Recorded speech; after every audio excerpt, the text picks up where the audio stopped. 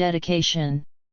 This book is dedicated to the memory of independent photographer and journalist Ali Mustafa, 1984–2014. His bravery, fighting spirit, and commitment live on in our hearts, in our work, and in our words. Dios antes de terminar este libro recibimos las primeras noticias de los 43 normalistas de Ayotzinapa desaparecidos en Iguala, Guerrero, el 27 de septiembre de 2014. Sus nombres aquí aparecen, con la firme esperanza de que sean encontrados con vida y con la profunda rabia y indignación por lo que le haya sucedido. Los tenemos presentes: Abel García Hernández, Abelardo Vázquez Penitin, Adana Brajan de la Cruz, Alexander Mora Venancio, Antonio Santana Maestro, Benjamin Asensio Bautista, Bernardo Flores Alcaraz, Carlos Iván Ramírez Villarreal, Carlos Lorenzo Hernández Muñoz, César Manuel González Hernández, Christian Alfonso Rodríguez Telumbre, Christian Tomás Colón Garnica, Cutberto Ortiz Ramos, Dorian González Perel, Emiliano Alan Gaspar de la Cruz, Everardo Rodríguez Bello, Felipe Arnulfo Rosas, Giovanni Galans Guerrero, Israel Caballero Sanchez, Israel Jacinto Lugardo, Jesus Giovanni Rodríguez Tlatempa, Jonas Trujillo González, Jorge Alvarez Nava, Jorge Anibal Cruz Mendoza, Jorge Antonio Tizapaleguidno, Jorge Luis González Perel, José Angel Campos Cantor, José Angel Navarrete González, José Eduardo Bartolo Tlatempa, José Luis Luna Torres, Josivani Guerrero de la Cruz, Julio César López Patolzin, Leonel Castro Abarca, Luis Angel Abarca Carrillo, Luis Angel Francisco Arzola, Magdaleno Ruben Loro Villegas, Marshal Pablo Baranda, Marco Antonio Gómez Molina, Martin Getsemani Sanchez Garcia, Mauricio Ortega Valerio, Miguel Angel Hernández Martínez, Miguel Angel Mendoza Zacarias, Saul Bruno Garcia. Forward. Guadalupe Correa Cabrera. To get rich, one must have but a single idea, one fixed, hard, immutable thought, the desire to make a heap of gold. And in order to increase this heap of gold, one must be inflexible, a usurer, thief, extortionist, and murderer. And one must especially mistreat the small and the weak. And when this mountain of gold has been amassed, one can climb up on it, and from up on the summit, a smile on one's lips, one can contemplate the valley of poor wretches that one has created. Petrus Borel, Champavert, Immoral Tales. Capitalism is defined as a socio-economic system based on private ownership of the means of production and the exploitation of the labor force. According to Karl Marx, the capitalist mode of production rests on the fact that the material conditions of production are in the hands of non-workers in the form of property in capital and land, while the masses are only owners of the personal condition of production, of labor power. This is the system that rules most parts of our world today, and it is a system based on the accumulation of wealth/capital and exploitation of labor and natural resources by small elites, mainly transnational businesses. With these ideas in mind and with an aim of explaining the violent socio-economic and political reality of Colombia, Mexico, and Central America today, Don Paley wrote Drug War Capitalism. Paley is one of the best and most serious journalists I have encountered in my own journey to understand the massive crisis these societies have undergone in recent times, and Drug War Capitalism is the best book I have recently read on this subject, by far. I was born in Mexico in 1975, and witnessed the end of the Cold War and the fall of the Berlin Wall, which allegedly meant the triumph of capitalism over what was called at that time communism. I studied economics in the 1990s, during the third wave of democratization in the post-Cold War world, when scholars Samuel Huntington and Francis Fukuyama suggested that ideologies had come to an end, and that capitalism had won the ideological battle forever. For Fukuyama, we were living the end of history. As an undergraduate student of economics at a private university in Mexico City, I was trained in the tradition of neoclassical economics. I became familiar with the ideas of Milton Friedman, Ludwig von Mises, Friedrich Hayek, Ayn Rand, and Adam Smith, who are associated by themselves or by others with the ideology of capitalism. I was a student when the North American Free Trade Agreement, NAFTA, was signed. At school I was taught about the supposed benefits of economic liberalization, the comparative advantage, free markets, deregulation, and privatization, in other words, the benefits of capitalism. I began to understand the limitations of this socio-economic system and structural economic reforms during Mexico's economic and devaluation crisis in 1994-1995, and the Zapatista uprising. I worked for the Ministry of Finance and the Ministry of Agriculture in Mexico and was present during the 2000 elections, when Vicente Fox became president of the country, after more than 70 years of one-party rule. I witnessed months of great expectations and enthusiasm by Mexican society, in the streets, in the universities, and elsewhere. Democracy amounted to a big promise in a still very unequal nation. But poverty and inequality, at that particular moment, did not seem to matter for many, who thought that the problems of our country would be solved through free and fair elections and the consolidation of democratic institutions. For many optimistic citizens, the new Mexican democracy and President Fox, a former employee of a transnational company, Coca-Cola Mexico, a tall and unintelligent man who wore cowboy boots and ran a very successful presidential campaign, would save Mexico and bring prosperity and stability to our nation after serious economic and political crises in the 1980s and 1990s. In August of 2000, I left my country to study for a PhD in political science at the New School for Social Research in New York City. It was there, at a progressive school in the United States, that I learned the basics of Marxism and understood the key limitations of capitalism in extremely unequal nations. During the years I spent in New York, I studied the contemporary political history of most Latin American countries and became very interested in the Central American region as well as in the massive violence and war on drugs in Colombia. The first years of the 21st century were determinant for the relative stabilization of the Colombian conflict, after many years, even decades, of intense violence and massive social and political crisis. I returned to Mexico City in early 2006, some months before the most contested presidential election in the country's history. Mexican society was extremely divided and polarized over the issues and the selection of presidential candidates. I realized that Fukuyama was mistaken about the end of history and the end of ideologies. After a very tight election, allegations of fraud, and a period of intense social mobilization, Felipe Calderón became president of Mexico. Immediately after he assumed power on December 1, 2006, he declared a war on drugs and launched military operations against drug trafficking organizations now known as transnational criminal organizations, TCOs. To some extent, certain elements of this episode of Mexico's history reminded me of recent violence and anti-narcotics efforts in Colombia. Since that time, violence in Mexico has reached unprecedented levels. To date, Mexico's so-called war on drugs has claimed over 100,000 lives, probably many more, but we do not have access to the exact figure.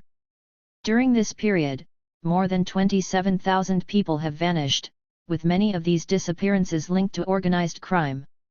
Thousands of citizens have become internal refugees, displaced within Mexico, or forced to move abroad.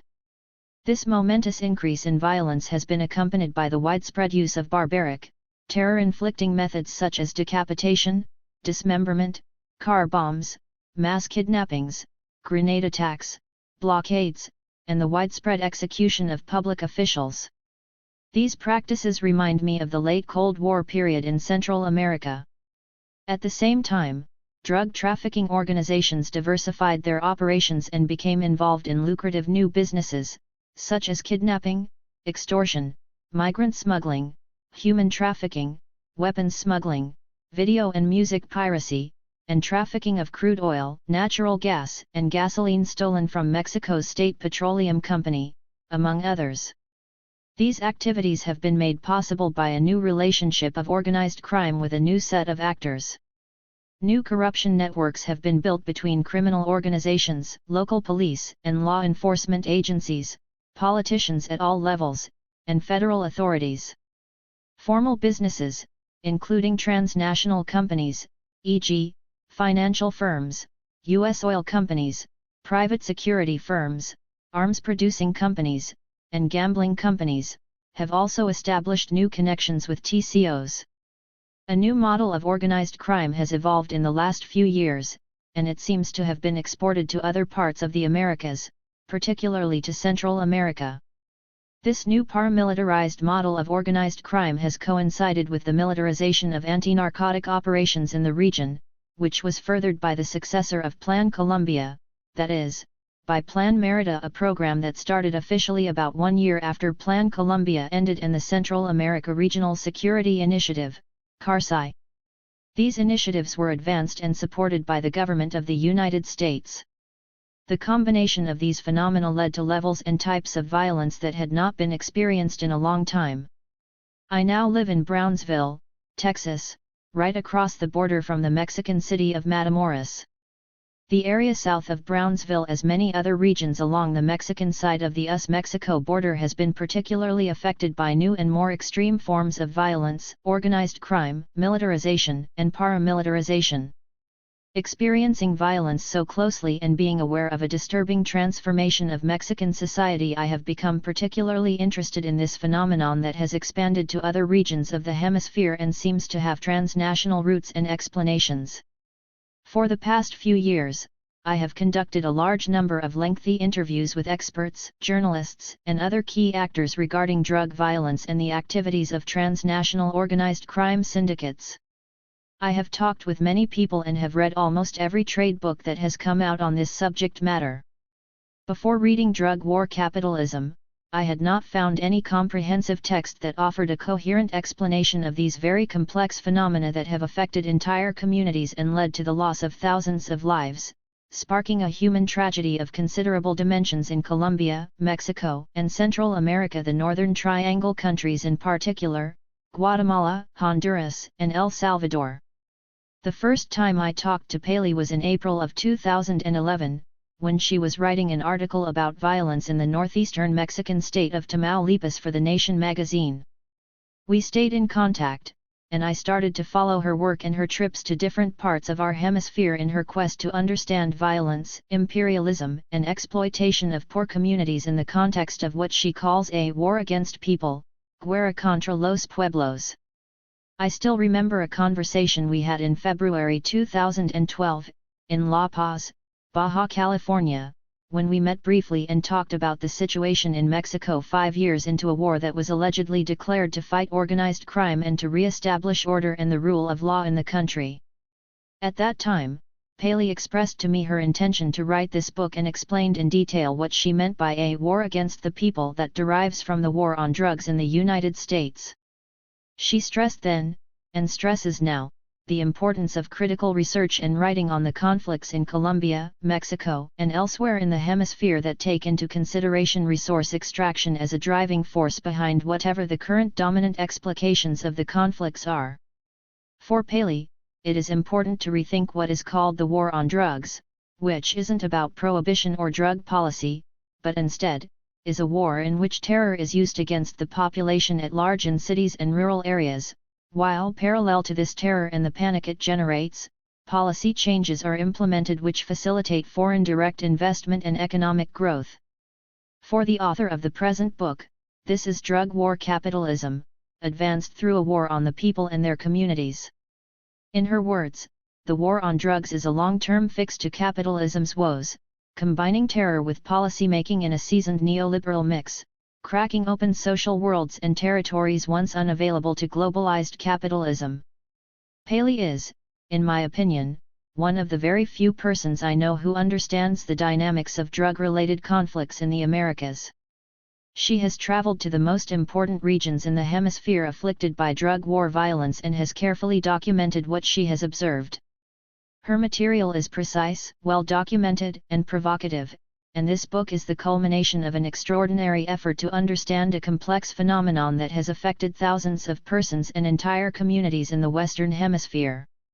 Notwithstanding the numerous human and material resources spent by government agencies, NGOs, and civil society in general to explain the drug war crisis, recent studies on the drug war have been very limited and explain very little, particularly the most popular ones.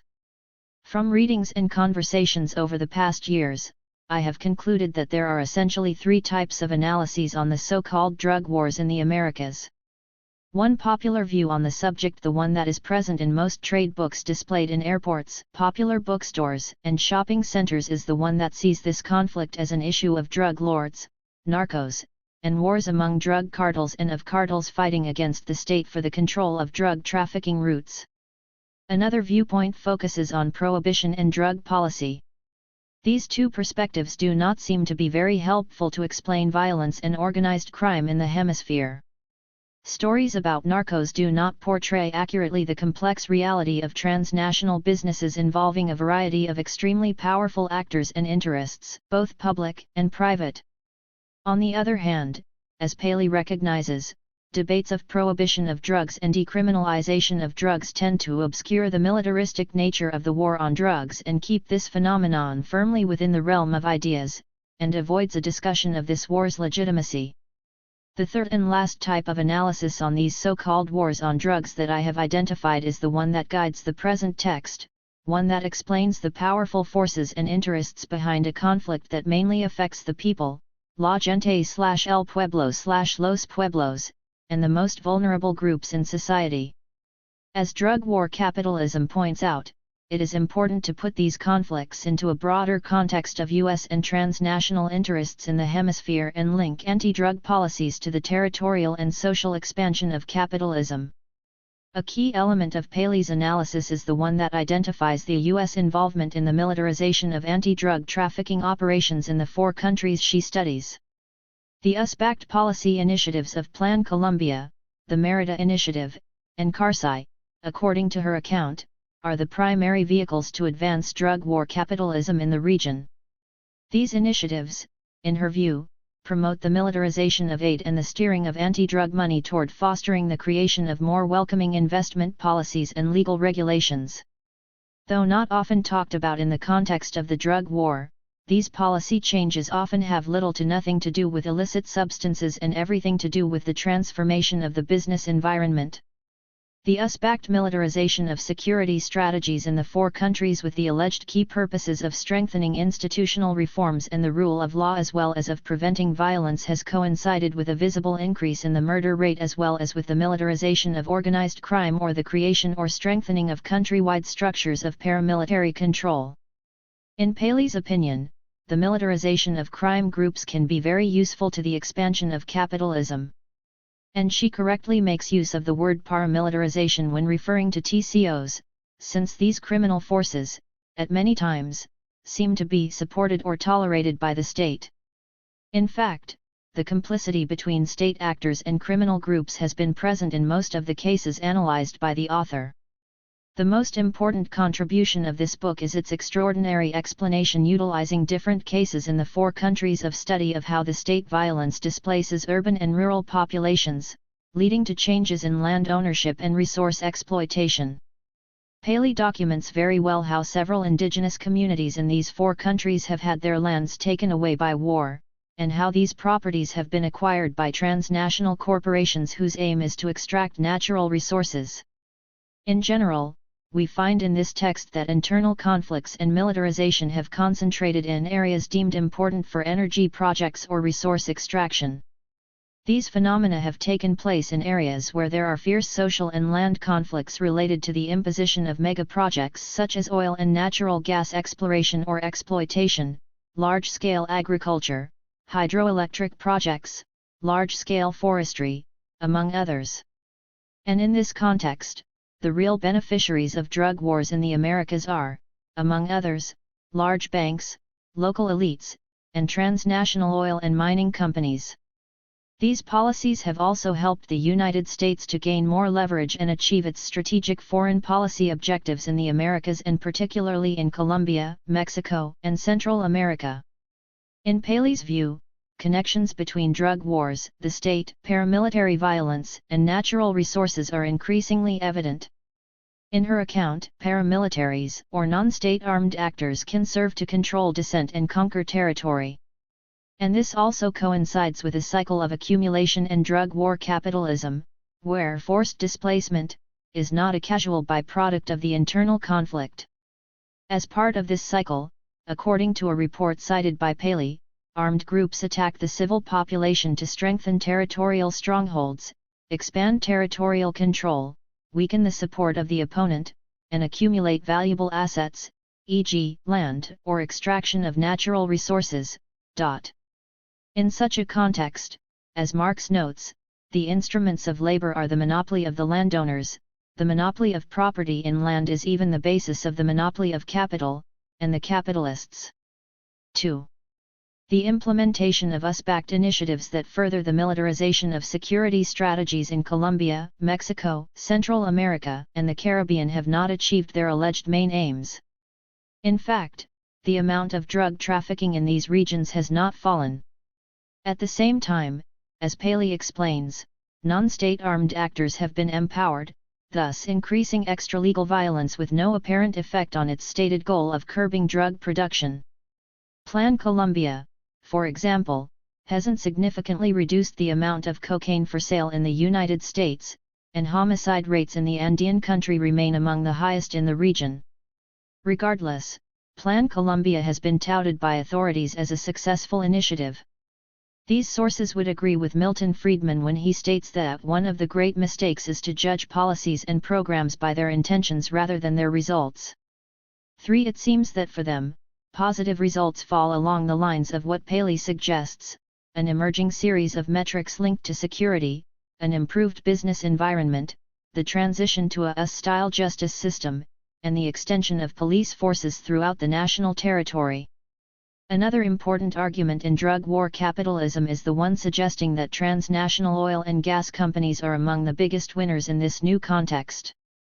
For example, immediately following Plan Colombia, the state oil company, Ecopetrol, was privatized, and new laws introduced to encourage foreign direct investment.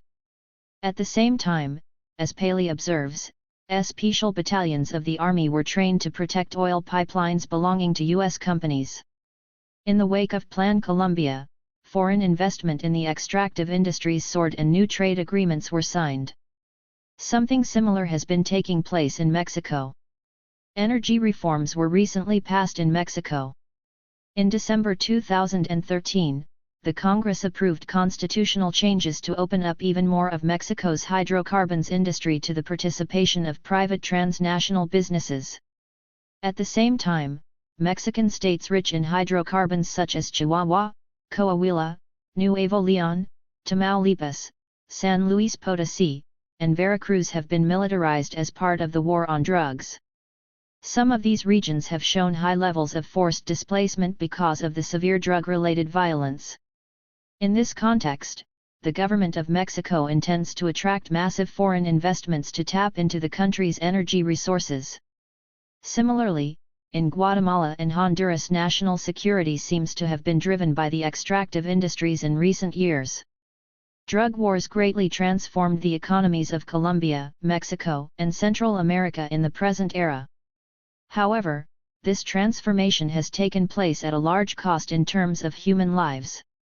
This cost can be considered a human tragedy, the tragedy of drug war capitalism. In this tragic context, as Paley recognizes, rural populations continue to be displaced from their lands and to fall victim to state and non-state violence. Overall, drug wars in the Americas have disproportionately impacted the poorest sectors of the population. This phenomenon contributes to the creation of increasingly stratified and unequal societies. Paley does an incredible job explaining the complexities of the hemispheric dilemmas that have brought death and destruction, while benefiting corporate interests. She has done exhaustive field research in key places that exemplify the basic dynamics of drug wars in the Americas. Drug war capitalism is a provocative, comprehensive, and very well documented analysis of the big picture of the war on drugs in this hemisphere. By evaluating specific violent events in four crucial countries: Colombia, Mexico, Guatemala, and Honduras, and supporting her assertions with interesting testimonies of numerous actors/victims/politicians and a variety of U.S. government reports and other official documents, Paley tells a tale of modern post-Cold War capitalism, that is, a story of drug war capitalism. This book is an antidote to the official discourse and confusing spot news reports on the drug war. As Bertrand Russell states in Freedom in Society, advocates of capitalism are very apt to appeal to the sacred principles of liberty, which are embodied in one maxim: the fortunate must not be restrained in the exercise of tyranny over the unfortunate.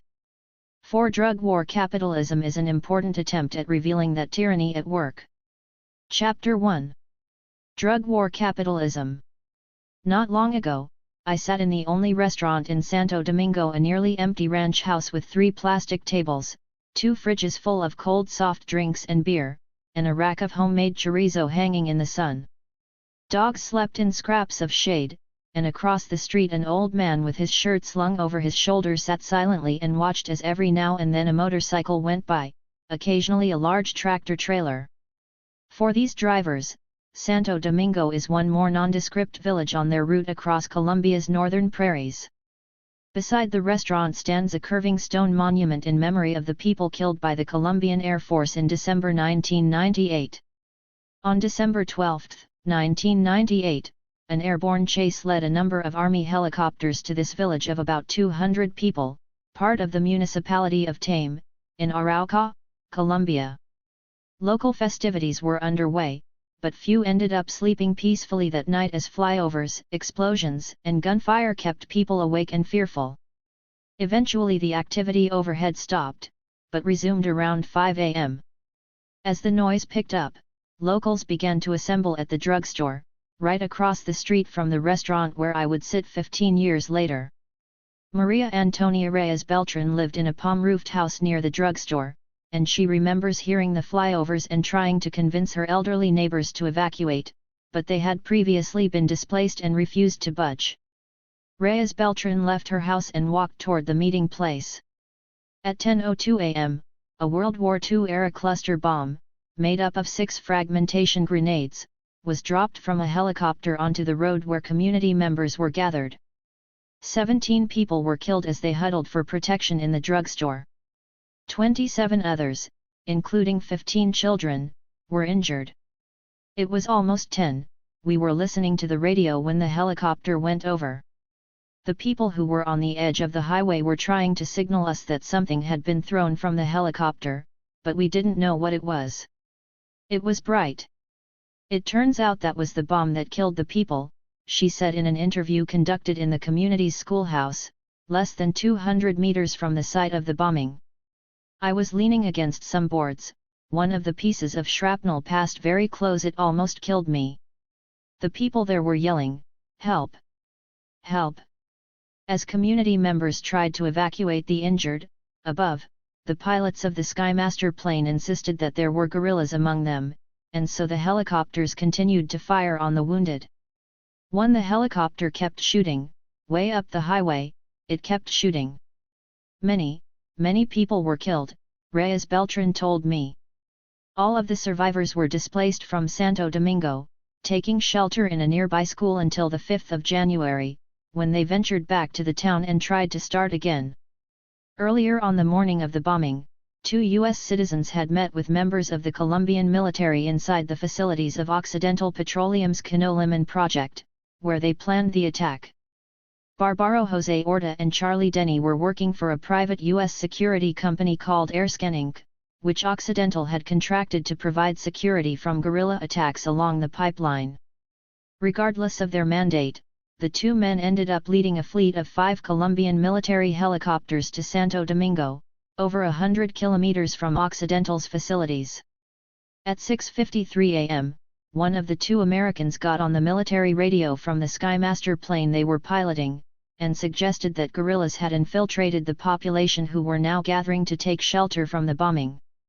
He said, "I have a group of persons here, but they are all civilians, I cannot see any, all these people appear to be civilians here.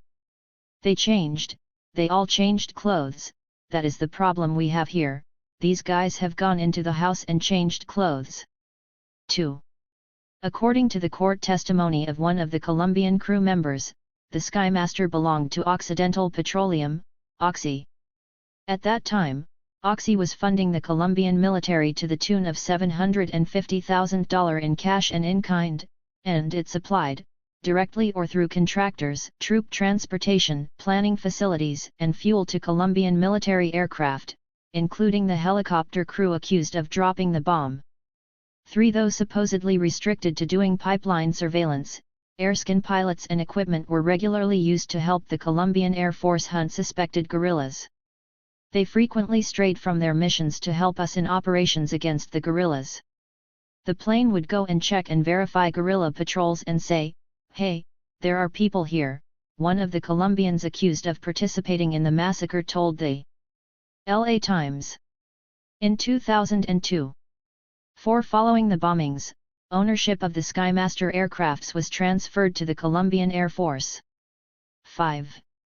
After the bombings, the Colombian military claimed the dead were members of guerrilla forces, a story that didn't stick.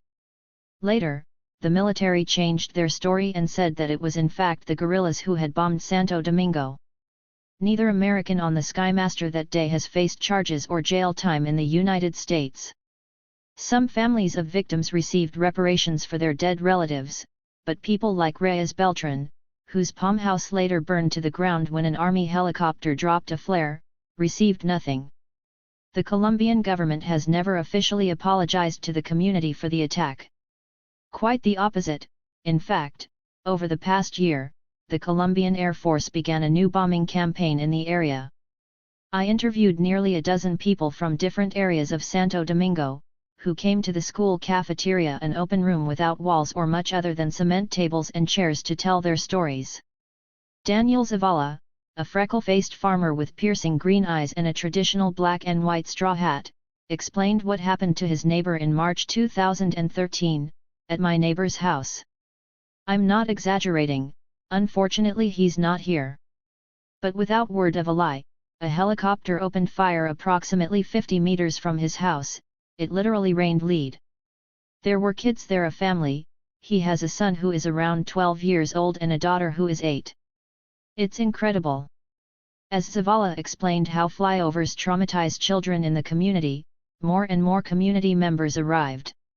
Some suggested that I should visit one of the bombing sites, and community members discussed among themselves which one would be the most suitable.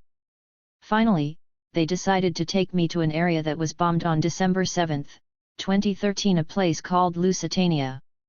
I climbed on the back of a motorcycle, and 3 men and I went 10 minutes down the highway, then turned onto a thin grassy trail, with rustic wood bridges and cows grazing on either side. After 30 minutes, we stopped so that they could show me the schoolhouse, a large palm hut without electricity or running water. We carried on for another 20 minutes until we arrived at Joel Armando Estrada's small house, which shelters 7 children and 5 adults. When we pulled up, the boys were coloring and the younger kids were playing in the yard.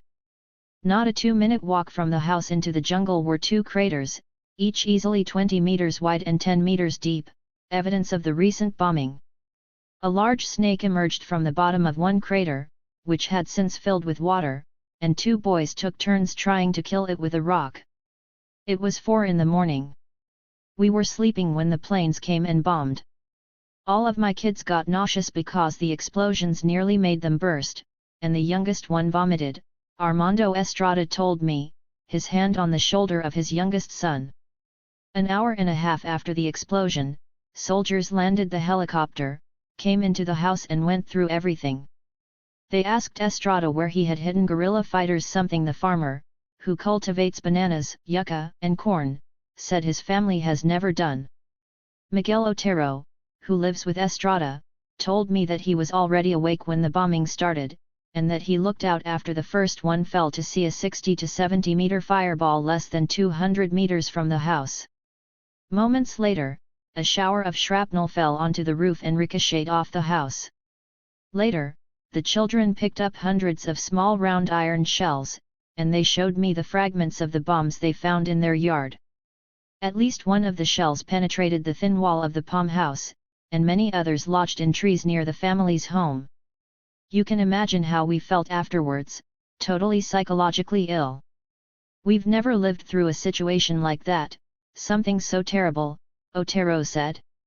When the soldiers arrived, they were aggressive as usual, insulting us and asking us where the man was who was hiding inside the house. They arrived so angry, as if we were their targets. That's what it seemed like. Maybe they were chasing the guerrillas or other groups, but when we went to the bombing site we didn't see any traces of a dead human being, nothing, not even footprints of guerrillas or anything.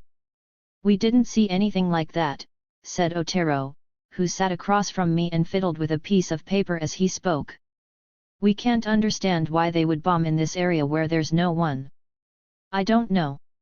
The possibility that oil exploration is going on in the lands surrounding Santo Domingo seems to others like the motivation behind the violence.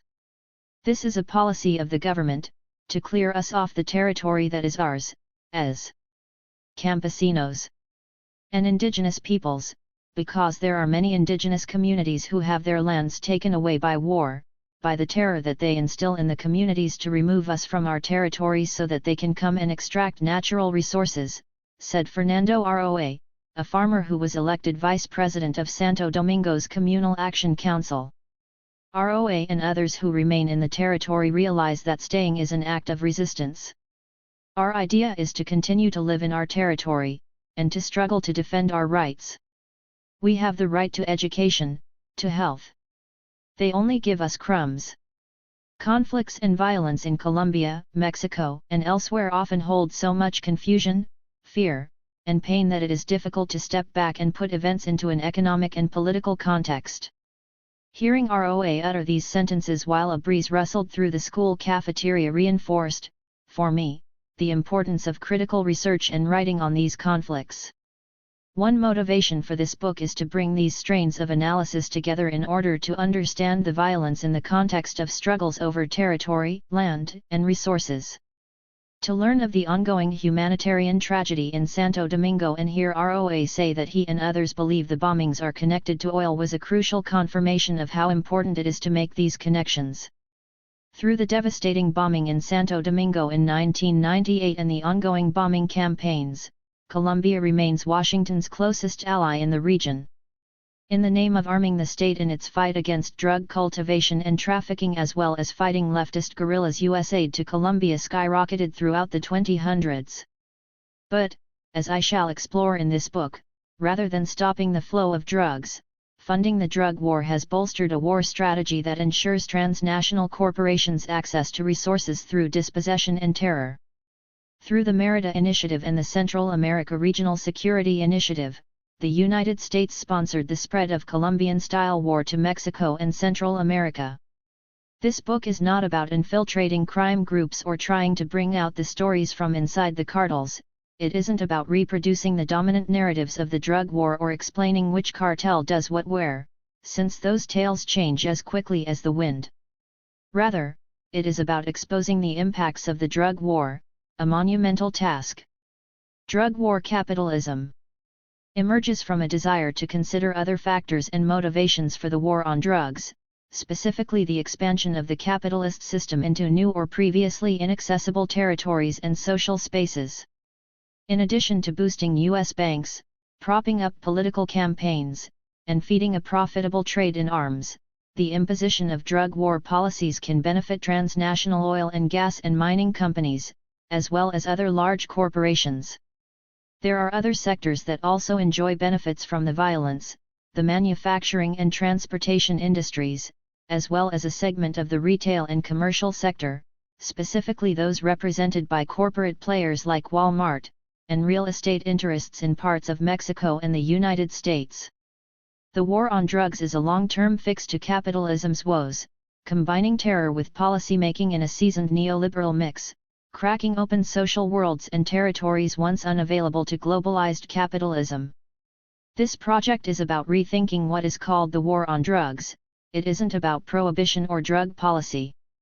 Instead, it looks at how, in this war, terror is used against the populations in cities and rural areas, and how, parallel to this terror and resulting panic, policies that facilitate foreign direct investment and economic growth are implemented. This is drug war capitalism. Pillage, profit, and plunder have been mainstays of war since pre-colonial times, but there is little focus on the role of finance and economics in war. Matsbertle and David M. Malone write that, in research and literature on the generation and maintenance of conflicts, there is little systematic attention paid to economic interests. 6. In the case of the war on drugs, a reading of the conflict that includes economic analysis has generally been reserved for speculation as to the profits of drug traffickers and reportage on cash laundering in major banks. But as Malone and Bertle state, in order to properly understand wars today, the role of the international private sector, particularly that of extractive industries, petroleum, mining, is key. 7. The driving impulse of this project is to create a more useful framework through which we can make sense of the drug war south of the US-Mexico border, where violence stems from state militarization and drug cartels, which I also refer to as paramilitary groups. One key element in understanding how drug wars strengthen irregular armed groups is that these groups may begin providing drug traffickers with protection, but later will work for whoever can pay them. At one moment in time they could be on the payroll of drug traffickers, at another, paid by elites looking for executors of extrajudicial repression. These elites could include politicians fighting among themselves for political power, or landowners wishing to move poor people off their lands. But as is documented in this book, structural factors are at play, by which irregular armed groups are allowed near total impunity to carry out extortion and acts of terror among populations when those acts tend toward benefiting transnational capitalism or U.S. foreign policy. In Mexico, the Zetas have led the path away from the dictionary definition of cartel, from the Old Italian cartels, or card, first used to refer to a coalition between conservative and national parties in Germany in 1887. Later, cartel came to mean an association of manufacturers or suppliers with the purpose of maintaining prices at a high level and restricting competition. The Colombian drug cartels. 8 cartels do not exist solely to maintain high prices, though that doesn't stop the constant use of the word. In the case of Mexico, groups including the Zetas are known as cartels, though their purpose goes far beyond trafficking in drugs. They are also active in extortion of businesses and migrants, kidnapping, massacres, controlling distributors of pirated goods, and so on. The Zetas are a paramilitary group, an armed organization officially outside of state command, financed at least in part by direct proceeds from narcotics trafficking, but with deep roots in state military structures. The notion that there is a clear division between state forces and crime groups, that corruption and collaboration are the work of a few bad apples, is a hegemonic idea promoted by nation-states and the mainstream media. Undoing this binary means learning from the people whose lives have been directly affected by armed groups whose activity is carried out with impunity. Impunity is not the result of a weak or deficient state, but rather it is actively provided to the gamut of armed groups who commit crimes and acts of terror against citizens, migrants, and the poor. The provision of impunity to armed actors who are politically aligned with capitalism is part of a modern nation-state's raison d'etre. Mexican peace activist Javier Sicilia, whose son was murdered in 2011, warns against framing events in Mexico as cops versus cartels. There is a war between the state and parallel states, he said in a 2014 interview in Mexico City. Until we understand that organized crime is not made up of criminals, but rather that it is cells of a parallel state, with firepower, with the capacity to subjugate, and some with social bases, and if we don't see that this is a struggle for territory and for control of citizen life, we will not understand the problem. I asked Francisco Chavira, an activist and educator based in Reynosa, Tamaulipas, to explain how the narco war interacts with the state in Mexico. In my point of view, the true criminal, the true capo in Mexico is the President of the Republic, the governors are the same in each of their state, and the chiefs de plaza are the mayors, he said. They all got where they are with financing from illicit sources. They protect each other. They are the same thing. A key means through which globalized capitalism can penetrate new territories and social worlds is through the use of terror against the population. The New Oxford American Dictionary's primary definition of terror is extreme fear, the use of such fear to intimidate people, especially for political reasons, terrorism. Mass killings and the public display of bodies is one example of a terror technique, practiced over centuries by government and irregular forces, often in tandem with the imposition of political and economic regimes. Terror plays a specific role in ensuring control over the population. In all its forms, terror was designed to shatter the human spirit. Whether in London at the birth of capitalism or in Haiti today, terror infects the collective imagination, generating an assortment of demons and monsters. 9. Whether it is bodies hung over busy thoroughfares or cut into pieces and dumped one on top of another on a highway, or explosions and massacres leaving dozens of civilians dead or injured, Mexico has seen an unprecedented array of bone-chilling episodes since former President Felipe Calderón launched the drug war in December 2006. 10. Terror creates fertile ground for new forms of social control. It also impacts mobility, understood as people's ability to move freely on their own will, which is restricted by increasing border surveillance and police and military checkpoints, as well as by the fear generated through mass murders of bus passengers, shootouts on major roadways, and disappearances that occur while the victim is traveling. Reduced mobility is one of the first impacts that terror has on the affected population. Meanwhile, forced migration and involuntary displacement increase as the transition to a more repressive society claims victims and threatens survivors. These drastic elements of repression and terror provide the basis for the continuation and intensification of capitalist expansion into Mexico and Central and Latin America. States and transnational capital take recourse in repression through terror in attempt to dispossess people from their communal lands and territories throughout the Americas and the world. As Uruguayan social theorist Raúl Zabeca notes, it will be difficult for capitalism to survive if it fails to consolidate new forms of control and subjugation. 11. According to geographer David Harvey, the expansion of capitalism depends on accumulation through dispossession. 12. Which can include forcible displacement, the privatization of public or communally held lands, the suppression of indigenous forms of production and consumption, and the use of credit and debt in order to facilitate accumulation by dispossession, among others. 13. All of these things are occurring in Mexico today, as in other countries, and, as we shall see throughout this book, the war on drugs is contributing to the acceleration of many of these processes. Deploying the army to fight an internal enemy, in this case drug traffickers, represents a crucial shift to allow a formally democratic state to justify soldiers attacking civilians on home soil by claiming those civilians are criminals. History teaches us that so-called anti-drugs training and spending can be used for a variety of purposes. For his book on Colombia, Doug Stokes interviewed former U.S. Special Forces trainer Stan Goff, who was unusually candid about what counter-narcotics training meant to him.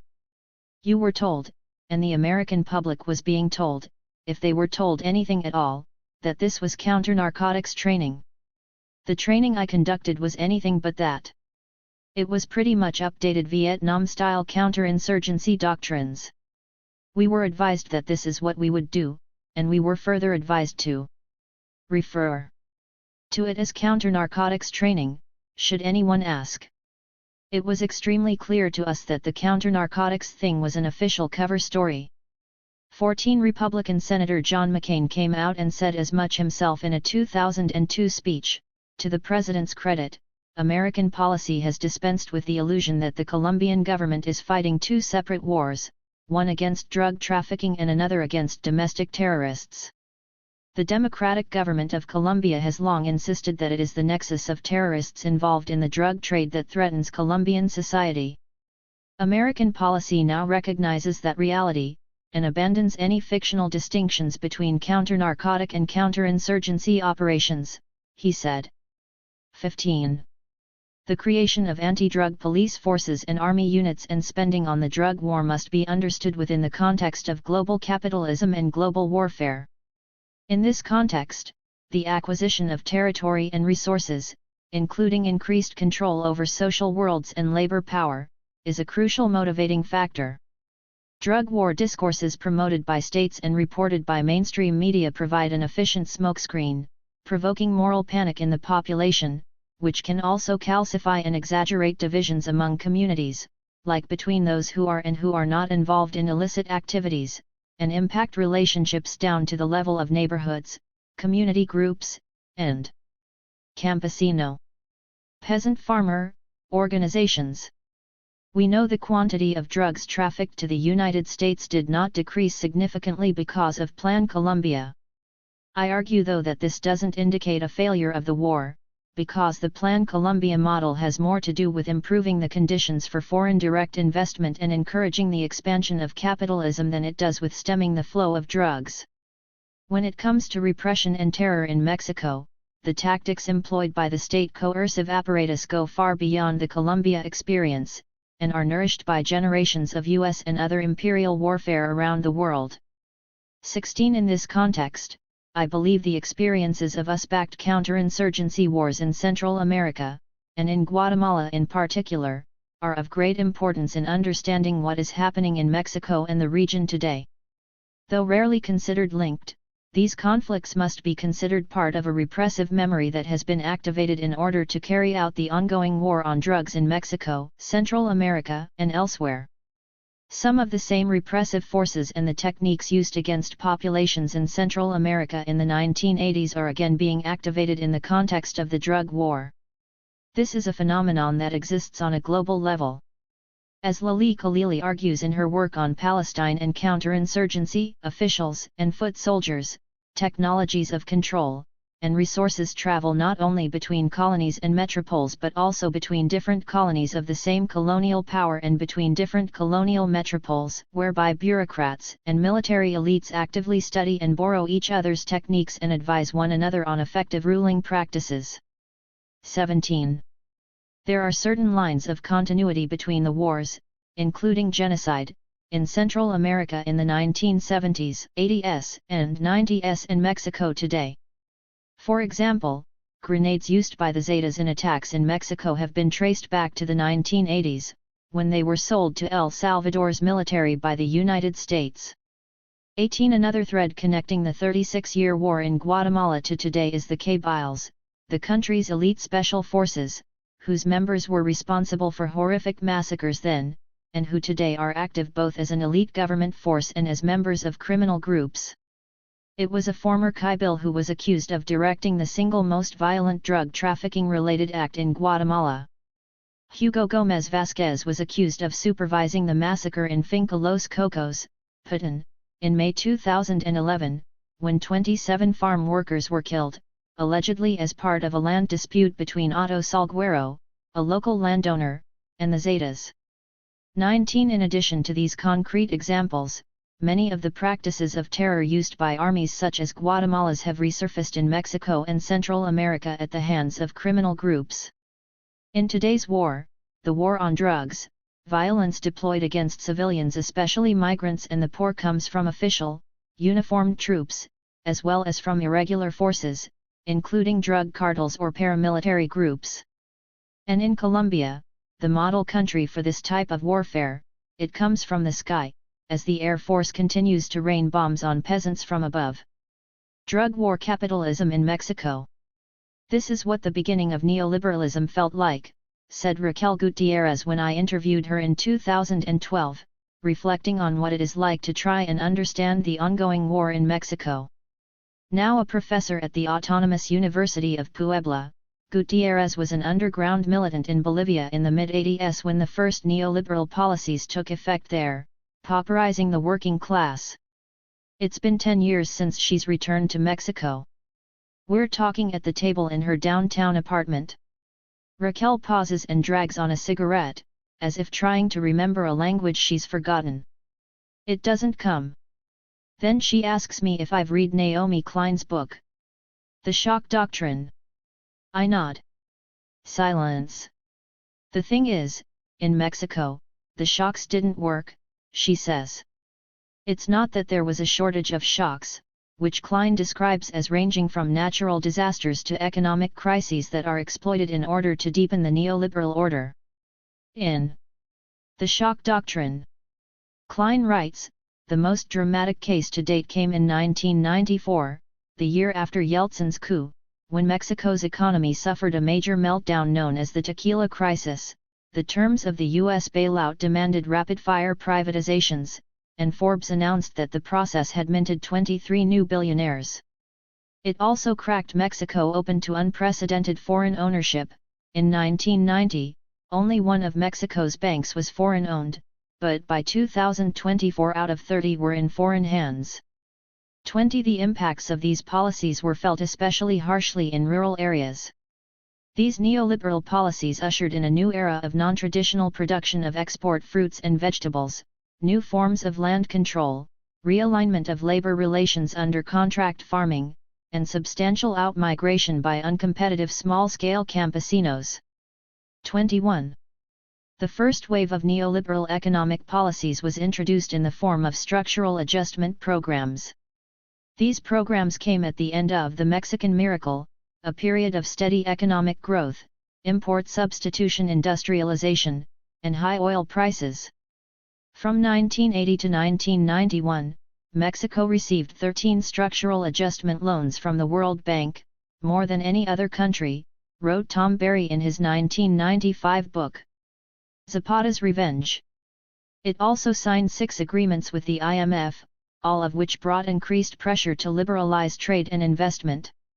22. In the 1980s, sometimes called Mexico's lost decade, oil prices collapsed along with the peso. From over 1,000 state enterprises in 1983, the Mexican state owned around 200 by 1993. In 1991, the Mexican program brought in more money to government coffers, $9.4 billion, than all other sales of public companies in Latin America combined. 23. By 1988, the Mexican economy was already considered one of the most open to foreign investment in the world.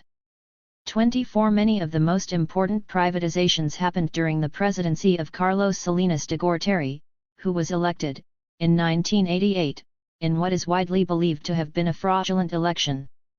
Mexico did go through a series of what Klein calls shocks, and some sectors, like banking and telephony, were thoroughly privatized. Still, at the outset of the drug war in Mexico, large corporations like the Comisión Federal de Electricidad, CFE, and Petróleos Mexicanos, Pemex, the 17th largest oil company in the world by oil reserves 25 and by other counts the 8th largest 26, remained firmly in government hands. Peasant and indigenous communities continued to exercise communal title over lands rich in resources, a large middle class owned small businesses, and the richest Mexican families kept control over lucrative sectors of the economy. Mexican investors were favored in the privatizations that took place during Salinas's term, coming as they did before the North America Free Trade Agreement, NAFTA, was signed. 27. According to the U.S. State Department, Mexico's 10 richest families are not the only obstacle to improving competition in the Mexican economy. 28. Though weakened by constitutional amendments made by Salinas before NAFTA came into effect, communal landholder organizations, including ejidos and comunidades indígenas, have not been totally undone by neoliberal reforms. By the end of 1994, Mexico had signed on to the North America Free Trade Agreement, witnessed the Zapatista uprising, and undergone another major currency devaluation, but by the turn of the 21st century, Mexico's territory and economy still weren't fully open to foreign investors. In 2000, Vicente Fox of the National Action Party, PAN, was elected president, interrupting the Institutional Revolutionary Party's, PRI, 71 years of rule, and some say, returning democracy to Mexico.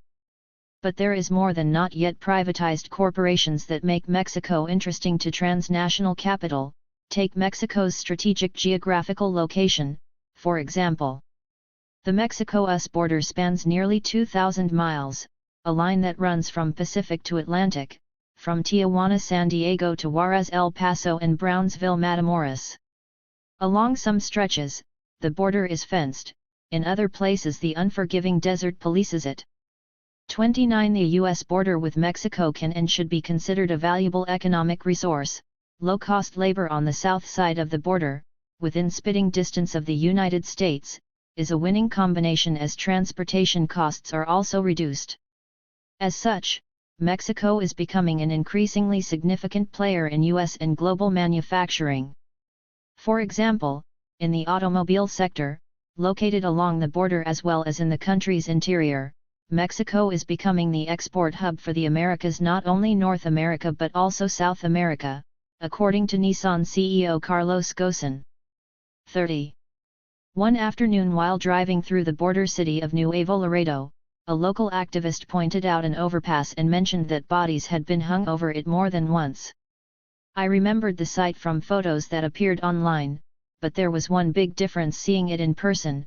Behind where the photograph was taken, a Sony factory dominates the block, with Japanese, US, and Mexican flags hoisted at the entrance. It seemed to me a crucial bit of context that Sony operates a factory literally a stone's throw from where human bodies have been publicly displayed. Knowing that the overpass isn't in some abandoned part of town, but rather is meters away from a bustling assembly plant, means knowing that the workers coming in and out of the factory at dawn, when bodies tend to be hung, would all have witnessed these gruesome scenes. As we shall see later on, while the violence in Mexico has generally not deeply impacted the owners of multinational corporations, it does impact the workers. These workers' decisions of whether or not to carry on working in hostile environments, where terror is used against residents, can impact the labor supply available to the assembly industry. According to a 2010 report by the Norwegian Refugee Council's Internal Displacement Monitoring Center, in Juarez alone estimates place the number of people who have fled their homes at around 230,000. Roughly half of those are thought to have crossed into the United States, which would leave about 115,000 people living as internally displaced people, IDPs. 31 The fact that violence can impact the size of the labor pool in these areas means that it can also prevent labor organizing, which keeps wages depressed along the border, both important factors in determining the future of a vital sector of the U.S. economy. Then there are the natural resources. Mexico has only recently been opened up to modern mining. According to data from the Mexican government, Mexico produced about 22 tons of gold in 2001, and 10 years later, it produced 84 tons, most of which was extracted by Canadian mining companies. Silver production doubled over the same period. According to Mexico's National Chamber of Mines, Mexico is the fourth destination worldwide for mining investment, after Canada, Australia, and the United States. Looked at in terms of the U.S. government's more general foreign policy goals, the condition of Mexico's large economy, driven by a handful of profitable, state-owned corporations, and the country's mineral-rich territory, much of which remains communally owned by peasant farmers, means there are attractive money-making opportunities to be had. William I. Robinson, author of A Theory of Global Capitalism, among other books, explained the overarching goal of U.S. foreign policy during an interview in 2010. All the evidence shows us that what the U.S. is doing is playing the lead role in organizing a new globalist capitalist system, a new epoch of global capitalism. According to Robinson, world capitalism was a system in which circuits of production existed first within and later between nations.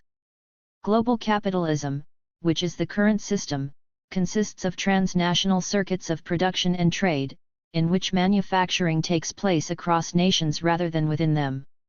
As an example, under world capitalism, clothes were sewn in Mexico from fabric made of Mexican-grown cotton, and under global capitalism, fabric is imported, clothing is partially assembled in Mexico and exported for completion in the U.S. In his 1996 book, Promoting Polyarchy, Robinson explains that political and economic power tends to gravitate towards new groups linked to the global economy, either directly or indirectly through reorganized local state apparatuses which function as transmission belts for transnational interests. In every region of the world, in both North and South, from Eastern Europe to Latin America, states, economies, and political processes are becoming transnationalized and integrated under the guidance of this new elite.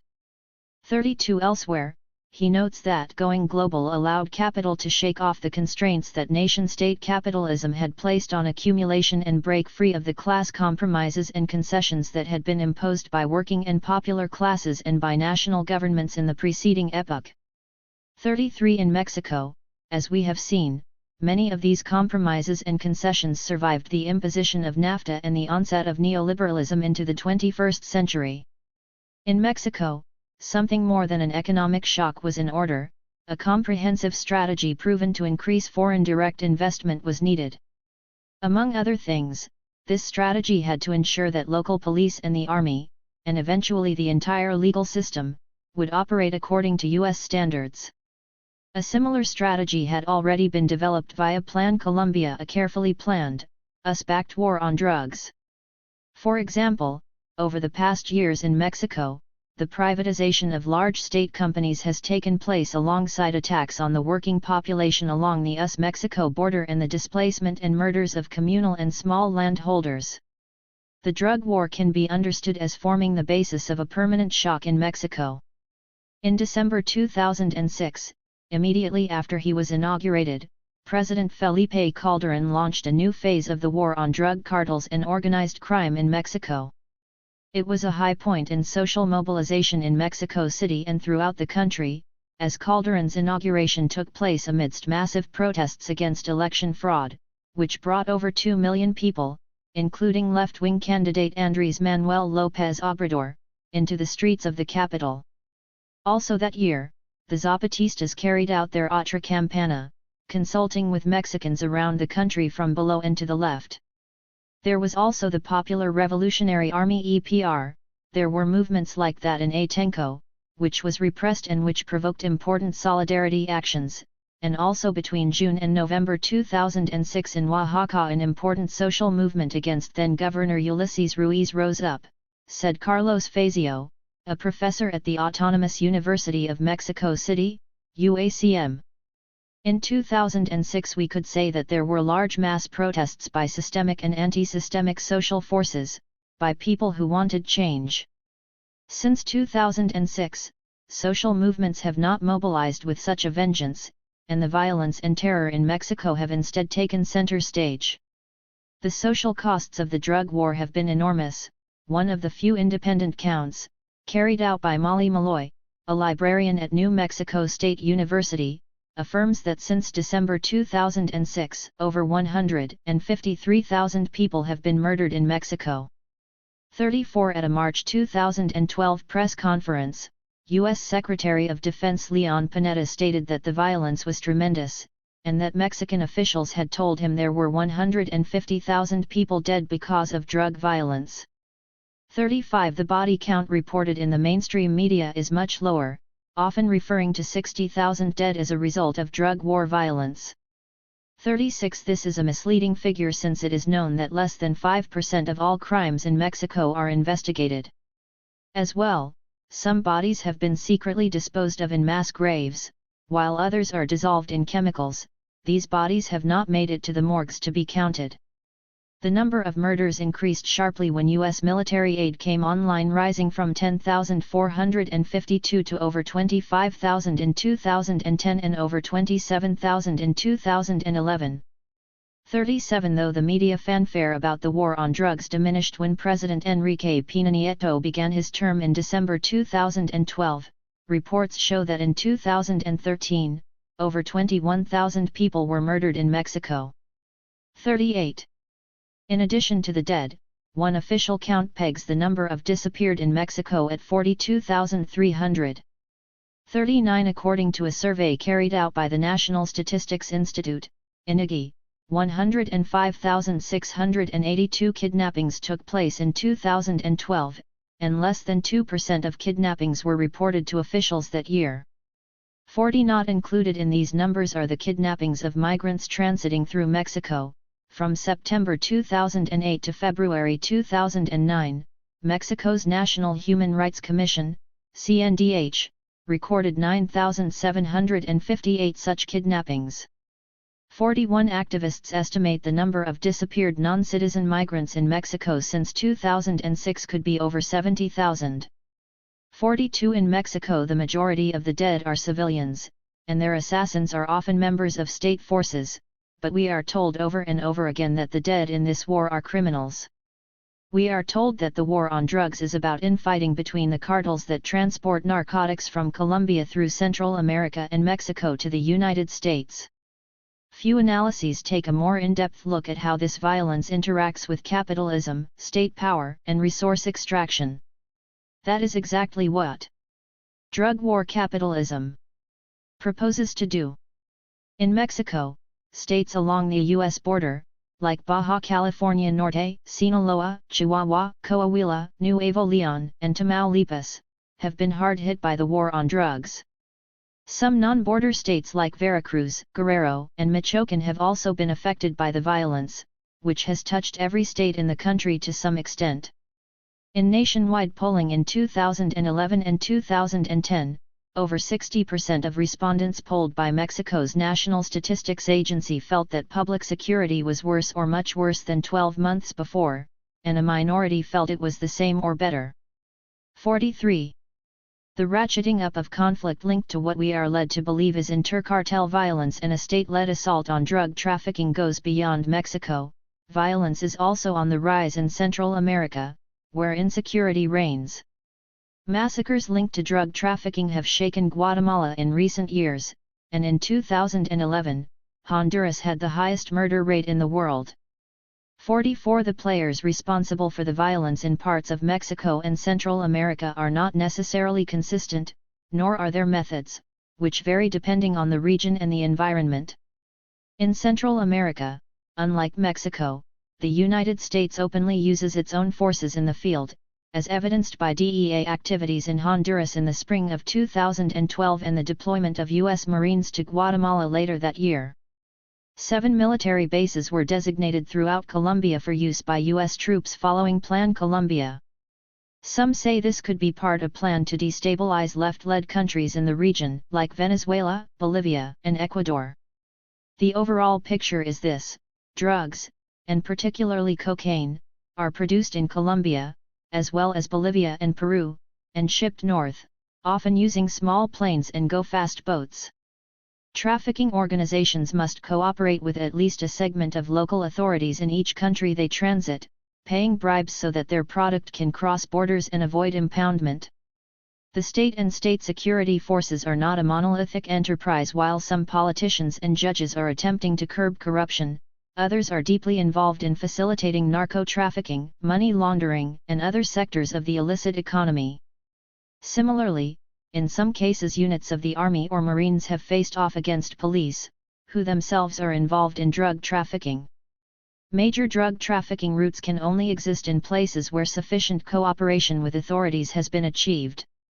When official cooperation ends or is interrupted, violence results. A 2012 paper found that in municipalities where Felipe Calderon's National Action Party defeated the PRI in 2007 and 2008 elections by a close margin, the probability of drug-related homicides increased by 8.4%. According to the study, analysis using information on the industrial organization of trafficking suggests that the violence reflects rival traffickers' attempts to wrest control of territories after crackdowns initiated by PAN mayors have weakened the incumbent traffickers. 45 Empirical evidence indicates that the election of the PAN party in municipalities caused violence to increase, though the idea of a crackdown by PAN mayors reveals only one facet of the impacts of the anti-drugs policy in place since 2006. That said, we lack sufficient information to clearly understand the configuration of alternative trafficking networks operating with the support and complicity of the PAN, including on a local level. The interruption of drug trafficking does not signify cutting off the flow, rather, it leads to the diversion of routes elsewhere. A similar logic applies to cultivation. In the 1990s, crop eradication programs pushed coca growing for cocaine production from Bolivia and Peru into Colombia. The next generation of eradication programs in Colombia pushed coca growing back into Peru and Bolivia. 46 Through it all, the overall amount of cocaine produced was virtually unchanged. What this means is that both crop eradication and the interruption of drug trafficking effectively divert those practices into other regions. In addition to ensuring the continued supply of narcotics to the United States and other markets, the diversion of trafficking and production allows the militarization of the newly used regions, under the pretext of fighting the drug war. Throughout the 1980s and until the mid-1990s, the dominant media and government narratives held that Colombian drug cartels, the top-down organizations with high-level government connections and high-profile leaders like Pablo Escobar, were responsible for much of the drug running. But even then, for those involved in the trade, it was apparent that the boogeyman figure of the cartel was being exaggerated for public consumption. Gustavo Salazar, who worked as an attorney to Medellin drug runners in Colombia, told journalist Joan Grillo, "Cartels don't exist. What you have is a collection of drug traffickers. Sometimes, they work together, and sometimes they don't. American prosecutors just call them cartels to make it easier to make their cases. It is all part of the game." 47 Following the murder of Escobar in the mid-90s, the organizations once portrayed as cartels were presented as having splintered into smaller groups that kept the cocaine flowing to the United States. Mexico's oldest drug trafficking groups, formerly known as the Big Four, Juarez, Gulf, Sinaloa, and Tijuana, have splintered to varying degrees as a result of the drug war, resulting in what are estimated to be between 60 and 80 drug trafficking groups. 48 In addition, the Zetas, which splintered from the Gulf Cartel in 2010, are said to have established a presence through Mexico and Guatemala, often working in tandem with local and regional state security forces and government officials. 49 While the armed actors vary from place to place, it has long been established that the lines between the state and criminal groups are murky, and that each empowers the other. There are defecting soldiers and police, like those who formed the Zetas, and there's the phenomenon of double-dipping police receiving paychecks from criminal organizations and the state simultaneously. In some places, entire police corps has been known to double-dip.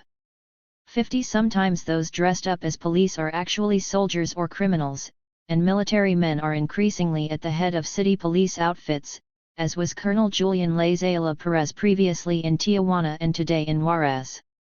There are also security corporations and private mercenaries, whose members are sometimes identifiable by their jackets, boots, and vehicles. And there are also community police, armed in defense of their, often indigenous, communities through the blessing of local authorities, and self-defense groups, which are often more spontaneously formed groups in rural areas. Telling one from the other, from the other, from the other, in this war, and knowing who exactly is fighting whom, is difficult and dangerous. The state role in drug trafficking and illegal activity runs deep and is complex. It is known that it is not possible to move tons of cocaine, launder thousands of millions of dollars, maintain an organization with hundreds of armed individuals operating clandestinely, without a system of political and police protection, without growing alliances with the productive and financial apparatus, wrote Yolanda Figueroa, a journalist who wrote the seminal History of the Gulf Cartel in 1996. 51 Indeed, there is no reason to assume a clear division between state forces and cartels. Throughout this text I refer to what official discourse calls drug cartels using various terms, including paramilitary groups, organized crime groups, and cartels. The actions of so-called cartels can strengthen state control, and often consist of ex-special forces or state troops, and can thus be considered paramilitary groups. Another reason I don't always use the term drug cartels is that these groups in Mexico are responsible for carrying out actions that have little or nothing to do with drug trafficking, including attacks and extortion against civilians, migrants, journalists, and activists. The term war on drugs is definitely problematic, and I debated using other terms for describing what's called the drug war, since as I argue throughout this book it is very clearly a war against people, waged with far wider interests than controlling substances. But in the end, I decided to stick with the familiar drug war, so as to ensure the text is accessible and understandable for people who may only read a section at a time. The term drug war is the most visceral shorthand for what is taking place vis-a-vis U.S. policies carried out in the name of stopping the flow of narcotics. In 2009, the Wall Street Journal ran a story headlined "White House Czar Calls for End to War on Drugs."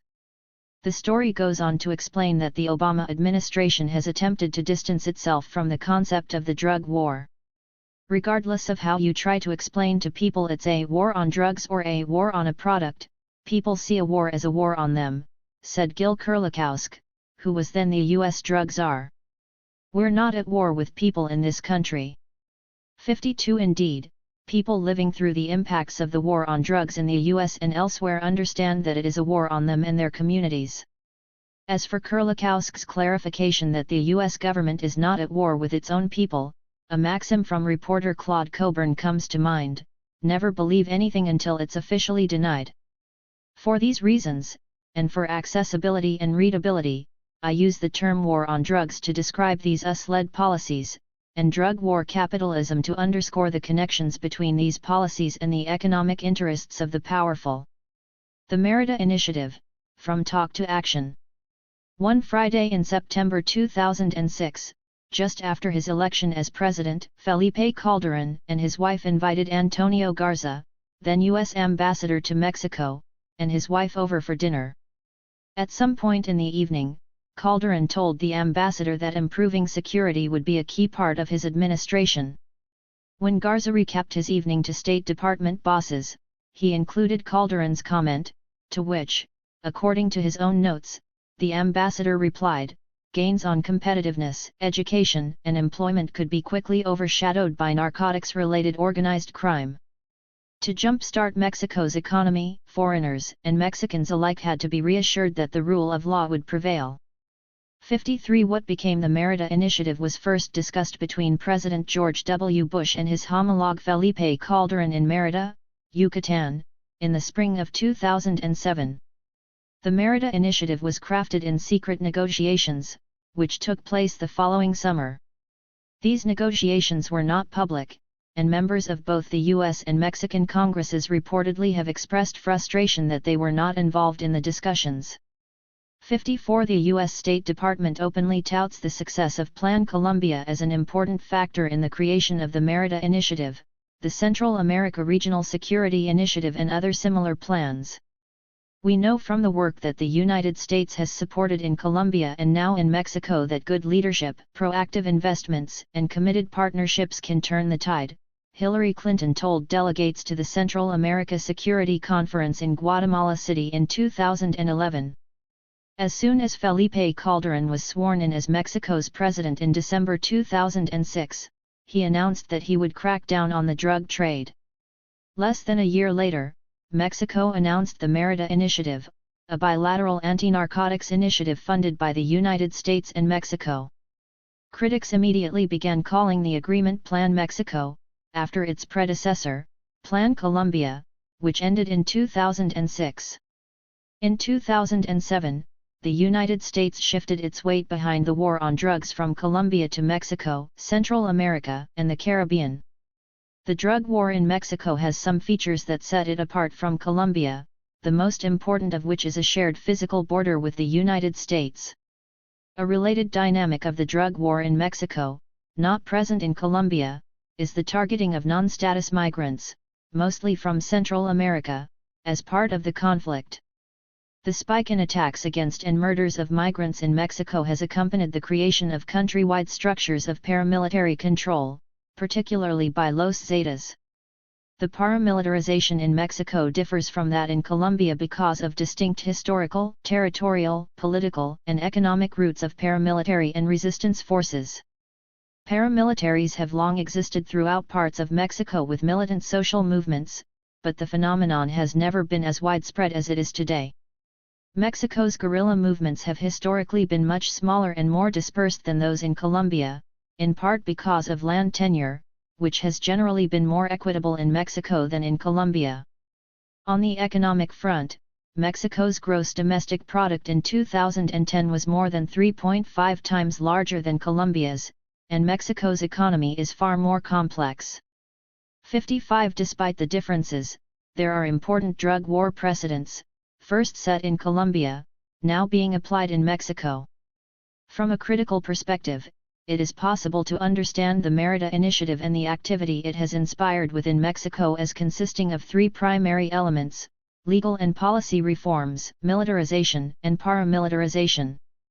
The formation and strengthening of armed groups by criminal organizations as a response to state militarization of trafficking routes is the third effect of the Merida Initiative that can also prove beneficial to the expansion of capitalism. The Merida Initiative is the primary means through which drug war capitalism, as developed in Colombia and applied in Mexico, is enshrined bilaterally between the U.S. and Mexico. As U.S. and Mexican security cooperation and spending increased, violence spiked, and violent incidents spread throughout Mexico, and the body count began to rise. According to Shannon O'Neill from the Council on Foreign Relations, when the Merida Initiative was signed in 2007, there were just over 2,000 drug-related homicides annually. By 2012, the number escalated to more than 12,000. Violence also spread from roughly 50 municipalities in 2007, mostly along the border and in Sinaloa, to some 240 municipalities throughout Mexico in 2011, including the once safe industrial center of Monterrey and cities such as Acapulco, Nuevo Laredo, and Torreon. 56 reports in local and U.S. media generally fail to connect U.S. investment in the drug war to the increased violence, even though it is a trend that is observed in Colombia, Mexico, and elsewhere. The link between US-backed militarization of the drug trade and the shifting geography of criminal activity, and therefore violence, is one that the U.S. government itself has acknowledged. Just as Plan Colombia helped push the focus of criminal activity and presence north to Mexico, so has the impact of the Merida Initiative pushed the same activities into Central America itself, said William Brownfield, Assistant Secretary of the U.S. Bureau of International Narcotics and Law Enforcement Affairs, INL, in March of 2013. 57 A lanky, blue-eyed Texan, Brownfield is a career diplomat who served as the U.S. ambassador to Colombia immediately following the end of Plan Colombia, 2007-2010. The initial justification of the Merida Initiative was the need to confront the violent transnational gangs and organized crime syndicates that plague the entire region and directly undermine U.S. security interests by dismantling criminal organizations, strengthening air, maritime, and border controls, reforming the justice system, and diminishing gang activity while decreasing demand for drugs. 58. In 2010, the Merida Initiative was retooled to consist of 4 pillars, which remain as follows: disrupt organized criminal groups, institutionalize reforms to sustain rule of law and respect for human rights, create a 21st century border, and build strong and resilient communities. But as will be argued throughout this book, the US-funded war on drugs, and all of its justifications, is not far afield from the US-led war on terror, with which the U.S. government claims to be liberating women and increasing democracy. Canadian sociologist Jasmine Hristov puts this particularly well, explaining, "The efforts of the elite to eliminate any challenges to the status quo have found expression in various politico-economic models throughout history.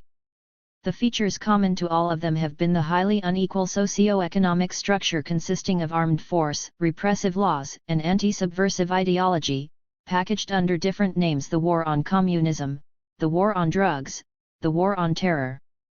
59 The war on drugs maintains a specific location within the war on triumvirate described by Hristov, since its backers can utilize discourses related to health in justifying its existence, something that each of us can relate to on a personal level.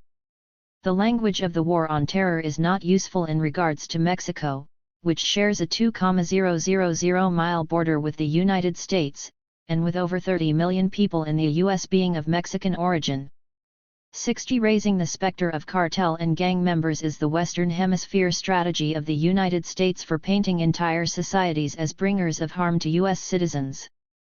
In the words of the Stop the Injunctions Coalition in California, culturally and politically the lines between terrorist, insurgent, immigrant, and gang member have been aggressively blurred. 61. Debates around the war on drugs tend to consist of 2 contrasting positions, one that posits the prohibition of drugs, the U.S. federal government's position, and the other, a more liberal position, which advocates for their decriminalization. While this is an important debate, it tends to obscure the militaristic nature of the war on drugs, keeping the drug war firmly within the realm of ideas, and avoiding a discussion of the war's legitimacy. But there is an urgent need to deepen our understandings of this kind of war. We must put it into the broader context of U.S. and transnational interests in the hemisphere, and connect anti-drug policies to the territorial and social expansion of capitalism. In the same way anti-war movements successfully linked the U.S. occupation of Iraq to oil, we ought to be able to make connections between the US-backed war on drugs in Mexico, and that country's natural resources, workforce, and population, as well as its strategic geographical location. With Mexico and then more generally, there's an international criminal economy, which overlaps with the international above-ground or so-called legal economy. The US has been able to, through the drug trafficking, and the excuse of trying to control narcotráfico, pour hundreds of millions, now billions of dollars into Mexican security, and Mexican armed forces, and it is changing the whole nature of Mexican society. Mexican society is being militarized, Dr. Robinson told me during an interview in 2010. 62 And again it's being done in the name of combating drug trafficking, but, part of the face of this global capitalism is increasingly militarized societies in function of social control when inequalities and misery become just so intense that there's no other way but through military and coercive means to maintain social control. Part of the system of social control imposed by the drug war includes extortions in certain parts of the country, which force the closure of mom-and-pop businesses and funnel consumers into big-box stores. The violence deployed by the state and justified with claims of combating trafficking can lead to urban and rural populations being displaced, clearing territory for corporations to extract natural resources, and impacting land ownership and property values. The drug war creates a context where members of resistance movements and journalists can be assassinated or disappeared under the pretext that they were involved in the drug trade. It also acts as a mechanism through which the number of, primarily Central American, migrants traveling through Mexico to the United States can be controlled through harsh policing of their movements carried out by crime groups. Finally, it creates institutional, legal and social, conditions that guarantee protection for foreign direct investment, creating the necessary conditions for capitalist expansion and flexible accumulation. In addition to the violence that disproportionately impacts poor and working people and migrants, drug war militarization favors some segments of the elite more than others, provoking in some places an elite struggle for the ability to maintain the control and territoriality necessary to continue to participate in capital accumulation. What is taking place in Mexican territories is part of a global process that transcends territoriality. It is an expression, without a doubt, of an intercapitalist struggle, and it will continue to be, for a very long time, according to a report published by a Mexican research collective in late 2011. 63. The US-Mexico border has become one of the key elements in the drug war.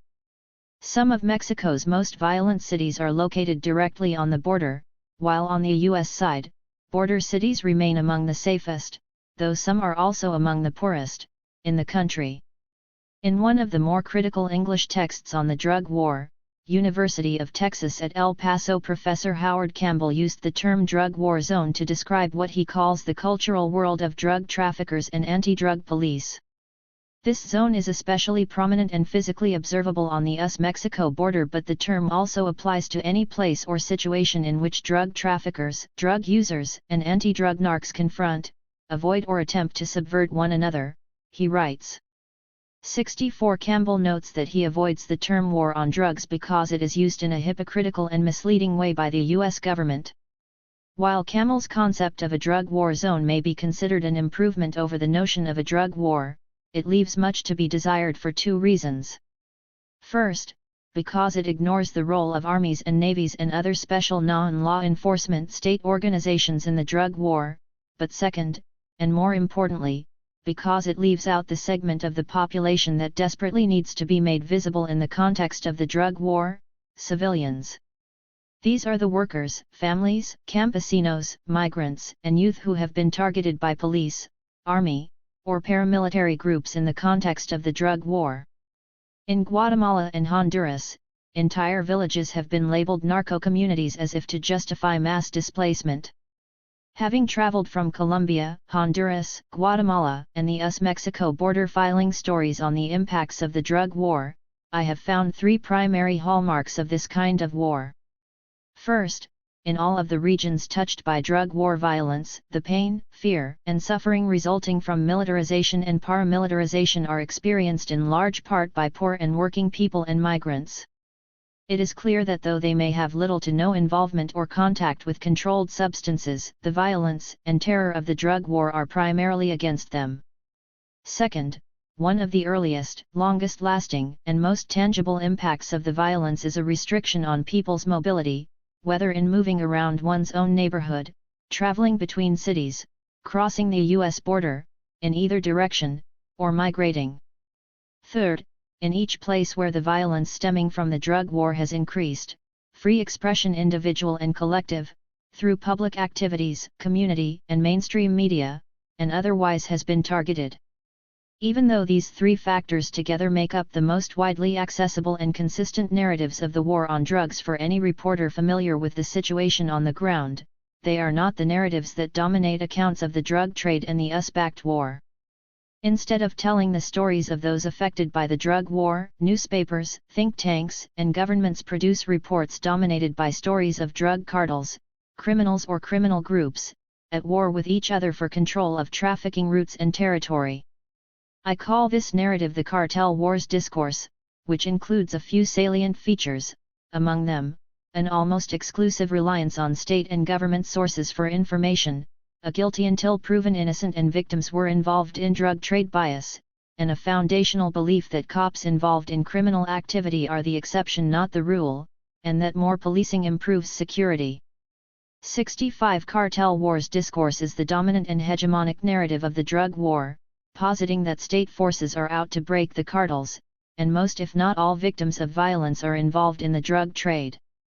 TV news reports in the United States bring the most horrendous acts of the war to the screens of millions of North Americans: 52 people burned alive in a casino, hundreds of bodies discovered in unmarked graves, and so on. The victims are regularly portrayed as having been involved in criminal activity, or at least involved with somebody who was involved, a formulation that effectively criminalizes entire populations. In the mainstream media, common people are rarely given voice. Instead, the population at large is relegated to tweeting or blogging anonymously if they wish to have a say, though even that can be risky. 66 If you expose cartel members, according to the editor of one Reynosa paper, they will abduct you, they will torture you for hours, they will kill you, and then dismember you. And your family will always be waiting for you to come home.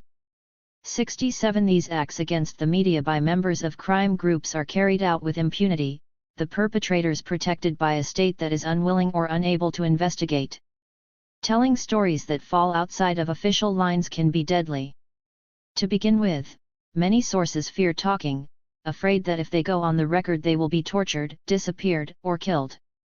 There are also major disincentives for journalists themselves. The Press Freedom Organization Article 19 counts 50 journalists killed in Mexico between January 2007 and December 2013. 68 That's nearly double the number of journalists killed in the previous 6 years, during Vicente Fox's term. 69 Over the same time span, 726 acts of aggression and 213 threats against journalists and media organizations were reported. According to a report by the Committee to Protect Journalists, CPJ, in Mexico journalists across the country have told CPJ that they avoid coverage of crime and corruption in order to stay alive. 70. In areas affected by the drug war, not only does the dominant media discourse win out, but it is incredibly dangerous for media workers to stray too far from it.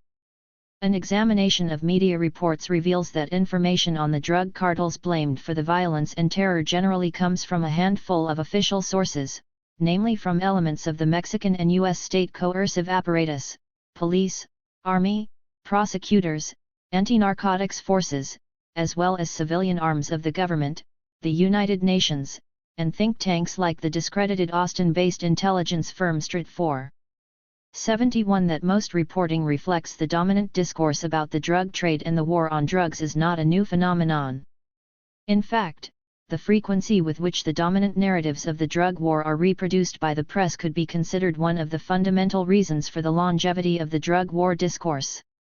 72 Most information about narco-traffic is furnished by the Miami Herald and other U.S. newspapers that use the U.S. DEA, Drug Enforcement Agency, as their information source, wrote Colombian historian German Alfonso Palacio Castaneda in 1991. Such media tend to follow the DEA's strategic orientation, which is empirically unacceptable. 73 It's been more than 20 years since Palacio wrote those words, and unfortunately, they still hold true today. For example, in early 2011, I met a photographer based in Monterrey, another city that plunged into drug war-related violence beginning around 2010. He didn't want to speak on the record, but having established anonymity, he didn't hold back.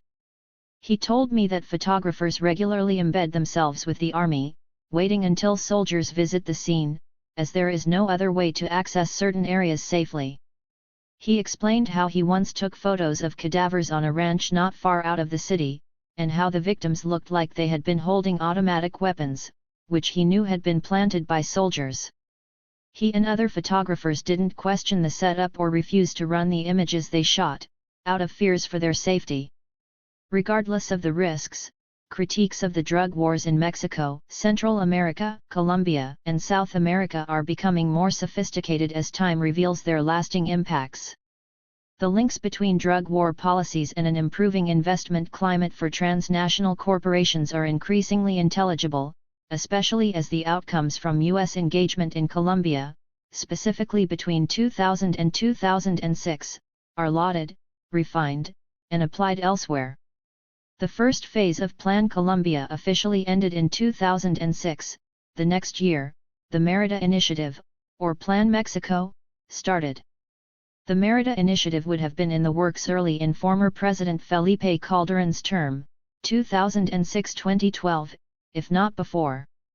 The Mérida Initiative was announced in fall 2007, and originally included Central America within it, but in 2010, the United States split off the Central America Regional Security Initiative, CARSI, which covers Belize, Costa Rica, El Salvador, Guatemala, Honduras, Nicaragua, and Panama. The U.S. funded CARSI to the tune of $496 million between 2008 and 2013. 74. In April 2009, the Caribbean Basin Security Initiative, CBSI, was announced, and the Caribbean is increasingly the centerpiece of the drug war. 75. There is continuity in these US-backed aid packages. Though this book only deals with a handful of the countries affected by planned drug wars and drug war capitalism, the outcomes of these policies are similar wherever they are applied. According to Giancarlo Delgado Ramos and Silvina Maria Romano, Plan Colombia and the Mérida Initiative can be understood as two more examples of U.S. interference in Latin America. In the name of protecting U.S. national security, the United States pushes self-interested policies in target countries. This not only contributes to historical processes of despoliation, plundering, exploitation, and the transfer of wealth in Latin America, but also leads to the reorganization of internal power relations between civilian and military groups in the nations in which such programs are implemented. 76. Though the focus of this work is Mexico, Honduras, Guatemala, and Colombia, the drug war is underway around the globe. This is evidenced by the fact that in 2012, the U.S. Drug Enforcement Administration worked in partnership with 65 countries. 77. In some areas, the drug war is latent, and in others, like the United States, its principal characteristic is criminalization and mass incarceration, particularly of young men of color. In December 2012, the government of Peru announced that it would be spending $300 million on fighting terrorism and narco-trafficking there. 78. Places like Afghanistan and Burma have also been testing grounds for drug war capitalism, and as this is being written, the State Department, together with the Woodrow Wilson Institute and others, are pushing to extend the drug war to Africa. 79. Mexico and Central America are today the regions that are experiencing the brunt of the explosive physical violence linked to the policies applied in the name of disrupting the flow of narcotics to the United States. These are the places where the war against controlled substances is serving as the basis for a deepening of previously existing militarization, as well as the sweetening of the terms of international trade and investment. Colombia is generally looked upon by pro-drug war hawks as a success story, even though little has changed in terms of the amount of coca produced there. But as we shall see, Colombia has become the sandbox for how non-state armed actors can serve to control dissent and conquer territory. Seen in this light, it becomes easier to understand how the drug war facilitates the continuation of a capitalist economic model predicated on security, in part by creating a public discourse that allows increased state militarization on the pretext of implementing security measures to protect civilians in the face of heinous acts carried out by criminal groups. Chapter 2. Defining the drug war. If there really was a war on drugs, it wouldn't make for very good media fodder. Bullet-riddled packets of cocaine, or cigarettes, for that matter, don't bleed, and following the newspaper industry rhyme, they probably wouldn't lead. War on drugs is a misnomer, as war is defined as an armed conflict between at least two groups, and not between one group and a substance. As we shall see, in Mexico, Colombia, and elsewhere, the primary victims of the so-called war on drugs are poor people, migrants, and indigenous and peasant farmers. Since the Nixon administration declared that the United States was embarking on a war on drugs in 1969, the phrase has been part of the popular imagination. Nixon's declaration of war was followed by the passage of the Comprehensive Drug Abuse Prevention and Control Act, which serves as the legal basis for U.S. drug policy today. Nixon's war was based on policies passed at the outset of the 20th century, including the Harrison Act in 1914 and the Hague Convention for the Control of Opium Sales in 1912. The Boggs Act, passed in 1951, put marijuana on the same rank as heroin and cocaine, and introduced the mandatory death penalty as punishment for selling it to a minor. At the end of the 19th century, San Francisco banned opium smoking, and New York banned opium dens, laws that targeted primarily Chinese migrants. Similarly, early attempts to control marijuana use and distribution in the United States were guided by an anti-Mexican sentiment. Legislation passed in 1969 was followed, on July 6, 1973, by the creation of the Drug Enforcement Administration, DEA, a new national anti-drugs force that would wage an all-out global war on the drug menace, according to Nixon. Beria MP and Lydia Ann M. Bartholow use a Trojan horse analogy to describe the purpose of the war on drugs. Despite the lack of evidence of a national narcotics issue, the war on drugs was the White House's Trojan horse for intensified federal involvement in policing. It allowed Nixon to deliver on his campaign rhetoric of being tough on crime while stifling organized political rebellion. 6. The war on drugs kicked off on the heels of 1968, when worldwide protest and student movements shook the world, from Mexico City to Paris to San Francisco. It came at a critical moment of the United States war in Vietnam. By the fall of 1971, half of all U.S. soldiers in Vietnam had tried heroin, and 2 were dying of heroin overdoses each month, 7 and at a time when youth were experimenting with legal and illegal drugs to a degree unprecedented in American history. 8. The 1960s and 70s marked high points in anti-war and anti-imperialist activism, and existing anti-narcotics efforts were adapted to quash protest. Strict anti-drug laws, punitive sentencing procedures and harsh enforcement made it possible to suppress and curb dissent, writes Julia Buxton in her book, The Political Economy of Narcotics. 9. It wasn't just the US that rolled out anti-drugs measures as a way to get protesters, hippies, and radicals off the streets. Buxton explains that anti-drug measures during that period served to unite systems as diverse as the communist governments of China and the Eastern Bloc, the right-wing authoritarian military regimes in South America, Spain and Portugal, and democratically elected governments in Australia, the USA and Scandinavia. 10. The United States has focused its drug control efforts internationally on supply reduction, which proposes that an attack on the supply of narcotics will reduce availability, causing prices to rise, and thus fewer people will use them.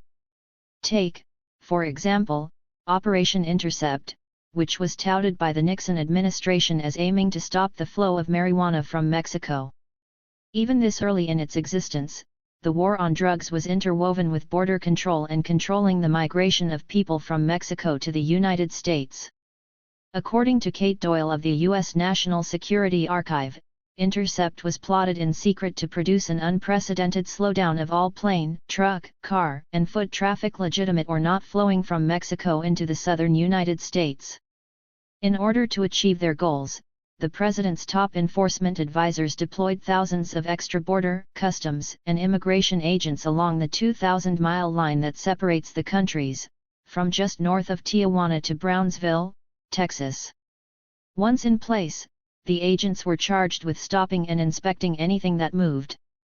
11. G. Gordon Liddy, a senior Nixon administration advisor who would later be convicted for his role in Watergate, wrote, "For diplomatic reasons the true purpose of the exercise was never revealed. Operation Intercept, with its massive economic and social disruption, could be sustained far longer by the United States than by Mexico. It was an exercise in international extortion, pure, simple, and effective, designed to bend Mexico to our will." 12. Over the next decades, the DEA would carry out various experiments in drug interception and crop destruction in Mexico, which will be described later. Domestically, Ronald Reagan revived the war on drugs a decade later, in 1982, which kick-started crop eradication and interdiction in South America. In 1986, Reagan signed National Security Decision Directive 221. From then on, drug trafficking was legally considered a threat to the national security of the United States. 13. That directive was updated in 1989 by George Bush Sr., and broadened the role of U.S. troops in anti-narcotics activity in Latin America, allowing them to go on patrol instead of being restricted to their bases. 14. In an address following the invasion of Panama in 1989, Bush said, "The goals of the United States have been to safeguard the lives of Americans, to defend democracy in Panama, to combat drug trafficking, and to protect the integrity of the Panama Canal Treaty." Many attempts have been made to resolve this crisis through diplomacy and negotiations. All were rejected by the dictator of Panama, General Manuel A. Noriega, an indicted drug trafficker. 15. Under Reagan, a new wave of racialized mass incarceration began in the United States, one that continues today. Between 1980 and 2005, the number of people in U.S. prisons and jails on drug charges increased by 1,100%. By 2010 there were 2 million people in prisons and jails across the country, according to writer John Gibler. 16. The use of prohibition for racialized social control is the genesis of the modern drug prohibition era, he concludes. According to Michelle Alexander, a law professor and author of The New Jim Crow, the racial dimension of mass incarceration is its most striking feature. No other country in the world imprisons so many of its racial or ethnic minorities. The United States imprisons a larger percentage of its black population than South Africa did at the height of apartheid. In Washington, D.C., our nation's capital, it is estimated that 3 out of 4 young black men, and nearly all those in the poorest neighborhoods, can expect to serve time in prison.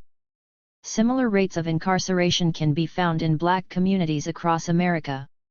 17. As of February 2014, 50.1% of all federal inmates in the United States were imprisoned on drug charges. 18. The number of prisoners in the United States soared along with increased budgets for the drug war. So have the number of drug users. The DEA admits as much, noting in a 2008 report that in 1960, only 4 million Americans had ever tried drugs. Currently, that number has risen to over 74 million. 19. Meanwhile, the DEA enjoys a budget of over $2 billion, up from $75 million when it was created, and employs over 5,000 agents, compared with its 1,470 agents in 1973. 20. Drug users are sentenced to prison on the pretext of protecting communities from the impact of drug use. But in his groundbreaking work on drug abuse, Dr. Carl Hart emphasizes that drug addiction is not in fact what is devastating communities, as we are often led to believe. The problem was poverty, drug policy, lack of jobs, a wide range of things. And drugs were just one sort of component that didn't contribute as much as we had said they have, he said in an interview in January 2014. One of the things that shocked me when I first started to understand what was going on, when I discovered that 80 to 90% of the people who actually use drugs like crack cocaine, heroin, methamphetamine, marijuana, 80 to 90% of those people were not addicted.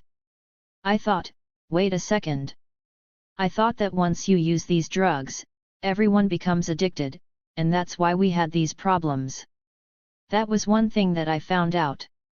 Another thing that I found out is that if you provide alternatives to people, jobs, other sort of alternatives, they don't overindulge in drugs like this. 21.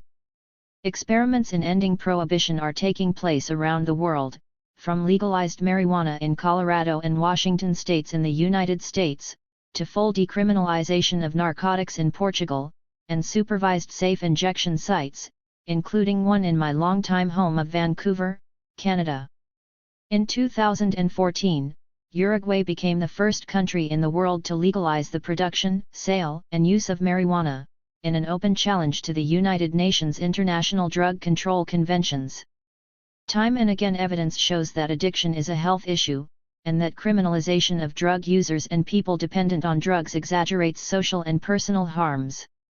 There is virtually no compelling proof that the war on drugs has worked to cure addiction or meaningfully reduce the supply of narcotics over the medium or long term. A comprehensive study by The Lancet found that crop eradication did little to reduce the supply of cocaine in the United States, that expensive interdiction campaigns only provide a temporary reduction in supply, and there was some evidence but diminishing returns from imprisonment beyond specific levels. 22. Rather than actually dealing with controlling illegal substances, the war on drugs is a concept invented and promoted by the U.S. government, and a motto that has also been adopted by other states to serve their interests, both domestically and abroad. According to drug historian Paul Gutenberg, although its genealogy has not been rigorously researched, the contemporary metaphoric idea of a war on drugs followed, a universal progressive reformist version before World War II, a socially rooted, hard-nosed Cold War ideology version of the 1950s through 1970s, akin to containment, melding into the Reaganesque total victory Star Wars drug war fantasy of the 1980s and beyond. 23. As mentioned, the Obama administration has made an effort to move away from the terminology of the war on drugs, and Gil Kurlikowski, the former director of the White House's National Drug Policy, disavowed the term in his first interview on the subject. Though discourse has shifted, and the Holder memo modifies mandatory minimums in certain drug cases, little has yet concretely changed in terms of U.S. federal policy. 24. When it comes to the drug war and militarization domestically, it is worth pointing out that it was Colombian drug cartels that served as a pretext for the 1981 modification of the U.S. Posse Comitatus Act, which forbade the military from participating in domestic policing. Amendments to the Act allow the Department of Defense to support civilian law enforcement agencies and the Coast Guard. Although not explicitly stated, congressional intent was clear: the military needed to support law enforcement officers in combating drug smuggling. 25. Outside of the 50 states, it is clear that the drug war is the means by which states are waging a war against poor people, workers, migrants, and others. The drug war model inside the United States provides a mechanism of social control through criminalization and mass incarceration, which targets communities of color. In Mexico, Central and South America, the drug war model relies on the use of terror in order to impose social control. 26. Empire and the drug trade. Leaving aside the concept of the drug war for a moment, even the word drug on its own poses challenges. In his book, Forces of Habit, David Courtwright uses the word drugs as a convenient and neutral term of reference for a long list of psychoactive substances, licit or illicit, mild or potent, deployed for medical and non-medical purposes. 27 Courtwright goes on to write about what he calls the big three: alcohol, tobacco, and caffeine, and the little three: opium, cannabis, and coca. Trade in the first three was an essential plank in the European colonial project. By 1885, taxation on booze, tobacco, and tea made up half of the revenues of the British government. 28 Historians of commodities know that key stimulants, exotic spices, coffee, tobacco, chocolate played defining roles in consumption and class styles in the construction of European capitalism, writes Gutenberg. 29. Courtwright sums up the connections between narcotics and the colonial project succinctly. The elites most responsible for promoting drug cultivation and use were European. They could not have overspread the world so rapidly, nor brought it so completely under their dominion, without the large-scale production of alcohol and the cultivation of drug and sugar crops, the latter commonly used in, or made into, potent drinks. With these psychoactive products they paid their bills, bribed and corrupted their native opponents, pacified their workers and soldiers, and stocked their plantations with field hands. 30 In the Americas, the introduction of sugar by the Spanish went hand in hand with the enslavement of millions of African people throughout Central and South America and the Caribbean. The colonization of North America was made possible in part through the introduction of alcohol into indigenous communities. Today, coffee covers 44% of arable cropland in Latin America. 31 And tobacco smoking spread from Hispaniola through European traders, eventually gaining a foothold as a cash crop in colonized lands around the world. But it is not to these substances, so vital in the creation and maintenance of empire, to which our minds turn when we hear of drugs, and especially not in the context of a war against them. Instead, within the state framework of the drug war, the public is made to fear the byproducts of what Cartwright calls the little three: opium, cannabis, and coca. Each of these substances was used for a long time by indigenous peoples around the world. Opium was used for curing illness in Europe and North Africa before Arab traders introduced it to China more than 2 millennia ago. Marijuana, a hardy crop that produced not only cannabis but also strong hemp fiber, was long used in India and Asia. Indigenous folks throughout the Andean region ingested coca leaf to quell hunger and boost energy and strength. Coca, opium, and cannabis have, to different extents, played key roles in state and elite formation, like their licit cousins. In the Andean highlands, Spanish colonizers commercialized coca plantations in order for mine workers to have access to the stimulant. 32 The Opium Wars in China were key to British colonialism, and English and American colonialists defended their right to make money off the trade. I do not pretend to justify the prosecution of the opium trade in a moral and philanthropic point of view, but as a merchant I insist that it has been a fair, honorable, and legitimate trade, and to say the worst of it, liable to no further or weightier objections than is the importation of wines, brandies and spirits into the U States, England, N.C., wrote Warren Delano II, who was the grandfather of FDR, and whose firm, Russell and Company, had a stake in the opium trade, smuggling opium into China, in the 19th century. 33. The role of governments and particularly the U.S. government in determining what constitutes illicit markets and illegal drugs is a crucial element of their war on drugs. States monopolize the power to criminalize. Laws precede and define criminality. Through their lawmaking and law-enforcing authority, states set the rules of the game even if they cannot entirely control the play, writes scholar Peter Andres. 34 The ease with which substances can be prohibited by a state is the ease with which they can be made legal as well, a point not lost on drug policy reformers or students of history. For instance, alcohol smuggling networks linking the United States to suppliers in Europe, Canada, Mexico, and the Caribbean created a formidable policing challenge during the Prohibition era and were eliminated with the stroke of a pen with the repeal of the Volstead Act in 1933. 35. It is also important to keep in mind the historical context of narcotics cultivation itself, as this too has been determined to a great extent by North American and European interests. The isolation of morphine, heroin, and codeine from opium was achieved by European chemists in the 19th century, and commercialized by pharmaceutical companies that still exist today. The first cocaine labs to transform coca leaves into concentrate were set up by German scientists, the process invented to prevent the leaves from rotting in transport to colonial centers. The US and German governments both played integral roles, together with the government of Peru, in the promotion of coca and cocaine exports. In the 1890s, US commercial attaches in Lima honed contacts with local cocaine makers, and helped Peruvians to upgrade their shipping and leaf drying techniques.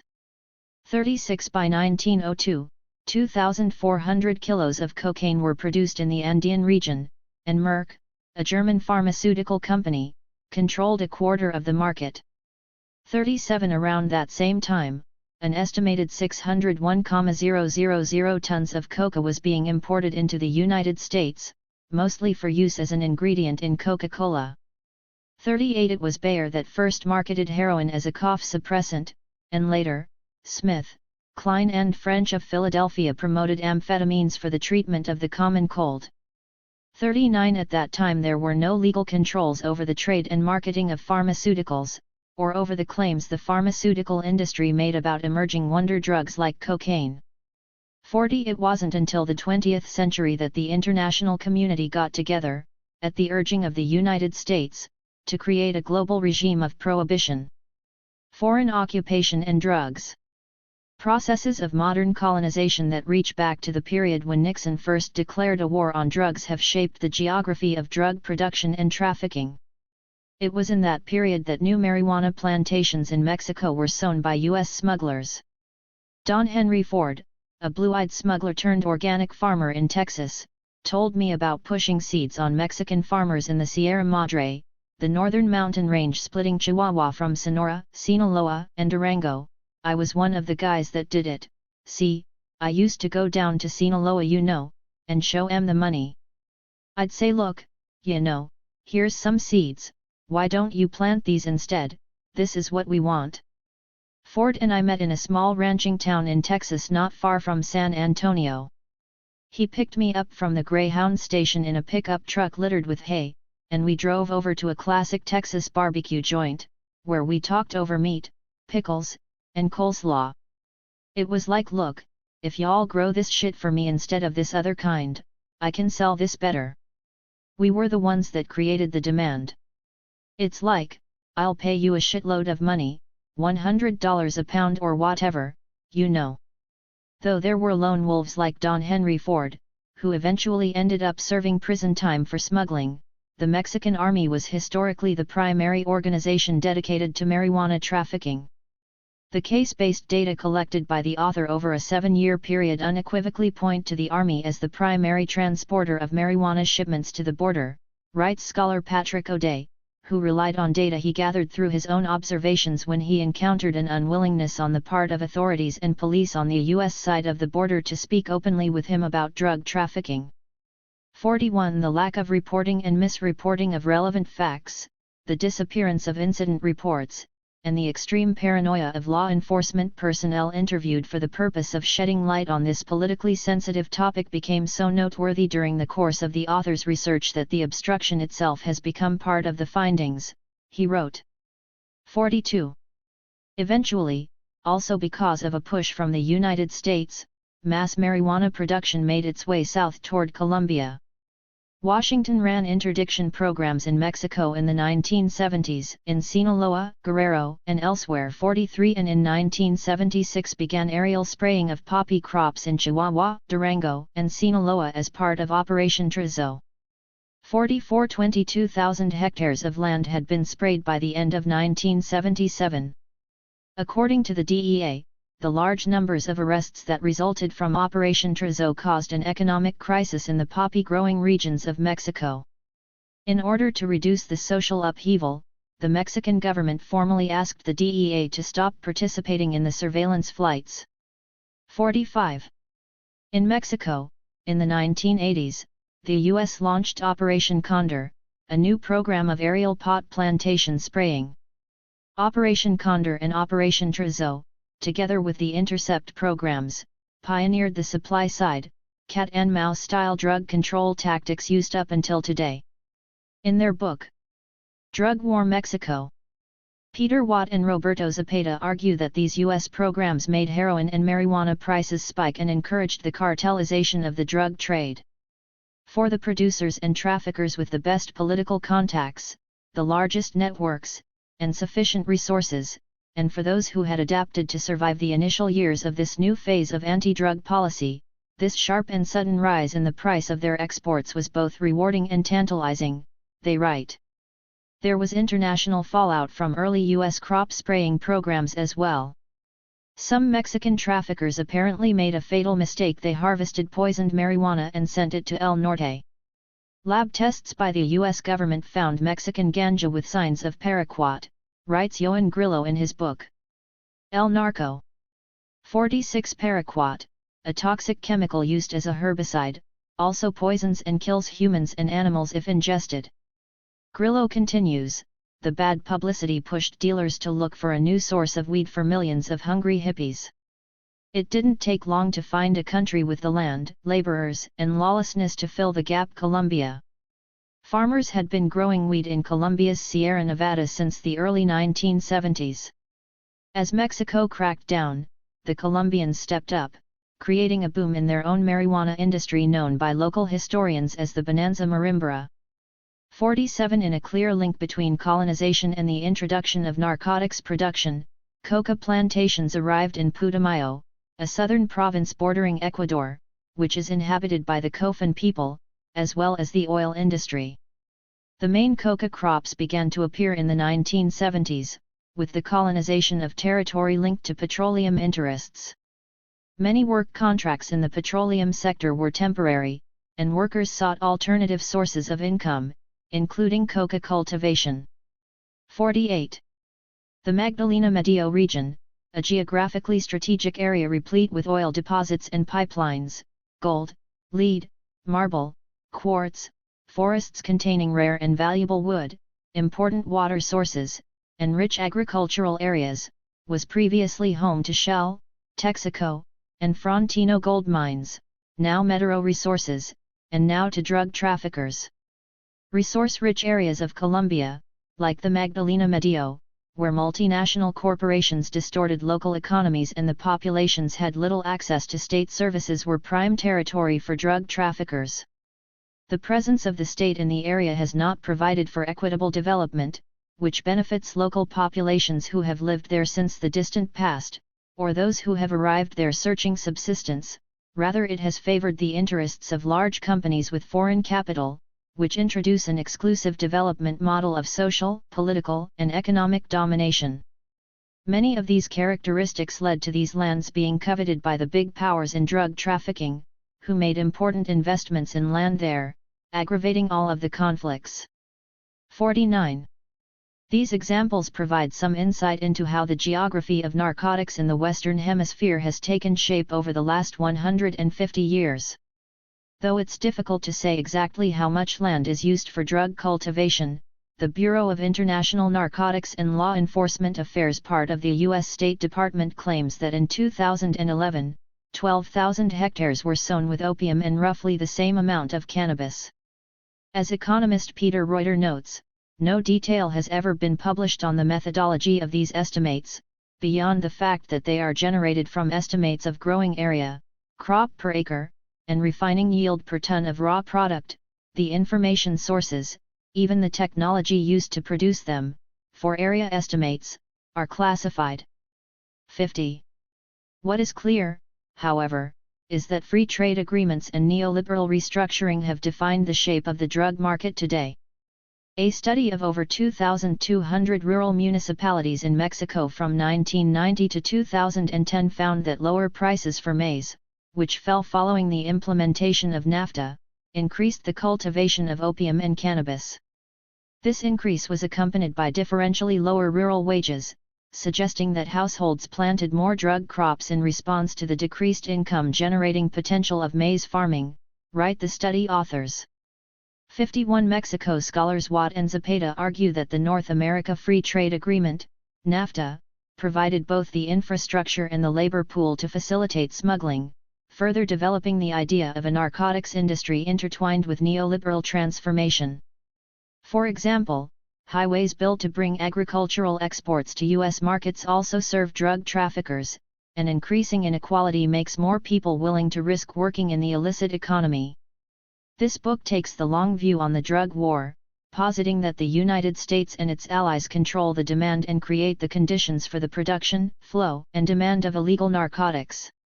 It is in large part U.S. policy that creates the criminal networks that traffic drugs, and U.S. policy that generates extreme violence. Take, for example, the murder of Mexican drug runner Miguel Trevino Morales, alias Z40. As a member of the Zetas, Trevino Morales was said to have killed thousands, and was himself murdered in 2013. To get a handle on his death, which the media flaunted as a blow against the Zetas and a victory for the Mexican government, I interviewed Sean Dunnigan, a former DEA intelligence analyst in Mexico and Guatemala, and a member of Law Enforcement Against Prohibition. The one thing that really stands out, that really isn't reported, is that we created Miguel Trevino, Dunnigan told me. I mean, he is entirely a product of American drug policy. Without our current drug policy he wouldn't exist. He might have been a carjacker who probably would be sitting in a Mexican jail right now. Our policy of prohibition is what creates people like that. It incentivizes violence to a tremendous degree, so we shouldn't be surprised when someone rises to the top and commits 2,000 murders to get there, because in the scheme that we've created and forced on the Mexican government, that's necessarily going to happen. If we want people like him to stop terrorizing Mexico, we need to stop our policies. He's just a logical product of what we've done. But the impacts of U.S. policy obviously go beyond individual players and their connections to drug smuggling empires. The violence connected to the war on drugs is moved depending on where the United States pumps anti-drug money, which is to say the explosive violence in narcotics-producing or transshipment countries is often directly linked with external pressures and the provision of resources to local security forces.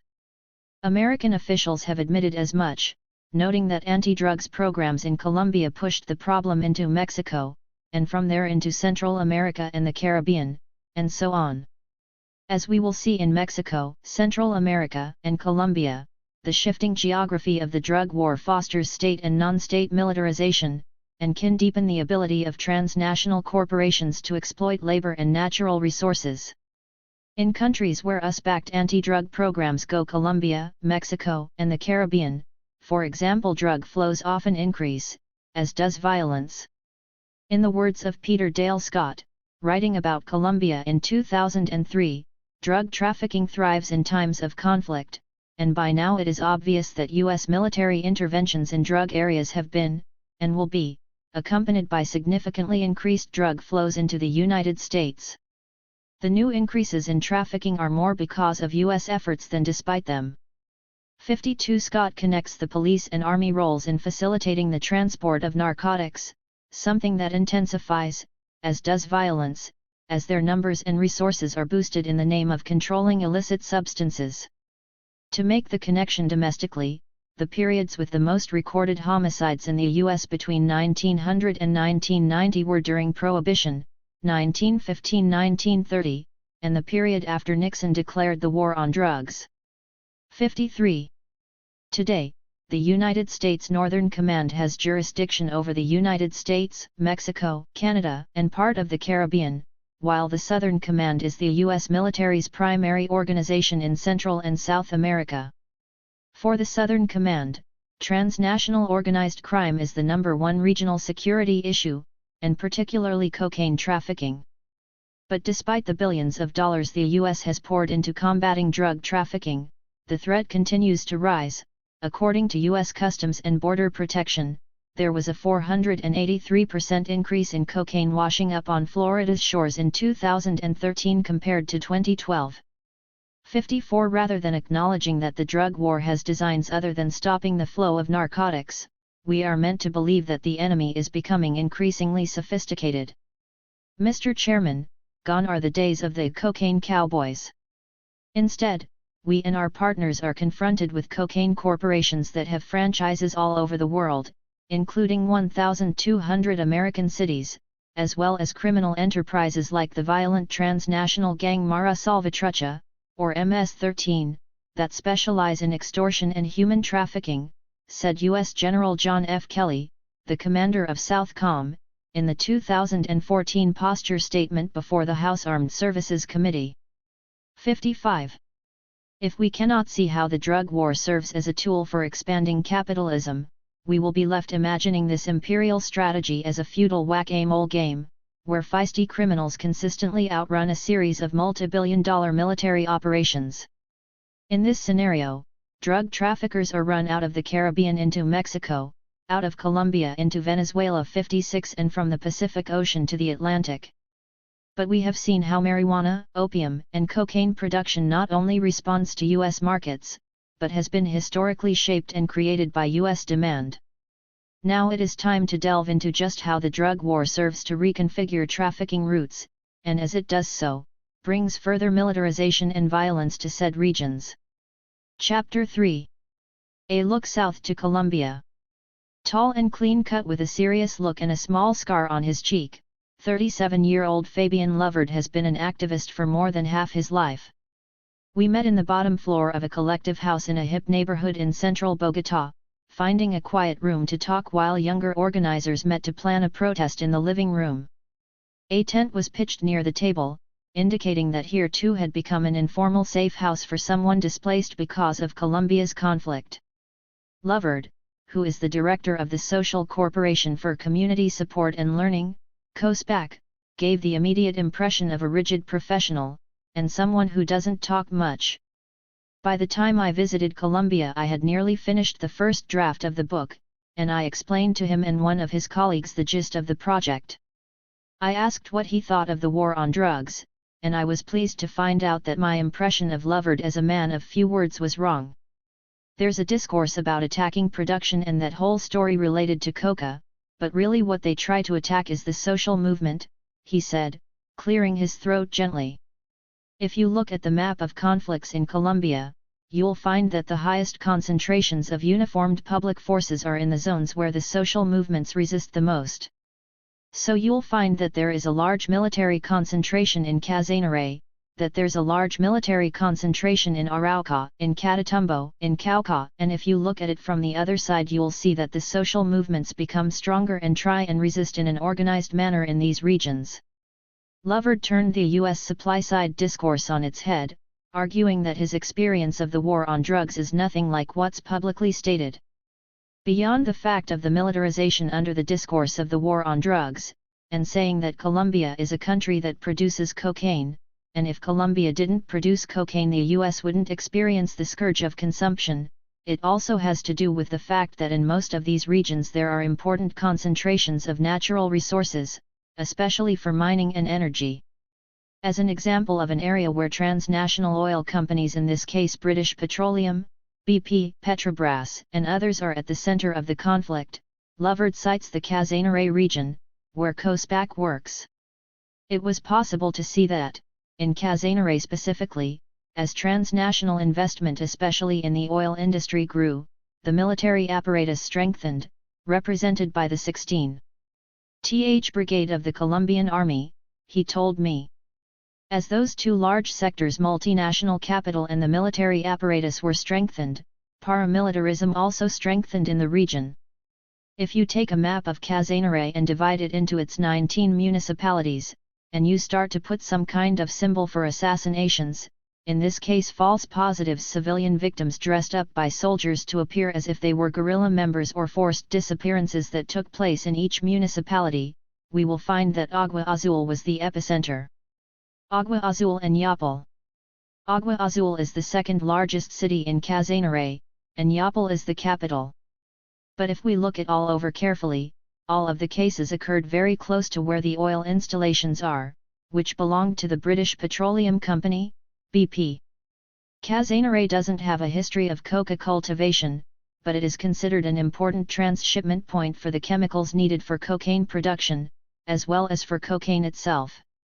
It has also been a focus of Revolutionary Armed Forces of Colombia, FARC, activity, and the National Liberation Army, ELN, and various local paramilitary organizations have also been active there. In Casanare, as elsewhere in Colombia, resources from Plan Colombia were used to go after the guerrillas, and it was civilians who paid the highest price.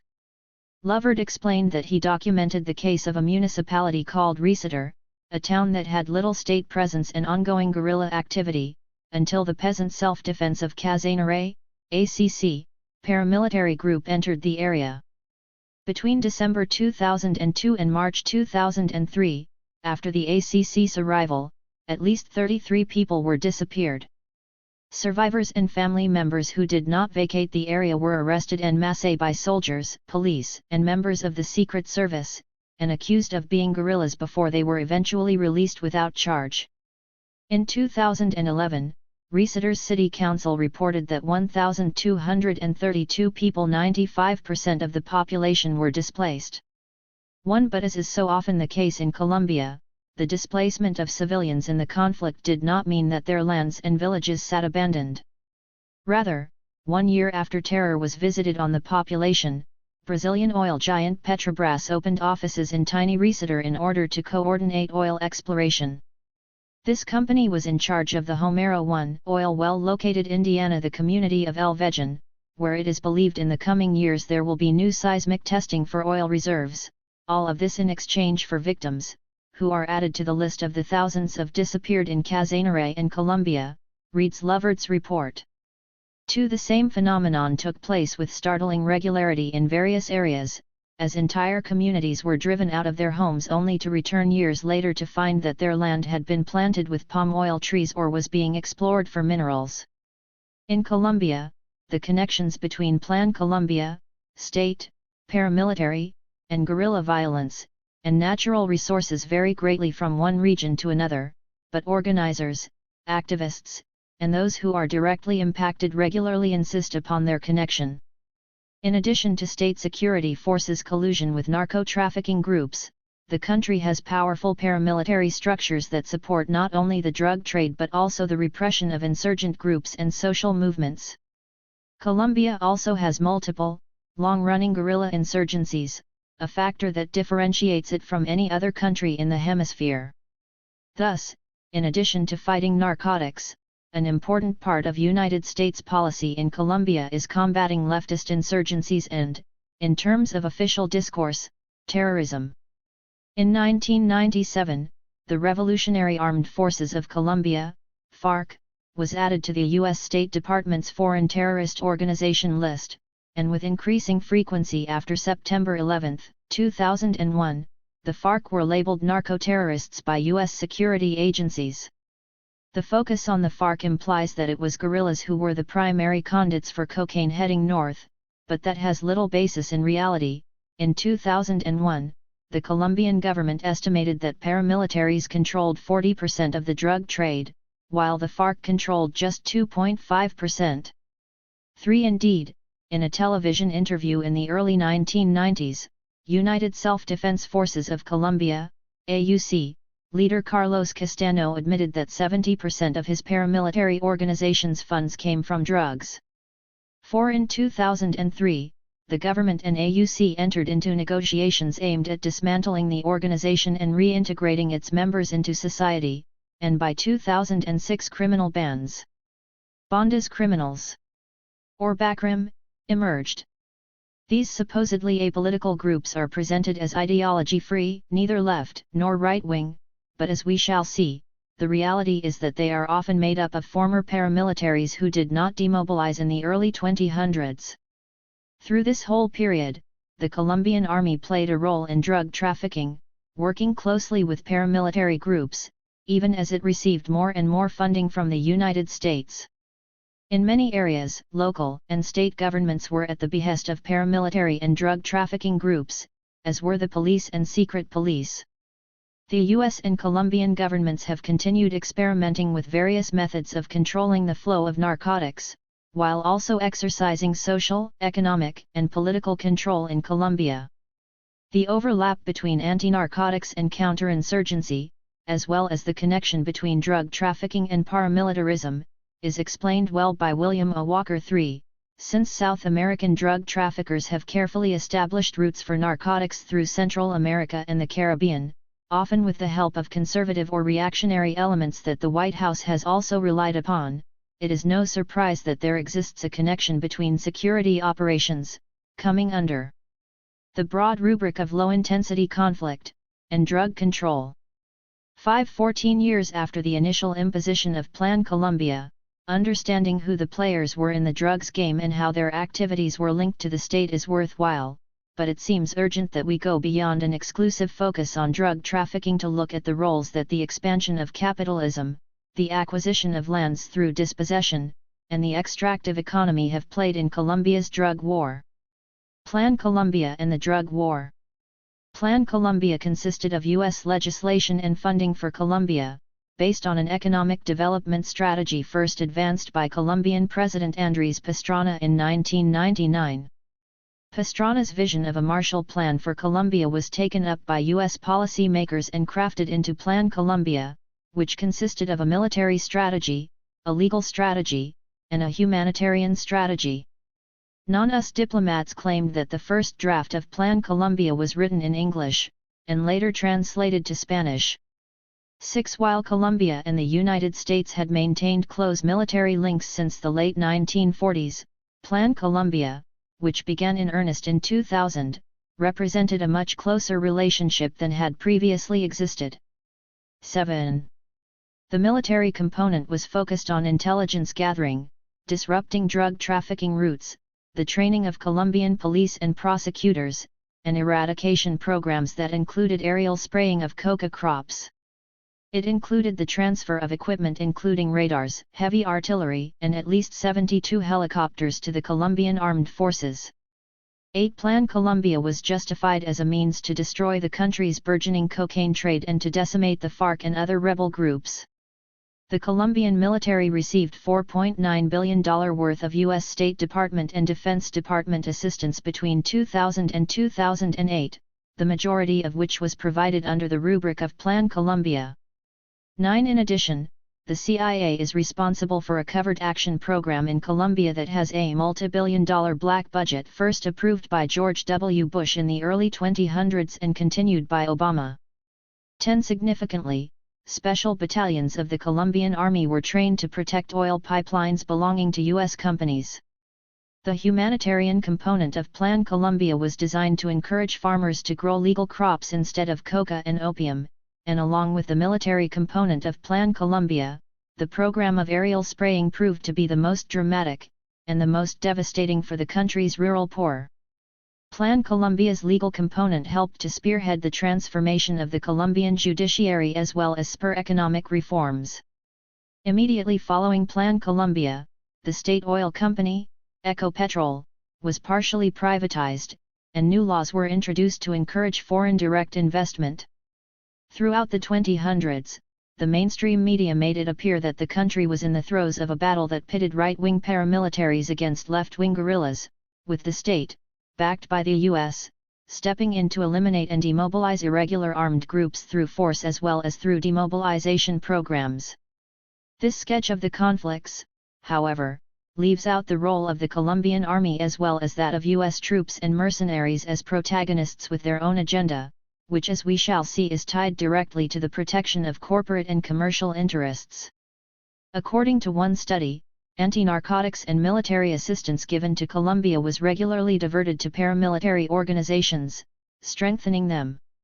11. Overall levels of violence in Colombia increased markedly with the launch of Plan Colombia, and in 2002, its second year, there were 673,919 victims of the war, largely Colombia's poor and working majority, the highest recorded number for any year in the past decades. Tellingly, homicides in Mexico peaked in 2010, 2 years after the Mérida Initiative began. 12. One example of the brutality suffered by Colombia's working poor is the aerial spraying of coca crops as a form of chemical warfare. Peasants and their crops, illicit and otherwise, were poisoned from above with toxic compounds. I asked Sonia Lopez, an activist with the Joel Sierra Human Rights Foundation in Saravena, Colombia, what Plan Colombia meant for people in Arauca, a state bordering Venezuela. It was a dirty trick to boost the war against the people. The supposed war on drugs generated a food crisis throughout the country, she said. Many people had to leave, because what they had was a little piece of land where they had plantains, and it was fumigated, and it ended up desolate. She explained that though many people were forced into urban centers by fumigations, they have never been counted among the country's displaced, as crop spraying was not considered a cause of displacement. But the results of these crop dustings fit neatly within the aims of the counterinsurgency war and the drive to displace small farmers from their lands. Those who were not removed. A plomo. By lead, which is to say, bullets were removed by fumigations, and today they're begging in social programs, in families in action, in forest protector families, in all of these programs that seek to put people to sleep and make them forget what the real struggles are that we have to carry out. In addition to the fumigations, Plan Colombia strengthened the entire military apparatus, she told me. Fumigation from the skies, and on land the soldiers killed, raped, and displaced. Monsanto manufactures glyphosate, the primary chemical used in fumigation, which damages the human digestive system, the central nervous system, the lungs, and the blood's red corpuscles. Another constituent causes cancer in animals and damage to the liver and kidneys of humans, according to a report on Colombian crop spraying that appeared in the London Observer. In 2001. 13. Plan Colombia officially ended in 2006, but there has been strong continuity between the policies of President Álvaro Uribe, whose 2 terms spanned Plan Colombia, and those of President Juan Manuel Santos, who was Uribe's defense minister. 14. Over time and thanks to a brave press corps, details of the army's role in mass murders, disappearances, and various scandals have emerged.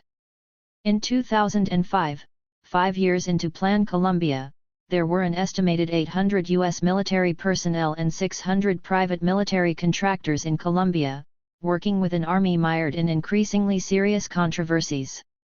15. During Uribe's presidency, while the country received an unprecedented amount of U.S. aid, the army was known to carry out joint patrols with right-wing paramilitary groups, and was found to have perpetrated the false positives scandal, in which soldiers captured and murdered civilians, later dressing them up as guerrilla combatants, in order to claim progress in the war. According to a 2009 report by the United Nations Human Rights Council, Colombian soldiers were preying on local people as a form of career advancement, with a view to obtaining privileges, recognition, or special leave. Soldiers detain innocent people without any valid reason and then execute them. Their bodies appear the day following their disappearance tens of kilometers away and are identified as members of illegal armed groups killed in combat. These are mainly vulnerable people, street dwellers, adolescents from poor areas of big cities, drug addicts, and beggars who are dressed in a uniform and executed.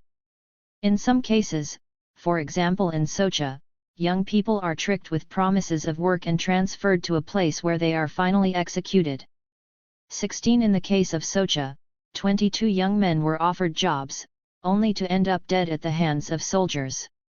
The same gruesome practice was repeated thousands of times. In other regions of the country, some claim it carries on today. Colombia and the United States enjoyed extremely close relations, while the Colombian army committed atrocities and paramilitary groups bought enough politicians to control Congress. Links between these paramilitary groups and members of Colombia's Congress, a scandal known as Parapolitica, became so prevalent that it led to the investigation of 126 members of Congress, 41 of whom were formally charged. 17 Regardless of the ongoing repression of opposition movements and illegalities in Congress and otherwise, Uribe was the closest U.S. ally in the region and lauded as a partner and a true Democrat. In Colombia, he was referred to as a Teflon president, as it appeared that none of the serious allegations made against him could stick, no matter what the proof. In the years following Plan Colombia, foreign investment in the extractive industries soared and new trade agreements were signed, including the US-Colombia and the Canada-Colombia Free Trade Agreements. The success of Plan Colombia in achieving U.S. foreign policy goals, though not in meeting anti-narcotics targets, marked an important point in the evolution of decades of U.S. experiments using anti-drugs policy to impact society, politics, and the economy in Colombia. It's worth reviewing the factors that led the U.S. and Colombia to make a pact and spend billions of dollars to supposedly fight drug trafficking. More than 20 years after his murder, drug kingpin Pablo Escobar remains a household name. Leader of the Medellin cartel, he was the US's prime drug boogeyman through the 1980s and until his murder in 1993. His story reads like an early version of Mexico's Joaquín El Chapo Guzmán. Escobar was the undisputed king of the drug world, a criminal wanted worldwide, his name listed among Fortune magazine's richest people in the late 1980s. After the elimination of Escobar in 1993, the Cali cartel would be credited with controlling the business, until it was attacked in a way that encouraged the formation of smaller clandestine groups devoted to the production and trafficking of narcotics. The US-backed assault against Escobar and its operations against the Colombian traffickers, particularly through the D's Operation Snowcap in 1987, were what would end up putting Mexican traffickers on the map. 18. What happened was not the lesser of two evils, it was the greater.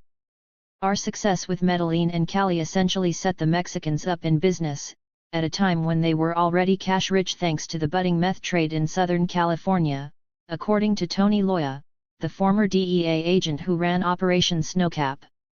19. Paramilitarization took place in two waves in Colombia, first as state-created and elite-supported groups formed in the 1960s and 70s, later as elite-created, state-supported groups through the 1980s and 90s. 20. In the 1960s, various guerrilla groups were formed in Colombia, and legislation was passed allowing for the creation of so-called self-defense groups. In the framework of the struggle against the guerrilla groups, the state fostered the creation of said self-defense groups among the civilian population, and their main aims were to assist the security forces in counterinsurgency operations and to defend themselves from the guerrilla groups. The state granted them permits to bear and possess weapons, as well as logistic support. 21. By the mid-1980s it was no longer possible for the state to deny that these groups had turned to supporting organized criminal activity.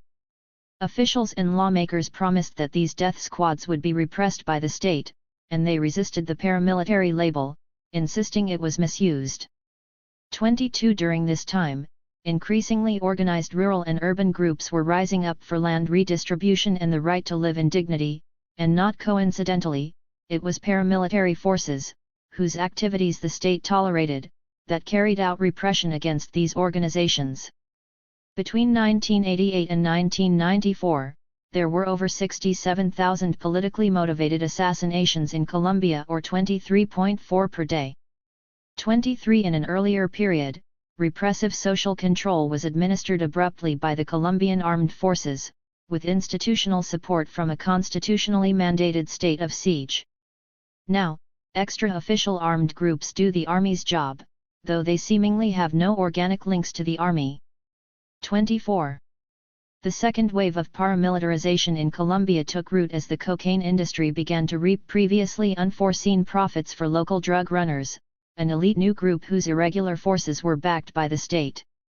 The panorama of the armed conflict began to change dramatically for Escobar and for all of Colombia in 1989. In August of that year, leading presidential candidate Luis Carlos Galán was shot to death as he and his entourage ascended a wooden platform to address 10,000 of his supporters outside of Bogotá. Galán, a progressive, had been in favor of an extradition treaty with the United States, and was vocal about drug money eroding democracy. His killing marked a pivotal moment in Colombia. The 1989 assassination of Luis Carlos Galán, senator and primary Liberal Party candidate for the Colombian presidency, made it clear that the Colombian US war on narco-traffic had transformed the capitalist cocaine business into a mechanism of US control, wrote Palacio Castaneda in 1991. A few months after Galán was killed, a bomb exploded on Avianca Flight 203, killing all 107 passengers on board. This attack was blamed on Pablo Escobar, and as there were U.S. citizens on the flight, it provided the basis for then-President George Bush to argue that the United States take a more active role in the drug war.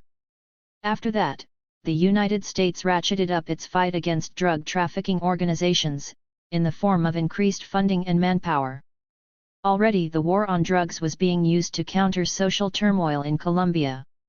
25 By the early 1990s, it was clear that in Colombia, drug trafficking was a political device used by governments, particularly though not solely the United States, to justify repressive disciplinary social control operations. 26 The creation of special vigilance and private security services, conviver, groups, which was encouraged by then-governor of Antioquia State Alvaro Uribe in the mid-1990s, laid the basis for the emergence of the United Self-Defense Forces of Colombia, the country's largest and most articulated paramilitary group.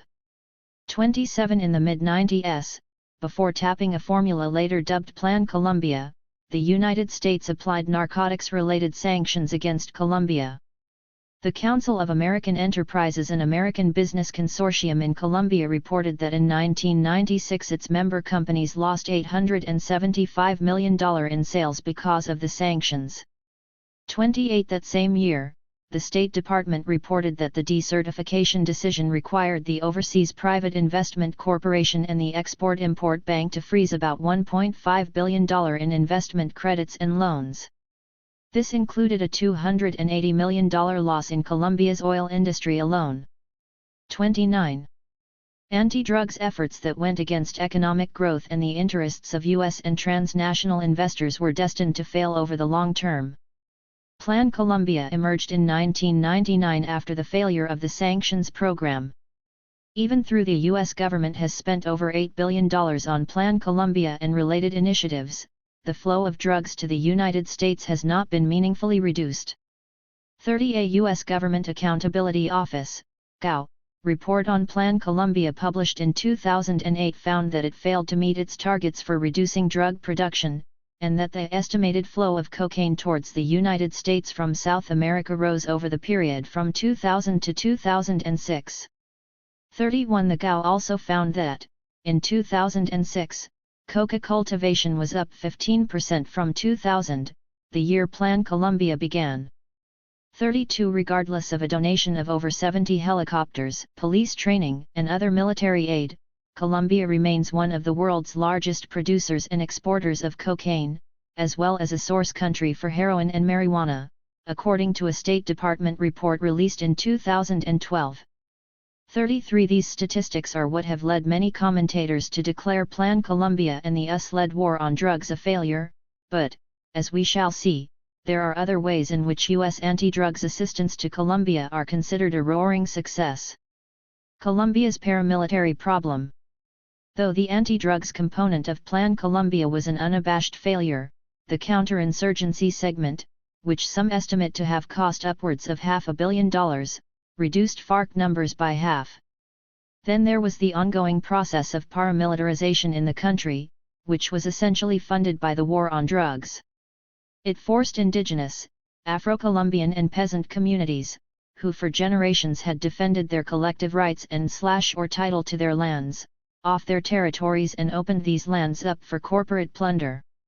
34 In his excellent book, Colombia, A Brutal History, English journalist Geoffrey Leslie Simons provides an example of how, in the early 2000s, paramilitary activity provided cover for oil giant BP after it took a 15% stake in a company called Ocensa, which built an 800 km pipeline from the Cusi and Acupiagua oil fields to the port of Cavinas.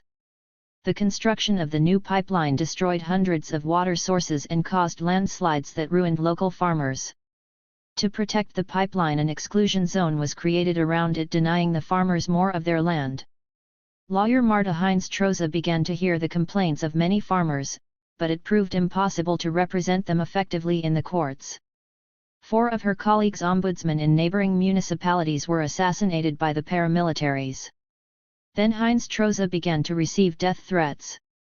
A short time later, the paramilitaries arrived at the home of her aunt, dragged her out, tied her hands behind her back, made her kneel down, and then in front of the villagers shot her in the back of the head. Heinz Troza resigned but continued to represent her clients. BP has offered £180,000 to 17 families affected by the ODC pipeline, but offers of less than £100 per person to other claimants who have been rejected. Some 1,600 people are holding out for claims worth a total of around £20 million. 35. In rural areas, the presence of armed actors representing state, guerrilla, narco, or other interests severely impacted people's daily lives. Peasants and rural inhabitants have been deliberately terrorized by these uniformed, armed groups of men, wrote Maria Victoria Uribe about the army, paramilitaries, and guerrillas. 36. Violence in Colombia, as manifested during La Violencia of the 1950s and the war between uniformed armed factions today, has taken the form of acts of terror against the population, including mass killings and the public display of mutilated and tortured bodies. In these massacres, perpetrators carry out a series of semantic operations, permeated with enormous metaphorical force, that dehumanize the victims and their bodies. These technologies of terror seek to expel rural inhabitants from their homes in order to consolidate territorial control. 37. Of all of the armed actors, it is the paramilitaries, operating with complicity and support from the army, that are the most effective at carrying out displacement, and it is they who are responsible for the lion's share of attacks. 38. By 2014, the total number of people displaced in Colombia was estimated at 5,368,138, and the total number of victims of the conflict over the past 50 years reached 6,073,437. 39. In a 2014 piece about memory, which criticizes Colombia's National Cinema Institute for not distributing the trailer of a film about the war in Colombia, Colombian-Mexican writer Camilo Olart writes, "The blood of fiction is fine. It's acceptable. What's real? No. And this isn't fiction." 220,000 assassinations, 81.5% of them civilians, almost all campesinos. 25,007 disappeared, more than double the dictatorships of the Southern Cone. 1,754 victims of sexual violence, 6,421 children recruited by armed groups, 27,023 kidnappings associated with the armed conflict between 1970 and 2010, 10,189 people mutilated by anti-personnel mines, almost the same number as Afghanistan, 8.3 million hectares dispossessed and abandoned. 40. In Colombia, in addition to fortifying the national army, paramilitarization has been beneficial to transnational corporations wishing to dissuade labor organizing. As part of the protracted US-supported counterinsurgency campaign, paramilitary state violence continues to systematically target civil groups, such as trade unions organizations, which are considered a threat to the political and economic stability conducive to the neoliberal development of Colombia. This has made Colombia very attractive to foreign investment as poor working conditions and low wages keep profit margins high. 41. According to a 2010 report by the United Nations Special Rapporteur for Human Rights, recent developments in Colombia indicate the deteriorating situation of human rights defenders in recent months, in particular the killings, harassment, and intimidation of civil society activists, trade union leaders and lawyers representing victims. 42. The well-documented cases of Chiquita Brands, mining company Drummond, and BP have shown the links between paramilitary groups and U.S. and transnational corporations. 43. Making the link directly between payments from multinationals to paramilitaries and the violence and massacres that displaced thousands is dangerous and complicated. To learn more about the relationship between displacement caused by state and paramilitary violence and the operations of transnational corporations, I met with Francisco Ramirez Cuellar, a spirited Colombian lawyer and former president of Colombia's National Mine Workers Union, Sintraminercal. Today, Ramirez is the head of the Funtra Energetica, the United Federation of Miners, Energy, Metallurgical, Chemical and Allied Industries Union, and maintains a practice in Bogotá. 10 years ago, he wrote a book about paramilitary activity and corporate gain, which was translated into English as The Profits of Extermination. After a typical meal of sancocho and fish, during which a clever thief pretending to sell football memorabilia stole his cell phone, Ramirez and I sat down in a Bogotá cafe, where his voice boomed above the busy coffee shop talk. I asked him what has changed since he wrote the book. We intuited the use of paramilitary groups by corporations, but we couldn't openly say it because we didn't have convincing evidence. Well, it turns out that it wasn't just true, but that it was a permanent practice of, according to my calculations, 96 to 98% of the companies that are operating in this country. In fact, after investigating in detail, we found that the paramilitaries created something called the North Bloc, and we calculate that 80% of the money to create the paramilitary North Bloc was provided by mining and oil companies, who produce coal and exploit gas and oil in the whole northern and Caribbean zone of Colombia. Since then, Ramirez's investigations have uncovered evidence of individual cases of collaboration between paramilitaries and energy sector corporations, including Drummond, Glencore, BHP Billiton, Strata, Anglo-American, Perenco, British Petroleum, Pacific Rubiales, as well as Chiquita, Dole, and Del Monte, which have large, land-intensive operations for the production of African palm for biofuels. In our calculations, the operations of these companies over the last 25 years has produced 2.5 million forcibly displaced people in the zones they operate in. In our initial calculations, 60,000 people have been killed, 11% or 10% of those 60,000 were workers affiliated to unions, said Ramirez, who survived 8 assassination attempts and 2 bombings between 1993 and 2007. He told me about a handful of cases in which oil companies collaborated in the formation of paramilitary groups, which he said were often financed using money obtained through drug trafficking. An illustration from the banana industry is particularly compelling. I'll give you an example from the eastern plains of the country, from the Guaviare and Guanaya departments. That area is today entirely planted with African palm, through front companies belonging mainly to Chiquita but also to Dole and Del Monte. What did Chiquita do? They moved in the paramilitaries they created and financed through narco-trafficking, which did as they pleased in the Yoruba region, and that's why there was the famous Mapiripan massacre. Though some of the facts of what took place in Mapiripan remain cloudy, much has emerged about what has become one of the country's most emblematic paramilitary massacres. Between July 15 and July 22 of 1997, over 100 members of the Autodefensas Unidas de Colombia, AUC, paramilitary group took over the small town in the department of Guaviare. The paramilitaries arrived at an airport under military control and were transported to Mapiripan in army vehicles. Beginning July 15, paramilitaries killed at least 49 people, torturing and dismembering them before throwing their bodies into the Guaviare River. According to a statement by Mapiripan's municipal judge, every day, about 7:30 p.m., these individuals, through mandatory orders, had the electric generator turned off, and every night, through cracks in the wall, I watched kidnapped people go by, with their hands tied behind their backs and gagged, to be cruelly murdered in the slaughterhouse of Mapiripan. Every night we heard screams of people who were being tortured and murdered, asking for help. 44 The army didn't respond to calls for help from villagers until July 22.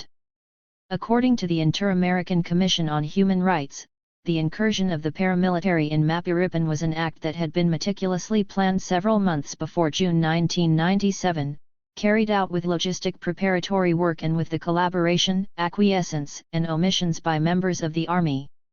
Participation of agents of the state in the massacre was not limited to facilitating entry of the AUC into the region, as the authorities knew of the attack against the civilian population in Mapiripan and they did not take the necessary steps to protect the members of the community. 45. A second massacre took place in the rural hamlet of La Cooperativa, as the paramilitaries evacuated Mapiripan. At the time, AUC leader Carlos Castano claimed that his men carried out the massacre in order to destroy a stronghold of FARC insurgency that controlled the entire cycle of drug production and trafficking. 46 But the events that followed seem to confirm Ramirez's version, whereby companies dealing in palm oil are the major beneficiaries of the slaughter. 4 to 5 years after the massacres, Ramirez told me, the companies came in to buy land and the farmers were obliged to sell those who were still alive. The rest ran away such that they were never indemnified, and through frontmen they ended up selling an entire region, and then the planting of African palm began. In Guaviare, as elsewhere in Colombia, African palm was planted on lands belonging to displaced people once their lands were abandoned. According to a report about land grabs in the Choco region, prepared by Colombia's Interecclesiastic Justice and Peace Commission, paramilitaries, with the complicity and negligence of the 17th Brigade and Yoruba police, assassinate, disappear, torture and displace local inhabitants, while claiming to fight the guerrilla. Businessmen associated with these criminal structures appropriate the territories that traditionally belong to the Afro-descendant communities. Authorities at the service of the businessmen try to legalize this fraudulent land grab, and the national government supports more than 95% of the illegal investment. This leads to oil palm agribusiness being implemented on the ruins of the community's homes, cemeteries, and communal areas. 47. It is well established that Chiquita had long been paying off illegal armed groups.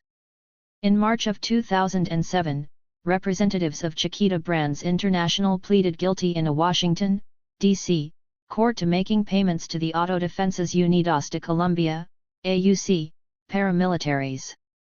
48 Chiquita found representation for the case in high places. Eric Holder, who went on to become the U.S. Attorney General, led negotiations between the company and the U.S. Department of Justice. 49 According to the Associated Press, in 2001, Chiquita was identified in invoices and other documents as the recipient of a shipment from Nicaragua of 3,000 AK-47 assault rifles and 5 million rounds of ammunition. The shipment was actually intended for the AUC. 50 According to the 2007 indictment, from in or about 1997 through on or about February 4, 2004, defendant Chiquita made over 100 payments to the AUC totaling over $1.70 million. 51 Over half of those payments were made after the AUC was designated a terrorist organization by the United States in 2001. It was poor and working-class Colombians who paid the highest price for the company's payments to paramilitary and guerrilla groups.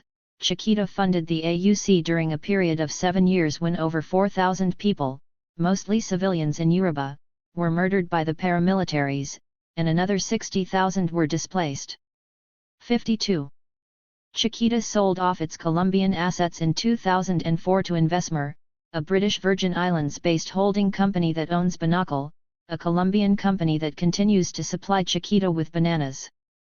53 Displaced people returning to Curvarado in Colombia's north are again being threatened, and fear being displaced again by paramilitaries at the service of Binacal. 54 In addition to payments received from Chiquita, it is documented that the AUC helped finance its operations by running cocaine out of the port of Turbo using Chiquita boats. Ever Veloza Garcia, former commander of the paramilitary Turbo Front in northern Yoruba, explained how paramilitaries evaded the control points of security agencies by tying narcotic shipments to the hulls of banana vessels at high sea. Indeed, authorities have seized over 1.5 tons of cocaine, valued at $33 million, from Chiquita ships. 55. Transnational mining companies benefit time and time again from the regime of fear imposed by the drug war and paramilitarization in Colombia. Coal was discovered in Guajira state in the early 1980s, and Carbocal, the state-owned mining company, was sold to Exxon, which later resold to some of the world's biggest mining companies, Australia's BHP Billiton, South Africa's Anglo American, and Switzerland's Glencore, today Glencore Strata. These mining corporations then accelerated their exploitation of Colombian natural resources. Settlements of the Wayuu people and Afro-Colombians were cleared to give the companies easy access to the land. On 9-10 August 2001 the village of Tabaco was destroyed, displacing 350 families from their homes. 200 police and soldiers fought the helpless villagers as Intercar bulldozers smashed down their houses, and forcible ejection was being backed up by the usual panoply of terror. The nickel mine Cerro Matiso, another Billiton operation, was in an area where the paramilitaries held the people in a grip of fear. 56 Today, the Sarajan mine, which expanded onto lands cleared by paramilitary activity, produces 32 million tons of coal per year, and is the largest open-pit coal mine in the world. 57. Social control via military and paramilitary operations in the coal region is ongoing. The climate of regional tension, especially that surrounding the mining projects in Cesar and the Guajira, is smothering, as there is a constant armed control that attempts to discipline the population, restricting, for example, the use of roads adjacent to the coal deposits, reads a 2011 report by the Social Observatory of Transnational Megaprojects and Human Rights. 58 The Guajira was historically a region with coca production, and anti-narcotics as well as counterinsurgency efforts, and Cesar more recently has also entered the list of states with coca production. 59.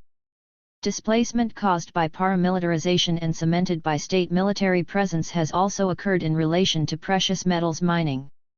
In the mid-1990s, state forces arrived in the south of Bolívar state, which has long been home to small-scale mining activities surrounding communities and preventing the free movement of residents.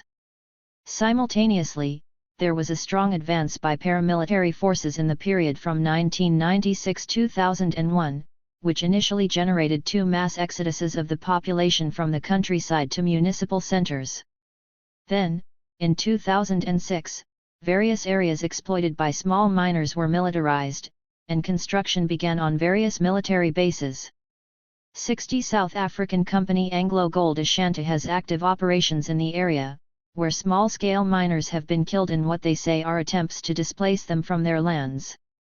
According to a 2010 press release by the Federation of Small-Scale Miners of the South of Bolívar, FEDIAGRAMISBOL, these assassinations are part of a long string of acts of aggression against the people of the South of Bolívar, such as the assassination of Alejandro Uribe Chacon on September 19, 2006, and others that we consider to be actions which are part of a strategy to force us to leave our territories, as part of a larger more macabre alliance between the national government and the gold mining multinationals, such as Anglo Gold Ashanti, and palm companies such as Grupo Dabin, who are trying to take control of the natural resources in the south of Bolívar.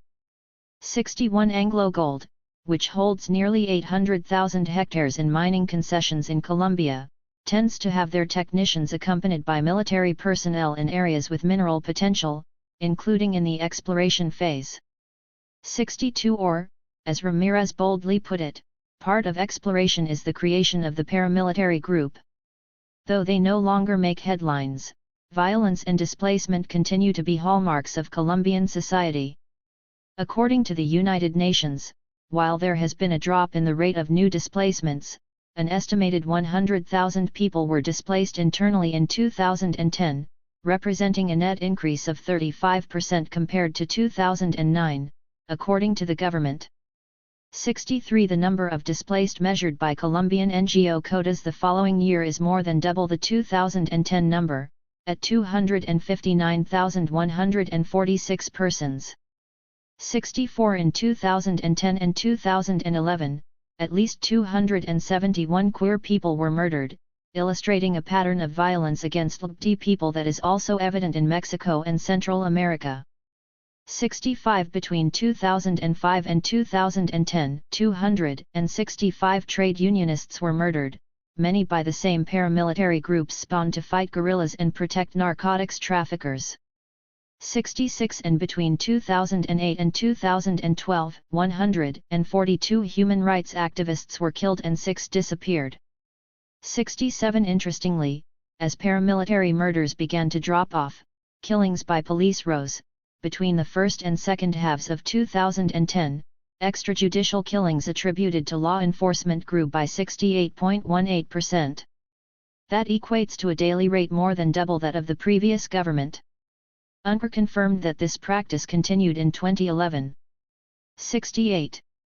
In terms of merchandise that enters and exits the country, Buenaventura is Colombia's most important port city. It is also a place where forced displacement is still the norm, and a tragic example of how the phenomenon of paramilitary-initiated displacement is not confined to rural areas. Between 1999 and 2013, more than 6,000 people were murdered in the municipality of 359,753 people. Over that period, tens of thousands of people were displaced. In a shocking example of what is happening there, over the span of just 14 days in late 2012, more than 4,000 people were forcibly uprooted. According to the 2005 census, 88.5% of people living in Buenaventura identified as Afro-Colombian or of mixed African heritage. Their ancestors were forced to leave Africa between 1536 and 1540 in order to exploit the resources of the Pacific Coast region. In addition, more than 40,000 people moved to the city after being displaced from their homes in rural Colombia. Violence in Buenaventura exploded in 1999, when 2 blocks of the AUC entered the city supposedly to rid it of guerrillas. Various massacres were carried out as the population was accused of collaborating with the guerrillas. Following the official demobilization of the AUC blocks in 2004 and 2005, the FARC re-entered the municipality, and a new wave of paramilitaries was not far behind. The violence returned with a vengeance. As government forces weakened the FARC's ranks, other paramilitary groups entered the city, and today the government claims the ongoing violence is related to struggles between criminal bands trying to maintain control over various areas in the city. The names of these groups change regularly. For example, in only 2 years, the Verdaderos Urbanos became the Campesinos del Pacifico, which became Los Gaitanistas, which became Los Chocoanos, which became La Empresa, leading to mass confusion in addition to terror. According to reports, paramilitary groups tend to be led by paisas, light-skinned Colombians from other regions, particularly from the state of Antioquia, while the foot soldiers are local Afro-Colombian youth. These groups have access to drug money, as the port facilitates an important outflow of cocaine, an estimated 250 tons per year. 69. Fumigations and other activities under Plan Colombia pushed cocaine production out of Caqueta and Putumayo beginning in 2002, transforming Buenaventura and the Pacific region into cocaine producers and increasingly important transshipment points. 70. The city is heavily militarized, though soldiers and police collaborate with criminal groups and generally aggravate the violence. It's as if we have a little Haiti within Colombia. It feels like another country, police officer Lt. Nikolai Viviescas told the New York Times. In 2007. 71. Movement between neighborhoods, controlled by different paramilitary groups, is tightly restricted, and for a civilian to step foot into enemy territory is to risk death. Reports of people being murdered in broad daylight, killed by chainsaws, picked to death by screwdrivers, cut into pieces and dumped in the sea, and other barbaric, terror-inducing techniques swirl below the surface in private conversation and unpublished reports, but in general people are afraid to speak about what is happening. A list of clandestine mass graves is in circulation, but authorities have made no effort to excavate them. Extortion is the norm, and levels of violence are so intense that some residents are unable to go to the market for food. In some parts of Buenaventura, leaving is the only chance of survival. The interests of the port, according to the Archdiocese of Cali, supersede the rights of the population. The interests of the port dynamic and of transnational capital have gobbled up the black and indigenous Buenaventura. The majority of the residents are excluded, marginalized from the social, economic, and political life of the port. 72. In June 2013, Buenaventura was declared the capital of the Pacific Alliance, a US and Canada-backed trade bloc made up of Colombia, Mexico, Peru, and Chile. The link between the terror exacted against Afro-Colombians and the rising profile of Buenaventura as an expanding neoliberal port is undeniable. Local observers note that in areas where the new container port and airport are being constructed, where highway corridors are being built, where the convention center is under construction, and where other megaprojects are planned, forced displacement, threats, expropriations, torture, and killing of residents have increased. Throughout the country, displacements have a disproportionate effect on indigenous people and Afro-Colombians. Nearly a quarter of the displaced population is Afro-Colombian, and an estimated 7% is indigenous. 73 according to the National Indigenous Organization of Colombia, ONIC, 64 of Colombia's 102 indigenous groups are at risk of extinction, and indigenous peoples have been and continue to be disproportionately impacted by the armed conflict in Colombia. 74 The situation of indigenous people has become so dire that human rights groups warn of genocide. Plan Colombia's measure of successes. For all of the damage wrought and the money spent in Colombia, Plan Colombia failed to meaningfully reduce the amount of cocaine flowing from South America to the United States, and homicide rates in the Andean nation remain among the highest in South America. 75 Colombian and U.S. authorities continue to hail Plan Colombia as a successful initiative, despite the program's goals not being met. Instead of forcing a change of strategy, Plan Colombia's failure was minimized in favor of an emerging series of metrics linked to security and an improved business environment.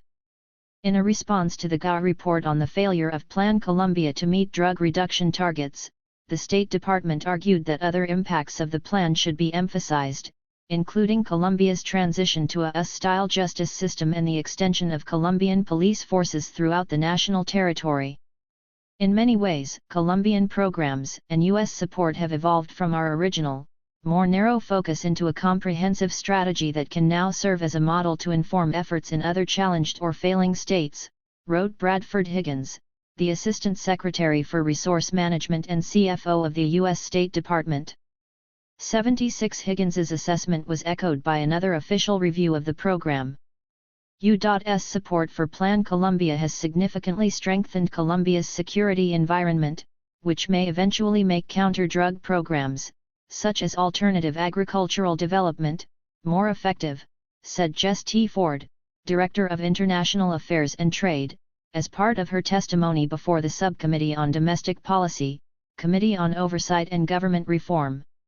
77 Support for legal institutions, such as courts, attorneys general, and law enforcement organizations, in drug source and transit countries is not only an important part of the U.S. counter-narcotic strategy but also advance states' strategic objectives relating to democracy and governance, she said. 78. Changes to the legal system implemented between 2005 and 2007 took away defense attorneys' right to access state assistance for investigations and to access the information garnered by prosecutors in advance of their appearance before the courts. The accusatory criminal system was a cheap copy of the gringo system, said Gloria Silva, a lawyer with the Committee in Solidarity with Political Prisoners, an NGO founded in 1973. While her bodyguard looked on, Silva told me the reforms resulted in a regression in terms of access to justice, amounting to a privatization. The defense is now required to pay for its own investigations and legal assistance, where it wasn't previously. Like the reforms introduced in Mexico, there are no juries in Colombia's new legal system, meaning power is concentrated with judges. The victims of state crimes in this country are poor people who don't have the chance to access independent experts who can represent them, and who could permit them to demonstrate a situation different from that presented by state prosecutors, she said. Alongside US-sponsored legal reforms, prison sentences have become increasingly harsh in Colombia. In addition to the reforms of the justice system, the 2005 passage of two laws, 962 and 963, was crucial to ensuring investor security in Colombia. Law 962 simplified the investment process in Colombia, and Law 963 allows investors to sign legal stability contracts with the Colombian government, which ensure that the laws applicable to the investment at the time the investment is entered into will remain in effect for a period between 3 and 20 years, depending on the type and amount of the investment. 79. Foreign direct investment, FDI, the measure by which spending by transnational corporations in host countries is measured, has increased steadily since the early years of Plan Colombia. Colombia's economic takeoff after 2003 did not happen by chance, boasted USAID in 2008. During Plan Colombia, 52 areas of Colombia's economic system were targeted for reform, and USAID provided technical assistance to the government of Colombia to help it design and implement policies ranging from fiscal reform to financial sector strengthening to improving the environment for small businesses, and many others. 80 At the outset of Plan Colombia, total FDI was calculated at $2.4 billion. 81 By 2011, Colombia's FDI stood at $14.4 billion, the fastest growth in FDI in Latin America. 82 This has not only been a boom for US and transnational companies, but there is also a growing Colombian elite whose fortunes are pegged to the new legal and financial regime there. The total number of Colombian millionaires is forecast to grow by 36%, to reach over 48,600 in 2017. Wealth Insight expects there will be strong growth in wealth held by Colombian multimillionaires. Their wealth is projected to increase 28% to reach $89 billion by 2017. The number of multimillionaires, however, will grow faster. 83. In 2002, over 40% of Colombia's budget was going to paying foreign debt, and a third was being spent on state security forces like the police and army. Even then, the IMF and the World Bank were pressing for further reductions in state spending on health and education.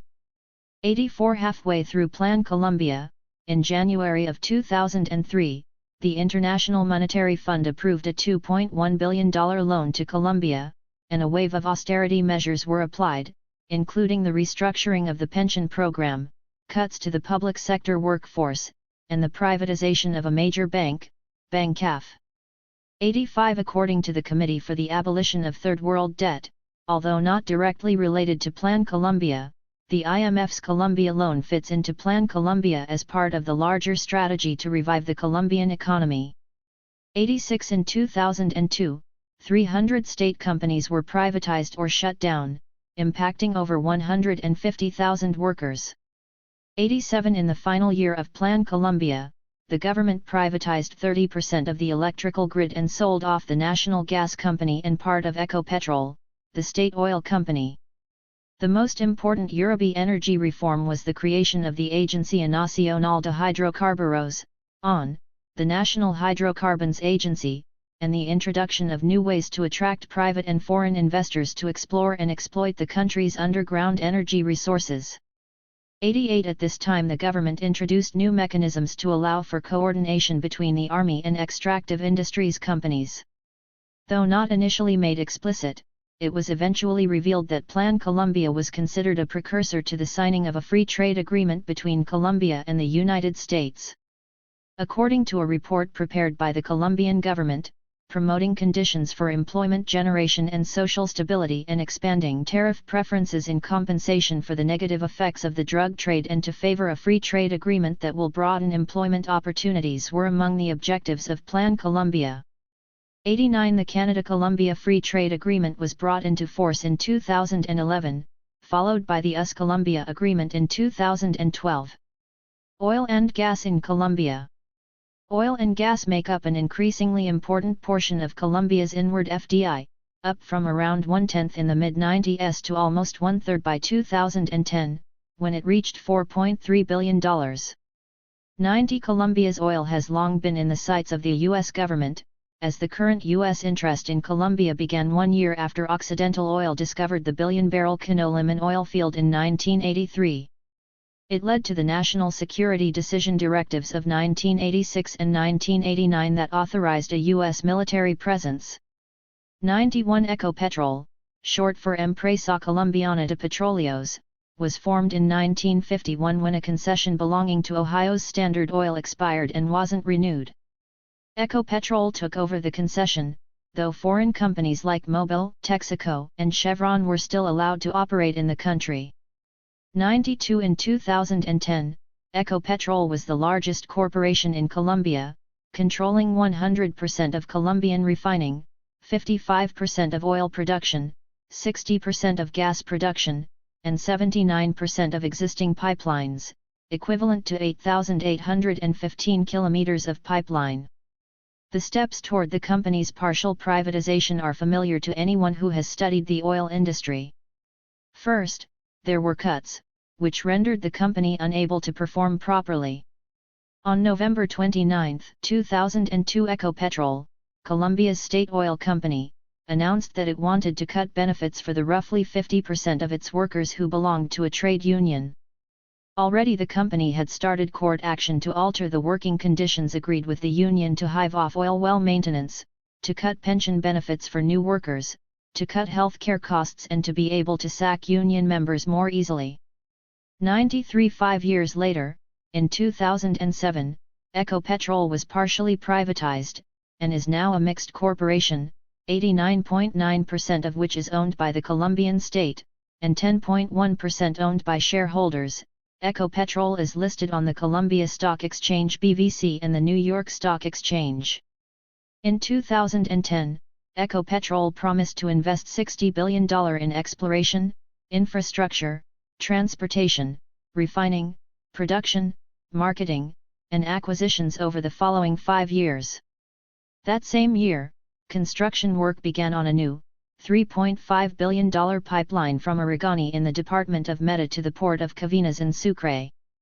94 These developments transformed Colombia into one of the world's fastest growing and most important energy development stories, according to Luke Burgess, an energy sector commentator, who in 2010 dubbed Colombia the world's hottest oil frontier. He went on to note that the billions of dollars that Ecopetrol and the state plan to invest in oil and gas infrastructure and exploration means investors have huge opportunities for easy profits. 95. Not only did oil companies in Colombia get a boost from paramilitary groups and the opening up of Colombia's oil sector, the U.S. government also threw down to ensure their assets were protected.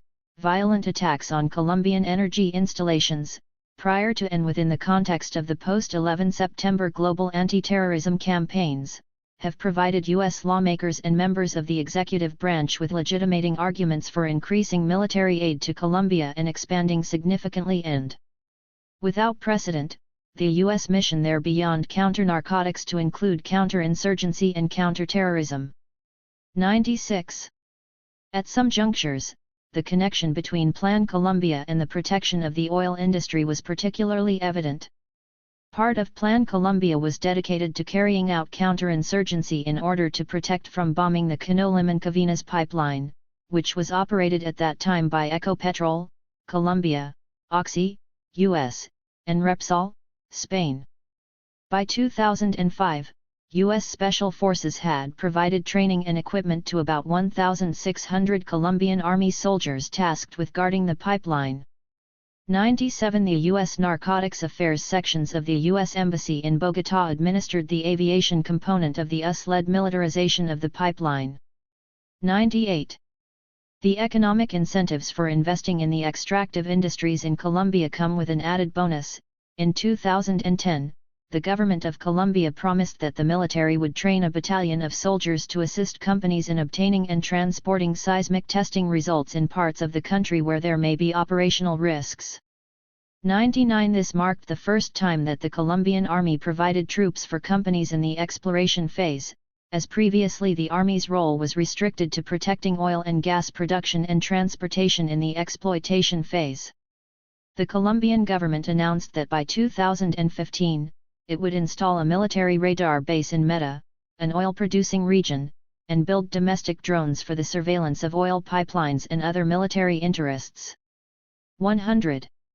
The unfolding of Plan Colombia in Putumayo, a vast region encompassing Colombia's southern jungles, which shares a border with Ecuador, shows concretely how anti-drugs initiatives have impacted the economic and social landscape since the plan launched in 2000. In December 2000, U.S. trained counter-narcotics battalions, U.S. supplied Black Hawk helicopters and U.S. piloted spray planes descended on Putumayo Department to conduct Plan Colombia's initial aerial fumigation campaign, wrote journalist Gary Leach in 2004. 101 But while Plan Colombia has failed to affect the price, purity, and availability of cocaine in U.S. cities, its militarization of Putumayo has contributed significantly to increased oil exploration by multinational companies in this resource-rich region. In 2006, there were 4,500 soldiers guarding oil facilities in Putumayo, as well as 2 extra brigades and 1 special brigade, trained by the U.S. Army. One of the key points about the conflict in Colombia is that civilians are not murdered and displaced as a consequence of the war, nor are they collateral damage. Instead, the displacement of civilians, the threats to activists and community organizers, the forced disappearances, and the terror are integral to the conflict. 102 Forced displacement in Colombia is not a casual byproduct of the internal conflict. Armed groups attack the civil population to strengthen territorial strongholds, expand territorial control, weaken the support of the opponent, and accumulate valuable assets, e.g., land or extraction of natural resources. Forcing out population as a war strategy aims at impeding collective action, damaging social networks, and intimidating and controlling the civilian population. 103 By moving people off the lands, new territories are opened up for these so-called frontier investments. When people are forced off their land and are living in camps and slums, it becomes much more difficult for them to effectively organize to control their territories. Part of the oil drilling in Putumayo is taking place on the land of the Kofan people, some of whom have been displaced as part of a concerted strategy to make their lands available for mega-projects. According to the Colombian government's Sistema de Información Indígena de Colombia, Indigenous Information System of Colombia, SIIC, the fumigation of their territory as part of a military plan to weaken the stability of the guerrillas and battles between the FARC and paramilitaries caused a migration of the Kofan to Ecuador. 104 However, there have been challenges to the government's assertion that the displacement of the Kofan from their oil-rich lands was a result of military battles. This displacement is not only the result of armed actions by the various factions fighting in the area, it must also be seen as the outcome of a strategy for expropriating lands that are part of the Kofan's ancestral territory. 105. Among the prime beneficiaries of the conflict in Putumayo are Canadian oil companies. Gran Tierra Energy Incorporated, a Calgary-based firm, produces approximately 14,000 net barrels per day in Putumayo, and controls over 750,000 net acres of territory there. Calgary's Petrobank has 14 exploration blocks, covering a total of 1.6 million acres. Calgary's Parex Resources Incorporated, formerly Petro Andina, is also active in Putumayo and in the Plains region. But the most important oil company in Colombia today is Toronto-based Pacific Rubiales. 106. In December of 2009, Pacific Rubiales became the first foreign company listed on the Colombian Stock Exchange. Today, Pacific Rubiales is the second most important oil company in Colombia, after Ecopetrol. It is an early mover in the latest phase of oil and gas exploration and production in the country. In a newspaper interview, CEO Ronald Panton explained why his company was in Colombia. The stars aligned. It was a combination of Uribes politics, the new hydrocarbon laws, the national security policies and very promising geology. 107 But it wasn't stars aligning. Colombia's oil boom is the result of a deliberate set of policies and practices applied over the previous years, some of which, like the training of Colombian military brigades by U.S. troops specifically to guard pipelines, were part of Plan Colombia. The 600 Colombian troops that were stationed at a military base inside the Rubiales oil fields illustrate a national security policy that Panton probably appreciates. When Panton mentioned the new hydrocarbon laws in Colombia, he was referring to laws rewritten with Canadian assistance. In a project funded by the Canadian International Development Agency, the Calgary-based Canadian Energy Research Institute worked with Colombia in 2001 and 2002 to streamline the country's mining and petroleum regulations. 108 This initiative can be understood as part of a multinational effort to improve investment conditions in Colombia. As mentioned, the passage of legislation to encourage investment was part of Plan Colombia. This legislation increased legal security for corporations seeking long-term guarantees from the Colombian state. 109 At the end of Plan Colombia, corporations enjoyed a new legal regime as well as increased security provided by the Colombian state. From drug war to open occupation. The drug war policies backed by the United States in Colombia did little more, in terms of the flow of narcotics, than create the perception that the drug trade was suffering as a result of a military strategy against trafficking. The same policies failed to create a safer environment for rural populations, who continue to be displaced from their lands and to be targets of state and non-state violence. In 2008, Uribe signaled to the United States that Colombia would be interested in hosting what is euphemistically called a cooperative security location, which the United States said it would be interested in pursuing if Ecuador didn't renew their agreement to use the Manta base. It didn't. 110 In 2009, the United States and Colombia signed an agreement to allow U.S. troops to access 7 military bases in the South American country for 10 years, with the possibility of renewal. 111 The agreement, which Colombian officials tacked on to Plan Colombia so that it did not go before Congress, was declared unconstitutional and struck down months after it was signed. That didn't stop U.S. troops from moving in or the Pentagon from beginning construction on the new bases. 112 people I interviewed in Arauca and Meta attested to the fact that U.S. military personnel are present in bases in their regions, though there is no official confirmation of how many U.S. soldiers are present in Colombia. What has changed is official and media discourse regarding the war in Colombia. Today, the general message is that paramilitary groups and drug cartels have demobilized and been disbanded. These irregular forces have today been rebranded as criminal bands, the BACRIM, which are presented as apolitical criminal groups without links to the state apparatus, and as such can be persecuted by police under the rule of law. According to international organizations active in Colombia, since the end of negotiations with the AUC in 2005, much of the Colombian government has acted as though paramilitaries no longer exist. They quote the Attorney General's office as stating that criminal organizations that emerged after the demobilization of the AUC, developed as a new form of paramilitarism, considered to be the third generation of paramilitary groups in Colombia and whose initial purpose was maintaining control of the lands that had been abandoned by the AUC.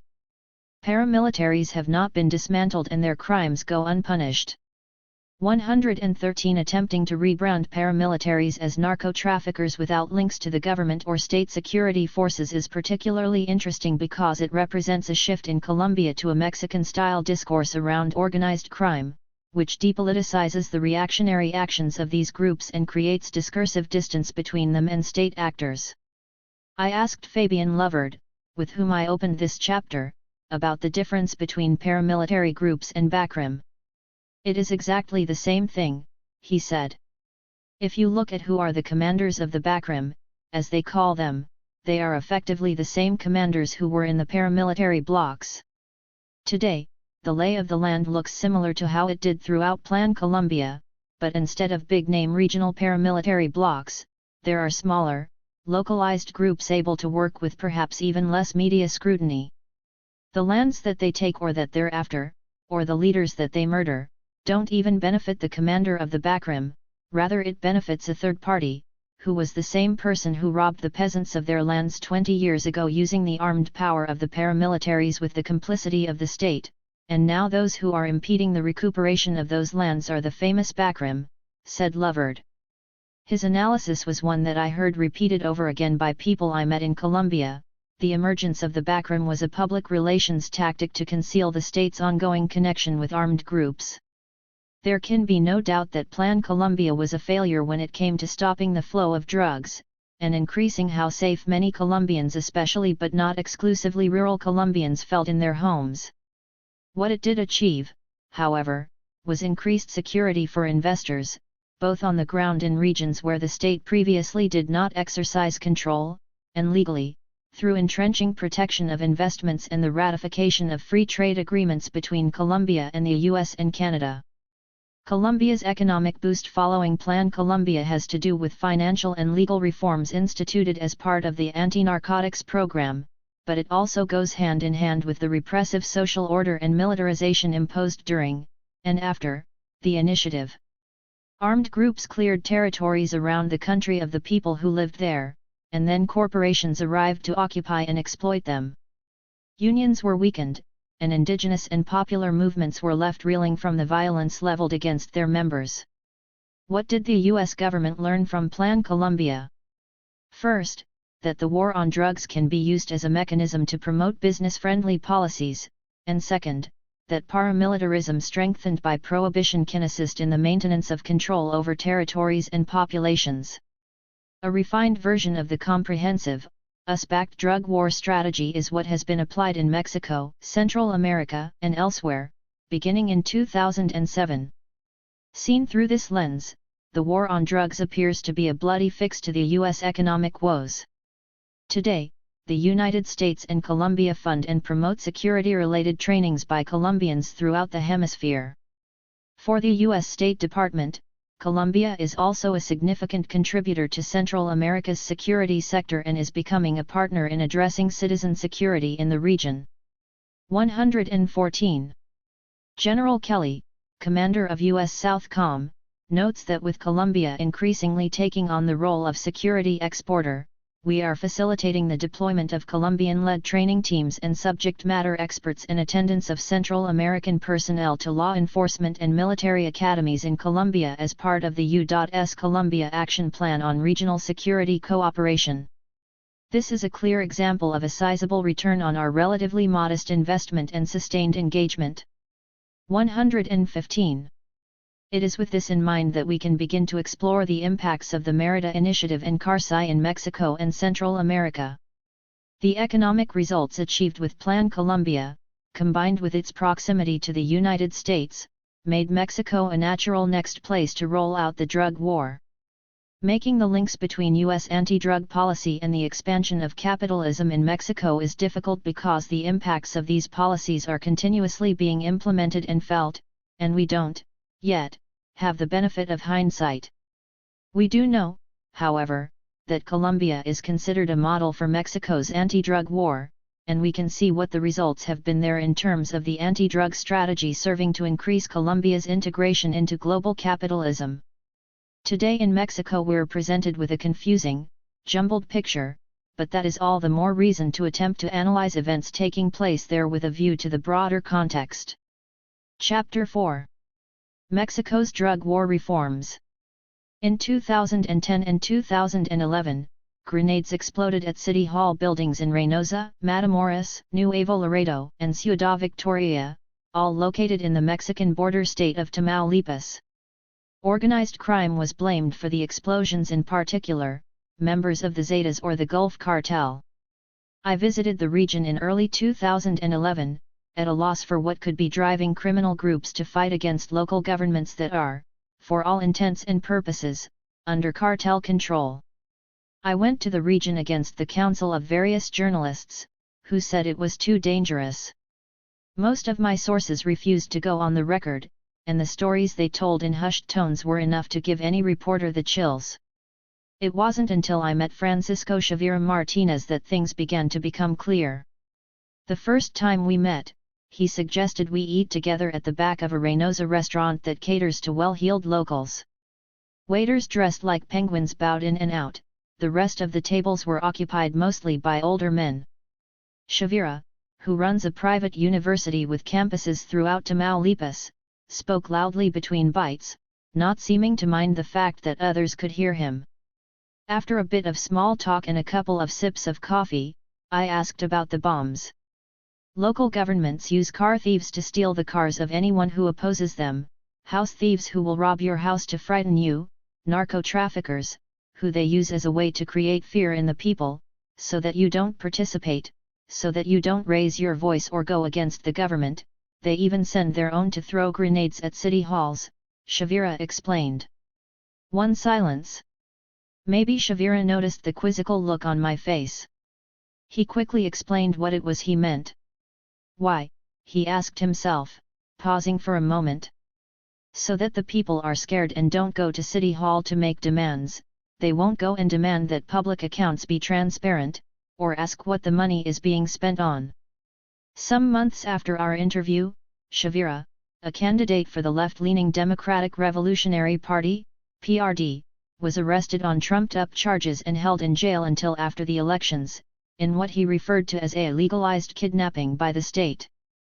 Members of the Mexican government have used many means to defend their position in society, from explosions to extortion and threats. The methods Shavira describes above can help us understand the extent of this, and go a little ways toward illustrating the complicity between state actors and criminal groups. But the politics of the drug war isn't just about bombs and bad guys. Alongside the violence, there are legal and policy reforms embedded in Plan Mexico that have everything to do with creating a more hospitable business environment as well as entrenching the US-backed rule of law framework. The stated focus of the Merida Initiative is fourfold: dismantle criminal organizations, strengthen air, maritime, and border controls, reform the justice system, and diminish gang activity while decreasing demand for drugs. 2. The Merida Initiative, or Plan Mexico, is the overarching policy and legislative framework that establishes drug war capitalism in Mexico. It takes a page directly from Plan Colombia in terms of enshrining support for disrupting narcotics trafficking while transforming Mexico in 3 key ways: introducing a new legal system and promoting structural reforms, increasing levels of militarization, and, as a byproduct of the latter, encouraging the formation and multiplication of paramilitary groups. As with Plan Colombia, the Merida Initiative is not strictly a military agreement. It has 4 pillars: disrupt organized criminal groups, institutionalize reforms to sustain rule of law and respect for human rights, create a 21st-century border, and build strong and resilient communities. According to the U.S. Government Accountability Office, the Merida Initiative is an assistance package with diverse program components that is being implemented by a wide range of U.S. agencies under the leadership and management of the State Department. 3. The first component of the Merida Initiative is officially known as Assistance to Enhance the Rule of Law and Strengthen Civilian Institutions. 4. Tied to or simultaneous with anti-drug funding, laws are adjusted, and reforms are brought in that encourage privatization and increased foreign direct investment. According to the U.S. government, this will build strong and resilient communities, and strengthen institutions. 5. An alternative analysis of this component of drug war funding could instead carry a title that represents the spirit of these adjustments.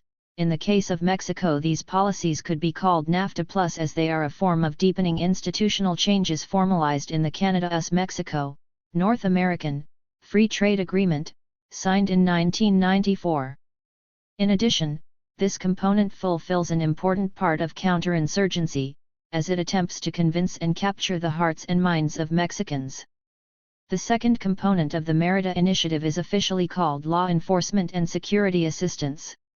6. This consists of state-funded militarization of police and of borders, as well as increased police and military powers, training, and weaponry. This represents agreements made in a legal manner between cooperating governments, though implementation can be on the margin of legality in host states. 7. The U.S. government tells us that this is designed to disrupt organized criminal groups and build a 21st-century border. 8. But in actual fact it looks a lot like counterinsurgency. Back in 2010, Hillary Clinton, then U.S. Secretary of State, compared the situation in Mexico to an insurgency. "It's looking more and more like Colombia looked 20 years ago," she told delegates at a Council on Foreign Relations event. "Drug cartels are showing more and more indices of insurgencies," she went on. 9. In 2009, the head of the U.S. Joint Chiefs of Staff stated that he backed the use of counterinsurgency in Mexico. 10. Counterinsurgency can be understood not only as a form of warfare but also as a kind of war with outcomes that may differ from those of traditional combat. Victory in the context of counterinsurgent warfare is measured not by the number of enemies vanquished but by the increase in trust and sympathy among native peoples that would wean them away from the insurgents' influence, writes Vicente L. Rafael, a professor of history at the University of Washington. 11. Keep Rafael's description of victory in mind, and then take a look at how John D. Feely, Principal Deputy Assistant Secretary of the Bureau of Western Hemisphere Affairs at the U.S. State Department, describes the U.S. National Drug Control Strategy as it is applied in Mexico. He describes the core of the strategy as enhancing citizen security and strengthening the rule of law, while empowering average citizens to collaborate with police, prosecutors, and judges, as well as teachers, community activists, non-governmental organizations, NGOs, and human rights advocates. 12. Seen from an alternative perspective, the law enforcement segment of the Merida Initiative can be understood as the application of counterinsurgency war within a formally democratic framework. It also serves as a program to limit human mobility while encouraging the flow of goods and services. The two components described above are both formally acknowledged by proponents of anti-drug policy. The policy component and the policing component reinforce one another. As public companies are privatized and state revenues fall, more force will be required on the part of the state in order to maintain social order. Take Pemex, the state oil company, for example. Before reforms in December 2013, 99% of the state-owned oil company's profits went to paying taxes, representing the largest revenue source in Mexico's national budget. 13. It remains to be seen how the reforms to Pemex will affect the country's revenue stream and budget. If the taxation of private oil companies fails to fill state coffers in the future, it could result in the application of the harshest austerity measures yet in Mexico, which may in turn trigger mass social protest. To this end, the capacity of security forces to make massive arrests and jail dissidents is being increased through Merida Initiative programs. As more people are arrested by larger and more aggressive police forces, the expedited justice system offered by the United States model could prove useful in processing them. The increased prison capacity, also funded by the U.S. through the Merida Initiative, will doubtless be useful in detaining them.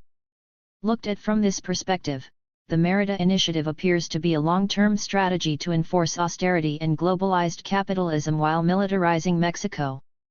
The third and final component of the Merida Initiative is a generally unacknowledged yet known effect of the application of the drug war, the emergence of new forms of social control that stem from the reorganization of narcotics flows and crime groups provoked by the militarized disruption of existing trafficking networks. In the dominant discourse of the drug war, this phenomenon is described using cartel war discourse. However, from a critical perspective it can be understood as something closer to a form of paramilitarization. This part of the drug war is the most nebulous and difficult to describe.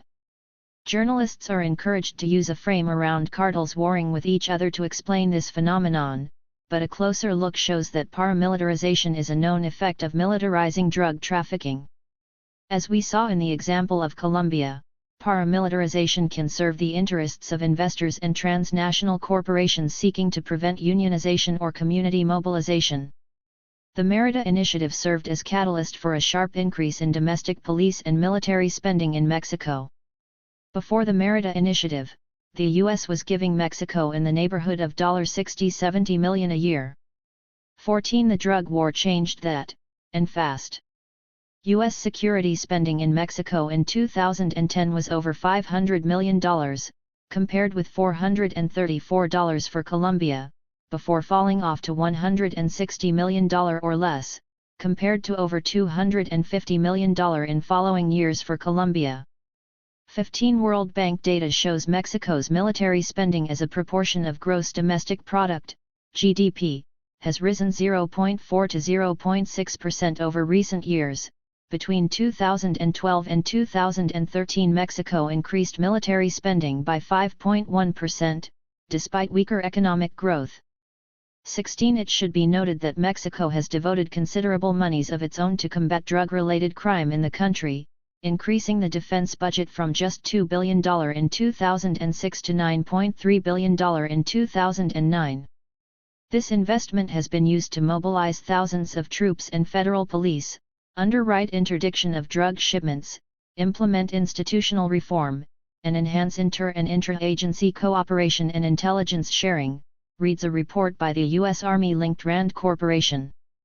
17. It is worth pointing out that military spending does not include the full spending on policing. Calderon's offensive was backed by the U.S. under the Merida Initiative and included deployment of 96,000 Army troops, together with thousands of Marines and the appointment of dozens of military officers as police chiefs in towns and cities. 18. Total U.S. funding appropriations for the Merida Initiative in Mexico between 2008 and the end of 2014 totaled $2.35 billion. Congress requested $115 million for the Merida Initiative in 2015. 19. It was estimated in 2012 that for every dollar that the United States spent on the Merida Initiative, Mexico spent 13. 20. Central America Regional Security Initiative funds began flowing to Central America in 2008, by the end of 2014 totaled approximately $806.3 million, with an additional $130 million requested by Congress for 2015. 21. By mid-2013, the U.S. had disbursed $27,151,000 for the Caribbean Basin Security Initiative, a fraction of the over $157 million allocated. 22. The U.S. government did not provide any cash to the Mexican government as part of the Merida Initiative, instead spending the earmarked dollars on US-made equipment and various private contracting firms. Additionally, non-Merida counter-drug assistance was provided by the U.S. Department of Defense, totaling $208.6 million between 2009-2012. 23. Through newspaper reports generally focus on the police and military aspects of the drug war, the violence. Recent testimony by the U.S. Point Man for Anti-Drugs Policy in the Americas, William Brownfield, highlights how the U.S. government's motives in funding the Merida Initiative go beyond security. In every society, citizen security underpins economic stability and allows trade, investment, energy development, and education exchanges to flourish.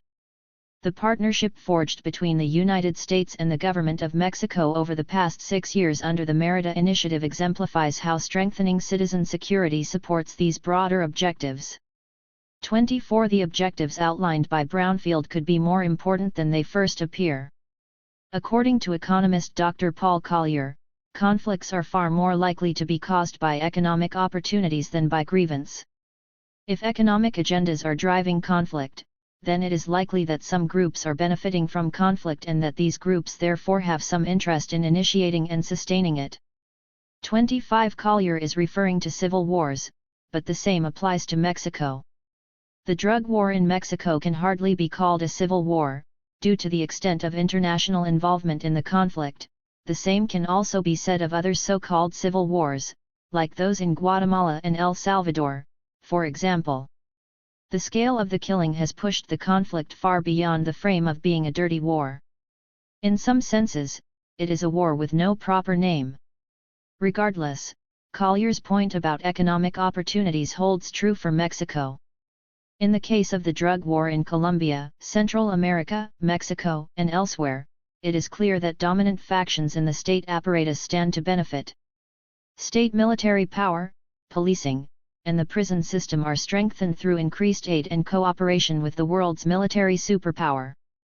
Another beneficiary of drug war policies generally is the transnational corporate sector. It experiences improved conditions for investment thanks to reforms as well as an increasingly militarized and repressive social context that allows a freer hand to pursue destructive and/or controversial megaprojects.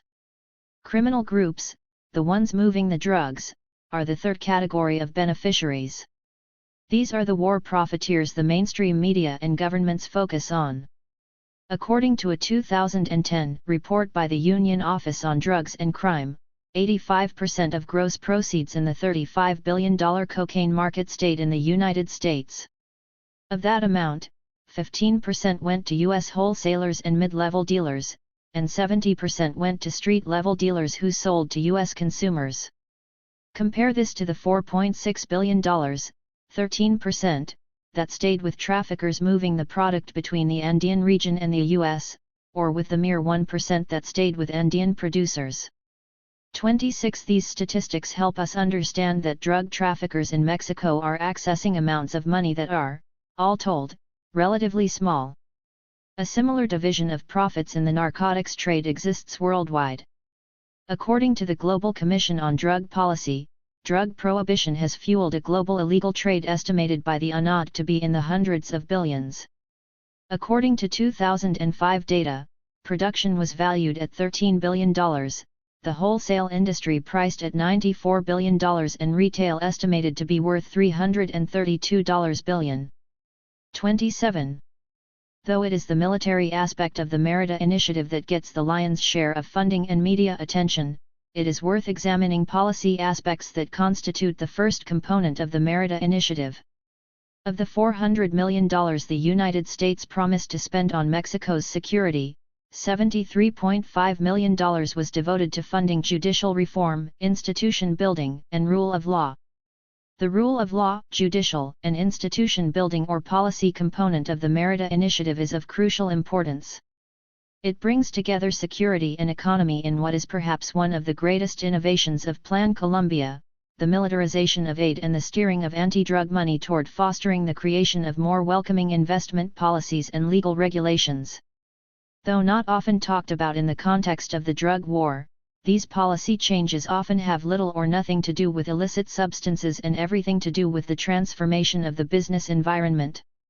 The policy part of the Merida Initiative is carried out and coordinated by USAID, with participation by the Department of Justice, the Department of Homeland Security, the Department of Defense, the State Department, and the Office of National Drug Control Policy.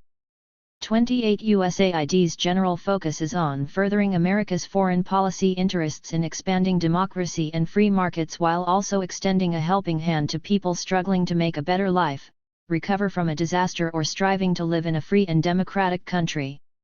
29. The agency, together with the U.S. State Department, requested nearly $50 billion from the federal government in 2014. 30. U.S. policy toward the Western Hemisphere seeks to seize and expand opportunities for inclusive economic growth, transforming the region's emerging middle class into dynamic new markets for U.S. exports and creating jobs at home, according to the U.S. State Department. 31. The U.S. government plans to spend about $205.5 million in Mexico in 2014, a significant reduction from the previous year, but still the third highest amount in the hemisphere, after Colombia at $323 million and Haiti at $300 million. Together these three countries make up over half of total U.S. government spending in the Western Hemisphere. 32. After 7 years of destabilization and terror linked to the drug war, Mexico is undergoing a series of reforms and signing on to new agreements that deepen the North American Free Trade Agreement, which took effect in 1994. As the Merida Initiative continued into 2014, the U.S. government proposed to use it increasingly to focus on political and legislative reforms that are underway.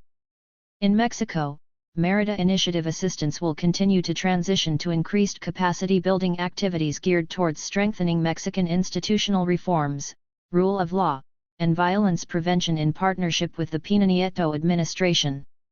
33. There's no shortage of ways for the U.S. to get involved in policy changes in Mexico, as there has been a slate of reforms since Peña Nieto was elected in July of 2012, including energy reform, financial reform, tax reform, labor reform, political reform, education reform, and telecommunications reform. If all of this unfolds successfully, Peña Nieto will have moved Mexico forward more than anyone since NAFTA was passed, putting Mexico on the path to economic and democratic modernity. James R. Jones, CO Chair of Manette Jones Global Strategies, told journalist Eva Hershaw in late 2013. 34. In addition to the reforms, Mexico is party to the Trans-Pacific Partnership, a secretive trade agreement between 12 nations, Australia, Brunei, Canada, Chile, Japan, Malaysia, Mexico, New Zealand, Peru, Singapore, the United States, and Vietnam.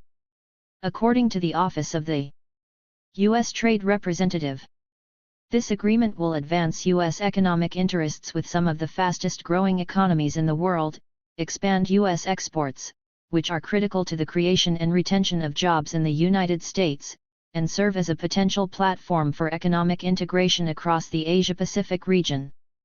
The U.S. and Mexican economies are deeply linked, and the robustness and protection of both countries' economies is an oft-cited justification for the drug war.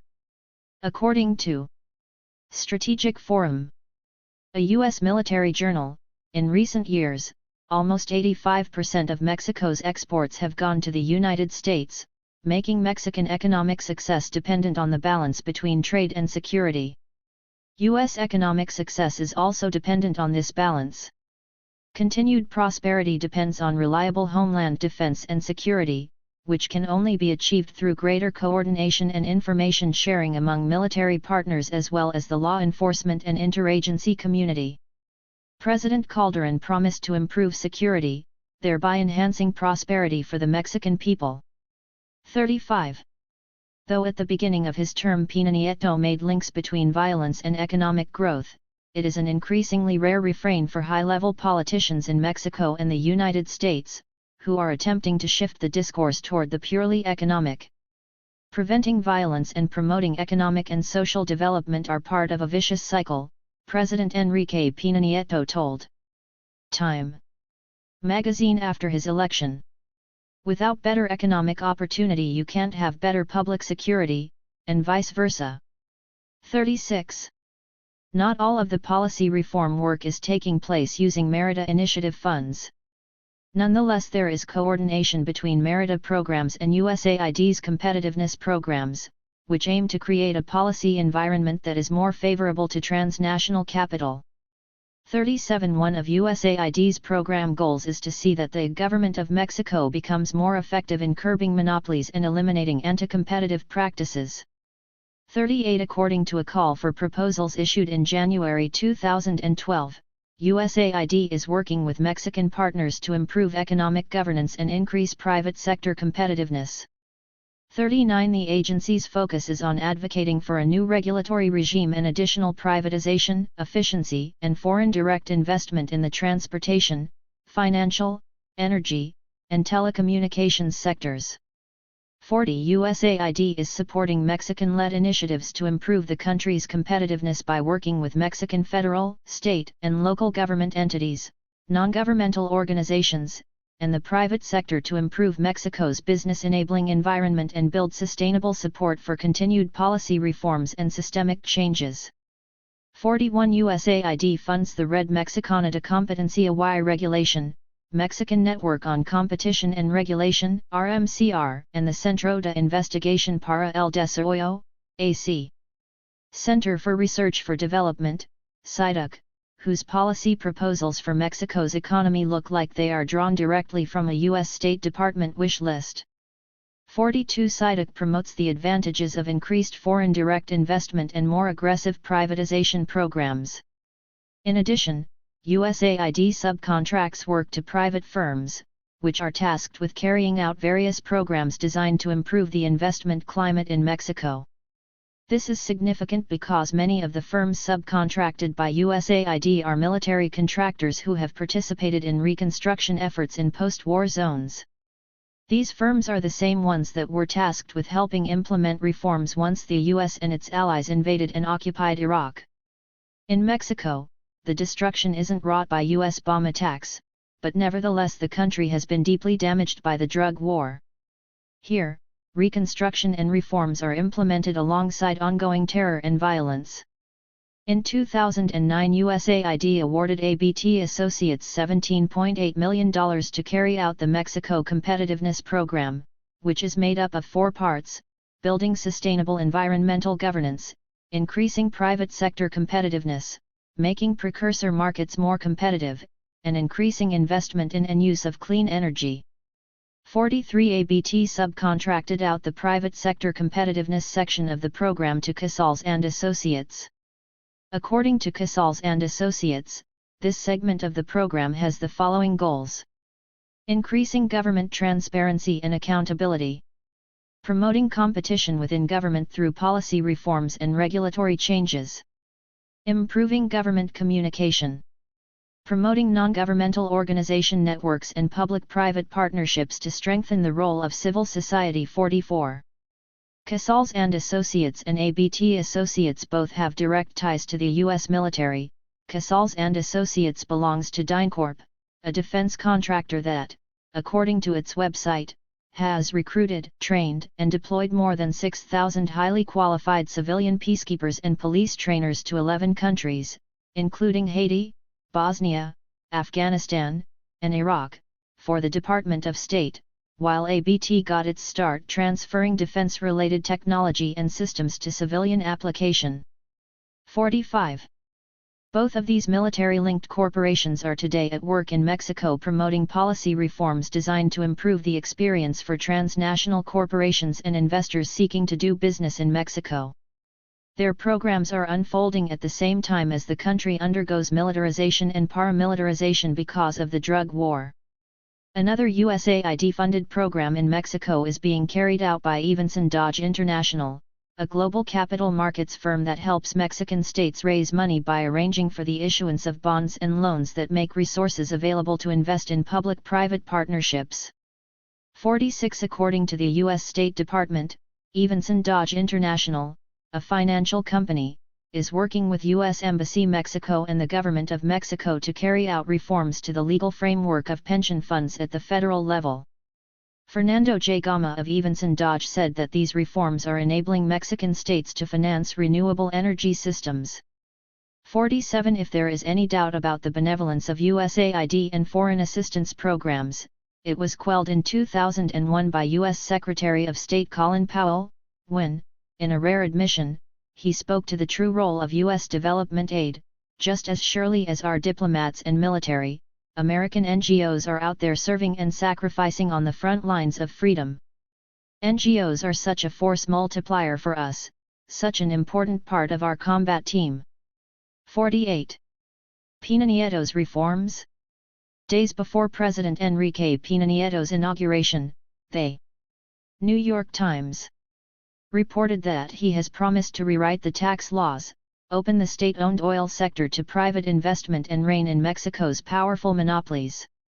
49. Peña Nieto's promises align almost perfectly with USAID coordinated economic and financial proposals for Mexico. Before assuming office, Peña Nieto's PRI party joined with Calderon's PAN to pass a labor reform law that introduced hourly wages, about 70 cents per hour, instead of daily minimums, and lessened the legal requirements on corporate contributions to the Social Security program. This strike against the already precarious Mexican working class was Calderon's parting shot and helped usher in a new era of reforms under the PRI. When he took office on December 1, 2012, Peña Nieto launched the Pact for Mexico, a coalition of the country's three largest political parties that has introduced education, financial, tax, political, and energy reforms.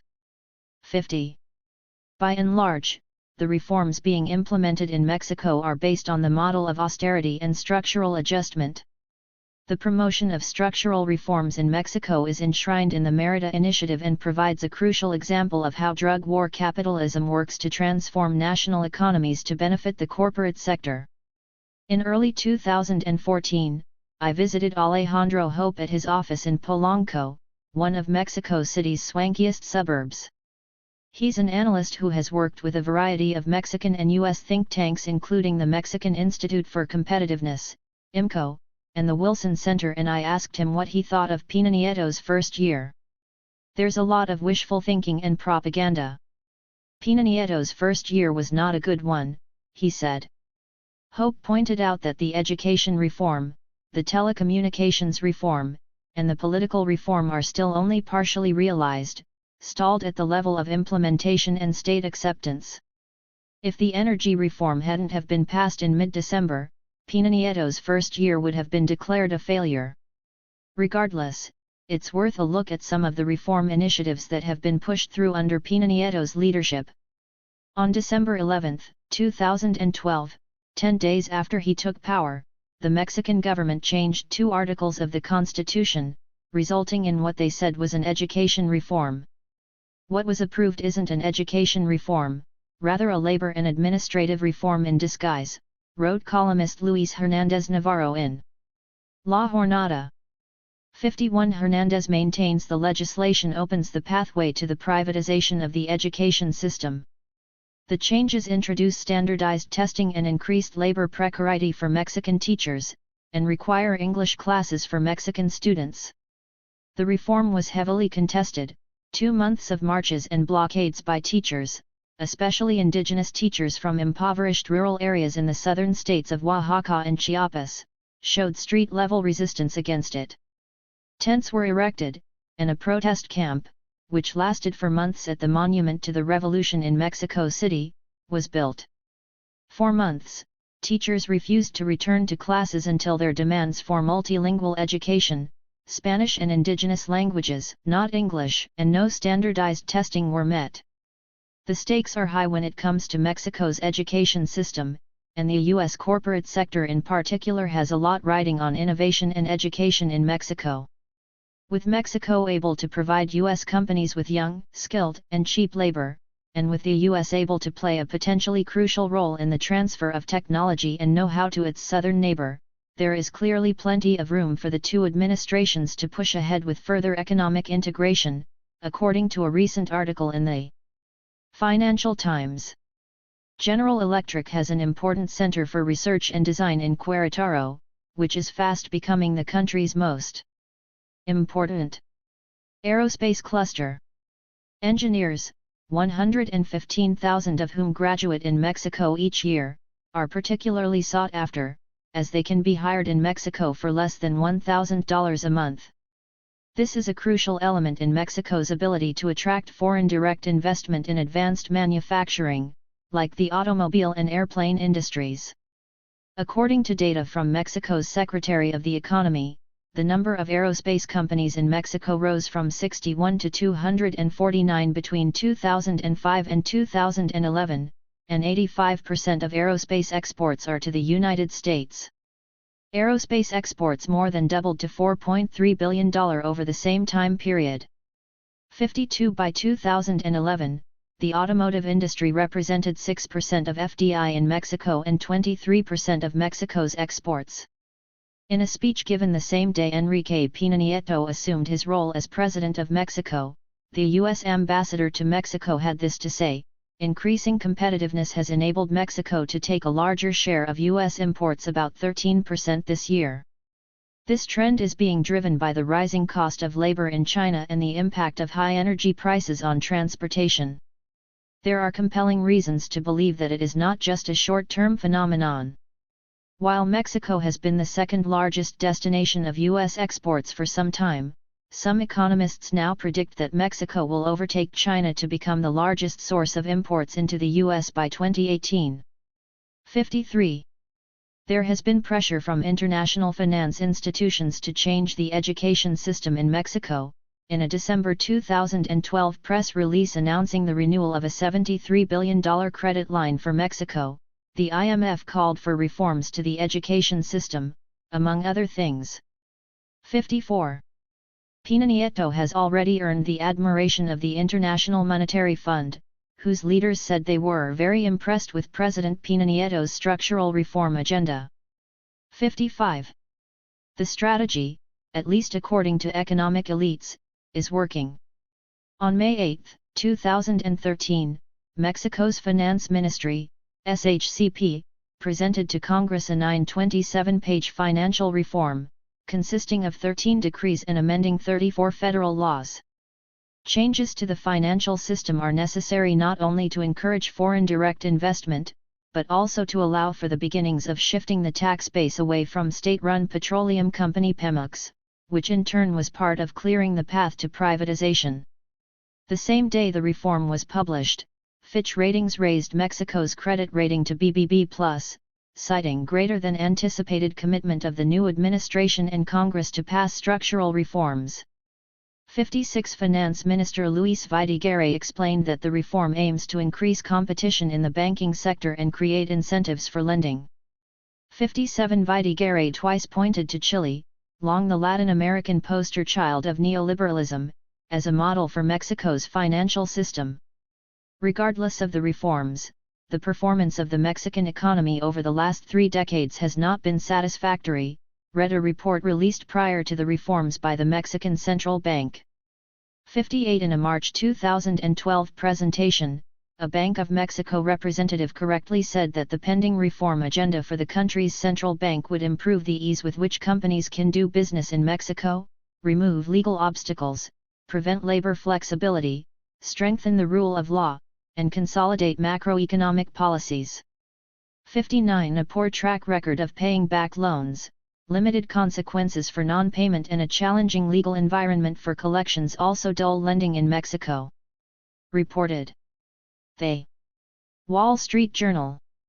60 So among the key objectives of the reform bill is improving trial procedures, seeking faster resolution of controversies and granting enhanced rights to lenders through the courts, which are likely to expedite collections. 61. The financial reform, far from extending credit to poor and rural Mexicans and farmers who own land collectively, who do not have fee simple title, encourages the extension of credit in the form of credit cards. It creates the legal framework for the government to facilitate repossession of property belonging to debtors, something not previously contemplated in Mexico. Citibank and Banco Bilbao Vizcaya Argentaria are the biggest players, and HSBC, Santander, and Banorte round off the banks that essentially control the sector in Mexico. Experts say the financial reforms introduced on May 8, 2013, as part of the Pact for Mexico will primarily benefit these big banks. The financialization will take place through an increased penetration in small and medium-sized communities, including poor and rural areas, that could finally mean an even deeper process of indebtedness of a good part of the population of Mexico, said Dr. Luis Ignacio Roman Morales, a professor and researcher in the Department of Economics, Administration, and Finances at the Western Institute of Technology and Higher Education, ITSO, in Guadalajara, Mexico. For the banks and financial institutions in general, it will become much easier to collect from the debtor. That's very serious on a number of levels. 62. Ejidos are also under threat from the financial reform. 63. The system of ejidos is similar to the Calpulli system of the Aztecs' rule of Mexico, in which part of the lands was farmed by single families and other parts were used collectively. Ejido land was formerly only collectively owned by groups of farmers and passed on through the generations. Since pre-NAFTA reforms in 1992, parceled lots of ejido land can be converted to fee simple land. Under the 2013 financial reform, these lands could be collected for debts in the countryside, further devastating the rural land base. In other words, we could go back to having banks as major landowners, said Roman Morales. For the first time, banks could also seize goods and real estate for non-payment, as well as take over small businesses. Isabel Cruz Hernandez, Director of Mexican Association of Credit Unions in the Social Sector, AMUX, and President of the Latin American and Caribbean Forum on Rural Finances, points out the financial reform will not assist the millions of Mexican farmers who have resisted converting their lands to fee simple title. Those who receive credit are those who have material guarantees, but 80% of our farmers have social property, which is to say, they're part of ejidos and they can't use their land as collateral for a loan that is forbidden by the Constitution, she told me. This reform will never benefit farmers with less than 5 hectares or using ejido land, never ever, and there is no movement within the financial reform to ensure that rural and agricultural credit can be activated for food production. The IMF loan renewal granted for Mexico in late 2012 noted a broad structural reform agenda would be needed to unleash Mexico's growth potential. Mexico's finance minister has admitted that the financial reform is necessary to other reforms pushed ahead in Mexico by the Pact for Mexico, which was supported by all of the major political parties. 64. What some countries are doing, and this is the case of Mexico, we are trying to push a structural reform agenda that differentiates our economy from other economies in the world, said Mexico's Vice Finance Minister, Fernando A. Portilla Rodriguez. 65. As if to confirm Washington's glee at Peña Nieto's reforms, in February 2014. Time magazine featured him on the cover. In the photo, Peña Nieto's head is slanted slightly upwards, he looks smug, confident, and handsome. Across his chest, bold white letters scream "Saving Mexico." Below them, how Enrique Peña Nieto's sweeping reforms have changed the narrative in his narco-stained nation. Critics pointed out that the Time piece read like a paid advertisement. Journalist Daniel Hernandez wrote, "Weirdly, though, I don't know of anyone who is calling this Mexico's moment, other than people who stand to directly benefit from the construction of an impression of an economic boom in Mexico, a boom which actually has not manifested, and has certainly not trickled down to the average Mexican. 66. The Time cover showed the new heights the U.S. media would go to put a positive spin on Mexico. Beginning in 2012 and accelerating with the return of the PRI, there was a public relations push to rebrand the country as an economic Aztec tiger undergoing a new Mexican miracle. This kind of reporting focuses on dubious assertions that Mexico has an expanding middle class, and ignores ongoing state and paramilitary violence. According to a 2012 position piece by Villanovo, a branding and PR company, to change Mexico's brand, a good story should highlight that Mexico's stable GDP growth and burgeoning middle class represent a true economic miracle in spite of these challenges. It should emphasize that the violence is contained within certain geographies, and that most of the country isn't affected. You wouldn't postpone a trip to New York City because of violence in St. Louis, right? 67. In India, people ask you about China, and, in China, people ask you about India, which country will become the more dominant economic power in the 21st century?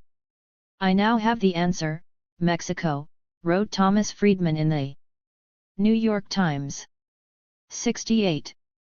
Friedman, a journalist and columnist known for his strong neoliberal position, went on to extol Mexico's competitiveness and suggest the United States should divert its war spending in Afghanistan to Mexico. Better integration of Mexico's manufacturing and innovation prowess into America's is a win-win. It makes U.S. companies more profitable and competitive, so they can expand at home and abroad, and it gives Mexicans a reason to stay home and reduces violence.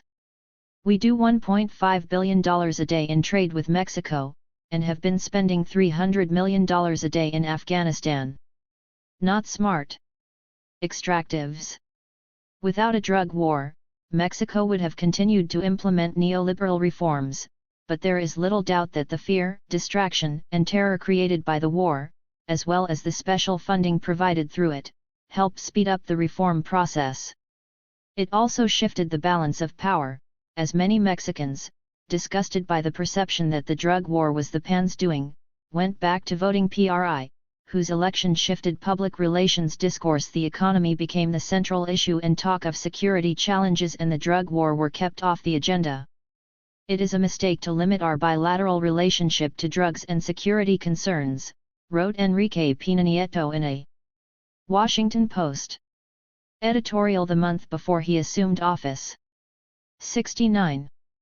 In NAFTA we have a solid foundation to further integrate our economies through greater investments in finance, infrastructure, manufacturing, and energy. Together, we must build a more competitive and productive region. On Obama's first visit to Mexico during Pena Nieto's term, the New York Times reported that the presidents would focus on competitiveness, education and innovation, along with border infrastructure, commerce, migration, and citizen security among other subjects of shared interest. 70. In Mexico City, Obama pumped the immigration reform that was about to go before the Senate, where the immigration reform bill was transformed into an effort that would see the United States spend another $46 billion on militarizing the US-Mexico border. 71. It has since stalled and appears unlikely to be adopted in 2014. Today, governments prefer the term competitiveness when talking about privatization and regulatory reforms designed to benefit the corporate sector. Previously, competitiveness was known as austerity, a term that has fallen out of favor among the economic elite due to the growing awareness of the harsh consequences austerity has on the public. 72. Pemex, the state-owned oil company, was founded in 1938 when President Lázaro Cárdenas announced that the oil industry in Mexico, until then largely controlled by U.S. companies, would be expropriated. The company is now the crown jewel of the privatization effort. 73. Many prominent Mexicans, including Pena Nieto, advocated its privatization. 74. And some, like the head of the Mexican Stock Exchange, have proposed using as their model Colombia's oil sector reform. 75 According to the Financial Times, an opening of Mexico's highly protected oil sector, which is dominated by state behemoth Pemex, could provide untold opportunities for U.S. oil companies as well as the sort of technology transfer Mexico desperately needs. 76 Much of 2013 was dedicated to preparing the political ground for the constitutional reforms required to open the oil sector to private investment. In a 2013 talk at a Council of the Americas event, Emilio Lozoya, head of Pemex, suggested that foreign companies will be allowed to begin extracting shale oil and shale gas in Mexico once new legislation is adopted. Pemex is not making as many deals as it could, because like any other company it has a limited capacity for investment. Regardless of this, legislation does not permit other players to develop what Pemex leaves on the table because of a lack of investment capacity. Not only are the hydrocarbons not extracted and cheaper energy not generated, neither is the employment generated. Thus, exploring the possibility of more private sector participation would benefit the country, and this is part of the energy reform that President Enrique Pena will launch this year, said Lozoya. An initial energy reform passed by Calderon in 2008 didn't modify the constitution, but it allowed for an increase in service contacts between Pemex and private companies. Lozoya, whose father was energy secretary under former Mexican President Salinas, underscored that Peña Nieto is not in favor of outright privatization, but he hinted that opening up Pemex to increased Mexican investment would be a positive step forward. Until reforms in December 2013, the Mexican Constitution stipulated that hydrocarbons are the patrimony of all Mexicans, which means foreign corporations operated on fixed contracts instead of earning based on the amount of oil extracted. Following the December 2013 constitutional changes, limitations on foreign participation in Mexico were lifted. Prior to the energy reform, Mexico had one of the world's most closed oil sectors, more so than even Venezuela's, which was partially nationalized under Hugo Chavez. There's no comparison in Latin America. The only regime that continues to be markedly closed is Kuwait, and possibly North Korea, said Dr. Miriam Grunstein, who teaches at the Center for Economic Research and Teaching, CIDE, in Mexico City. Chavez's Venezuela was more open than Pemex was up until 2 months ago, she said as we spoke on a warm Mexico City afternoon in late January, 2014. To further open up Mexico's extensive oil and gas fields to foreign companies required constitutional changes to Articles 25, 26, and 27, which would allow companies other than Pemex to draw their proceeds directly from the oil or gas removed from the ground. These reforms, passed in December 2013, were justified on the grounds of job creation. There were promises of up to 2.5 million new jobs in Mexico by 2025 if the reform was passed, 77 competitiveness, and the promise of providing cheaper gas and electricity to Mexicans. Grunstein described the results of the energy reform as surprising, and said that oil industry experts didn't think that such a radical reform would be possible in Mexico. This reform, without a doubt, changes Mexico's energy sector 180 degrees. For the first time, we will have private participation from the oil well to the private vehicle, or as they say in the US, from the well to the wheel. The change is total, and it will change not only the energy sector, but rather the entire economic order of the country. The fact that the state-owned oil companies' profits go into the federal budget, representing about 40% of the state's total income and 70% of the total national budget, is generally skirted in the media. The longer-term consequences of privatizing Pemex, and removing the corresponding revenue stream from the budget, would be akin to implementing a severe austerity program, creating a massive shock for the country's working poor. In addition to the loss of profits, collecting what would be relatively high taxes for companies to operate in Mexico could pose a problem. The government of Mexico has historically not been a good tax collector. It is highly questionable whether it can, or whether there is a fatal level of corruption, said Grunstein. If Mexico doesn't manage to maintain its share of tax revenues, there will be a coup d'état sometime in the next 15 years, she predicted. In Venezuela, private participation in the state oil company was permitted in 1993, and in 1998, Hugo Ch. A. Vez Frias, an openly socialist candidate, won the presidency. Should Mexico similarly mismanage oil revenues and move sharply to the left, the militarization and the expansion of the prison system in Mexico, which has taken place in lockstep with the drug war, could eventually be used in controlling dissent. In addition to the opening up of Pemex, the Federal Electricity Commission, CFE, was gutted as part of the energy reform. The CFE held a monopoly over electricity generation and distribution in Mexico since 1937, and historically operated at a loss while providing many in Mexico with subsidized electricity. There were protests against dams and high tariffs in some areas, but the extreme tensions that exist in private energy markets were largely avoided. For example, the 2012 protests and massacre in Totonicapan, Guatemala, which were partly motivated by higher energy prices. The CFE's monopoly was swiftly undone with the December 2013 reforms. The CFE will undergo a very important change, and I actually think it will be weakened more rapidly than Pemex, in the sense that there will be a competitive market for electricity generation, and the possibility of bilateral contracts directly with industrial users, said Grunstein. For mining and other energy-intensive industries to be able to harness their own energy source will surely be a boon to investment. It could also create lucrative side businesses for transnational corporations, which to encourage investment other jurisdictions, like British Columbia, Canada, allow to sell surplus energy generated from state-subsidized dams back to the government buyer at market rates. The Mexican government has actively promoted mining investment, and today the sector is 70% foreign-owned. 78 mining projects have been among the most conflictive sites of recent capitalist expansion in Mexico, and the majority of gold and silver production in the country takes place in states with the highest rates of violence: Sonora, Chihuahua, Zacatecas, Guerrero, and Durango. Mining production in Mexico has been skyrocketing, up 50% in 2010, and more than double in the 10 years ending in 2010 what 3 centuries of mining by the Spaniards produced. Today, 8 out of the top 11 gold producers in the country are Canadian, and gold production was up 118% between 2007 and 2012. 79 in a move contrary to many of the policies passed by previous governments. Taxes imposed on the mining industry, including a 7.5% royalty tax, were introduced as part of the tax reform, to the dissatisfaction of many foreign mining companies.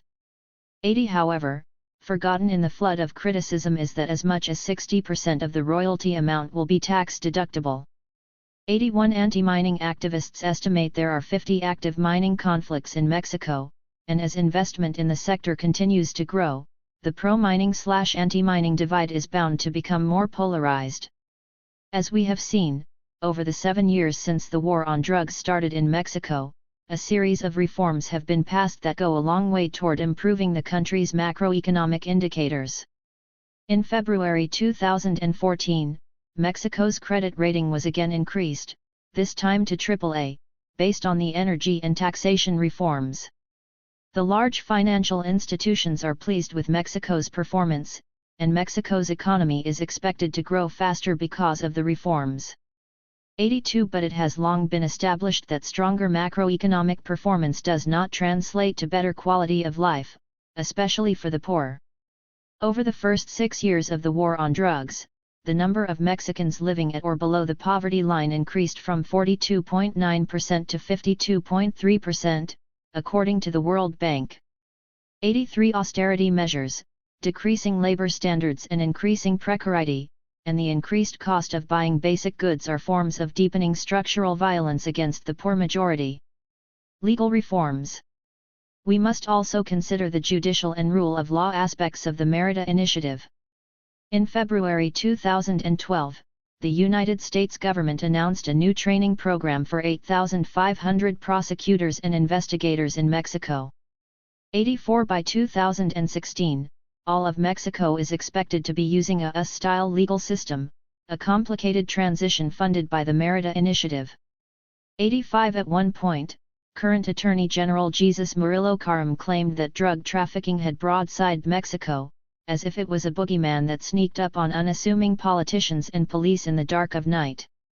We Mexicans had a justice system, an investigative system, and a policing system made for a country where the most serious crime was cattle rustling, which is to say, cows were stolen. And then all of a sudden, before we realized it, we were seated in a terrain where narco-trafficking, organized crime, the organization of crime had already surpassed all of the institutions, he said. 86 His words not only betray the Mexican state's level of involvement in the drug trade historically, but they imply that Mexico was a country without massacres, dispossession, and femicides before the drug war started, which is simply false. Mexican officials used the specter of narco-trafficking to shift blame away from structural impunity and police abuses. The drug war has provided them with a chance to push for reformation of the justice system. Mexico is doing things that go much beyond fighting drugs.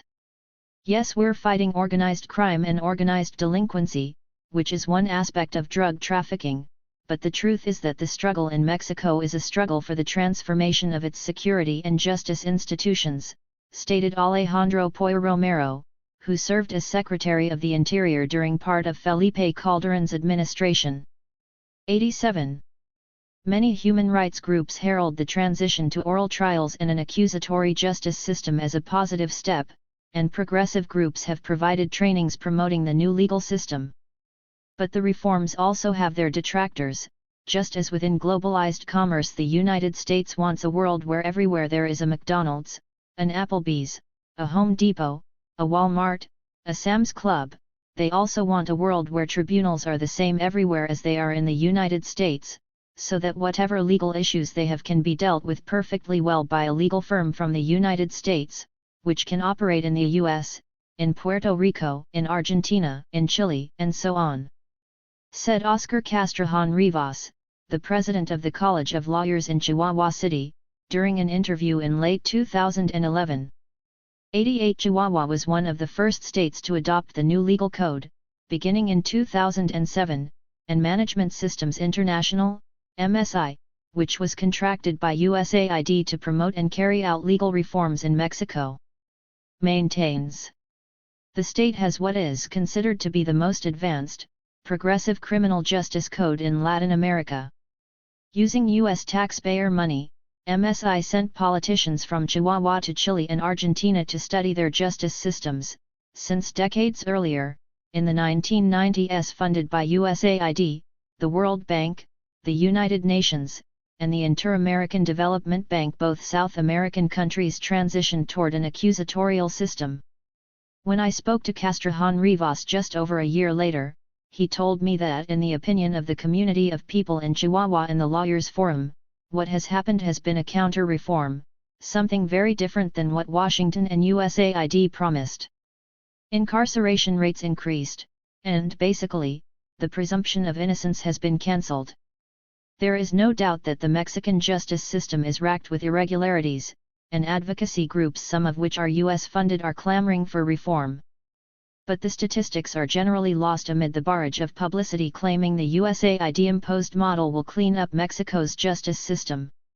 It is also important to note that at the same time as the US-backed reforms to the legal system are being carried out, the penetration of Mexico's judiciary by criminal groups is on the rise. In many cases, judges, court officials, and legal professionals are unable to act freely or fully independently because they are faced with threats, intimidation, harassment and other forms of undue pressure, according to a 2011 report by the UN's Special Rapporteur on the Independence of Judges and Lawyers. 89 The impetus behind rule of law projects has often been the belief that markets require predictable legal structures to protect property rights, facilitate foreign direct investments, and contract enforcement, that is, to establish U.S. law as the lingua franca for business and politics. 90 In addition to USAID, the Quebec Bar Association, the U.S. Federal Judicial Affairs Council, the National Judicial Institute, the National Democratic Institute, and the Federal Judicial Affairs Council have all been involved in promoting such legal reforms in Mexico.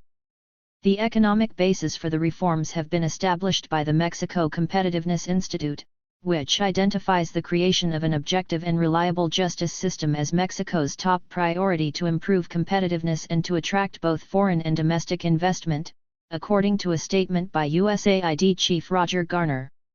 91 Our Merida programs in Mexico are designed to support those Mexican institutions as they fundamentally change their entire justice system and train an estimated 1 million people in new, more transparent and accountable ways of administering justice.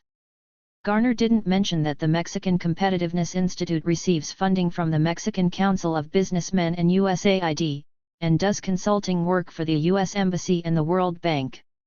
His comments reflect the classic U.S. echo chamber, though which US-funded civil society groups reinforce the State Department's policy prescriptions.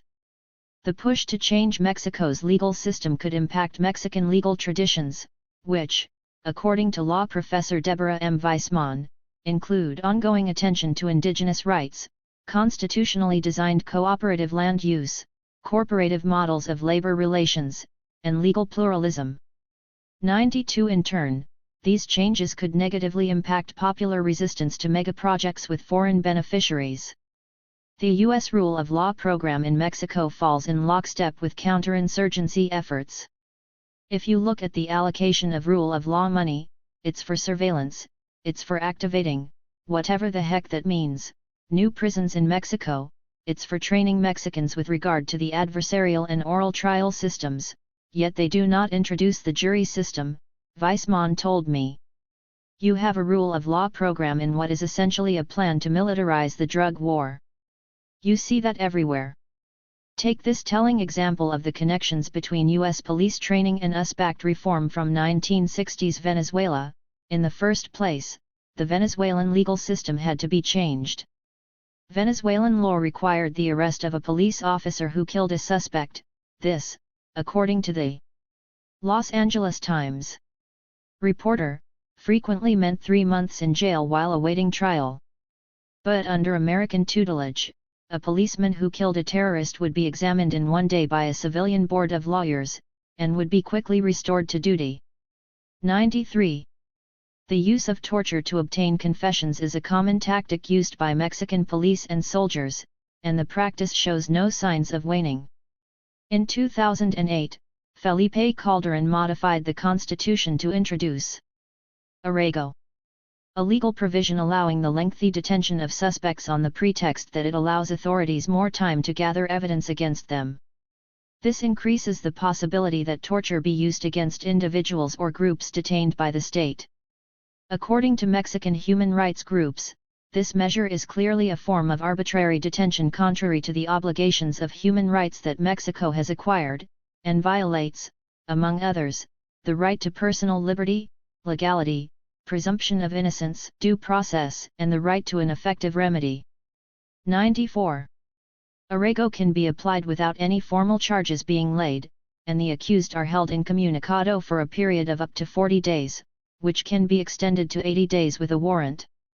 In a 2011 report, the Inter-American Commission on Human Rights noted that it received complaints having to do with the use of arraigo to hold individuals in private homes, hotels, and military facilities without respect for judicial guarantees, indicating that those being held in this manner have been subjected to torture for the purpose of obtaining confessions. 95. Who benefits? Some of the most important companies in the world will gain from financial and legal reforms in Mexico.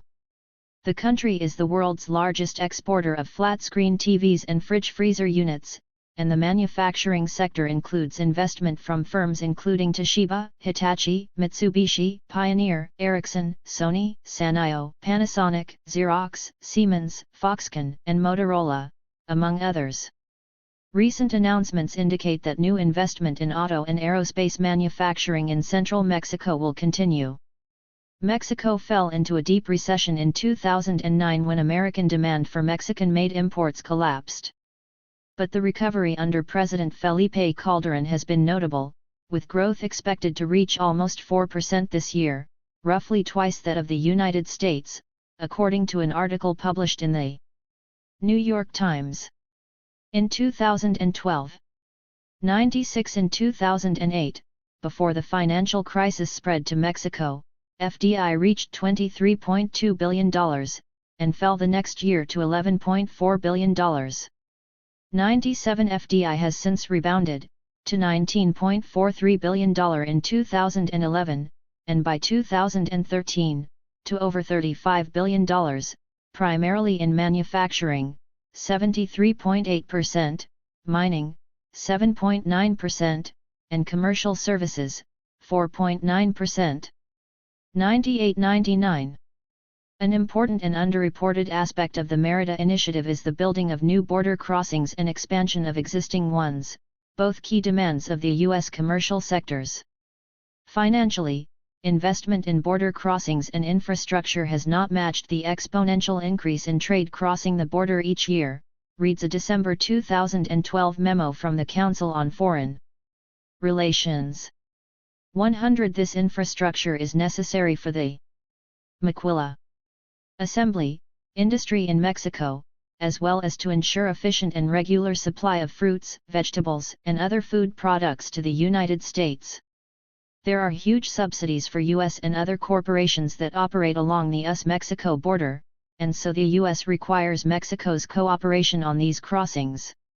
With regards to port and border posts, the U.S. government funded the development of licensing officer training, provided end-user and risk analysis training and enforcement training, developed an internal compliance program for private industry, and provided targeted donations of radiological and chemical detection and identification equipment in collaboration with the U.S. Department of Energy's Megaports program and the Merida Initiative.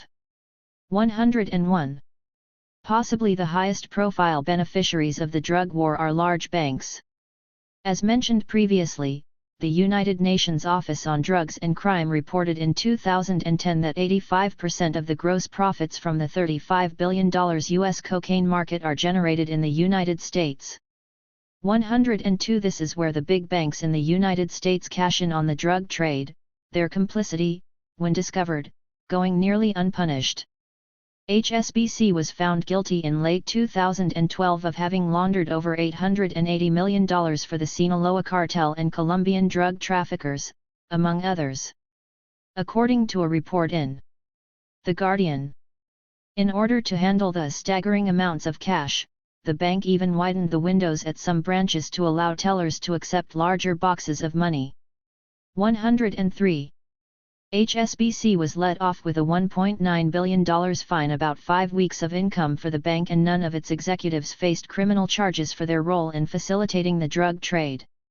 104. According to Antonio Maria Costa, head of the UN Office on Drugs and Crime, cash from organized crime essentially rescued banks during the market meltdown in 2008. Interbank loans were funded by money that originated from the drugs trade and other illegal activities. There were signs that some banks were rescued that way. 105. In addition to organized crime, large corporations and public officials also participate in money laundering in Mexico and elsewhere. 106. A key aspect to any corruption scandal, where public officials steal money from government accounts, is money laundering or offshore bank accounts. 107. Which corporations like Walmart have been accused of taking part in. 108. Narco-trafficking organizations are suspected of bankrolling candidates via campaign financing, in Mexico, the US, and elsewhere. 109. In addition, it has even been documented that large establishment media organizations like Mexico's Televisa have been involved in international organized criminal activity. 110. Mexico is an important player in the world economy, and if the analysts' predictions are correct, it will have an even more important role as manufacturing continues to shift from China. A small transnational elite in Mexico, led by Carlos Slim, stands to make good off financial and other reforms, as do other important sectors, including the oil and mining industries, among others. The stakes are high, and the reforms brought in alongside the drug war are intended to reinforce and empower transnational capitalism in an increasingly stratified and unequal society. Chapter 5. Plan Mexico and Militarization. On February 23, 2012, forensic authorities delivered the remains of Jessica Leticia Pina Garcia to her mother. Her bones were bleached and dried. She'd been murdered 3 years before and her body left under the desert sun in the Valle de Juarez, east of Ciudad Juarez in Chihuahua State.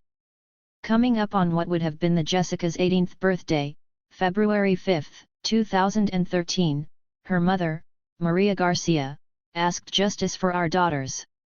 Justicia para nuestras hijas, an organization led by mothers of missing and murdered women, to help her get permission to lay a wreath in the place where her daughter's body was found. Norma Ledesma, founder of the group, submitted an official request in writing for access the site. Our request was strongly questioned. First they said yes, then no, and they made a bunch of excuses, she said, in an interview in her office in Chihuahua City. Ledesma kept the pressure on, something she had become an expert at since her daughter Paloma disappeared in March 2002. When Paloma's body was found, 16 days after her disappearance, Ledesma swore on her daughter's remains that she would dedicate her life to finding her murderer. At the time, she admits, she thought it would be a matter of a few months.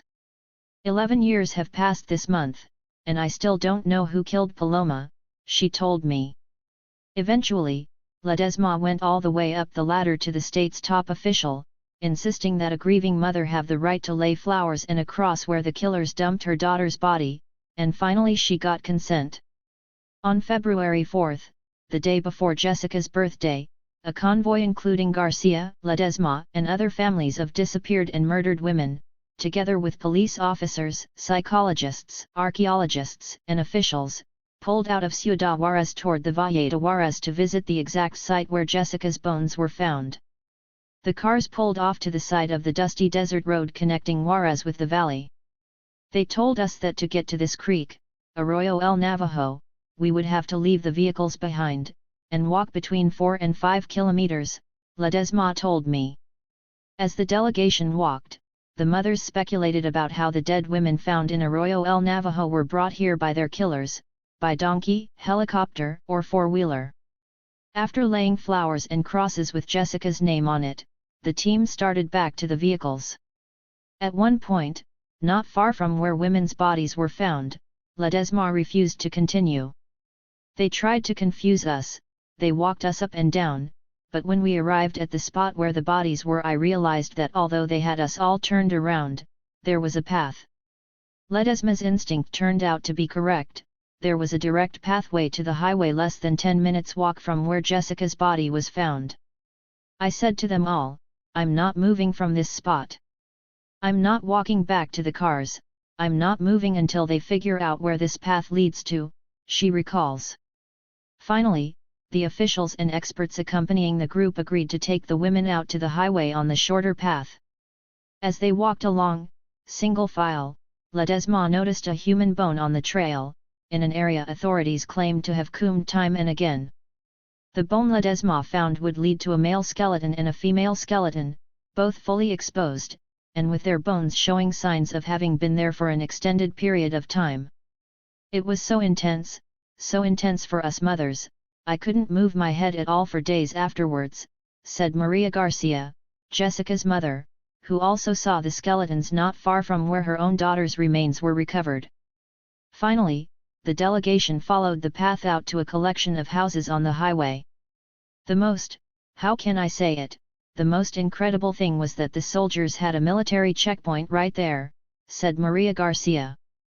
The checkpoint, which stopped every vehicle coming in and out of the area, was there from approximately 2008 to 2012, during the federal government's military surge in the Juarez area. Over the same time period, the Juarez Valley became one of the most dangerous places in the country, with mass displacements and locals forced to seek asylum in the United States. The Valle de Juarez is very large, and it is held by organized crime, but it is supervised by the Army. The Army supervises the entrances, said Ledesma. The earlier walk had been an attempt to throw off the families. The authorities, archaeologists, investigators, and police were complicit in covering up the killer's tracks. I met with Ledesma in 2013, Just as Felipe Calderon began his tenure at Harvard University, I was with him 3 times, and I personally told him," she said, lowering her voice down to a near whisper, "the Federals took our daughters, the soldiers took our daughters." It was the arrival of federal police and soldiers in Ciudad Juárez and the surrounding region that caused murder rates to take off. Missing person posters, many featuring the faces of young girls, punctuate lamp posts and public spaces throughout Juárez and Chihuahua City, the state capital. Juárez became synonymous with violence and tragedy during Felipe Calderon's term. As what officials called drug-related violence dominated the headlines, more and more young women began to disappear. Beginning in 2008, when President Felipe Calderon, with the consent of the governor and the mayor, decided to implement Operation Conj unto Chihuahua, which is a military confrontation against drug cartels, the assassination of women increased, but above all the disappearances of young women increased, said Dr. Julia E. Monarez Fragoso, a professor and researcher at the Colegio de la Frontera Norte in Ciudad Juárez. Indeed, the act of laying flowers on the tight dry earth where Jessica Leticia Pina Garcia's body was found is just one of the harrowing stories her mother Maria Garcia shared with me when I visited her residence on the extreme edge of Ciudad Juárez. Garcia, who lives in a single, uninsulated room in the corner of a cold, empty warehouse with her partner and son, shivered and cried as she told me how her life has come apart since her daughter was disappeared and murdered in 2011. The warehouse faces the highway, and from the garage-style door hangs a plastic banner with her daughter's smiling face and a red rose in her memory. "I can't take it down, it is what keeps me going," she said. "I don't want to admit to myself that she's no longer here." Jessica Leticia was a beautiful young woman, which I point out in an attempt to put Maria Garcia at ease. "That's what the police told me when I filed the report. They said, no wonder she was kidnapped, she was very beautiful. Those were their words," she said, with anger in her voice. Like other mothers, including those who make up justice for our daughters, Garcia took the search into her own hands, going from cantina to cantina, from corner to corner, with a photo of her daughter. She was eventually directed toward a hotel, where she saw 2 young women, who were being held hostage, pulled out of their hotel room by armed men. When she called the police, they ignored her complaint. "They thought I had gone crazy," she tells me. The case of Jessica Leticia is far from an isolated incident involving a few bad apples, instead it is a manifestation of a form of structural violence that puts Ciudad Juárez on the map, with a wave of women murdered in 1993. A word for the killings of women because of their gender was created. Feminicidio. In Spanish, or femicide, and eventually it was adopted by lawyers and activists around the world to describe the murders of young women for the simple reason that they were young women. In the course of every workday, Itzel Gonzalez scans local newspapers, looking for mention of violent attacks on women. More often than not, she turns to the whiteboard behind her desk and updates the previous day's total of women murdered in Juárez, the largest city in Chihuahua. Her makeshift tally is one of the few adornments in the understated, second-floor office of the Women's Coordinating Network, RMM, near the city's downtown. Gonzalez is the coordinator of the RMM, a coalition of groups that work, among other things, on behalf of the rights of women in what has long been considered Mexico's most violent city. In the last few years the official discourse is that femicide has been eradicated, that it is a thing of the past and that it doesn't happen anymore, she said. In 2011, 196 women were killed in the city of approximately 1.3 million. The situation continues to be very serious. The problem has worsened. Another one of the discourses or things that the state attorney's office here says is that the majority of, or a high percentage of, these women are being assassinated because they are part of organized crime. But the reality is that these crimes are not being investigated. 98% of these crimes don't even have an investigation file. Between 1993 and the end of 2011, 1,344 women were murdered in Juárez. A whopping 844.63% of those murders took place after 2008, the year police and soldiers arrived to fight the war on drugs. The stories of the women whose daughters were taken from them are among the most heartbreaking I heard during my research, but to focus solely on the fate of these young women without talking about what has happened to men is to paint an incomplete portrait of violence along this small stretch of the Texas-Mexico border. Over the past decade, for every woman killed in Juarez, 9 men were murdered. Molly Malloy, a librarian at New Mexico State University who keeps tabs on murders in Juarez, notes that female murder victims have never comprised more than 18% of the overall number of murder victims in Ciudad Juarez, and in the last 2 decades that figure averages at less than 10%. That's less than in the United States, where about 20 to 25% of the people who are murdered in a given year are women.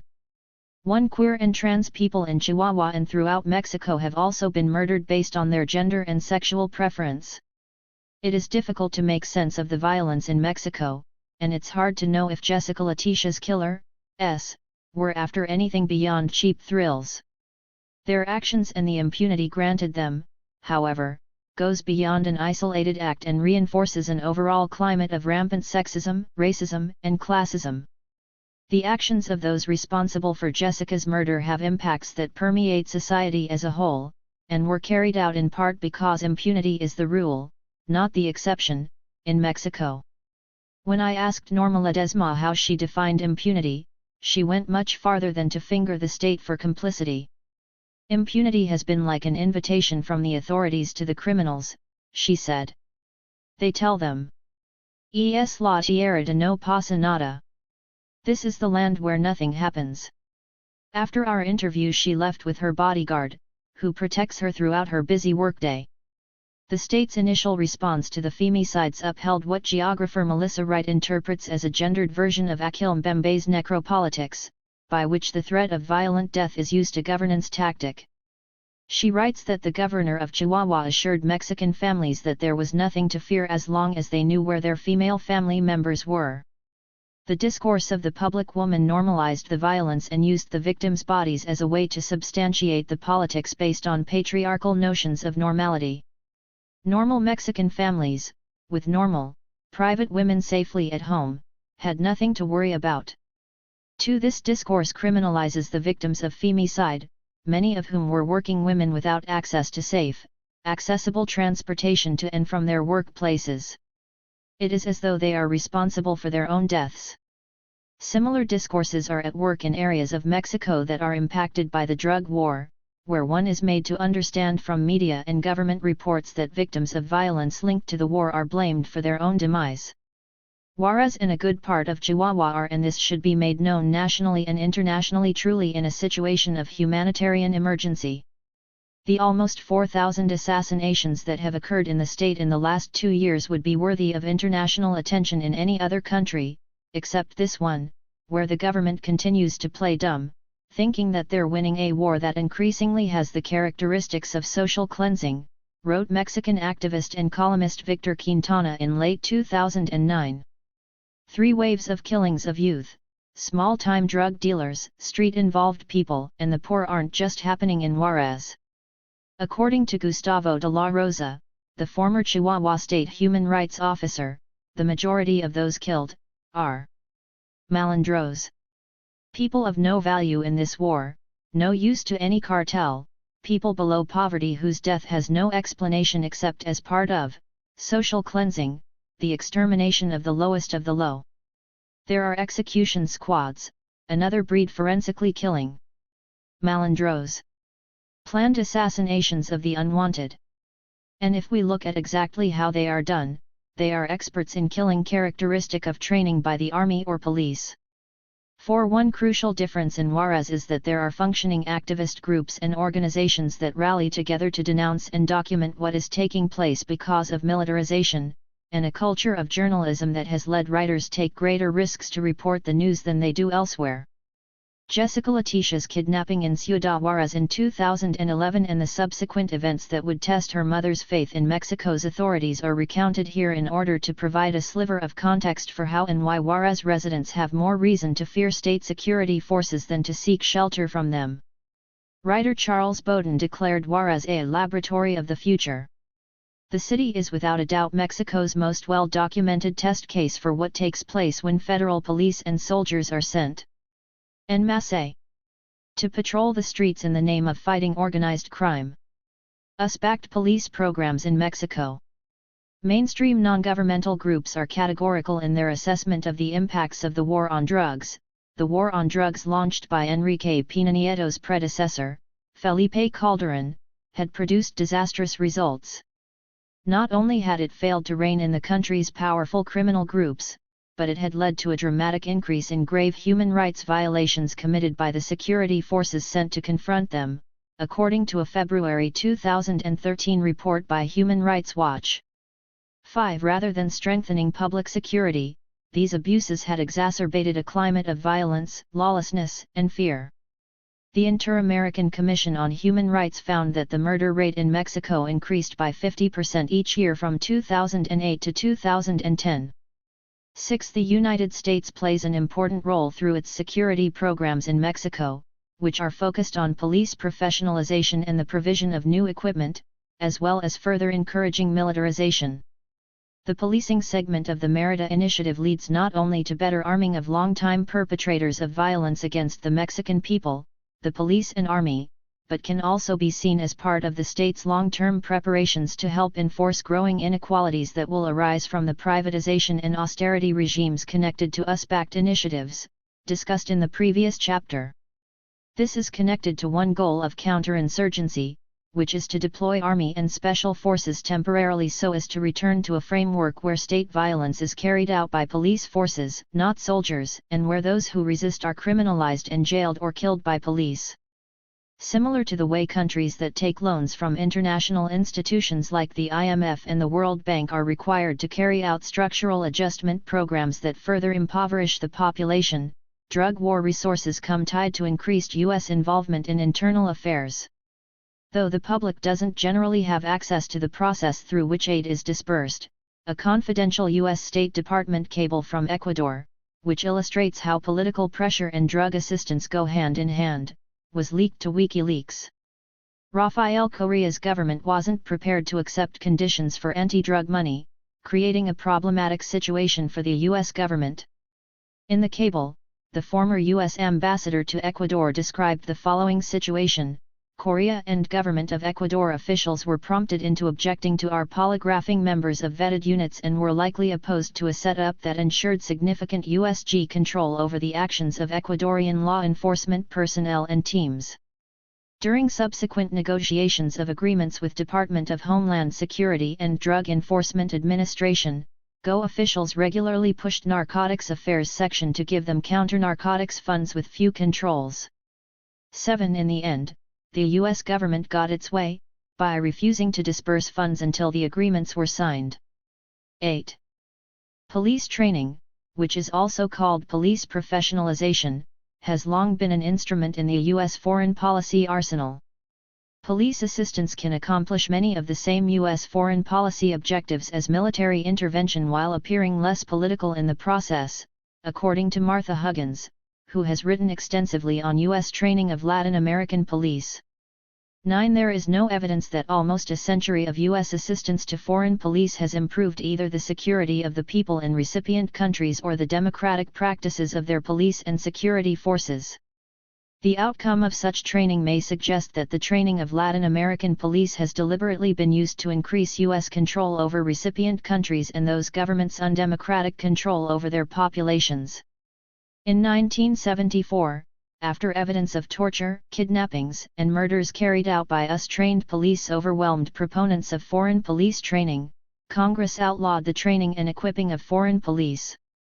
Interestingly, however, the 1974 congressional ban exempted U.S. police and military assistance for narcotics control. 10. In 1985, the training and equipping of police forces outside of the U.S. was again made legal by Congress under Ronald Reagan, returning the practice of police training to a central strategy for U.S. control over international security. The FBI began training Mexican border police in 1987, and in 1990, the Department of Defense spent $17 million on training and equipment in Mexico. The equipment provided consisted of A-1 helicopters and spare parts, ammunition, small arms, riot control equipment, radios, and miscellaneous personal gear. 11 ongoing programs to fund U.S. police training took place over the following years, but it was with the Merida initiative that U.S. police training in Mexico took off. The New York Times reported in August 2011 that the United States has trained nearly 4,500 new Mexican federal police agents and assisted in conducting wiretaps, running informants and interrogating suspects.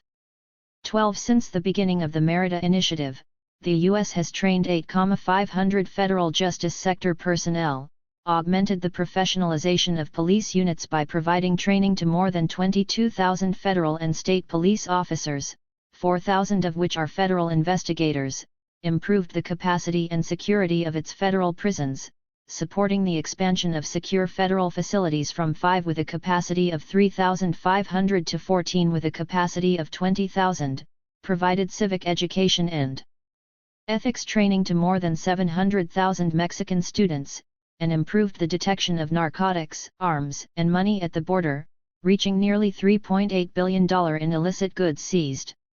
13 In addition to the United States and Canada, police from Israel, Colombia, France, Spain, El Salvador, Holland, and the Czech Republic are all actively training different branches of Mexican police. 14 Regardless of U.S. training and vetting processes, generalized corruption among Mexican police forces has not diminished. We do not want to overstate this finding. We see no evidence that police corruption is actually falling, reads a 2011 report prepared by right-wing think tank Rand Corporation. 15 In one high-profile incident in 2012, US trained Mexican federal police ambushed an armored SUV with diplomatic plates, injuring 2 Central Intelligence Agency agents. 16 To this day it is not known why the ambush took place or what exactly the CIA agents were doing at Tres Marias, near the city of Cuernavaca. Police training programs in Mexico are taking place at a time when an already large police force continues to expand and be rearranged. 17 In 2010, there were an estimated 409,536 police in Mexico, according to INCID, a non-profit organization involved in US-funded police training. 18 All federal police, of which there are more than 30,000, also receive in-country military training, and many of them are, in fact, soldiers in police uniforms. 19. The United States is operating an intelligence fusion center in Mexico, but the National Security Agency has refused to disclose further information. 20 A training center dubbed Special Operations Command North, based at U.S. Northern Command in Colorado Springs, Colorado, plays host to at least 150 Mexican soldiers, police, and intelligence agents per year, who get training in counterterrorism and conducting raids. And if that were not enough, in early 2012, the U.S. government extended its anti-gang training program to police departments in Mexico and Central America. 21. In May of 2012, Mexico opened the Merida Initiative-funded General Ignacio Zaragoza National Police Training and Development Academy in Puebla State, southeast of Mexico City. The Mexican government estimates that 6,000 Mexican police will receive training there annually.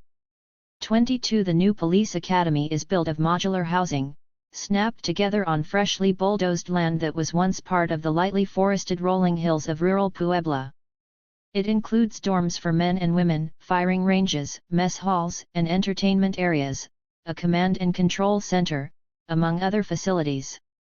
There, Mexican police can receive shooting lessons, tactical fitness, and combat technique training, lessons in high-risk prisoner transportation, courses in police investigation and the protection of high-ranking dignitaries, and a class in human rights and the rational use of force. 23. It must have slipped their minds that in life, the Academy's namesake, Ignacio Zaragoza, fought the United States after the annexation of Texas. Certainly not the kind of behavior they're promoting. A US-funded tactical village for police officer training was opened at the Police Academy in Puebla in late 2013. 24. American police are also training their Mexican counterparts at a similar center in the state of San Luis Potosí, and there are plans to open more US-funded and staffed policing centers. The drug war in Colombia provided a model for Mexico, and security officials and police from both nations have worked increasingly closely since 2006. Colombia and Mexico are more united than ever in the fight against transnational organized crime and are also ready to collaborate with third countries in the region to combat this scourge, particularly with our brother nations in Central America, President Calderon said in 2011. 25 In 2012, Colombian police trained 12,000 Mexican police in specialized subjects ranging from anti-kidnapping to anti-drugs and civilian security. 26 French and Colombian police will train the 390 commanders of Mexico's new gendarmerie. 27 Mexico's new president, Enrique Pena Nieto, appointed Colombian police officer Oscar Naranjo as an advisor during his presidential campaign, and stated that Colombia provided him and the world with a successful model of how to achieve peace and security. 28 Naranjo returned to Colombia in early 2014 after the surge in self-defense groups in Michoacán.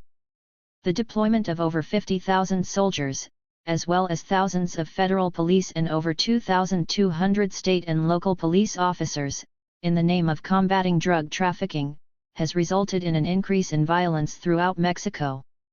In some states, like Tamaulipas and Veracruz, local police have been completely replaced by soldiers, Marines, and military police. According to a 2011 report by Human Rights Watch, Calderon's militaristic security policy resulted in a dramatic increase in grave human rights violations, virtually none of which appear to be adequately investigated. 29 The report documented 39 disappearances where evidence strongly suggests the participation of security forces, and credible evidence in 24 cases that security forces committed extrajudicial killings, and in most of these cases took steps to conceal their crimes. 30 It also pointed out that Mexico's National Human Rights Commission received 691 complaints of human rights abuses committed by soldiers against civilians from 2003-2006, the number increased to 4,803 complaints in the 2007-2010 period, precisely the same period as the Merida Initiative. And while the Commission issued 5 recommendations concluding federal authorities had committed torture from 2003-2006, it issued 25 from 2007-2010. 31 These numbers represent but a fraction of the total number of abuses. According to the same report, national surveys have found that nearly 90% of crimes in Mexico go unreported. 32. U.S. support to the police and army has not prevented corruption or the collaboration of these organizations with organized crime. Relations between state forces and organized crime groups in this hemisphere go back to earlier days of the narcotics trade. For example, following the Cuban Revolution in 1959, anti-Castro drug runners moved their operations to Miami.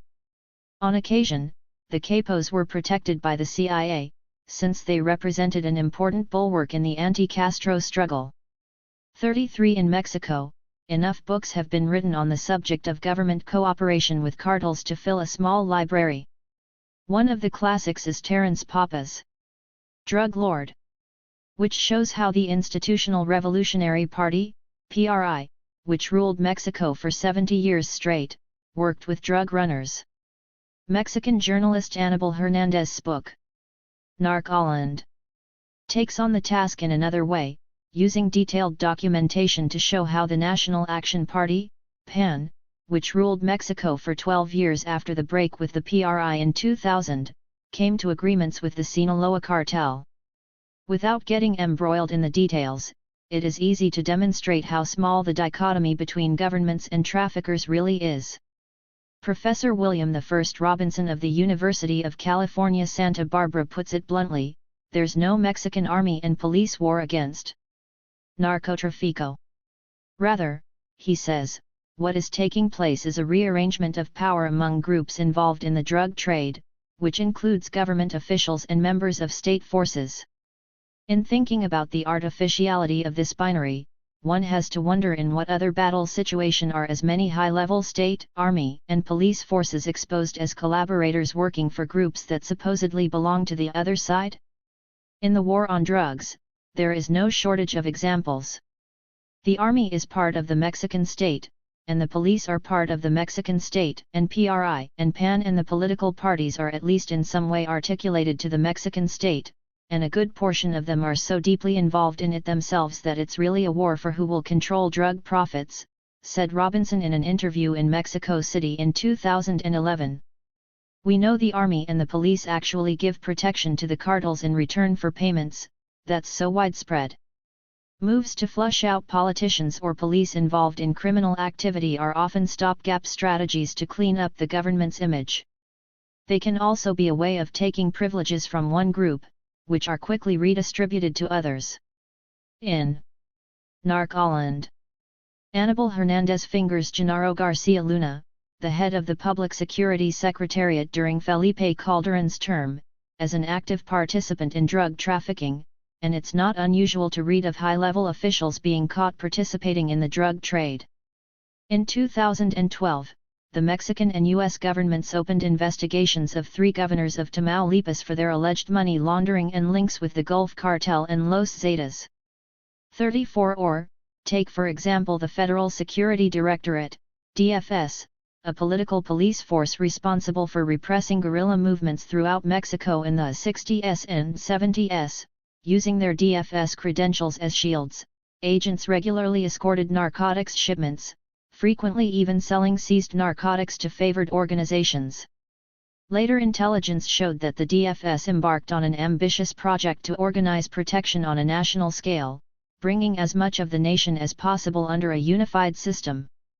35 heads of policing organizations and anti-narcotics groups are routinely suspected of collaborating with organized crime. 36 and anti-kidnapping units of the Mexican police have been outed for running kidnapping rings.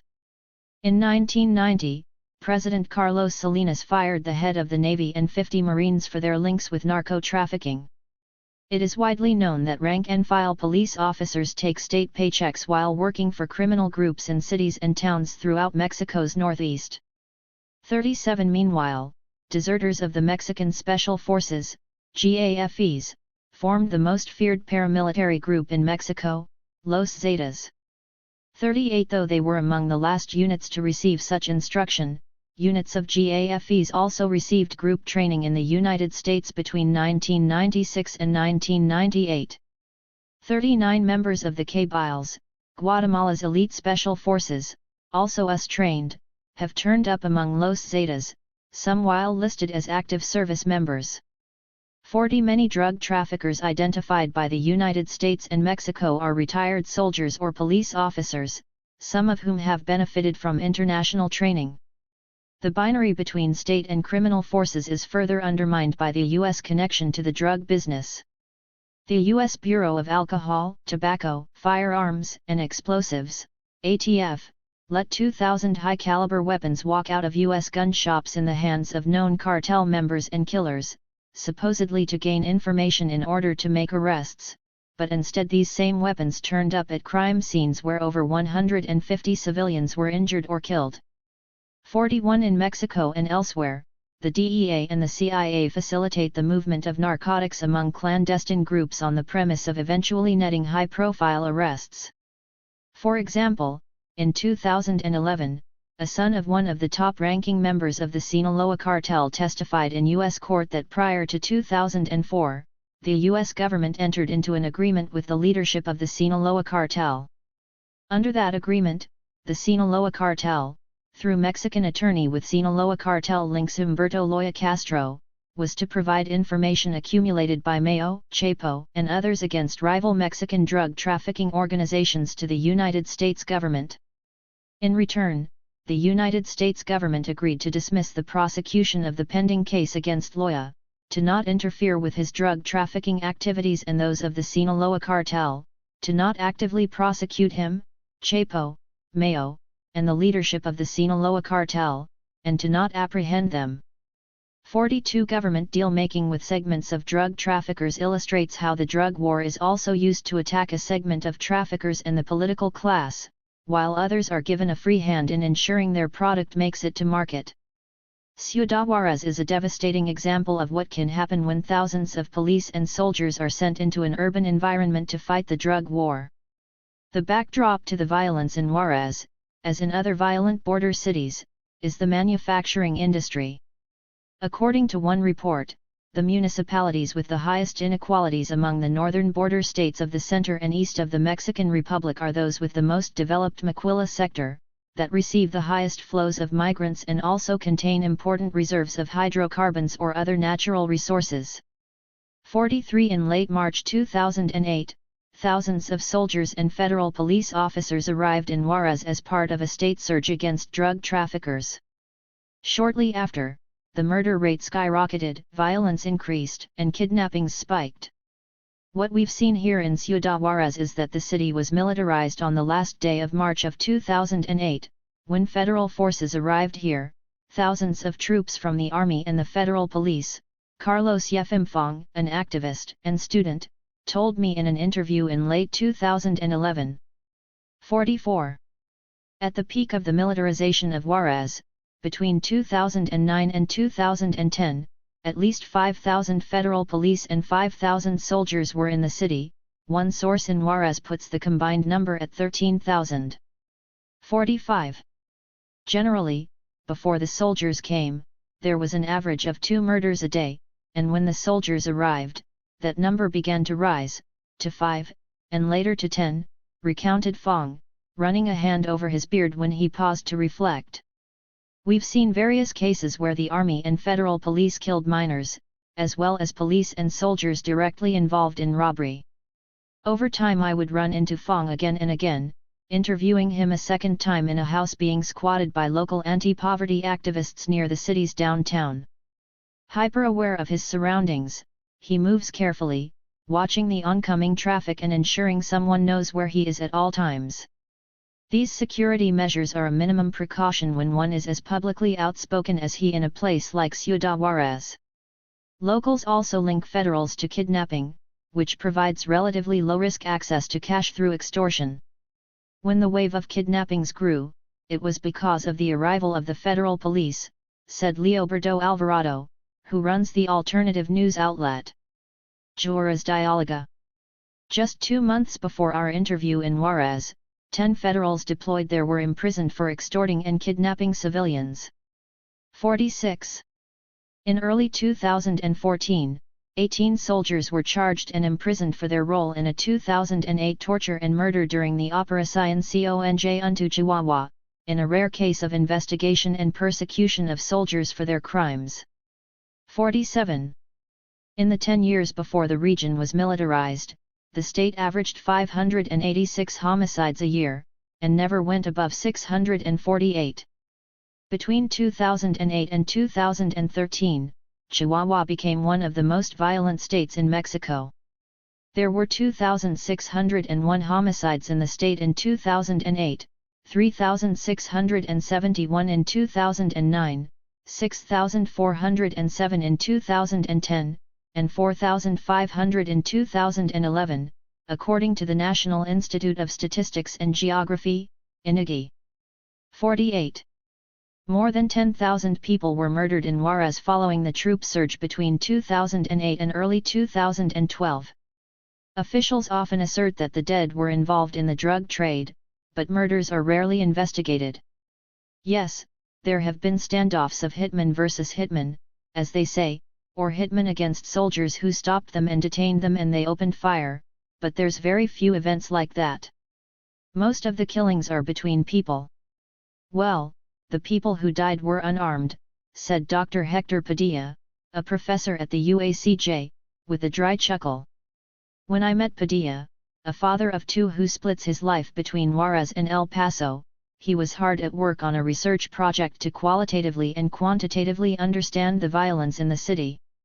The majority of the victims are people who were in transit, or who were working, or in their homes and someone arrives and pluck, he said, making a gun with his fingers and pulling the trigger. It's extremely difficult to understand the events in Juarez since the beginning of the drug war.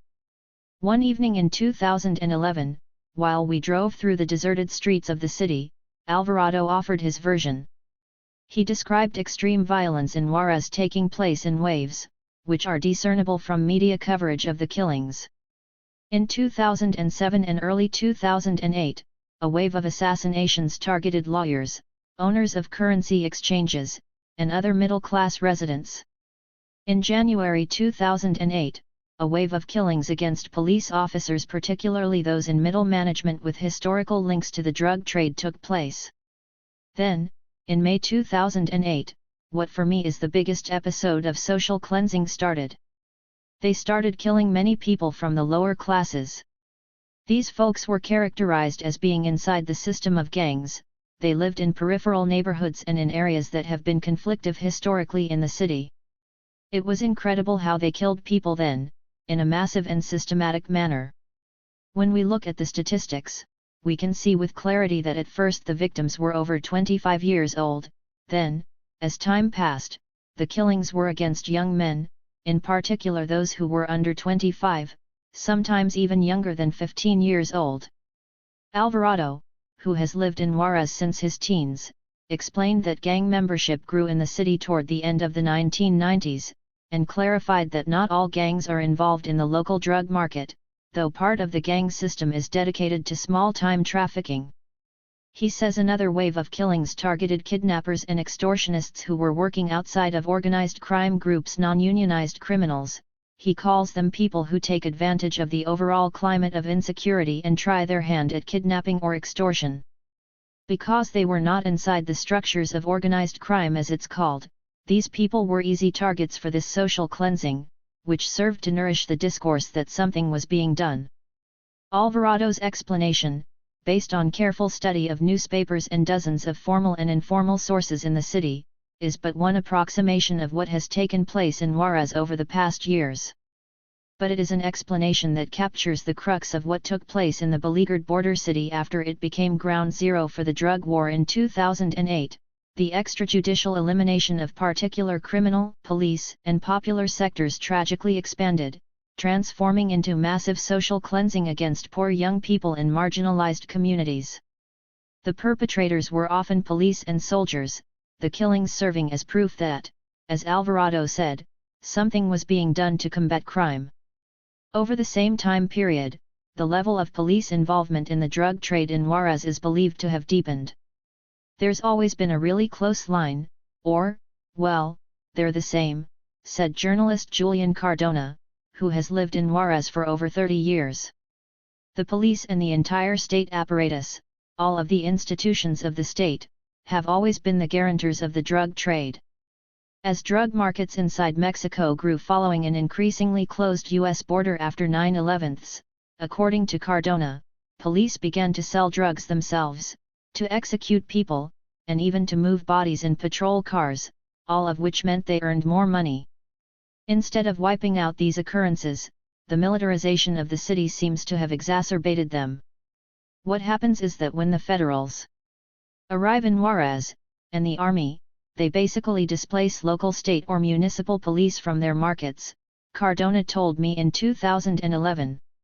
Tall and thin as a rail, Cardona has worked as a fixer for some of the most high-profile journalists visiting Juarez. When we met in the Starbucks on the Pan American Highway, which he, half-jokingly, calls his office, it was just to talk, but he later insisted on taking me to see the city's highlights, including a nearly empty narco bar where he reminisced about what it was like in the city when there was ample money being spent. Another day, he took me to a historic downtown district once home to table dancing clubs, now half torn down. He was obviously nostalgic for old times, but deeply affected by the violence in the city. The last time I met with Cardona, in late 2013, he joked that now that police and soldiers had left the city, violence had dropped off and there was no longer much work for him there. None of the reports of police and army involvement in criminal activity are particularly surprising, but what is astounding is that the majority of media reports and so-called expert commentary on the violence in Juarez and elsewhere didn't link the increased number of police and soldiers and the spike in violence. Take the work of Stephen Dudley, who works for US-funded think tank Insight Crime, and moonlights for the Woodrow Wilson Center, for example. In early 2013, he wrote, "Last year was the least violent 12-month stretch since 2007, with the state government registering 740 murders. Homicide levels are a fifth of what they were at the beginning of 2011. Naturally, some analysts and authorities have focused on the criminal groups to explain why homicides have dropped so quickly. 49 This report ignores the link between the surge of police and army and the spike in killings in Juarez, and that when police and soldiers were withdrawn from Juarez and sent to other parts of the country, violence in Juarez dropped. What Dudley missed is deadly obvious to Juarez residents. I'll always remember how, when I asked Cardona who I should interview about the role of police in the murders and the violence in the city, without giving it a moment's thought, he told me to ask anyone I met on the street. Over repeated visits to Juarez I took his advice, and he was bang on. His suggestion is confirmed by the statistics. A 2010 study carried out by UACJ found an average of 1 in 4 residents of Juarez were direct victims of police violence. 50 Your blinders must be security fastened in order to miss the connection between the mass deployment of police and soldiers in order to fight against internal enemies and systematic murders among poor and marginalized populations. South of the Mexico-US border in Guerrero State, a similar pattern with regards to the arrival of federal troops and an increased use of violence emerged. In 2012 and 2013, the resort town and port of Acapulco played host to a federal police and army surge on the pretext of fighting organized crime. In 2012, Acapulco replaced Juarez as Mexico's most dangerous city, with 1,170 homicides, or a rate of 142.88 killings per 100,000 people. 51. An October 2013 case saw 18 arrests of members of a kidnapping ring, 13 of them federal police. 52 A government spokesperson told the media that the group of criminals and police had carried out 7 murders and 4 kidnappings. Prisons. The U.S. rule of law program in Mexico falls in lockstep with counterinsurgency efforts, and it is clear that changes to the Mexican legal system are tied to the Merida Initiative's funded expansion of the Mexican prison system. Remember, the United States has already expanded secure incarceration at the federal level from 5 facilities with a capacity of 3,500 to 14 facilities with a capacity of 20,000. 53 The statistics show that a move toward a U.S. system is a transition to a model that incarcerates more and more people. According to the International Center for Prison Studies, incarceration rates in Mexico have been climbing from 186 per 100,000 in 2004, to 197 in 2010, to 209 per 100,000 in January 2013. 54 Compare this to the United States, which incarcerated an estimated 716 people per 100,000 in 2011, by far the highest rate in the world. 55. The war on drugs has been part of the impetus for the State Department's Bureau of International Narcotics and Law Enforcement Affairs program to provide prison training for foreign prison guards. Mexicans, Afghans, and others traveled to a women's prison, which was converted into the International Correctional Management Training Center, in Cannon City, Colorado.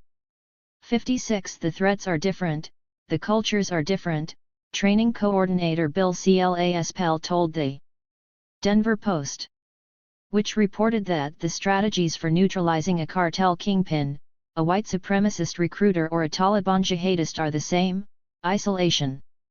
57 According to a 2010 report on Colorado's training of Mexican prison guards, the exercises took place in a secret location, and the focus of the visit was on transporting high-risk prisoners from one jail to another. Much of what they learn is about strategy. Ambushes most often happen because of breaches in intelligence. Drug lords pay underpaid federal agents to get information about when transports happen. In response, the Colorado authorities taught Mexican agents to limit how many prison officials know when transports happen, showed them how to use decoys, and explained how to change when the transports happen. It makes sense sometimes to do them in the middle of the night. 58. The Wall Street Journal reported that, by 2012, 5,000 Mexican prison officials had been trained in Colorado. 59 There are also training facilities for Mexican prison guards in New Mexico, canine trainings, California, emergency response, and Maryland, anti-gang trainings, as well as a Merida Initiative-funded prison guard training program in Jalapa, Veracruz. 60. In addition to training for Mexican prison guards, the United States has provided biometric equipment consisting of fingerprint card readers, voice recognition, and DNA test kits. This equipment will be placed in federal and state facilities for positive inmate identification and registration in the national database. The expansion of Mexico's prison system is crucial if authorities are to maintain control south of the U.S. border. The border. The US-Mexico border has become a linchpin in the drug war in Mexico. In the process of researching this book, I visited and crossed the border dozens of times, between Juarez and El Paso, Nuevo Laredo and Reynosa and Far.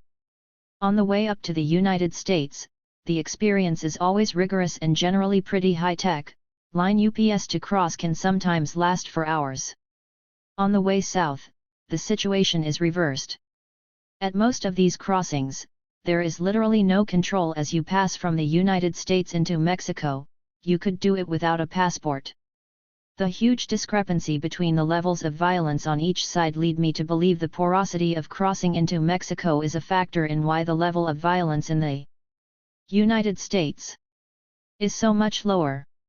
It's not that there aren't enough resources for Mexican authorities to examine everyone that comes in, it just isn't a priority for the United States that they do so, since it is Washington that determines how these borders work. The militarization of the border on the U.S. side, and the harsh and unjust restrictions on who, and what, can get in contribute to the concentration of criminal groups, including police, army, and authorities involved in trafficking, on the south side of the border. Of course, there's a feeling that you are safer after crossing the border from Mexico into the States. Many Mexicans are fleeing violence, kidnapping, threats, and so on by going to Texas. In my case, I walked around Laredo alone in the evening and didn't feel afraid. When I visited Nuevo Laredo in early 2014, my contacts refused to take me for a walk through the city center in the evening, insisting that we drive. The same goes for when I was in McAllen and El Paso, compared to being in Reynosa and Juarez. On an individual level, stripped of context, it is much safer on the U.S. side, but that doesn't change the fact that the worst of the violence taking place to the south is happening in places where the border area is militarized on both the U.S. side and the Mexican side, as in Tamaulipas and Chihuahua. 61. It is important to understand this militarization within the framework of counterinsurgency. Lali Khalili notes that Elbit Systems Limited, the Israeli firm involved in the construction of the separation wall in Palestine, has also been contributing to the security of the U.S. Mexico border wall. In response to the moral panic about terror, many domestic police programs adopt military counterinsurgency tactics, and especially those of Israel in their control of suspect urban populations. 62. In the case of the US-Mexico border, the suspect populations are obviously those south of the wall, and, in particular, groups of Mexican, Central American, and other migrants making their way north. In his book, Border Patrol Nation, journalist Todd Miller reports that since September 11, 2001, the U.S. government has spent $791 billion on Homeland Security, the agency responsible for border control. Miller reports that in 2012, the $18 billion spent on border and immigration enforcement outdid all other federal law enforcement bodies combined, including the FBI, Secret Service, Drug Enforcement Administration, U.S. Marshal Service, and the Bureau of Alcohol, Tobacco, Firearms, and Explosives. Border Patrol Nation details that, prior to 1986, there were rarely more than 2,000 people deported each year. By the late 1990s, the U.S. government was deporting more than 40,000 people annually, still only a fraction of what we see today. By the early 2010s, Homeland Security was expelling well over 400,000 people per year from the United States. This drastic increase in deportations has taken place just as a variety of U.S. states, most famously Arizona but also Alabama, Georgia, Indiana, South Carolina, and Utah, have passed laws obliging local and state police to enforce immigration law. Communities of color, and especially those living close to the line, experience the impacts of border militarization in the United States particularly harshly.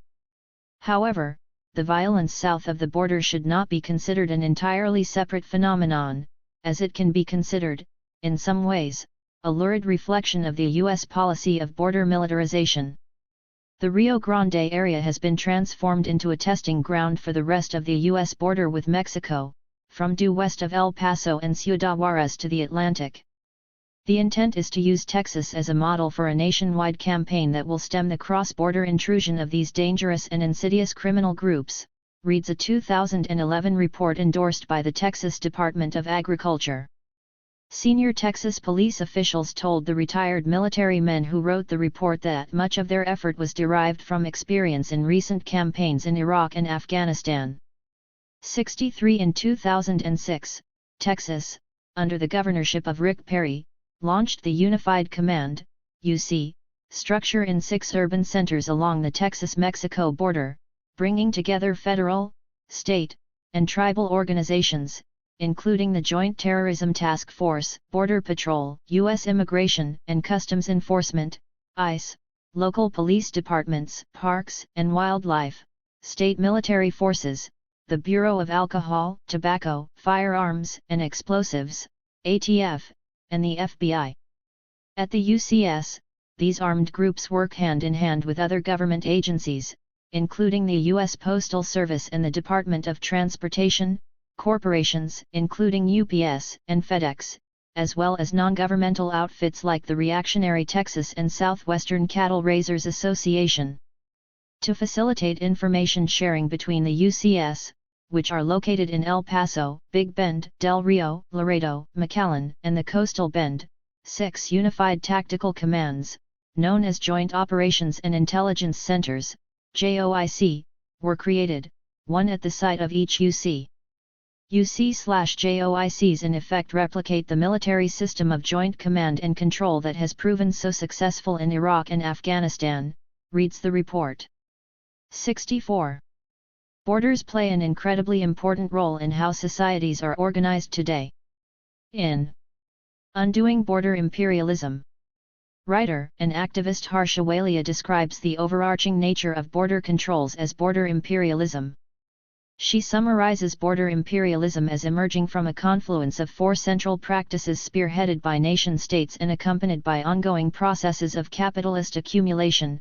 The first is capitalism and empire, which underpin the entire system, followed by the criminalization of migrants, the production of racialized, sexist, and imperialist national identities, and the denial of legal permanent residency and citizenship to migrants. 65. Border controls are used to deter those for whom migration is the only option to the plundering of their communities and economies due to the free license granted to capital and militaries, she writes. 66. But in addition to their role as locations for social control and the creation of a labor apartheid system, borders are increasingly used in the drug war context as launching pads for militarism and violence. For example, in order for the drug war to take root in southern Mexico, a program of border militarization along the Guatemala and Belize borders will be necessary in order to give the state a foothold and a venue from which to begin to interrupt flows of people and narcotics. The more open the borders are, and the less the state controls the movement of people through those borders, the less violence surrounding communities will experience. Profits. It's long been clear that the boost in police in Mexico has been aimed at securing business interests. In August 2011, Mexico's former finance minister Bruno Ferrari told Bloomberg in an English interview that nowadays what we are seeing is that we are having a big fight against crime so that, as I said, it guarantees the future investments and the investments we are having right now because what we are seeing is that Mexico is fighting to prevail against crime. 67. Ferrari's statement is backed up by the experiences of the transnational business elite.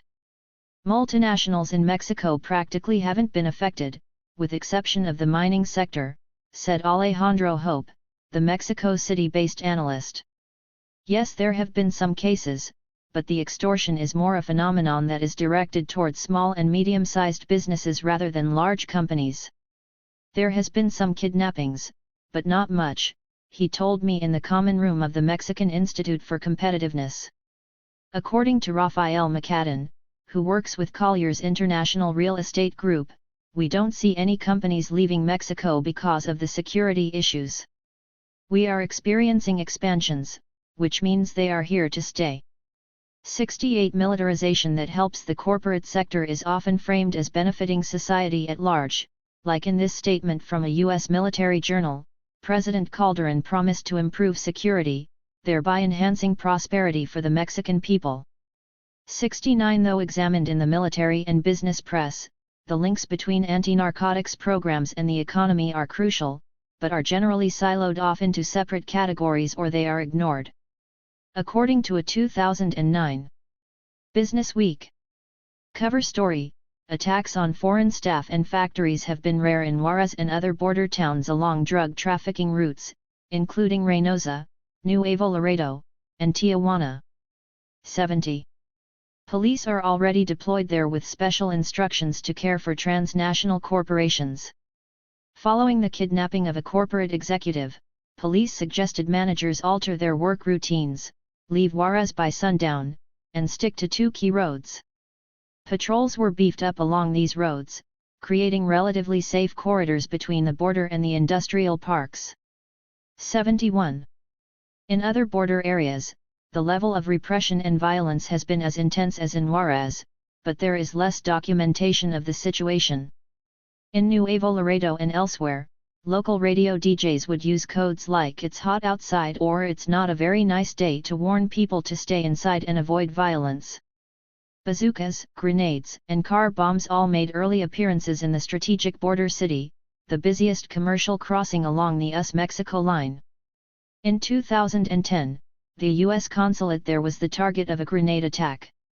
Everything that the country is living through, all of the violence, started here in Nuevo Laredo, said a young lawyer from the city, just across the Rio Grande from Laredo.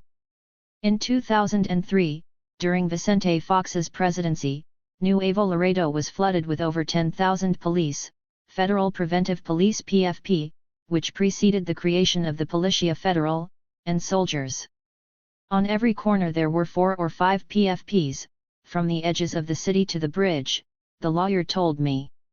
As that happened, violence rose. The local police were infiltrated and they clashed with the federal police. Over time, we learned that another group had also infiltrated the federal police. In Nuevo Laredo there were clashes between municipal police and the army, and with federal police. On one visit, I walked across the bridge from Laredo and went over to a small Nuevo Laredo marketplace, which was once filled with restaurants and souvenir stands catering to day-tripping gringos. As I passed from stall to stall, I attempted small talk with various vendors. One man warmed to it, his voice dropping to a whisper when I told him I was a journalist. He was explicit that I couldn't record, but he wanted to tell me something important, he said. The army is hunting young men on the edges of town. Hunting them like animals, and killing them, just like that. I'll always remember an afternoon I spent in Nuevo Laredo in late 2011, a time when that city was considered one of the most dangerous in Mexico. The presence of organized criminal groups, working right under the army's nose, was apparent immediately, which is to say as soon as I hit the halfway point on the border bridge separating Laredo, Texas, from Nuevo Laredo, which is in the state of Tamaulipas. People I spoke to in Reynosa said going to their local, state-funded Human Rights Commission was like talking directly to narcos. There was no perceived separation between organized crime groups and the state government. Tamaulipas is famous, on one hand, for its horror stories, including the massacre of 72 migrants and the discovery of a series of mass graves in 2011, but it is also considered a state where nothing happens, where journalists are totally under state and cartel control, and local governments don't keep statistics. I asked the young lawyer, who himself was kidnapped a few years before, what he thought would happen in Nuevo Laredo in coming years. Our theory is that things won't change. This is the kind of government the PRI has always dreamed of running, with the army in the streets, with a form of control so that the people can't rise up against them. A totalitarian state, and the PAN did it for them.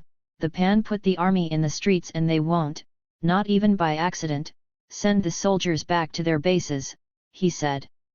His friends are organizers with Morena, the offshoot of the PRD that is organized under the leadership of Andrés Manuel López Obrador. Since the violence took hold, they spend long evenings inside discussing the future of the city. The country is militarized. In Nuevo Laredo there are no civilian police. It's been 7 or 8 years since we've seen a cop. There are no transit police. The soldiers do everything, and obviously that doesn't guarantee security. Rather, violence has exploded. Today there is daily violence, violence that we didn't know before, social violence. The drug war strengthens the power of the police and army, and fortifies the ability of the hegemonic political elite to rule. The Atlacomulco Group, a neoliberalizing faction of the PRI, which was led by Carlos Salinas through the 90s, is also behind Enrique Peña Nieto, who was born in the municipality of Atlacomulco in Mexico State. At the same time as it creates internal enemies out of the population by linking them with drug trafficking, dealing, or using, the drug war is militarizing and modernizing the police and the army, and Mexico's network of jails. These elements together are useful in the exercise and preservation of repressive state power. In an interview with English journalist Ed Voliami, then presidential spokesperson Alejandra Sotomira Fuentes said, "The president is clear. The fight is not against drugs, it is against the violence and the ability of criminal organizations to subvert the state. The president knows that drugs will not disappear. 72 Indeed they haven't and won't, and everyone knows this, but I can't help but wonder how things would be different if this was the tagline on the drug war that was repeated over and again on television and in newspapers." Anti-drugs cops help Canadian mining companies. Chihuahua, like other parts of Mexico and Central America, is experiencing an important expansion in transnational mining and state-led militarization under the pretext of the war on drugs. While disappearances and murders of environmental activists by state forces or paramilitary/cartel members are obvious examples through which we can understand environmental violence in Mexico, the overall rise in killings, kidnapping, and threats to civilians in Mexico is of utmost importance. I believe many of these events may eventually prove to be linked to environmental violence, which is to say violence related to the economic potential of the specific geographic location where it occurs. What now appear as indiscriminate murders may eventually begin to appear as patterns, which could be linked either, in rural areas, to the clearing of territory through terror for future resource extraction or, in urban settings, to capital flow facilitating infrastructure projects, like highways, airports, or border bridges. When government officials talk about reducing violence or improving security, what they are usually referring to is sending additional police and/or soldiers and/or Marines. Problems related to police deployments are not limited to urban areas. The mountain town of Madera, Chihuahua, lies a couple hours bus ride west of the state capital. What happened after 10,000 federal police and soldiers arrived in Chihuahua State, in 2008, shows that an increase in police and soldiers in an area can prove beneficial to transnational corporate interests. Increased policing can precipitate the breakdown of community structures, in this case, of an ejido or community landholders group, who exercise legal title over their lands through assemblies and communal decision-making. On an August afternoon in 2008, Dante Valdez Jimenez was giving a teacher training class in an elementary school in Madera, but before he finished his lecture, he was interrupted by a group of 30 men, some of them armed. In the minutes that followed, Valdez was savagely beaten in front of his students. While they beat him, his attackers yelled that he should keep his nose out of other people's business. Valdez was lucky to escape with his life. 5 days later, Amnesty International put out an alert expressing concern for Valdez's safety, as well as that of members of a nearby community. The attack was political, Valdez is known for his work against Pan American Silver Corporation, a Vancouver-based company that operates an open-pit gold mine near Madera. Amnesty indicated that among the attackers were employees of the mining company. There isn't a single authority in any of the three levels of government that is looking out for the people who are displaced, for people who have been mistreated or beaten, Valdez told me, his voice quiet and low. He pointed out that there was a classroom full of witnesses to the incident, but there was never an investigation. His attack wasn't an isolated incident, but a brazen reminder of the repression meted out to those who organized against the company, which began operating in Mexico in 1994 after NAFTA was signed. In 2007, Pan American Silver started construction on a low-grade, cyanide-leaching gold and silver mine near the town. Madera, which means wood in Spanish, is situated high in the Sierra Madre mountain range and has the air of a logging town, but the area is anything but tranquil. At that time, the dominant story was that in the Sierra Madre, the Sinaloa cartel, Mexico's most powerful drug cartel, was battling it out with La Línea, the armed wing of the Juarez cartel. According to the official story, at stake were trafficking routes, as well as vast fields where peasant and indigenous farmers cultivate marijuana and opium poppies. Certainly the region is home to illicit crop production and trafficking, but there are other interests at play. Before construction of the Pan American Silver Mine could begin, the historic town of Dolores had to be relocated to make way for the project, affecting more than 60 families. Locals were not ardently anti-mining, but many felt that Ejido Huitzopa, the body that represents communal landholders in the area, was not getting a fair shake. By 2008, as construction gave way to gold production, tensions between the company and members of the Ejido reached a breaking point. That May, after reaching a majority decision in an assembly, members of the Ejido erected a blockade at the mine access route, demanding meaningful negotiations and a better agreement with the company. People working for the mining company were prevented from passing, but soldiers were allowed through the barricades. The mining company soon found a way around the protesters, one that didn't involve sitting at a negotiating table. At the blockade, there was always, permanently, soldiers traveling in the company trucks, dressed like civilians, and as many as 8 company trucks watching the demonstrations. The blockade, said Valdez. Blockaders were intimidated by the soldiers' presence, and the company continued to access the mine, with workers passing through the blockade because they had soldiers in their trucks. After armed commandos linked to narco-traffickers attacked civilians in a neighboring village, police maintained a continuous presence at the blockade. The blockade lasted 1 year and 5 months, during which time residents say the company co-opted members of Ejido Huitzopa through financial incentives and intimidation. When the mining company saw that we had a majority of communal landowners supporting us, they began to manipulate in a certain way, using the same people from the Ejido to manipulate other compañeros, to ensure that we didn't have a majority in decision-making, said Luis Pina Amaya, a member of the Ejido, who helped organize the blockade. As on the blockades, the militarization of the region factored into the company's ability to win support for its open-pit mine. The federal police had a presence and intimidated people on many occasions.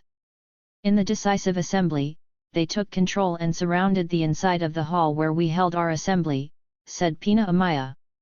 The intrusion of police into communal decision-making is unconstitutional in Mexico. When things turned against the other group, which was the group preferred by the mining company, federal police intervened to ensure that we didn't exercise our rights. Then there's the case of Vasco Gil, a tiny ranching hamlet in the mountains of Durango. In the summer of 2009, approximately 30 soldiers showed up and began surveilling and harassing residents. A few days later, another 10 or 15 soldiers arrived, and 12 men from the area were kidnapped. In a direct statement to Rayados, residents commented that the soldiers showed up to the mountainous region approximately 1 month ago and began carrying out surveillance. Then they began asking where the armed groups were, and especially if locals had any knowledge about suspected narco-traffickers Ismael El Mayo Zambada and Joaquin El Chapo Guzman, reads an article printed in Rayados, an independent weekly based in Culiacan, Sonora. 73. The criminalization and terrorizing of residents of Vasco Gil and nearby hamlets by soldiers was carried out in the name of the fight against drug cartels. Closer inspection reveals that there is a much larger interest in the region. Vancouver-based mining company Chesapeake Gold Corporation has plans to build an open-pit mine in the area, removing 821 million tons of ore over 19 years of mining operations. These plans would necessitate the displacement of all residents of Vasco Gil. 74. The living conditions are primitive in this isolated, mountainous area, where the roads are sometimes impassable during the rainy season, according to the company's economic feasibility report on the mine, which proceeds to wrongfully characterize the local economy as based on ranching, rather than forestry, which is actually the predominant economic activity. The stakes in the area surrounding Vasco Gil are high. The company will need to invest about $487 million to operate the mine, and believes that the proposed Metates mine project is one of the largest, undeveloped disseminated gold and silver deposits in the world. 75. For Chesapeake Gold Corporation, residents of Vasco Gil and the surrounding area are potential barriers to profit maximization. Chesapeake owns 5,776 hectares of concessions in the area, and actively drilled core samples for exploration in March and April of 2009. 76. Maybe it is a coincidence that almost 4 dozen soldiers arrived in the town months after a round of exploration drilling around Vasco Gil. Maybe not. But it seems useful to consider factors other than drugs, in this case, transnational mining interests, as potentially influencing violence aimed at local populations in resource-rich areas. Territory, community police, and self-defense groups. In Mexico's Guerrero state, community members have prevented the army from entering their territories because they believe that where the army goes, transnational companies will follow. Guerrero's distinct history has meant that the drug war has differently impacted the state, which has long experienced violence and militarization at levels unknown in the rest of the country before the drug war began in 2006. The war on drugs is no less than continuing to use military force to contain nonconformist, disruptive movements, groups in resistance, and collectives who raise their voices, said Abel Barrera, director of Tlaxinolan, a human rights group based in Tlapa de Comonfort, Guerrero. Poppy growing in the region gives soldiers and state authorities a pretext to enter into community lands, but according to Barrera, it does even more than that. What we've seen up until now is that the militarization is not only a way to enter into the territories, but that it serves to impose mega projects. The police and army are the offensive front that goes and enters into territories in order to guarantee that transnational capital can be established there, and install itself via mines, mega projects, dams, and ecotourism projects.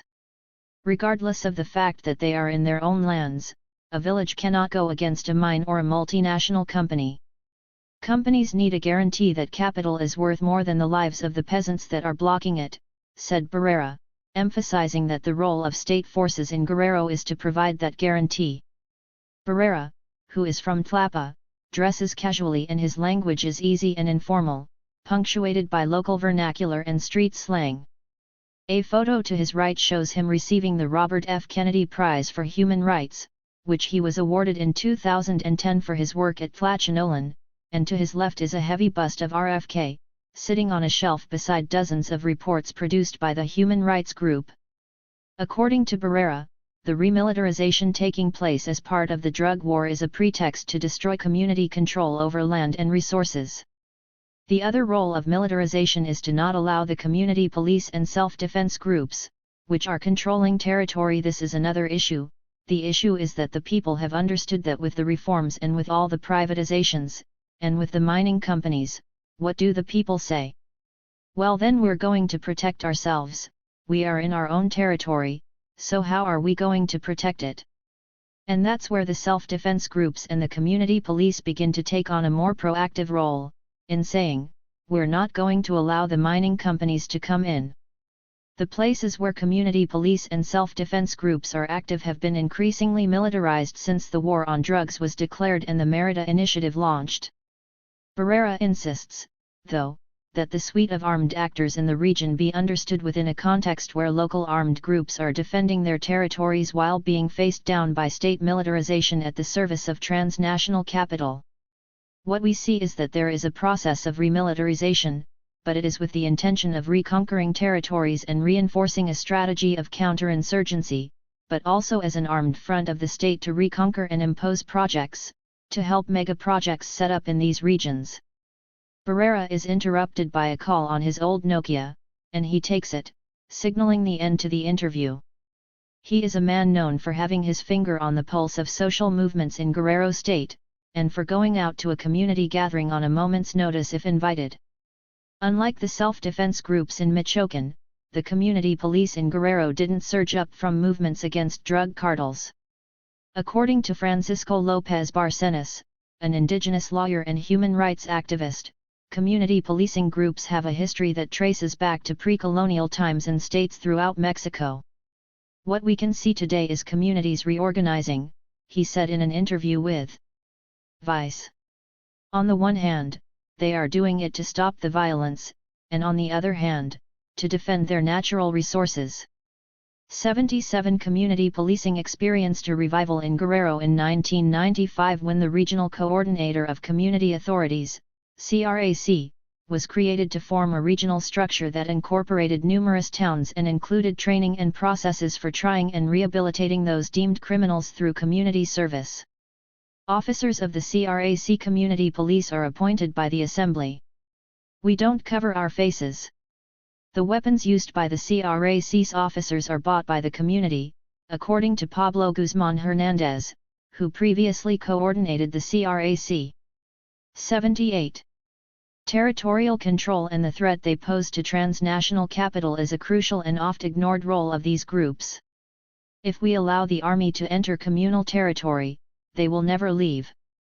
The government has its sights on exploiting the mines, they want us to fight amongst ourselves, so that they can come in and militarize the territory. That's the bottom line here, said Claudio Carrasco, former coordinator of the Regional Coordinator of Community Authorities Community Police, CRACPC. 79 There are 3 producing mines in Guerrero State, a host of exploration projects, and vast expanses of mountainous land that has not yet been granted in mining concessions. In his early days as president, Peña Nieto announced the creation of a gendarmerie, a heavily armed police force that would primarily patrol rural areas. 80 Although falling under the Ministry of the Interior, the National Gendarmerie will mostly consist of soldiers who will remain under military/naval command. These troops will be heavily armed, uniquely trained in rapid assault tactics, rather than more standard evidentiary procedures, and specifically authorized to operate above force levels that typically apply to the police. 81 The National Gendarmerie will increase police presence in resource-rich rural areas in Mexico, creating another layer of protection for mining companies and others active in these so-called under-policed areas. A 5,000-member gendarmerie was launched in August of 2014, and according to The Economist, it will have special responsibility for protecting Mexico's economic assets, oil, mines, farms, and so forth from organized crime. 82. The snapshots presented in this chapter are an initial attempt to look at how the deployment of police and soldiers has not brought security to the communities they patrol. Rather, these deployments act as a guarantee to investors seeking to ensure their installations will be protected from community resistance, at great cost to men and women throughout the region. In addition, they've done little to stop the flow of drugs, but rather have contributed to shifting the flows to other regions. In the future, these other regions could also be militarized in the name of fighting the flow of drugs, extending into a kind of perpetual war. Chapter 6. Mexico, Paramilitarization and the Drug War. Early in 2014, I met with Javier Sicilia, a man who is today perhaps Mexico's most well-known peace activist, in a Starbucks in the south of Mexico City. He arrived with a friend, and though he left his trademark wide-brimmed hat and beige vest at home, he still garnered attention among the half-dozen people sipping their coffees. As we chatted, one man patted Cecilia on the shoulder, telling him to keep up the struggle. The circumstances that plunged Cecilia into a life of activism are tragic. On March 28, 2011, his son Juan Francisco Cecilia Ortega was murdered along with 6 others in Temixco, Morelos, just south of Mexico City. The 7 bodies were found inside a Honda Civic. Cecilia, a poet, vowed he would never write another verse, and began a national campaign known as the Movement for Peace with Justice and Dignity, that carried out marches, caravans, and events throughout Mexico and the United States. Cecilia places the blame for his son's murder squarely on the drug war strategy carried out by Felipe Calderón, and says that had drug trafficker Arturo Beltrán Leiva not been murdered in 2009, his son would still be alive. 1. I'm sure that if Beltrán Leiva was still in Cuernavaca, if they hadn't killed him, my son wouldn't be dead, said Cecilia. His son was killed with 6 others when they were kidnapped after denouncing a robbery. The owner of the house where they were being held freaked out and called a local crime boss, paying him 300,000 pesos and giving him 2 trucks to get the kidnapped youth off his hands. All 7 of them were murdered, and stuffed into a car. Cecilia believes that the war on drugs strategy is what ratcheted up the violence in Mexico. This is my hypothesis: there's cartels out there, and when Calderón, with assistance from institutions that were involved in cartel activity, decides to mobilize the army, what he does is oblige the cartels to arm themselves like armies. Then he does another terrible thing as part of this strategy: he beheads the big capos, the ones who controlled those groups. So what was left were cells that cannot access drugs, which leads to the true diversification of crime. The paramilitarization that has taken place in Mexico since Calderón declared war on drug cartels in December 2006 can be understood as stemming from 2 elements of US-promoted militarization in Mexico. Cecilia mentioned the first element in our interview above. The paramilitarization of drug cartels is an outcome of the police and army's piecemeal confrontations with well-financed drug trafficking groups that have a large supply of cash and almost unfettered access to weapons. As a consequence of state attempts to militarize their trafficking routes, drug trafficking organizations recruit and arm grunts to protect their trade. This is something that has been rigorously documented in Colombia, where military and counter-narcotics aid to Colombia, rather than enhancing the state's monopoly on the legitimate use of violence, is diverted to empower non-state armed actors, increasing extralegal violence with no apparent effect on its stated goal of curbing drug production, stated economists in a peer-reviewed paper released in December 2012. 2. Our estimates display a distinct, asymmetric pattern: when U.S. military aid increases, attacks by paramilitaries, who are known to work with the military, increase more in municipalities with bases. Which is to say that the more the United States spends in Colombia, the more irregular forces have their way with local populations, generating terror and violence. The second element is that historically in Latin America the so-called professionalization of the police, explored in the last chapter, leads to paramilitarization. Professionalization's insistence on centralized and specialized police activities seems also to lead to the devolution, e.g. debureaucratization, as the activities of professionalized, specialized, and autonomous national police agencies increasingly diverge from the centers of authority that have produced them. Devolution from bureaucratized militarization is often manifested in the emergence of social control groups with less direct, more tenuous links to the state.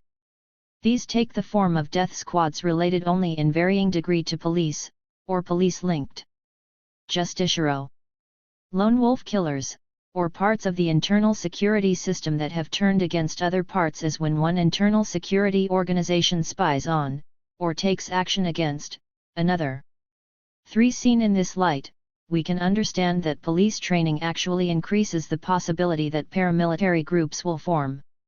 Instead of calling the armed groups that work for narcotics traffickers paramilitaries, they are referred to in the mainstream press and by government officials, and by extension the majority of the population, as drug cartels, or in some cases the armed wing of a given drug cartel.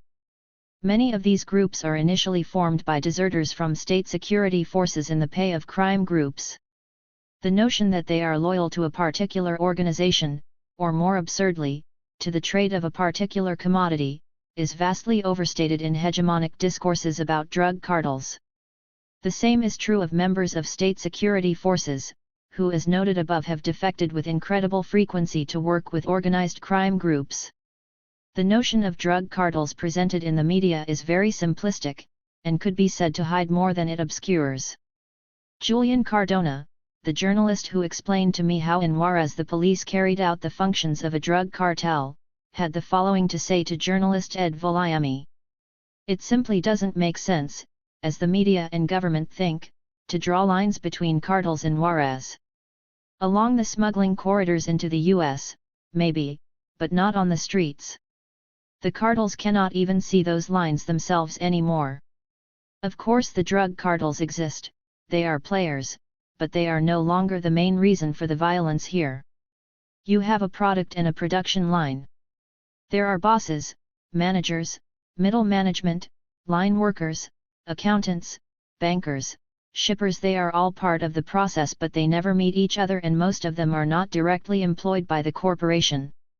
We'll have counted 1,700 dead in this city by the end of the year, he predicted, rightly, in September 2008, and in most cases, the executioners don't even know which cartel, if any, they're working for. If they change sides, from someone far from here who is in the Juarez cartel to someone far from here in the Sinaloa cartel, they won't know it. All they have is their assigned task, their piece of turf, and maybe an order to do this, do that, or kill someone. Not why or who for. They have no idea about the big money, or who their bosses are. 4. There are, of course, differing views on this matter, and there are people who don't believe drug cartels are functioning as paramilitary groups, carrying out the bidding of corporate or other sectors. In an interview, National Autonomous University researcher Giancarlo Delgado hesitated at the idea of classifying cartels as paramilitary groups. Paramilitaries have always existed, they've always been here, since there have been armed resistance movements or armed movements, there have been paramilitaries. For my part, it is difficult to link or to say that organized crime is paramilitarism. If we included the armed elements of organized crime under the category of paramilitaries generally, I still have a hard time making a clear link to the state. Violence and small business. The violence in Mexico has decimated local economies, especially in the north. According to a priest I interviewed in Tamaulipas who preferred to remain nameless for fear of being targeted, extortions and insecurity have undermined the entrepreneurial spirit of the people in northern Mexico. The economic situation has destroyed the border area, especially taking into account the situation of insecurity that people are living through in the city, which has meant there are less jobs, and the people are fearful and are not able to be entrepreneurs, which is characteristic of people from the north. The businesses that are most affected by the violence are the smallest and those that are located in the states of northern Mexico. The lack of security hurts small and medium producers, businesses, and vendors to a larger degree, due to the fact that organized crime has a higher ease of penetration with them than with the directors of large companies, which, in many cases, operate from outside the country. 5. According to Coparmex, a Mexican business association, 160,000 businesses closed because of security concerns in 2011. There is a reconversion of the economy taking place at the national level that is favoring large companies, and it is making more Mexicans into employees instead of entrepreneurs, said Dr. Coria Cabrera during a presentation in Baja California Sur in February of 2012. Coria Cabrera's observations were made plain on my first visits to Reynosa and Ciudad Juarez, both in 2011. Unlike other cities I'd visited in Mexico, here I was surprised to find large, popular areas in these cities without the food stands or little corner shops that are usually ubiquitous. Between 2009 and 2011 in Ciudad Juarez, almost 6,000 small grocery stores were closed down, out of 7,000 such stores that were formally registered. The reason? An increase in robberies, extortions, and kidnappings. 6. The disappearance of local businesses meant that when I visited Juarez the only place with an open patio was Starbucks. The patio looked onto the parking lot of a Walmart, built over top of one of the city's historic bullfighting rings. Activists held their press conferences at Sanborn's, a cookie-cutter restaurant chain owned by the country's richest man, because it was one of the few safe places open later into the evening. Those who can afford it use their cars more, shop in big department stores, and eat at restaurants, which are generally considered safer areas further outside the reach of organized crime.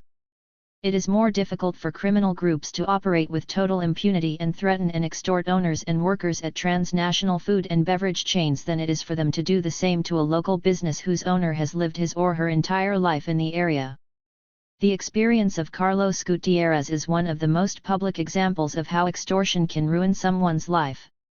And it's public for two reasons: first, because he survived a bloody attack against him, and second, because he was able to leave Mexico and gain temporary legal status in the United States. These factors are what enabled him to speak out about what happened. Gutierrez ran a successful concession stand in Chihuahua City until extortionists began to demand monthly payments of up to $10,000 a month. After about a year, Gutierrez could no longer make the payments, and one night, while he was hanging out in a park with friends, 4 armed men attacked him and cut off both his feet, with either a machete or an axe. 7. Those responsible for the extortions and attack were never publicly identified or captured, and Gutierrez has tried to start a new life with his family in Texas.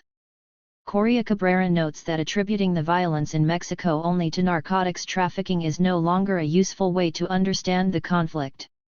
The new organized crime corporation in Mexico has a transnational character and includes various divisions or key areas, which include drug trafficking, buying and selling, money laundering, which would be part of the financial division, human trafficking, paid assassins, which operate as a kind of marketing area, with the task of generating terror and sending messages to various actors so as to negotiate with or to threaten them, a more recently created division, which is dedicated to extortion, kidnapping, and charging rents, which represents a diversification of the traditional activities of so-called drug cartels, among others.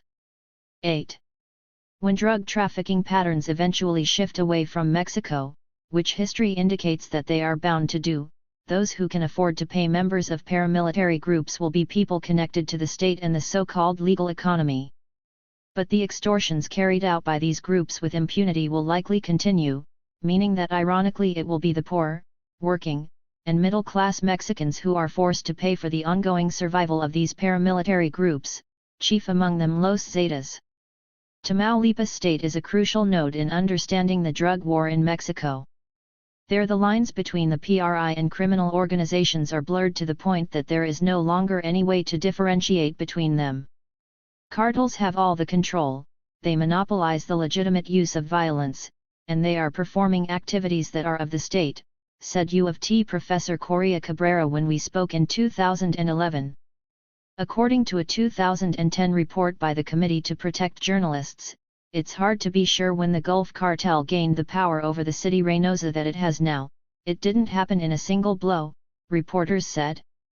Most traced the change to 3 or 4 years ago. Before then, the cartel ran a kind of parallel government from which it strongly influenced institutions such as the police and the city government. Journalists say the cartel is fully embedded in the government and gets nearly whatever it wants. 9. The Gulf Cartel got its start running liquor across the border during alcohol prohibition in the United States in the 1920s. In the 80s, its main business was marijuana trafficking. By the 1990s, official estimates held that the Gulf Cartel was responsible for 30% of the cocaine moving through Mexico. 10. Through that time, some of the highest-ranked members of the Gulf Cartel were former police officers, and traffickers had links to the highest echelons of PRI officialdom. In 2010, Reynosa was home to the clashes that gave birth to a new armed group, Los Zetas. The emergence of Los Zetas has proven to be a transformative element in the reconfiguration of Mexico's military and paramilitary forces under the rubric of the war on drugs.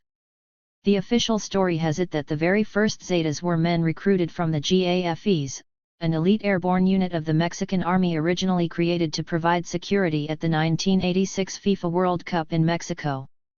French Special Forces from the National Gendarmerie Intervention Group trained the first GAFEs, and after the Zapatista uprising in 1994, they went on to carry out counterinsurgent activities against the EZLN, the Zapatista Army.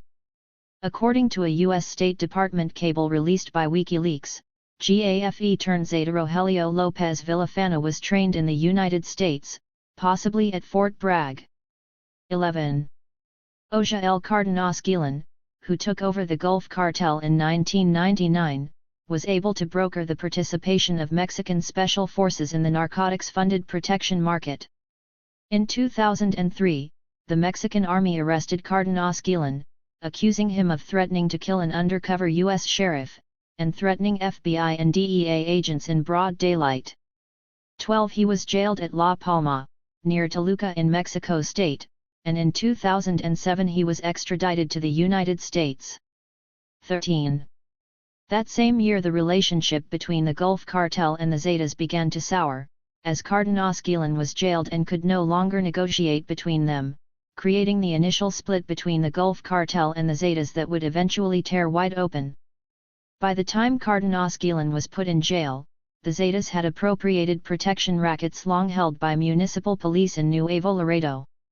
14. It is said that, around that time, the Zetas and the Gulf Cartel agreed that the Gulf Cartel would continue to control trafficking routes through Tabasco, Veracruz, and Tamaulipas, along Gulf Coast, and the Zetas would control Nuevo Laredo, the busiest commercial land crossing on the US-Mexico border, as well as exercising influence in other parts of Tamaulipas, including Ciudad Victoria and San Fernando. Their pact was totally broken in January of 2010, with the assassination of El Concord, a representative of Los Zetas in Reynosa. 15. After the break, other Mexican crime groups, including La Familia Michoacana and the Sinaloa Cartel, under the name La Nueva Federación, declared that they would unite in a war against the Zetas. Part of the reason the Zetas are perceived and presented as being so powerful is because their members often have military training superior to those in other cartels, which are portrayed as recruiting inexperienced 18-year-olds. Although ex-police and ex-soldiers play an important role in the paramilitarized element of every drug cartel. The Zetas did not emerge as a traditional drug trafficking organization, and thus do not exercise the same kind of territorial control as the other groups. This is because, since their inception, the Zetas have been involved in extortion and other ways of making money, including trafficking in migrants. Following Correa Cabrera's conception of cartels as corporations, the Zetas are sometimes described as a kind of franchise operation, where local criminals can access weapons and branding in exchange for a cut of the proceeds. Affiliating with the Zetas brand gives criminals the potential to extort greater sums of money from kidnapping and other forms of extortion, including charging derecho de piso and trafficking in migrants. Greater amounts of money can be extorted based on the reputation of the group one associates with, and, in the case of the Zetas, that reputation has been established through mass graves and terrible murders. People who associate themselves with the Zetas have taken over the edges of the economy, including the so-called illegal economy of human trafficking, of women and migrants, as well as forms of informal commerce like pirated DVDs. Colonizing these informal segments of the economy has created a new pattern of territorial expansion for the Zetas, one that is different from what other organized criminal groups have traditionally done: control a series of plazas and physical transshipment routes. With these methods, the Zetas have extended their zone of influence along, within, inside, and around territories previously of little interest to drug traffickers, areas that have little to no strategic value in terms of moving product. The Zetas also exercise their own form of control in regions monopolized by other criminal organizations, for whom movement of product has traditionally been the key focus of activities, requiring contiguous territorial access. In San Fernando, Tamaulipas, for example, it is known that local police actually assisted in training Zetas. 16. In Monterrey, state police looked on as Zetas hung banners from the state Congress. 17. Police cooperation locally, and active impunity granted by higher levels of government and reinforced by world powers willing to turn a blind eye, give the Zetas, and other paramilitary groups, a free hand to enforce and fulfill the desires of their higher UPS. The Zetas are not simply some kind of warped end product of transnational capitalism, nor are they an organization beyond comprehension or logic. Instead, there has been an active transnational state media role in their formation. As mentioned earlier, Los Zetas were allowed to flourish and consolidate when the United States supported Mexico's decision to make Juarez a focus of the fight against cartels, instead of interrupting Los Zetas in Nuevo Laredo. The killing off of many of the Zetas' original members has resulted in an increasingly fractured and dispersed group of trained killers, each of whom could easily recruit and train others to carry out the orders of those who can pay them, in order to do what was required to make a profit once the group is out on its own. One of the innovations of Los Zetas, which could come from the model of Central American gangs, is that they create and maintain zones of total silence. Journalists do not publish stories about them, and on every street corner someone on the Zetas' payroll keeps an eye on the neighborhood. The intense surveillance of urban areas by Los Zetas and their workers, combined with the terror generated through their actions, is enough to smother not only dissent but also mobility and communication about life under occupation. The structure and style of Zeta control has been copied and applied outside of their original area of influence. Groups who rebelled against Zeta leadership in the state of Michoacán would later take on many characteristics of Los Zetas as they formed La Familia Michoacana, which later splintered to form Los Caballeros Templarios, Knights Templar. Events in Michoacán have proven that the model of Los Zetas is one that can be copied and applied elsewhere, so long as authorities guarantee impunity. The Zetas are a paramilitary force, said William Robinson, the professor and author whom I interviewed in Mexico City in 2011. Basically, it's the creation of paramilitarism alongside formal militarization, which is a Colombian model. 18.1 barometer of paramilitary activity is the level of displacement experienced in areas where these kinds of groups are active. Those most strongly impacted by paramilitarization in Colombia are primarily poor people in urban and rural areas, and the same generally holds true for Mexico. According to the Mexican Human Rights Commission, CNDH, 120,000 people were displaced in Mexico between 2006 and 2014, especially from the states of Chiapas, Guerrero, Michoacán, Tamaulipas, Sinaloa, Chihuahua, Coahuila, Sinaloa, and Baja California. In Sinaloa alone 30,000 people have fled their homes, and in Guerrero, according to the CNDH, over 7,000 people have changed their places of residence due to the fear created by criminals in diverse areas of the region. 19. Paramilitarized migration. Where paramilitary groups and cartels go, a strikingly similar brand of terror follows. In Colombia, an important variable in counterinsurgency and counter-narcotics efforts is the presence of guerrilla groups, but in Mexico it is the presence of migrants that is probably the largest variable. The men and women moving through the country are not necessarily organized or ideologically driven. The presence of migrants from Central America, and also from South America and elsewhere, is a significant occurrence in certain parts of the country. Controlling the flow of migration through Mexico is a key concern for Washington, and paramilitarized cartels are playing an increasingly important role in doing it. The mass kidnapping of migrants took off over the same time period as Calderon's war on drugs spread around the country. During a 6-month period between late 2008 and early 2009, Mexico's National Human Rights Commission documented 198 cases of mass kidnappings, in which 9,758 migrants were kidnapped. A later study by the organization found that between April and September of 2010 there were 214 documented mass kidnappings, resulting in 11,333 victims. 20. The ransoms associated with these kidnappings provide a new revenue stream for organized crime groups, and the kidnappings lessen the flow of migrants, effectively extending border control to the Mexico-Guatemala border, something the U.S. government has thus far not objected to. The situation facing migrants traveling through Mexico has long been complicated by extortion and abuse, but over the past years, the experience of migrating through Mexico has been transformed as drug war militarization has led to better equipped and more dispersed armed groups. The long-functioning coyote system, in which migrants pay, often through loans, to be guided over part or all of their route by experienced border crossers, was slowly dismantled as coyotes were threatened or killed by criminal groups. The illicit activities of migration authorities and police were either assumed by cartels, or they began to function in a complementary fashion with them. In reality, migrants always complained of abuses by authorities, especially police, not just here in Nuevo Laredo but also in Chiapas, in Veracruz, and in Tabasco.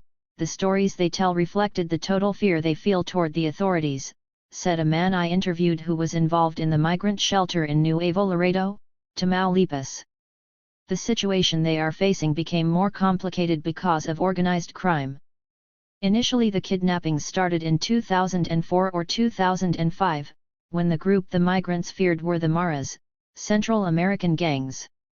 Those groups have since been substituted by cartels like the Zetas or the Gulf, who are responsible for this whole disaster, especially of kidnappings and the extortion of family members. That's been the new element.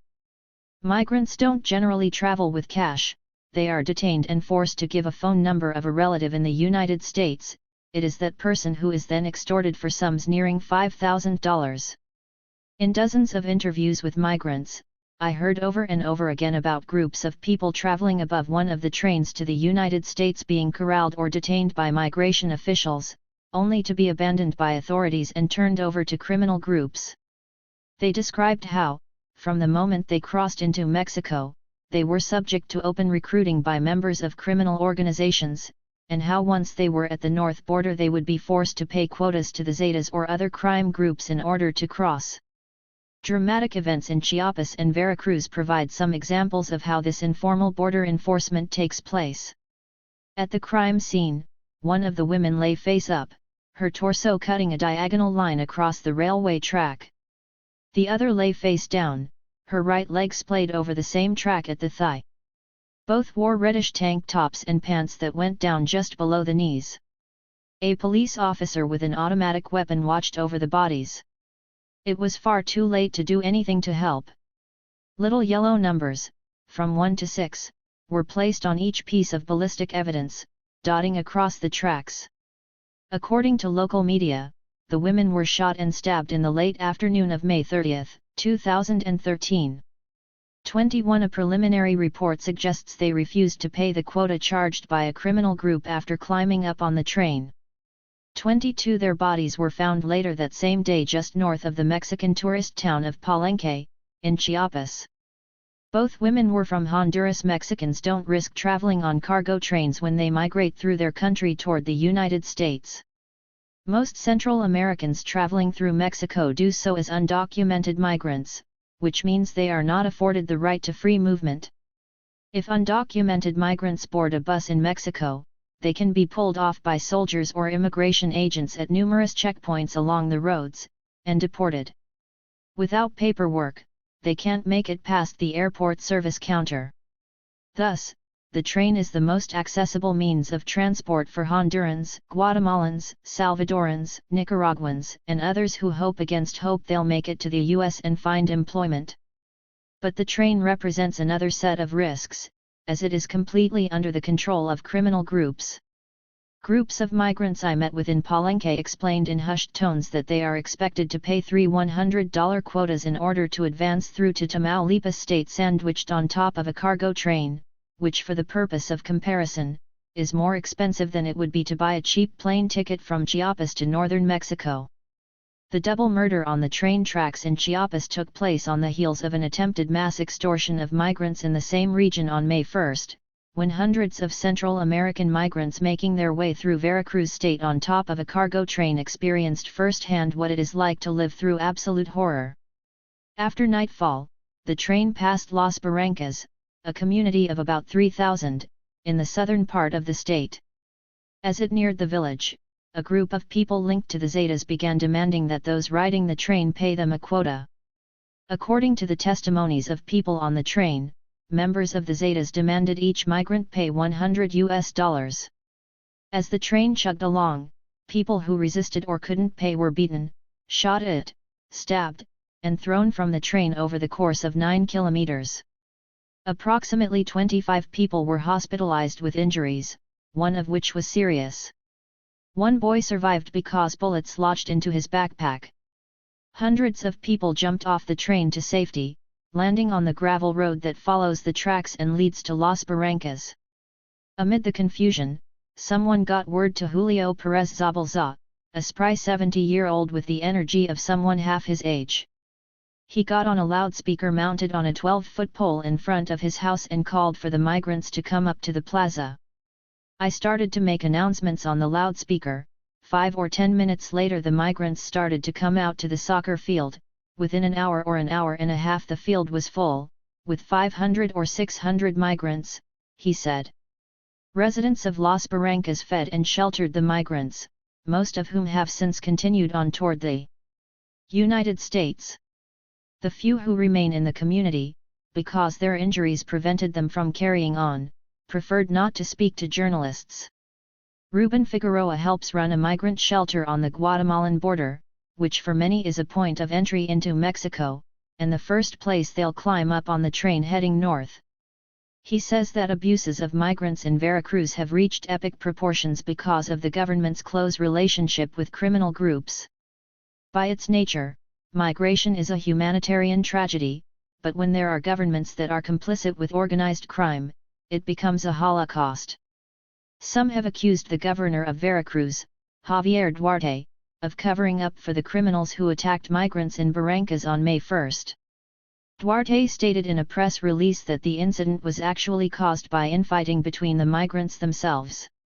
23 But Guillermo Cortés Moreno, the adjunct mayor of Las Barrancas, rejected that version, reiterating that the conflict was related to the extortion of migrants. According to newspaper reports, no one was killed when the criminal group attacked the passengers on the train. Local journalists, however, say they think it is possible that people were killed that night, but because police were in control of the area for 10 hours following the attack, no bodies were seen. Without bodies, there are no dead, they said. According to members of Grupo Beta, a government-funded group that provides food and water to migrants and minimally interacts with them, what happened in Las Barrancas isn't necessarily unusual. The difference is that this time it was denounced by local authorities, and picked up by the media. Events like this aren't rare, they are common here, said Figueroa, the migrant rights activist. It's normal that the government tried to deny what happened, but this got out thanks to the media. Figueroa works at La 72 in Tenosique, Tabasco, a slow-moving town in the humid lowlands on the Guatemala-Mexico border. La 72 was opened after the August 2011 discovery of the corpses of 72 migrants, who were killed after refusing to work for Los Zetas. There were at least 2 survivors, from Ecuador and Honduras. The bodies of 58 men and 14 women were bound and stacked in the back of a ranch in San Fernando, Tamaulipas. The shelter was named in honor of the victims, who were said to have been killed by the Zetas after failing to either pay extortion or join the ranks of the organization. Effectively, this is the beginning point for the sinister Gulf route. The route through hell is what we call it, Figueroa told me in 2012. The migrants take about 25 days to arrive to the north border. They use trains, they use buses, they use many means to arrive to the north border, and from there they try and pass over to the United States. Figueroa went on to explain why he calls the Gulf route, which sees migrants travel north through Veracruz and Tamaulipas, the route through hell. There's a lot of economic interests at play on the part of organized crime. For them, migrants are like merchandise. What members of organized crime groups don't seem to realize is that this is a poor migration, a forced migration, and that the migrants don't carry money. But they want money anyway. They torture the migrants until they give them the phone number of a family member in the United States, and if they don't have it, they'll be murdered. It's a short walk to the church from the shelter, or you can hop on a 3-wheeled moto-taxi, locally called a Pokemóvil, and be there in minutes. There I met with Fray Tomás González Castillo, a Franciscan who also works in Tenosique supporting migrants passing through. I've heard various testimonies of mass kidnappings, and when they tell me what happens to them, honestly it is incredible, and it's only after many testimonies that one starts to believe it. It sounds like something out of a horror movie, when people tell you about the mutilations, he told me, in the small, unevenly lit back room of his parish. The horrors faced by migrants transiting Mexico have generally been kept out of the headlines in Mexico and the United States.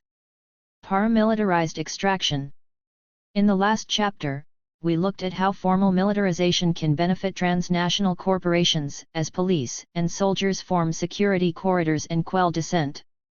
Concretely, there are also a number of cases where paramilitarization linked to the drug war is taking place in areas where resource extraction is a key economic activity.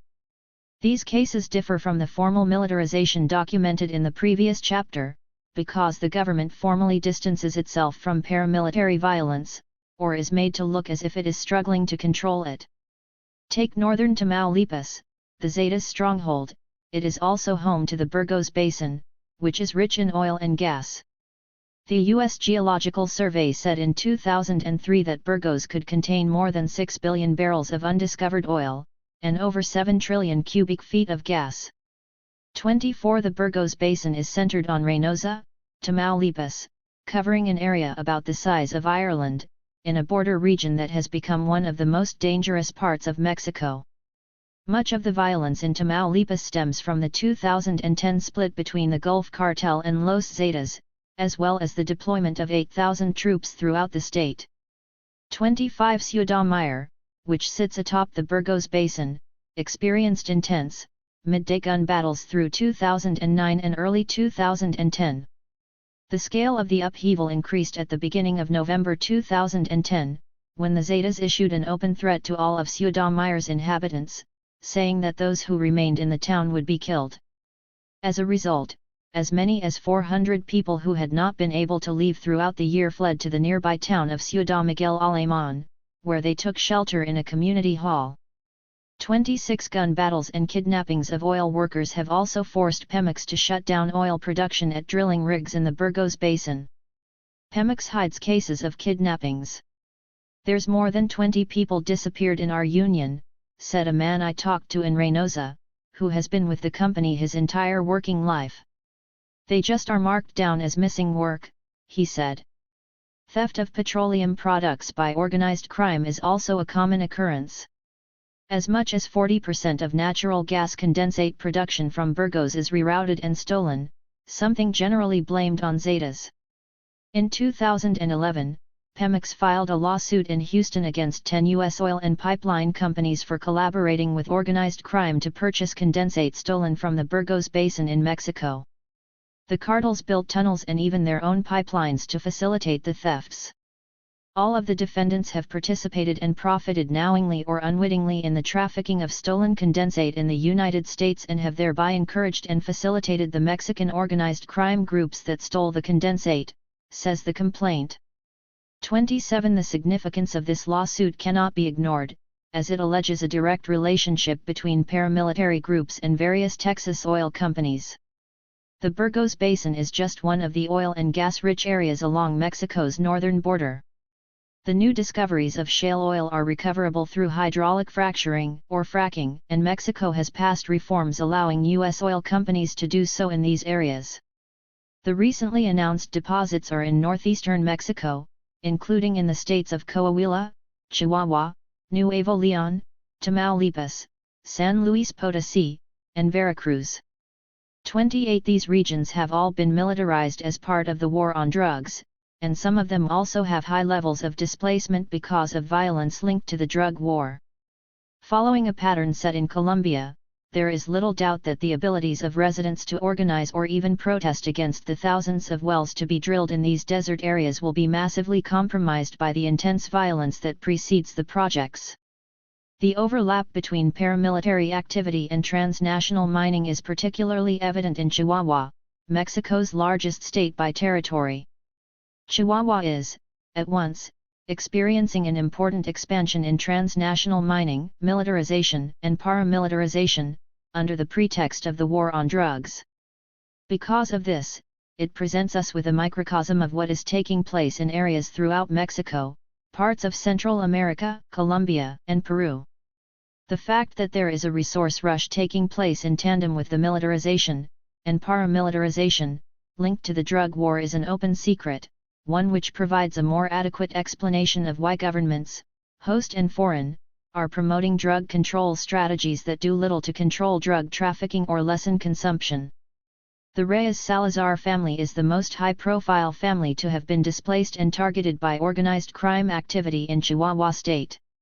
I met Saul Reyes Salazar in El Paso, Texas, across the border from where two of his sisters, his sister-in-law, and two of his brothers were murdered between January 2010 and February 2011. The Reyes Salazar family was known for their environmental activism, having successfully fought a proposed nuclear waste facility in Texas and carried out campaigns against contamination and toxins being illegally disposed of in Juarez. They were also among the loudest critics of the Army incursion into the Juarez Valley. Today, Saul Reyes Salazar lives in El Paso, Texas, with his family. He and his immediate family were granted asylum in January 2012, and his activism is now focused on denouncing the killings and the war that destroyed his family and forced him to flee Mexico. Today there's pretty much no one who talks about this, but the Juarez Valley is still contaminated by a 100 km canal that carries Juarez wastewater. The farming lands are contaminated by chemicals from various maquilas who dump their chemicals in the water, there's oil from the mechanics shops, and of course all of the human waste from all of the houses in Ciudad Juarez end up in the valley, which is basically the septic tank of Juarez, he told me in March 2013. Environmental and protest actions in the border region have fallen off in the face of the violence, which has been extreme in many locations of the Juarez Valley. We're not the only ones who have suffered this tragedy. In Chihuahua, there have been more than 40 social, environmental, and human rights activists who have been murdered. I consider it like a cleansing, an ideological cleansing. In order to explore this phenomenon in more detail, let's look closer at what's at stake in Chihuahua. According to the Mexican Geological Service, in 2010 Chihuahua was the second most important state in the country in the production of all of gold, silver, lead, and zinc. 29 more than half of the land in Chihuahua State, which is almost the size of Texas, has been granted in mining concessions. 30 The volume of precious metals mined in Chihuahua has increased since 2006, with silver extraction almost doubling between 2006 and 2010. 31 As mining has increased, so has the violence in there. As we shall see with the story of Ismael Solorio Urrutia and Manuelita Solis Contreras, drug cartel-linked violence can work to the benefit of mining companies or their boosters seeking to silence dissent. Ismael Solorio Urrutia and Manuela Solis Contreras were two more victims of the cleansing described by Saul Reyes Salazar. They both breathed their last breath seated inside their truck, which was parked beside the highway leading out of the city of Cuauhtémoc. According to video footage acquired as part of the investigation into the murder, Ismael pulled his pickup off the road, and turned the car around as if to talk to the driver of a car that had pulled in behind him. As the killer approached, Ismael pulled 160 pesos, about $13, out of his wallet as if planning to pay him. He was still clasping the bills when his body was found. When I asked Martin Solis Bustamante, an activist and lifelong friend of the family, how exactly they died, he got up from his chair and walked around behind me, pressing 2 fingers to my lower skull. 2 shots passed through Ismael's skull and lodged themselves in Manuela's breast and shoulder, killing her. Their killings are the first of opponents to Canadian mining in Mexico's northern Chihuahua state. The double murder shocked the people of Benito Juarez, a desert town with a population about 12,000. Benito Juarez spreads out from a small central park, where vendors sell ice cream and burritos and elderly men rest on benches in the shade. After a few blocks, the paved roads leaving the park turn into dusty gravel roads, which lead for kilometers into a harsh desert.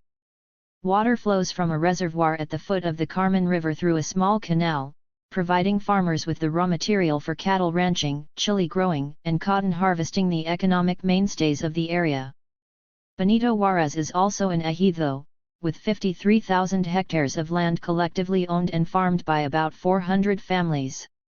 The mining concessions supposedly grant the right to explore and exploit minerals below ejido land, but in order to access the minerals, the company that holds the concessions must secure surface rights. The road out to where MAG Silver, a Vancouver-based mining exploration firm, was drilling core samples, cuts through sun-baked desert plains, flanked by mountains in all directions, the stark landscape interrupted only by chaparral bush and spindly spikes of ocotillo. Without irrigation, little survives here, and securing water in the desert is no small feat. In Benito Juárez, the effort to ensure the survival of the local economy and a way of life based around family and farm is multi-generational and involves hundreds of residents. Ismael Solorio and Martin Solis, for instance, studied together at an agricultural school in Juárez. Returning to the ejido in the early 1980s, they got their start in activism, organizing in defense against predatory banking practices after the peso was devalued in 1987, and using direct action to help improve the lives of the ejido's members. Later, Solorio and Solis helped form the Barzan movement. A Barzan is the yoke ring on a plow, whose members captured the attention of the nation when they entered the country's National Congress on horseback after riding 54 days from the US-Mexico border, crossing in Ciudad Juárez to Mexico City. The bold tactics of the Barzonistas brought back memories of Mexican revolutionaries at the turn of the 20th century. They successfully forced the first change in the rural budget anyone can remember, and later secured electricity subsidies for rural farmers whose livelihoods were under threat following the unequal terms of the North America Free Trade Agreement. In the last years of his life, Ismael Solorio, who was known to his friends as Chops, continued to grow chili peppers and raise cattle, while devoting his spare time to water and mining issues in the region. A far cry from a full-time activist, Solorio devoted most of his time to working on the land, speaking out when he felt outside forces threatened the future of his community. First was a host of off-the-books deep wells drilled by Mennonite farmers, which sapped the Carmen River of the flow that had long provided water for farming in Benito Juárez and other desert communities. Then there was MAG Silver, which was carrying out a controversial drilling program at its Cinco de Mayo project to explore for silver, gold, copper, molybdenum, and tungsten in lands locals claim are communal. Ismael and his wife Manuela, a primary school teacher and ardent supporter of her husband's activism, had faced off against many powerful forces, banks, governments, and wealthy well drillers, but something was different this time. Tensions rose quickly, the conflict heated up, and in a matter of months Manuela and Ismael were dead.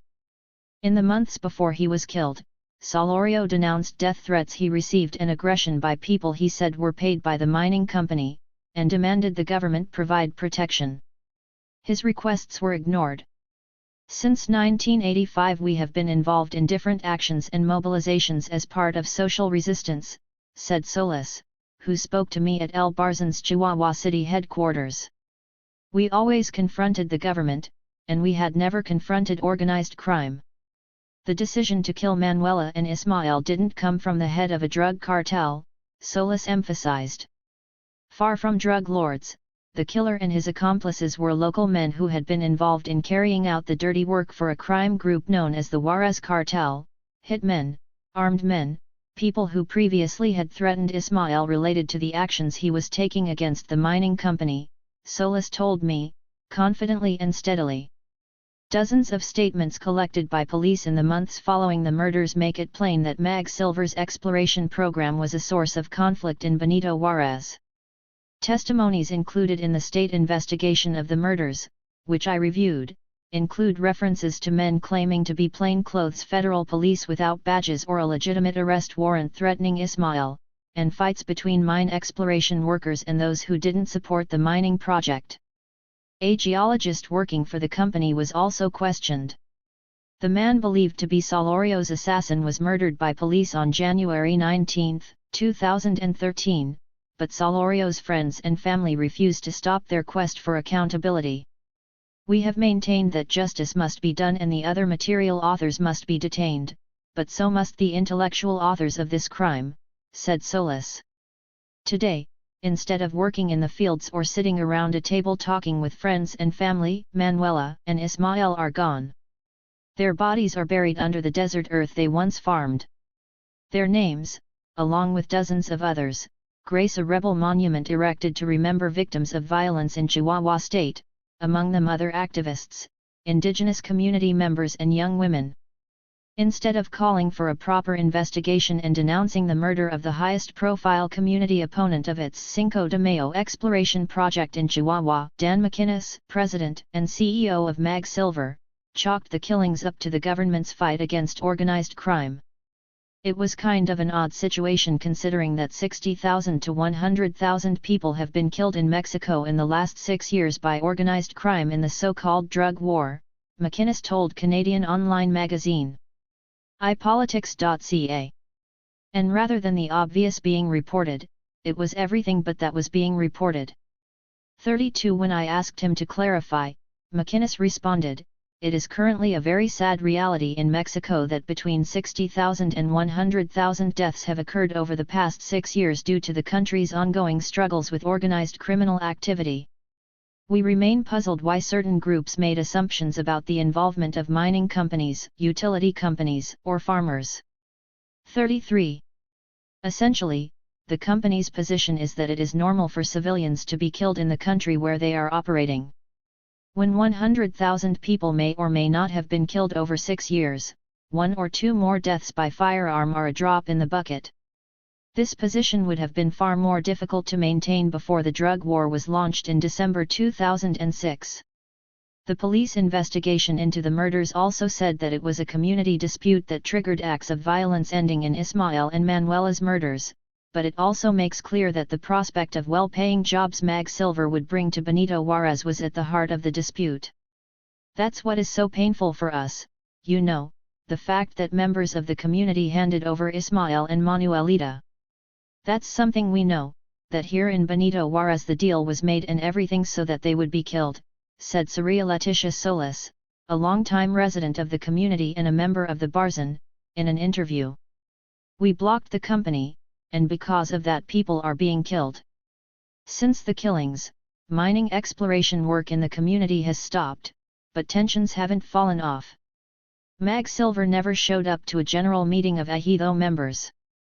The paperwork that they did with the corresponding authorities were fictitious because they never went before the assembly, which is the maximum authority here, said Fausto Albion Jimenez Holguin, president of the Ejido of Benito Juarez. Following the murders, an assembly was held with more than half the members present, and the Ejido of Benito Juarez voted in November of 2012 to ban mining activity on its lands for the next 100 years. The company acknowledges its exploration program in Benito Juarez is currently inactive, claiming it is working through delays in the exploration permits for its Cinco de Mayo project. The murders of Ismael Solorio and Manuela Solis took place at the crossroads of environmental activism and organized crime, in a region where all armed groups act with almost total impunity. Ismael and Manuela's 3 orphaned sons and their extended family will live with the loss for the rest of their lives. Their community, Benito Juarez, is deeply divided over the prospect of future mining activity in the territory. Despite the 100-year ban, Mag Silver plans to pick up again as soon as possible. More violence seems like a likely outcome should the company attempt to have workers restart exploration. As word of October's double murder made its way through anti-mining networks around Mexico, Manuela and Ismael's names were added to a growing list of activists killed. The list already included Mariano Abarca, who was killed in Chiapas by hitmen connected to Black Fire, a Calgary-owned mining company, in November 2010, and Bernardo Vasquez, murdered March 15, 2012, because of his activism against Vancouver-based Fortuna Silver in Oaxaca State. Today the existence of the local mining project is something that residents of San Jose del Progreso, Oaxaca, couldn't ignore if they tried.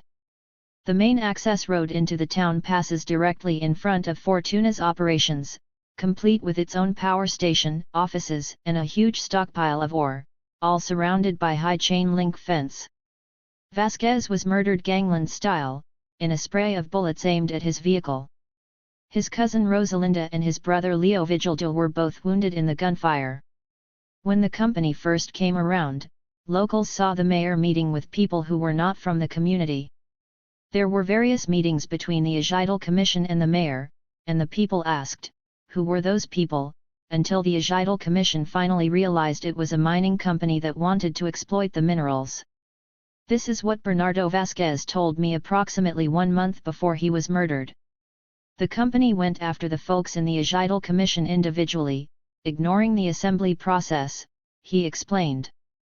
Before he was killed, threats against him were spray-painted on the wall of a dam, and signed Los Zetas. Paramilitary violence is taking place in resource-rich areas across the country.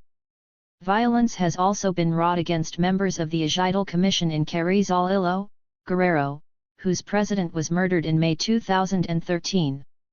34 His murder came after years of protests by the Ejido, including blockades against a local subsidiary of Vancouver's Gold Corp Inc. A couple of months later, 2 workers at the same mine in Guerrero were murdered when their vehicle was sprayed with more than 100 rounds from AK-47s. 35 other incidents in Guerrero include the July 2013 displacement of 300 people, most of them children, from 7 villages of San Miguel Totolapan and Coyoca de Catalan after they'd received threats from organized crime groups. 36 Approximately 2,000 people have been displaced from the region. 37 It is said that there are mining concessions, but most of the territory consists of ejidos. The state leaves the dirty work of depopulating the area to organized crime, and when the mining companies arrive, there will be no one to oppose them, Manuel Olivares from the Guerrero Network of Civil Organizations for Human Rights, RGOCD, told Desinformamenos. 38. In February 2014, I traveled to Tlapa de Comonfort with Juan Perez, an activist with Holistic Processes for Community Management, PIAP, in Guerrero State. Perez draws a clear line between the arrival of large mining companies and the exercise of territorial control by organized crime groups. There is a new logic that organized crime groups are imposing. They are establishing themselves, but in such a distorted way that they are not controlling territory for the purposes of arms or narcotics trafficking, rather for the purposes of extortion, he said. He explained how 2 crime groups, one protected by the army and the other by the Marines, control the territory between Iguala and Chilpancingo, which is traversed by the Balsas River. These areas are extremely well cared for. There are Marines from the river to Iguala, and soldiers from the river to Chilpancingo, he told me. A crime group linked to the Beltran Leyva cartel or a splinter group known locally as Los Rojos extorts community members in these areas. If you are in the middle and you are part of a process of extortion by, for example, Los Rojos, but you have to take your child to the hospital on the other side of the river, you are unprotected. Forms of territorial control including kidnapping, disappearances, and killings are carried out simply because you are considered to be supporting the other group, even though your support for them is more of an exercise of fear because it is based on either you pay me, or I kill you, or I fuck you over. For Perez, it is no coincidence that Goldcorp operates its Los Filospermejal mine near the Balsas River, in the middle of this contested region. Perez is active in the Mexican Network Against Mining, REMA, and part of his work is helping community and ejido members trying to prevent the entry of mining companies. But the paramilitarization of the region, with the presence of organized crime groups, has prevented activists from being able to reach out to local communities. He gave me an example of this.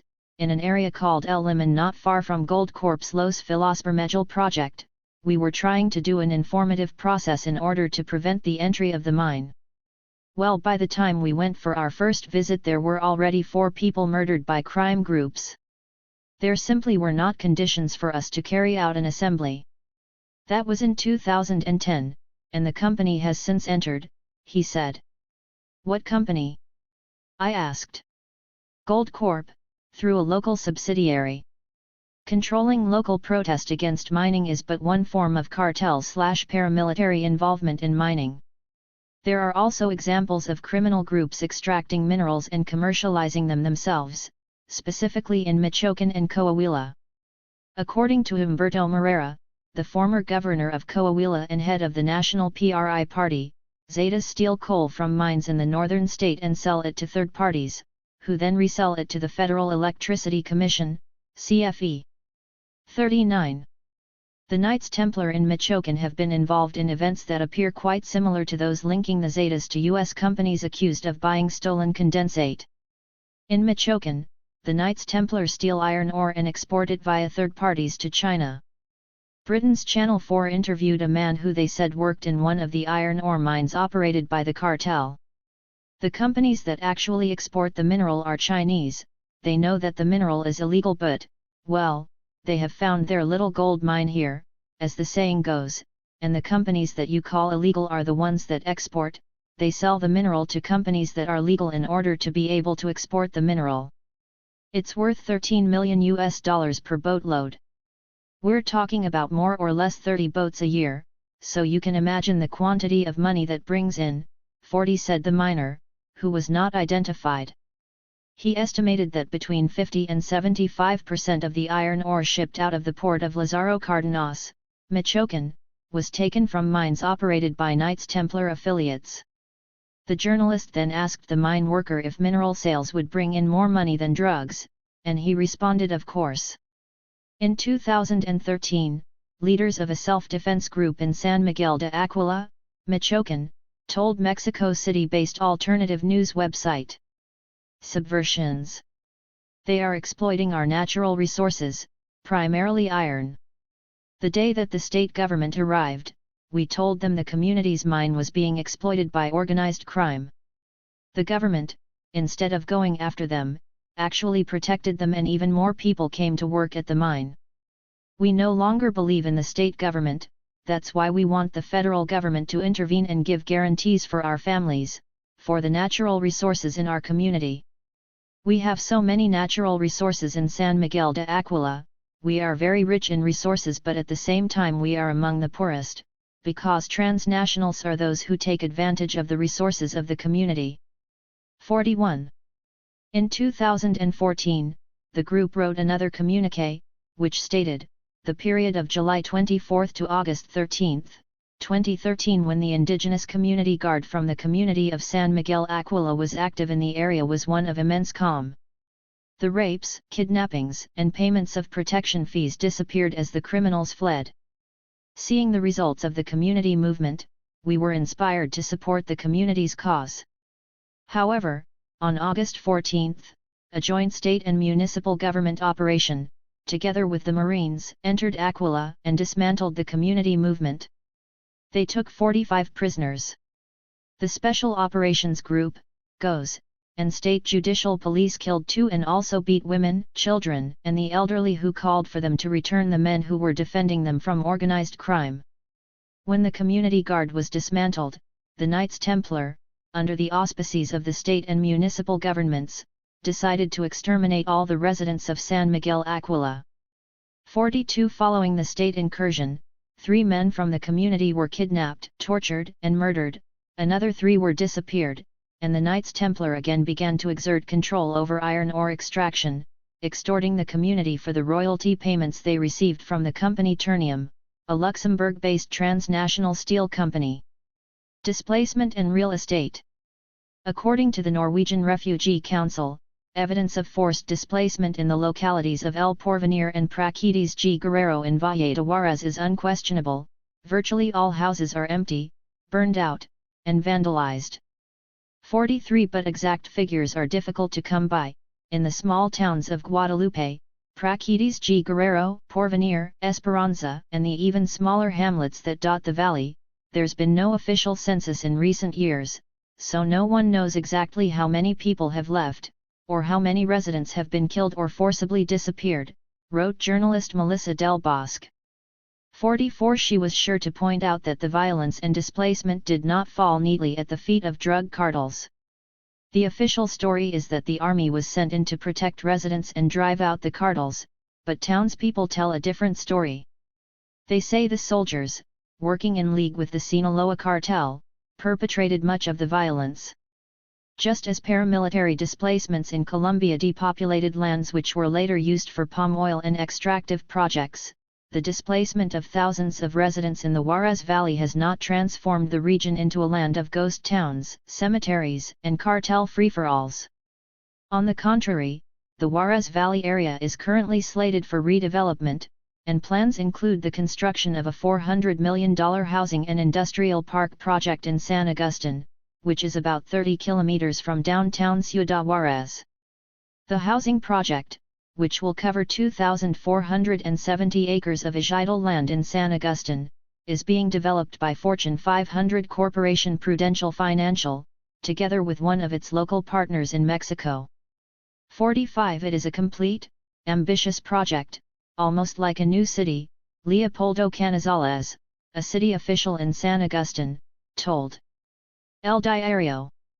46 The housing project will be built just over 10 kilometers from a new border bridge between Tornillo, Texas, and Guadalupe, also in the Juarez Valley. 47 The San Agustin development is being erected in anticipation of a boom in the maquila industries, as massive expansions in Mexico's manufacturing sector will be necessary should analysts' predictions about the sector come true. Mexico has the enormous advantage of bordering the U.S., which means that goods can reach much of the country in a day or two, as opposed to at least 21 days by ship from China.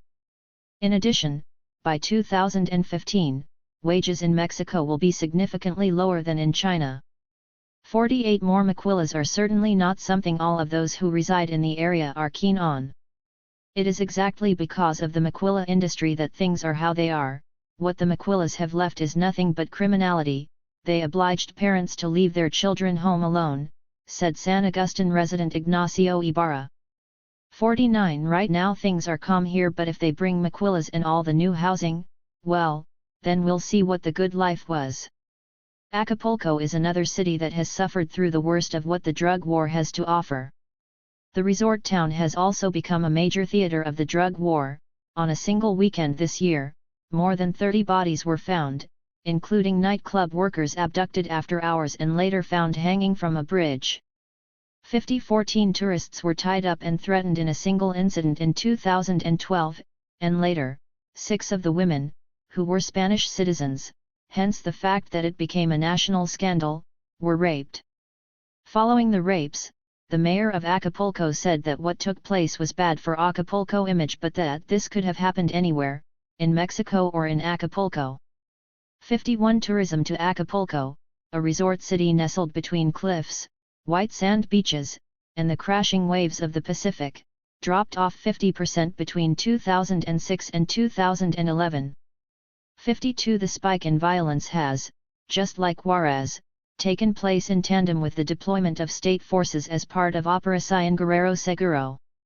In Acapulco, components of Guerrero Seguro include new lighting along Costera Miguel Alemán, the placement of more than 600 surveillance cameras in the tourist areas, and the deployment of federal security forces to oversee nighttime law enforcement. 53. Far from scaring away investors, the height of the violence in Acapulco inspired magnate Carlos Slim, who has repeatedly been named the world's richest man, to bring together some of Mexico's richest and most powerful in a consortium for the economic revival of the city. While thousands of families suffered through devastating losses of friends and loved ones and were forced to live in an increasingly cruel context of kidnappings, tortures, and massacres, Slim stayed focused on investing. Those who do not invest and go slow because they have doubts will be left behind. I am not afraid of investing here in Acapulco, he said in 2012. 54 Slim has invested heavily in Acapulco real estate, and now owns a hotel and other properties in the resort city. Violence against the poor in Acapulco, one of the most unequal cities in Mexico, has provided investors like Slim a clean slate for kickstarting a new development plan. Farmers and ranchers have also been displaced from rural areas in northern Mexico because of threats and violence. By the end of 2010, 5,000 farmers had been displaced in Tamaulipas state, according to a report prepared by Mexico's intelligence agency, Season. 55 ranchers and farmers have been victims of kidnapping and extortion, and all of that, and now many of them are asking me to sell their lands, and their ranches, but who can I sell them to, said a real estate agent I interviewed in Tamaulipas State in 2011. They're kidnapping ranchers and farmers, so they don't go to their ranges anymore, their ranches are abandoned. They forced me out of my truck near Loma Prieta, a ranch I have near Jimenez, a city close to the capital of Tamaulipas, a farmer told Mexican newspaper Milenio. 56. There were a handful of kids, no more than 20 years old, armed with machine guns and with Central American accents. 57. After the threat against him, the farmer stopped going to his land. I don't know if I still have cattle, but the way things are, I'd rather lose them. According to press reports, narco groups, especially Los Zetas, used the abandoned lands for training camps and bases. Avocados and limes at gunpoint. In 2011, Mexico's agri-food exports were valued at $22 billion, just slightly more than the country's mining exports of $21.6 billion. The overlapping presence of armed actors in some of the country's most productive agricultural regions has had severe consequences for the lives of farmers and has impacted the price of fruits and vegetables in Mexico, the United States, and elsewhere. Attacks against and extortions of small and medium-sized farmers are taking place in areas that had previously undergone rapid changes to their agricultural sector as a result of neoliberal policies and changing market structures. Dr. Donna Chollet documented the transformation of the local economy in the Los Reyes region of Michoacan from one where sugarcane workers could earn a subsistence living because of state subsidies, to one where contract workers picked blackberries for luxury consumption in the United States. The retraction of government assistance for campesinos, withdrawal of price supports, and reduction of import tariffs create markets in which small farmers are unable to compete, thus opening the door for transnational agribusiness. Transnational blackberry agro-industries form a commodity chain that establishes hierarchies of power linked to broader initiatives of the WTO and NAFTA. As men are displaced from cane production, a segmented labor force that relies on unequal compensation divides workers by gender and separates capitalized growers from small-scale campesinos who lack the resources to compete in the new transnational order. 58. Avocados and limes are grown in the area Chollet describes, part of which is known as the Tierra Caliente region of Michoacan. The state is Mexico's #1 producer of avocados and one of the most important producers of limes in the country. In fact, the very first drug trafficking group in Michoacan, Los Hermanos Valencia, had its roots in avocado farming. 59. Michoacan is also an area that, over the last decade, has been occupied by various armed groups, from the Mexican Army. 60. To La Familia Michoacana, which has morphed into what is known as the Caballeros Templarios, Knights Templar. Michoacan has been a hotbed of political activity, including disputes between parties, indigenous movements, student uprisings, and otherwise. Like Tamaulipas and other embattled Mexican states, it has also been an area where deep links between state governments and organized crime have contributed to the consolidation and dominance of criminal economies. Some of the most gruesome public acts of terror in Mexico since 2006 have taken place in the state. 5 human heads were tossed onto a dance floor at a bar in Uruapan in fall 2006, and grenades exploded at Independence Day celebrations in the capital of Morelia in September 2008, killing 8. Mexico City-based analyst Alejandro Hope notes that the family of Governor Leonel Godoy had all kinds of links with people from La Familia, which later became Los Templarios. There is a taped phone call between the governor's half-brother and La Tuda, the leader of the Templarios, where Julio Cesar Godoy, half-brother of the governor, calls La Tuda godfather, and La Tuda tells him, "Don't you worry, my son, you have already won. We already spoke with the boys, we told them." Godoy's term ended in 2011, and new elections brought Fausto Vallejo to power in Michoacan. He won, but he was very sick and he left his post temporarily right at the beginning of his mandate. He left the position to his Secretary of Government, equivalent of a Secretary of the Interior, and that individual has all kinds of links with the Templarios. Hope says that historically, what drug trafficking in Michoacan there was, and what organized crime there was strongly connected with the traditional PRI structure of control. As an example, take the case of Tepalcatepec, where locals accused Mayor Guillermo Valencia of being the big Templario.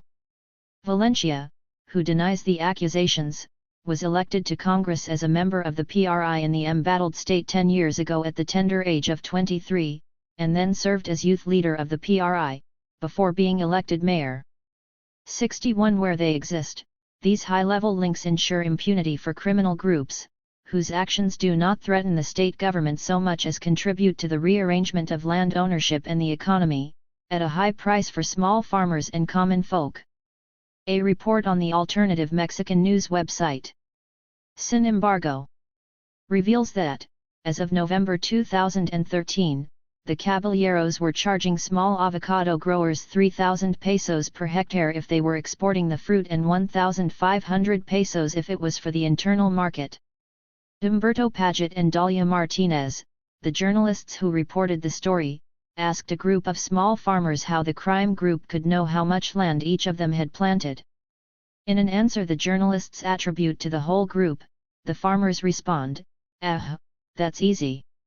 They know how much we have because they have direct access to the guides, permits, that the local council for vegetable sanitation gives, which depend on the Secretary of Agriculture, Ranching, Rural Development, Fishing and Alimentation, SAGARPA, and the state committees of vegetable sanitation.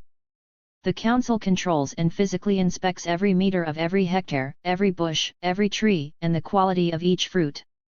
62 agricultural authorities are in the pocket of organized crime groups, who charge additional extortion fees from the growers. According to the reporters, the incursion of organized crime in the avocado production chain has hit the small farmers who have less than 10 hectares especially hard, as well as those new to the business and who, faced with the excessive payments, have opted to abandon their lands and sell or rent them. Indigenous and farming communities throughout Michoacan are up against organized crime groups that are increasingly taking control of the land. First we found marijuana plantations, but the real use of the land was for planting avocados. They wanted to take over the territory. In a handful of nearby villages, in Zacapu, the same thing happened there and where they're cultivating used to be forest, and now it's only avocados, said Trinidad Ramirez, a member of the Council of Churan. Churan, an indigenous Purpa village, made headlines in April 2011 when a group of women chased out illegal loggers that were associated with La Familia Michoacana. Margarita Ambrosio Magana, whose husband was killed by illegal loggers when he tried to protect some forested lands in 2009, participated in the blockades from the early days. Before, the forest cutters would come in and we were all afraid. Now with the barricades bad people don't come in anymore and the kids can go out and play, she told Desinformeminos. 63 Churan was the first example in Michoacan of a self-defense group formed, in this case by assembly, to prevent organized crime groups from operating in the area. Since the uprising, Churan has been an autonomously run community, without state police or political parties, and the violence and illegal logging have dropped off considerably. Rural communities have responded to the presence of paramilitary and state forces in their territories by creating their own armed groups, sometimes in the form of self-defense groups and other times community police. Lime growers in Michoacan have met much the same fate as avocado growers, forced to choose between their lands and livelihoods and extortion under threat of death or kidnapping by the Caballeros Templarios. In April of 2013, 8 lime farmers were killed and at least 16 wounded when they joined a protest against extortion. After the massacre, marchers were evacuated by the Mexican military. 64 Buenavista Tomatlan, a tiny town in western Michoacan that depends economically on lime crops, made international news when a federal prosecutor claimed the self-defense group there was in fact working in tandem with one drug cartel against another. Lime growers from the town of Apatsingan claim to have been threatened against receiving limes from farms in Buenavista for packing at their local plant. 65 In a story that reinforces why banners hung by supposed narcos should not be trusted, the lime growers from Apatsingan later allegedly hung a banner with the same accusations against their neighbors. 66 Instead of defending the lime growers against the Caballeros Templarios, the state accused them of being with the other cartel. The violence continued after the army raided the town and police and soldiers took over self-defense patrols in the community of just over 42,000. 6 people were murdered there in July 2013, another 4 bodies were hung from a welcome sign crossing a rural road the same month, and 9 more were killed in August 2013. Self-defense groups operating without a clear mandate from their communities must be evaluated on a case-by-case basis.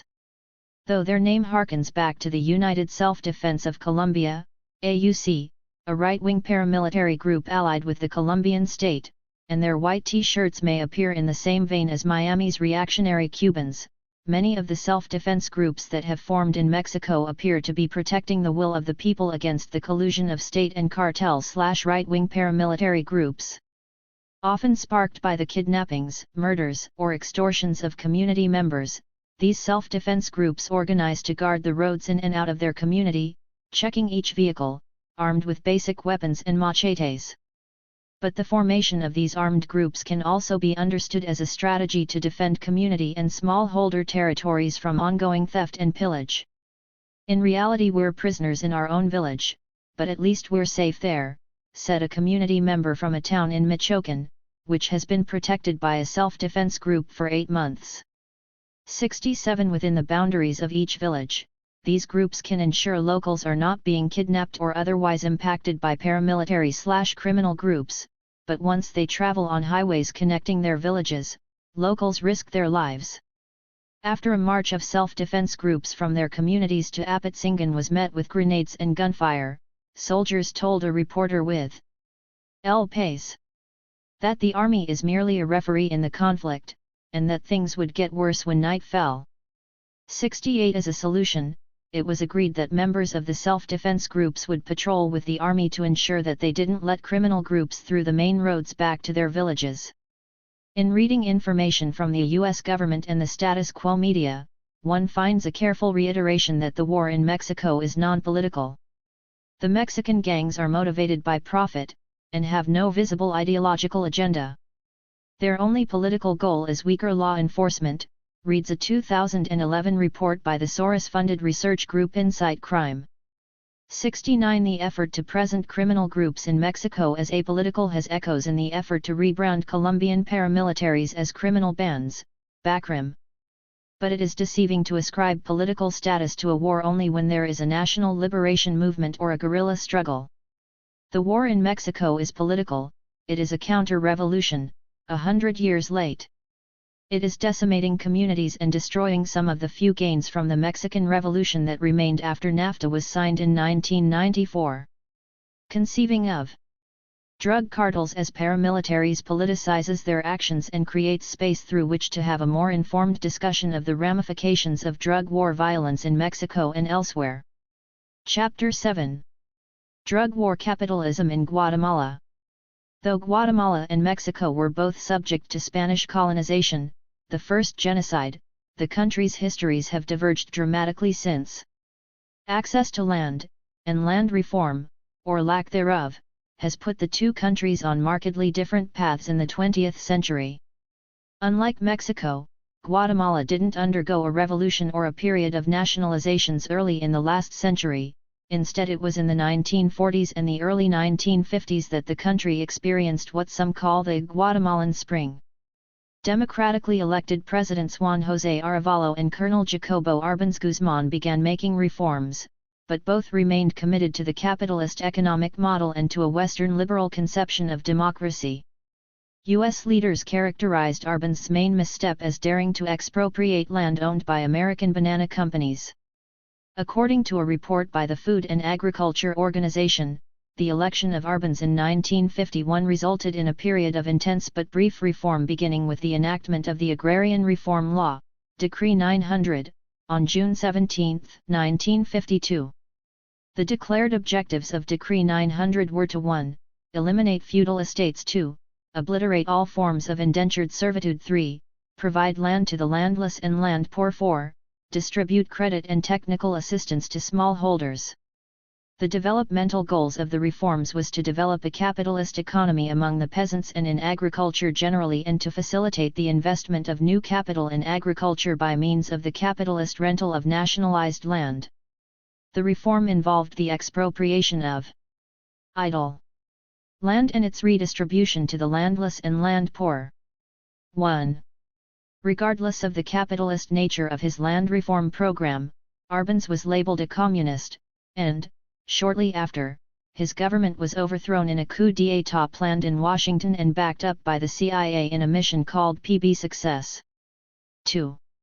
The CIA backed Guatemalan coup in 1954 and the U.S. government's refusal to allow elections in 1963 in order to prevent the participation of Arevalo marked the beginning of a series of events that would push the country toward a 36-year war that culminated in genocide. More than 200,000 people were murdered over this time in Guatemala, primarily indigenous Mayans, as well as leftist activists, union organizers, and otherwise. An additional 50,000 people remain disappeared.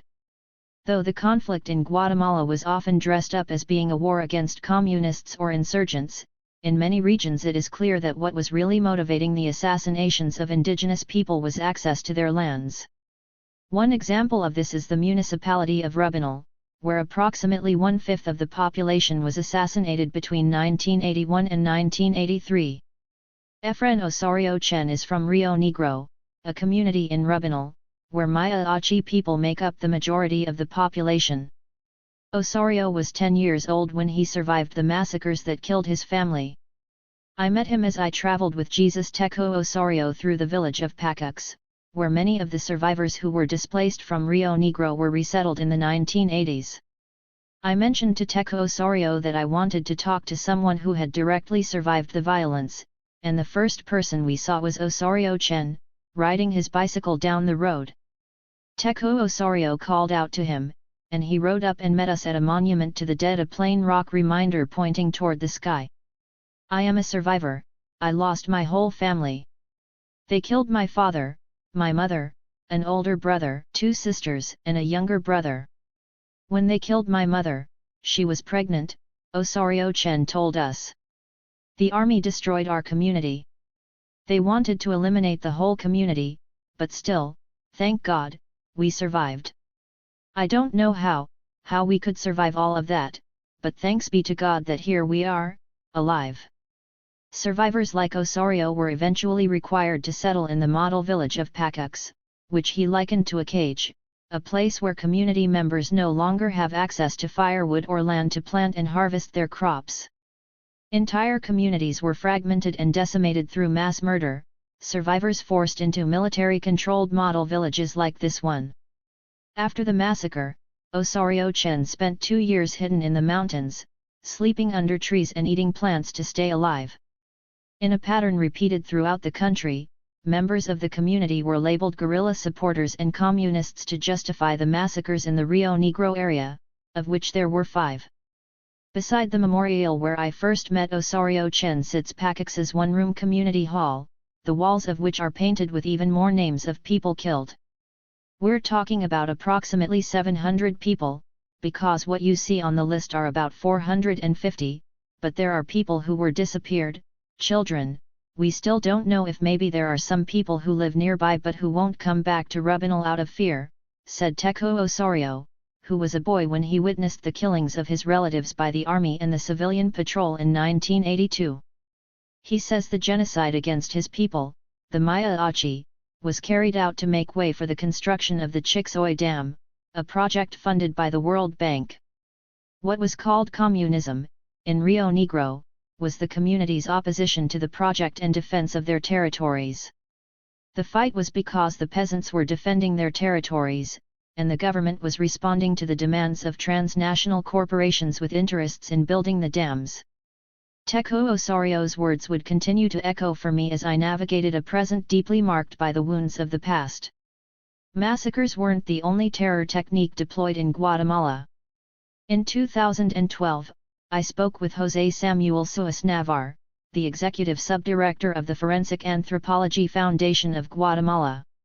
When we met, forensic anthropologists had just turned up over 400 skeletons at a military base known since 2006 as the Regional Training Command for Peacekeeping Operations, or CRIAMPAZ, in Coban, Guatemala, in what fast became one of the largest discoveries of a clandestine mass grave in the country. During the country's 36-year internal armed conflict, which led to acts of genocide, the base at Coban was a center of military coordination and intelligence. We have a few more than 400 trenches, where we've found I think 60 graves, and we've found 426 skeletons, mostly men, like everywhere else, but there's also women, and what's particular to CRIAMPAZ is that there are also many children, Suis Navarre told me. What is radically different about this military base, is that here there are up to 62 people buried in one single grave, representing a single event. Suis Navarre explained how incidents of massacres and those of forced disappearances during the internal conflict responded to economic logic. Most of the massacres during the war took place in the Guatemalan highlands, in areas inhabited by a Mayan majority, but many of the disappearances took place in the fertile lowlands, where Guatemala's land-owning elite ran cotton, coffee, and sugar plantations. Laborers would come from all over the country to work during harvest season. Suis Navarre said the economic costs of carrying out open and massive counterinsurgency in the lowlands in the Pacific Coast region were far higher than the political costs. If they carried out massacres there, as they did in other places, who would work in export agriculture, he asked. The disappearance of people, the disappearances of leaders, this was what took place there in a more selective way than how it transpired in other areas. Many of the disappeared may have eventually been taken to places like CRIAMPAZ, in the interior of the country, and murdered there. There are few bullet wounds among the dead, most of the skeletons still show evidence of being bound, and many reveal bones that had been broken, healed, and rebroken, indicating that the dead had been tortured and interrogated, some for lengthy periods of time, before they were killed and thrown in the pits. The dig in Coban is revealing the gruesome reality of the country's internal armed conflict, where people labeled subversives political and student activists, indigenous leaders and community members, and others were kidnapped and tortured. En masse. Children were also murdered before being dumped in graves at the base. The work of identifying the country's disappeared is monumental. Of the 50,000 disappeared, the names of 42,000 are known. 18,000 bodies have been found in clandestine graves, but so far only 500 have been identified. But what set the dig at CRIAMPAZ apart is that it took place at an active military base. Foreign military and police arrive regularly at the base to train troops from Guatemala, El Salvador, Nicaragua, Honduras, and the Dominican Republic. The killings took place within the protective confines of a military-controlled area where today blue-helmeted peacekeepers from the United Nations are trained.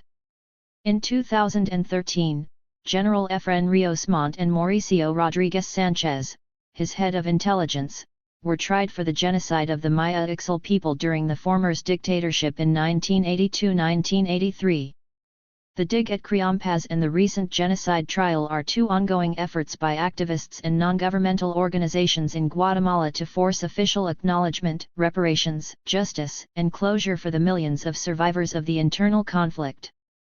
While some officials like Attorney General Claudia Paz y Paz have pushed hard for justice, others in the Guatemalan legislative and executive branches actively deny genocide.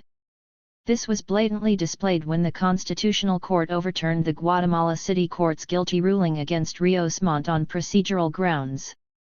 Terror in Guatemala is far from being a thing of the past, instead it exists in the memories and daily lives of millions of survivors, and it continues to manifest in systemic racism, discrimination, and violence against the indigenous majority. Guatemalan President Otto Pérez Molina is a perfect example of how power and impunity reign in Guatemala. Pérez Molina was a major and head of intelligence in the Guatemalan army and served in the Ixil Triangle during the genocide, for which Rios Montt stood trial. He eventually became a general and received training at the School of the Americas. Nearly 30 years later, in September 2011, Perez Molina was elected president. He held very important positions inside the military high command in these settings, therefore even if he did not participate directly in a massacre, he obviously made decisions and directed and coordinated military actions, operations which led to massacres, asserts Luis Solano, a Guatemalan journalist and researcher. Otto Perez Molina arrives to the presidency of the Republic with a curriculum stained by his past in counterinsurgency, his dark passage through military intelligence, and his tight links with the conservative business elite. 3. Perez Molina campaigned on hands, head, and heart, an iron fist against crime, a head for development, and a heart in support of the poorest Guatemalans. Perez Molina described his own style of governance as one inspired by Colombia's controversial ex-president Álvaro Uribe. He also promised to use Cabiles, Guatemala's elite special forces, whose members have been linked to Los Zetas, in the war on drugs. After his election, Perez Molina tapped numerous retired military men from his party, called the Patriot Party, PP, to become ministers in his government. One of them, General Ulysses No Ainzueto Giron, the Minister of Defense, was accused of participating with 8 others in the torture and murder of Efrain Bamica, a member of the since-disappeared guerrilla group, Organization of the People in Arms, ORPA. Perez Molina has made public calls for drug legalization. Some analysts believe that he and his Patriot Party, which has an important support base among soldiers and veterans, is between a rock and a hard place. To effectively interrupt the flow of drugs, he'd have to fight against his own. The army has long been known to be enmeshed in the drug trade. My perspective is that Perez Molina's proposal is a smokescreen, something designed to distract from the confluence of problems of Guatemalan society, and particularly those of the rural peasant farmers, said Cachcoque Maximo Batil, a Maya Pocomchi analyst and university professor based in Coban, Alta Verapaz. What is in dispute is territory, and especially the territory of indigenous peoples, and so, while he's consolidating his process of control, he comes up with this, knowing full well that he can't fight his friends and colleagues, and that he has no capacity to pressure the United States. Regardless of Perez Molina's rhetoric, Guatemala continues to arm more soldiers and police, supposedly to fight drug trafficking, following the U.S. State Department's strategy in the region. Instead of fighting communism, today's military buildup is justified by the war on drugs.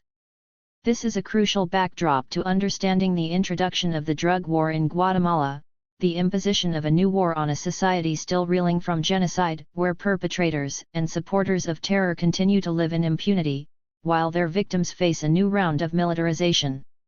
Enter the drug war.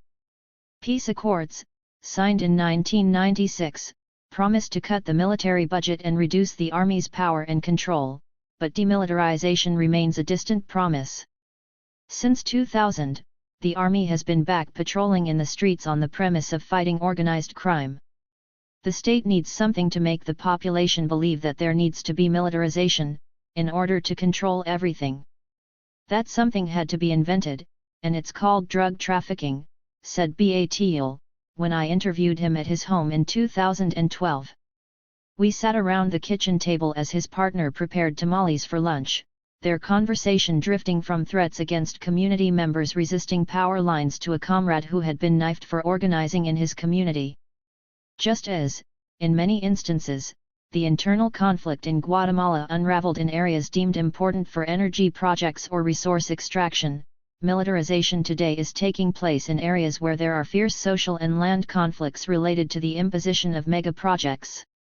In less than 10 months, this government has inaugurated 3 new military bases, and there's talk about a 4th that could be up and running by the end of this year or the beginning of next, all with the argument, and this is what worries us, of the supposed fight against drug trafficking. This has been the pretext for the participation of the army in civilian law enforcement, said Eduvina Hernandez Batras, of the Guatemala City-based NGO Security and Democracy, CEDEM, in an interview in late 2012.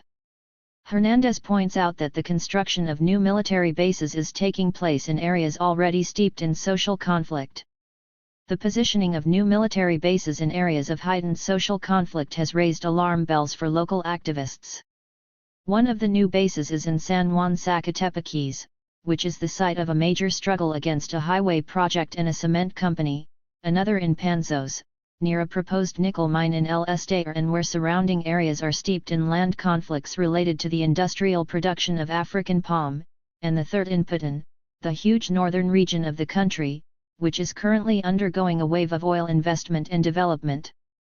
For while it is true that there is narco activity on the Atlantic coast, the military base there isn't in that area of the territory, but below, right near a community in the area of Panzos, where there are intense conflicts in the community because of the presence of a nickel mining company.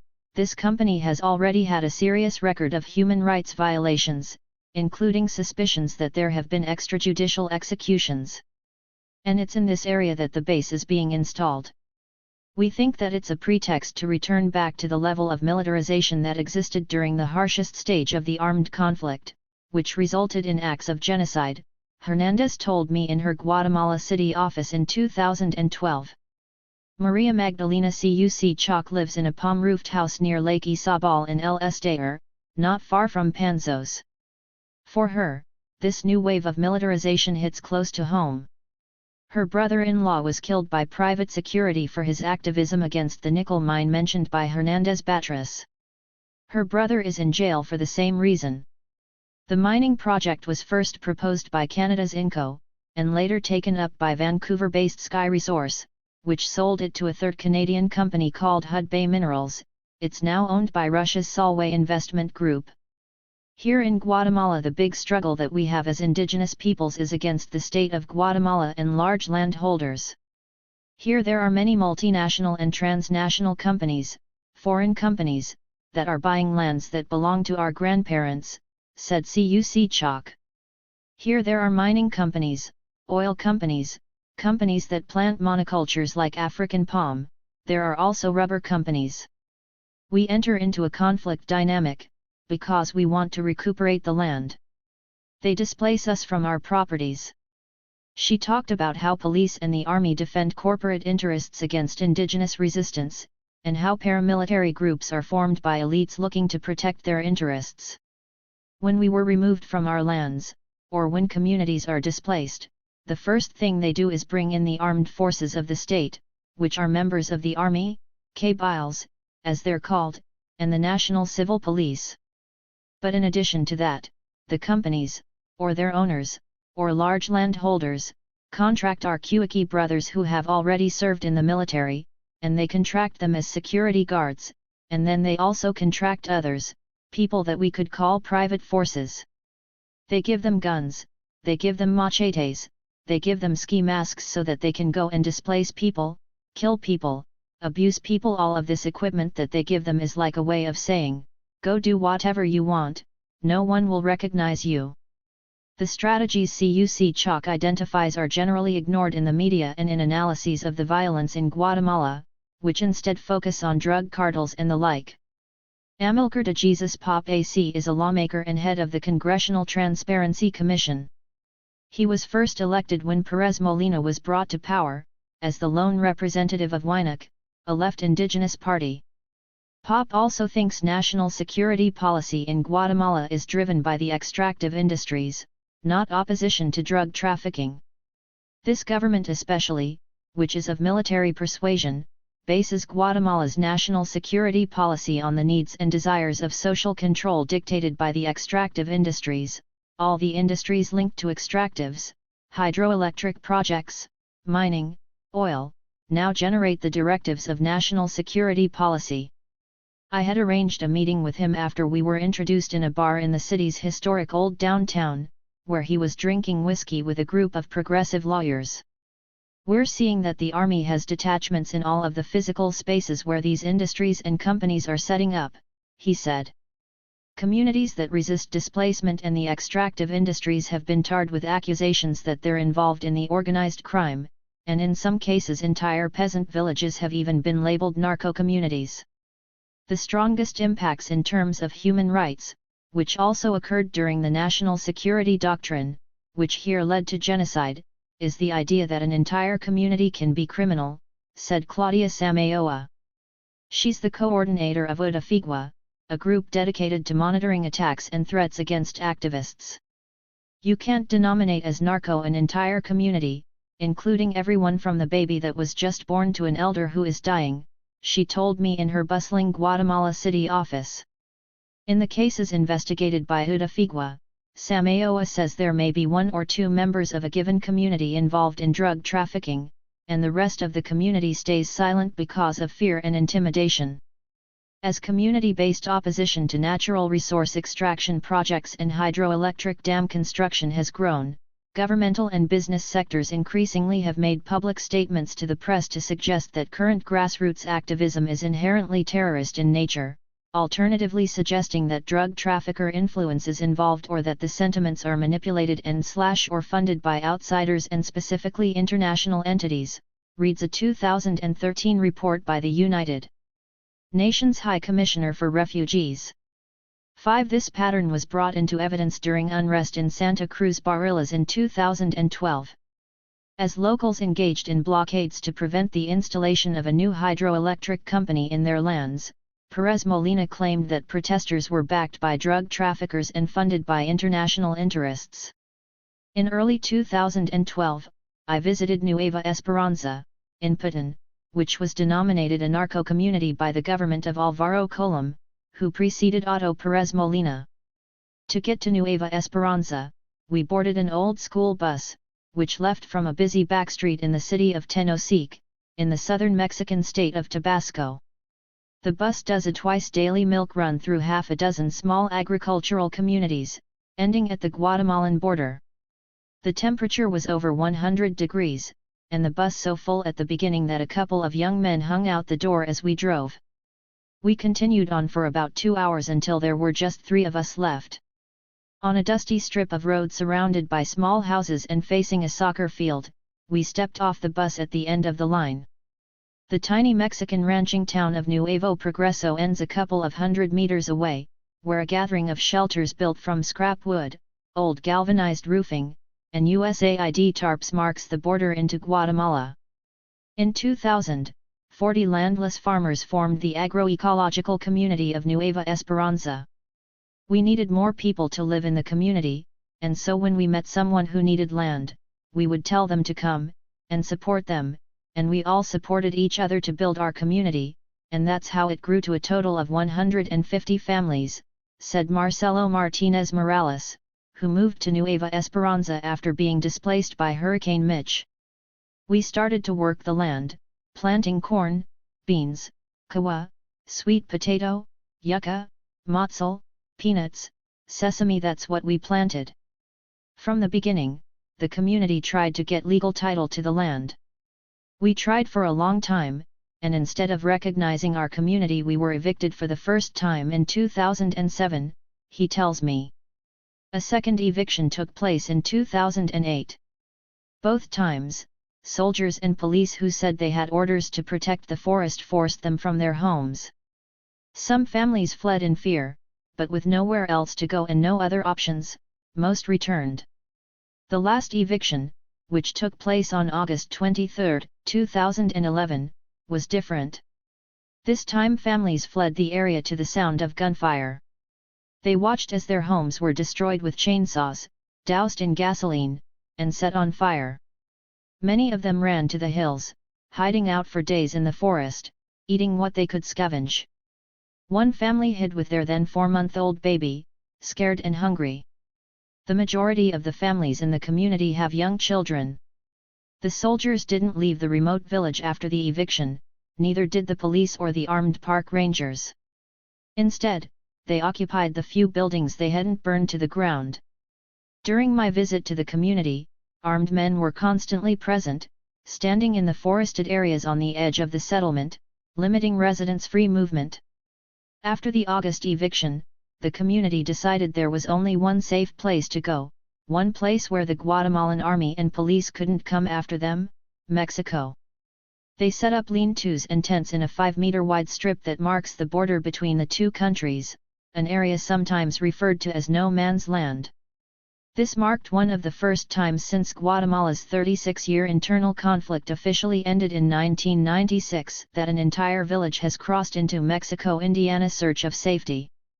After being forcibly removed by Mexican authorities in January, the community returned and set up their makeshift shacks a few meters from the line. They drink and bathe using water from shallow wells dug alongside a stream that trickles across the border from the Mexican side. On April 10, just a week after I left the community, a 1-year-old named Yorlini Yolette Zacharias Escobar died from fever, dehydration, and diarrhea. Her death was entirely preventable. The people are very tired. There is a kind of collective depression. They've been in the camp for 7 to 8 months, living under tarps, eating whatever they can, with no drinking water, said Brother Tomas Gonzalez Castillo, the Franciscan priest based in Tenosique, Mexico, the closest urban area to Nueva Esperanza. It's tragic. Castillo and others have organized church support for members of the community, who were prohibited from planting crops until their situation is resolved. Some of the men work for local Mexicans as farmhands when they can, pocketing about $9 on a good day. A short walk along a narrow dirt trail from the cramped, muddy camp is the former village of Nueva Esperanza. Miner Morales, who accompanied us to the old village, with his young son and another youth, pointed out the remains of the destroyed houses still visible under the weeds. Over the deep cries of howler monkeys that live in the lush forest, he explained how the community tried to live in harmony with nature, showing us a sign indicating where animals could and could not graze. Now pretty much all you can see is bush, because everything grows fast here, said Morales, who pointed out that the police and army also cut down the community's fruit trees. As we came toward a clearing, we saw one of the only structures still standing, the former community center. Music blasted out from the building and we could hear the voices of men who seemed to be in full party mode when we arrived at around 11. Noticing us, a handful of officers hushed the party and came toward us, taking our picture with a digital camera and recording our names. It became clear that the party was in fact a gathering of the security forces tasked with protecting the area. We told the police we were missionaries assisting the community, and carried on to a pristine stream that widened out under dense forest cover. As Miner Morales' son swam, police armed with semi-automatic weapons approached, and it was made clear that we were not welcome in Lacandon National Park. Other community members told us the army still bothers them, sometimes even patrolling at night, and that soldiers have threatened that women who try to access the stream for washing, bathing, and drinking water will be raped. Even with small children and no other safe source of water, people like Yorlini's parents now stay away from their stream. It hurts us a lot, in our souls, to see where we lived before. This is where our children were born, where we lived for years, where we had dreams of a better life, said Morales. The official reason for the eviction was that the people of Nueva Esperanza were illegally occupying private property. Others say it was a move by the Colom government to clear the area as part of Cuatro Balam, a mega-project in Putin that includes the promotion of tourism in the region. After the August eviction, Carlos Menical, the former Interior Minister of Guatemala, claimed the families of Nueva Esperanza were involved in drug trafficking. For their part, residents said they've been told cocaine traffickers use a corridor that runs through the park, but they say their community has never been involved in the drug business. A drug trafficker wouldn't live under a tarp for 8 months, they wouldn't live here and sleep right on the ground, said Morales, pointing to a piece of cardboard that served as a bed for an entire family. If there are drugs moving through the park today, which seems a likely scenario, trafficking is carried out under the direct supervision of the army, and in territory under the care of Defensores de la Naturaleza, a private non-governmental organization, and the National Commission of Protected Areas. We're not criminals, but the government chased us out of our country as if we were, said Miner Morales. The government kicked us out. They care more for animals than they do for humans, they want to go back to the time of war, back to the 80s, when there were evictions throughout the country. The community accepted resettlement to another part of Putin in 2012. Whoever is moving drugs through the park today is doing so with little risk of being spotted by a civilian. The oil factor. In May 2011, the municipality of La Libertad, Putin, was the site of the deadliest massacre in Guatemala since the conflict ended. 27 day laborers were killed on a ranch called Los Cocos. When authorities entered the ranch the day after the massacre, they found 26 bodies and 23 severed heads. On the wall beside the bodies, a message written in blood, in Spanish, "What's up, Otto Salguero, you bastard? We are going to find you and behead you, too. Sincerely, Z200," supposedly from a local cell of the Zetas. Images of the carnage at La Libertad were posted online. They showed heads scattered in the grass, and soldiers guarding decapitated bodies whose hands were bound. They shocked the world and evoked memories of the darkest years of Guatemala's history when these kinds of events were almost commonplace in some rural areas. But unlike the old days, it wasn't men in government-issued uniforms overseeing the killing. This time, it was blamed on the Zetas. The rise in violence in Guatemala has a lot to do with the beginning of the war in Mexico and interests of territorial control on the part of actors who didn't involve themselves in territorial control because that was the job of local narco-traffickers, said Human Rights Monitor Sam Aoa. Following the massacre in Los Cocos, the government declared a state of emergency in Putin that lasted until January 2012. More than controlling the distribution chains and infrastructure needed to run the day-to-day operations, the Zetas are focused on controlling territory, reads the introduction to a September 2011 series prepared for Insight Crime. 6. The report, based mostly on information from government sources and newspaper articles, points to the massacre in La Libertad as the first incursion of the Zetas into Putin. It does seem that drug traffickers who identify as Zetas are active in Putin, and Fox News even reported on a banner, hung in the state's capital, threatening death to civilians in Putin and signed by Z200. To claim that Putin is Zeta's territory, however, is to ignore other important interests in the resource-rich region, which is bigger than Belgium. For one, there are established drug trafficking families in Putin who haven't ceded control of the lucrative transshipment market to the Zetas. But the armed groups with the most visible presence in the region are the Guatemalan police and army, and they were an ever-present part of the daytime street life in the half-dozen cities and villages I visited there, driving around in the backs of pickup trucks or walking around in groups.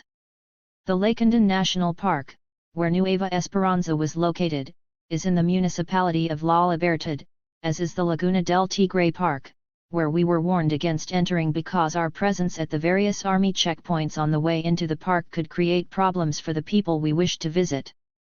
Both of these protected areas are heavily militarized, and both are reported to be places where drugs are moved into Mexico, but they're also home to dozens of peasant communities and are among the areas of Guatemala with the most abundant natural resources. The events unfolding in Putin are less familiar to many than those in Mexico, and merit closer attention.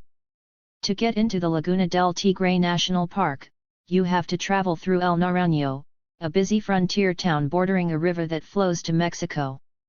While we visited, soldiers kept watch over the riverfront, rickety, wooden motorboats came and went, other armed men without uniforms stayed back under the shade of nearby shop fronts, and a small sign at the loading area displayed the logo of another powerful group operating in the area, Perenco. A Paris-based oil company, Perenco produced and exported over 3.6 million barrels of crude oil in 2011, when oil displaced cardamom as Guatemala's fourth largest export after coffee, sugar, and bananas. The firm operates 47 wells in what is known as the Zan Field inside the Laguna del Tigre National Park, forming a footprint anyone with access to Google Maps can see. The oil travels down a 475-kilometer pipeline, also owned by Perenco, which leads to the company's refinery near La Libertad town center, and then continues on to the company's terminal near Puerto Barrios on the Atlantic coast.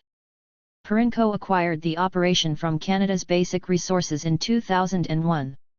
According to one local resident, who asked that his identity be concealed for fear of reprisals, the militarization of the area has more to do with protecting oil interests than it does with fighting organized crime.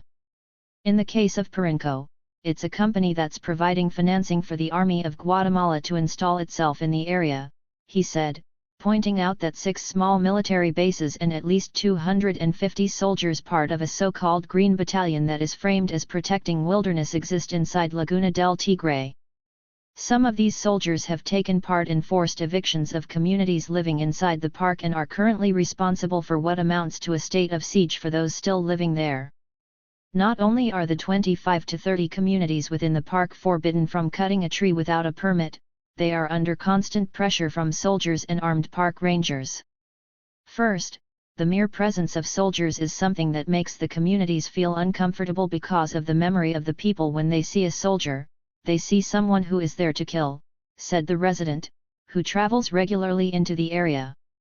Second, they built a military outpost on the road, 15 or 17 kilometers from here, from El Naranjo, where they are controlling everything that the communities bring into the park.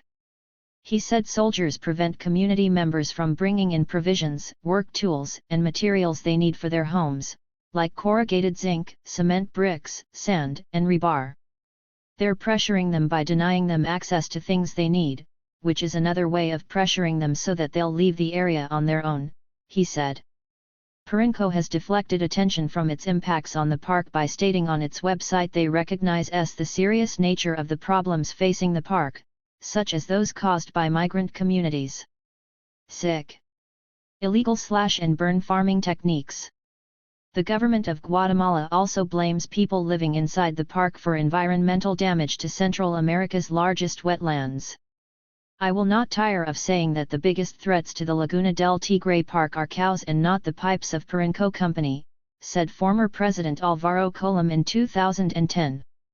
Ex-Petén Governor Rudel Mauricio Alvarez claims that during his administration, which ended in 2012, the choice was between oil or drugs.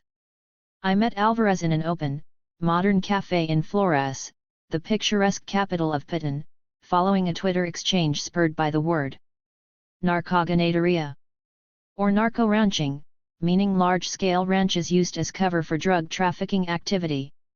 That's the question: what's worse, what's more damaging, oil that only impacts the 450 hectares where the fields are Oregon narco-ranchers who have 140,000 hectares, he asked.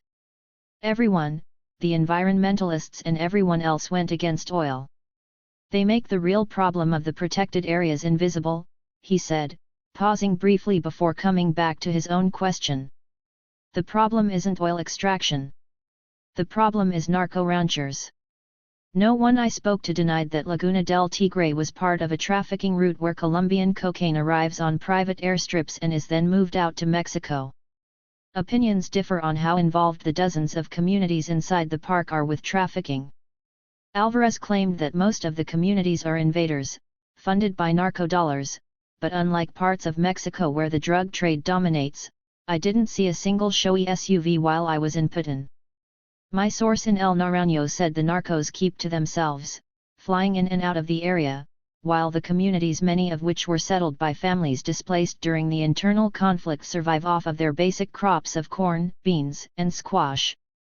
One thing is clear: the presence of drug traffickers in Laguna del Tigre hasn't affected oil production, and in fact, oil companies are showing a renewed interest in Guatemala's crude. A handful of Canadian oil companies have made their own moves into Guatemala, including Calgary-based Quatro Exploration and Production, which actively extracts oil in Saskatchewan. Between November 2011 and mid-2012, Quatro acquired almost 350,000 hectares worth of oil concessions in Guatemala, including a concession block adjacent to Laguna del Tigre, itself within the Maya Biosphere Reserve. Other companies, like Pacific Rubiales and Latin American Resources Limited, are also active in Petén. Oil is only one of the super profitable industries in Guatemala. The Cuatro Balam project proposes biofuels and large-scale agriculture in the south of Petén, as well as increased spending on infrastructure for mass tourism, partially funded by groups such as the Inter-American Development Bank. Corporate-linked conservation groups, like the New York-based Wildlife Conservation Society, continue to claim vast tracts of land as park. There is also the threat of new hydroelectric projects, 4 of which are proposed along the Usumacinta River, which activists say would flood 35,000 people off their land. Few, if any, of the profits from these illicit or licit economic activities will ever make it to Patan's poor majority. They remain the most likely to be displaced from the land they depend on for survival, and they are the most likely to lose friends and loved ones as the drug war escalates in Guatemala. U.S. Marines, beyond Merida. In August 2012, 200 U.S. Marines were stationed in Guatemala as part of the war on drugs. 7. The deployment of U.S. combat troops to Guatemala was part of Operation Martillo, a military plan meant to disrupt cocaine trafficking routes that pass through Central America from Colombia to the United States. We have the sense that fighting narco-trafficking is a pretext to return to the level of military deployment that was maintained during the height of the armed conflict, which resulted in acts of genocide, said Hernandez Batras. The Guatemalan army was called upon to fight drug trafficking in early 2012. Today, publicly, I want to lay out for the Army an important goal of collaborating, coordinating, and cooperating with other security institutions, and that is to put an end to the external threats and contribute to neutralizing illegal armed groups by means of military power, said Otto Pérez Molina, following his inauguration as President of Guatemala in January 2012. 8. Pérez Molina, a former general and head of Army intelligence, promised to increase military spending, and so far, he's kept his promise. According to Plaza Publica, a Guatemalan investigative journalism outlet, spending on military and security equipment in 2013 surpassed all such spending between 2004 and 2012. 9. The arrival of U.S. Marines to Guatemala in 2012 represents more than a military maneuver to disrupt drug trafficking. It demonstrates that in allied countries like Guatemala, the United States can champion a military invasion under the discourse of the war on drugs with little fanfare or criticism. The deployment of troops to Guatemala is arguably the most blatant example of an evolving military strategy that the U.S. military establishment is betting on in order to continue to exercise control within a framework of democracy and law and order. The predominant hemispheric security challenges no longer stem principally from state-on-state conflict, right-wing paramilitaries, or left-wing insurgents, reads the U.S. Western Hemisphere Defense Policy Statement, released in October 2012. Today's threats to regional peace and stability stem from the spread of narcotics and other forms of illicit trafficking, gangs, and terrorism, the effects of which can be exacerbated by natural disasters and uneven economic opportunity. 10. Guatemala, and Central America as a whole, is a testing ground for one iteration of the U.S. military's evolving strategy of control, which is being applied unevenly throughout the hemisphere. In Guatemala, it includes U.S. combat troops, something the United States can't get away with in Mexico, whose constitution explicitly forbids foreigners from carrying weapons. Like Mexico, anti-drugs efforts in Guatemala also include the involvement of military officials from Canada, Chile, and Colombia as trainers in regional security matters. 11. While Mexico has been a central focus for U.S. anti-narcotics funds and media attention, its neighbors to the south have already seen their share of action. The deployment of U.S. Marines to Guatemala came just 3 months after a massacre of civilians in Ahuas, Honduras, when a US-backed anti-drug effort there went awry. In an incident we'll examine in the next chapter, human rights groups say DEA agents were present when Honduran police shot from State Department helicopters, killing 4 indigenous people in the country's northwest in May 2012. 12. The aircraft that were used in that operation were at that time piloted by officials of the Guatemalan Army, said Hernandez. Later, Operation Martillo appeared publicly in Guatemala, getting its official start midway through this year, but the operations had already begun. According to official sources, between July and October 2012, members of the U.S. Marine Corps forces, south the naval component of the U.S. Southern Command flew helicopters destined for trafficking interdiction efforts in Guatemala out of Santa Elena, Petén. They also flew aircraft out of La Aurora in Guatemala City, Retalhuleu, and Puerto San Jose, as well as coordinating with the Guatemalan Navy in Puerto Quetzal, on the Pacific coast. 13. Beyond a handful of wire stories, news of the deployment of active-duty U.S. combat troops in Guatemala made barely a blip in the media. 14. It also seemed to go largely unnoticed in the Central American nation itself. Few outside military and security research circles were aware of the details of the agreement between the U.S. Embassy and Guatemala's Foreign Relations Ministry. Nineth Montenegro, second vice president of Guatemala's Congress, said she found out about the operations through reports in the newspaper. I found out through the print media. Here in Congress there was no request to permit the transit of troops, maybe because they were not troops, maybe because they're unarmed, maybe because they're coming, in effect, to help support the fight against organized crime, a scourge that is killing our country. There was no discussion in Congress. It was an agreement made by the executive that the president approved. Some here think there was a violation, because legislative power is independent and it is the only one which can authorize the arrival of troops or military or support, but it never went to Congress, she said in an interview in Guatemala City. Instead of moving through constitutional channels, on July 16, 2012, the U.S. Embassy in Guatemala delivered a verbal note to the Minister of Foreign Relations, proposing the conditions for the regularization of U.S. defense personnel in Guatemala. The note from the embassy, which was later transcribed and published in Guatemala's Congressional Gazette, makes reference to military and aviation cooperation agreements signed between the two countries in 1949, 1954, and 1955. 15. Castillo Armas, the military dictator who took power after the coup against President Arbenz in 1954, signed one of the documents referenced in the agreement. Such references make it clear that the legal elements permitting present-day U.S. military engagement in Guatemala were created in the wake of the coup in 1954, and have been maintained ever since. The day after it received the request from the U.S. Embassy, the Guatemalan government responded in the affirmative.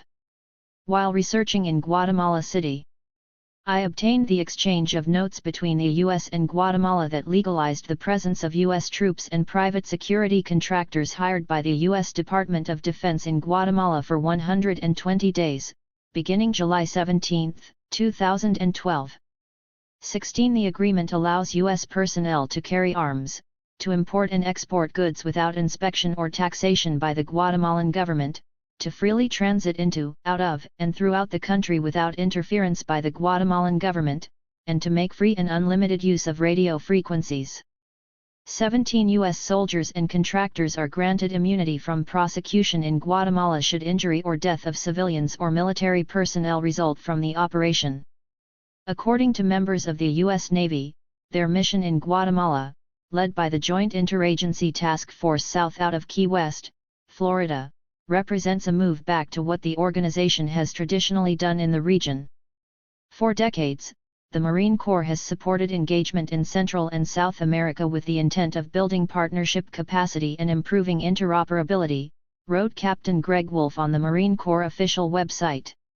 In recent years, though, the wars in Iraq and Afghanistan have curtailed some of that engagement.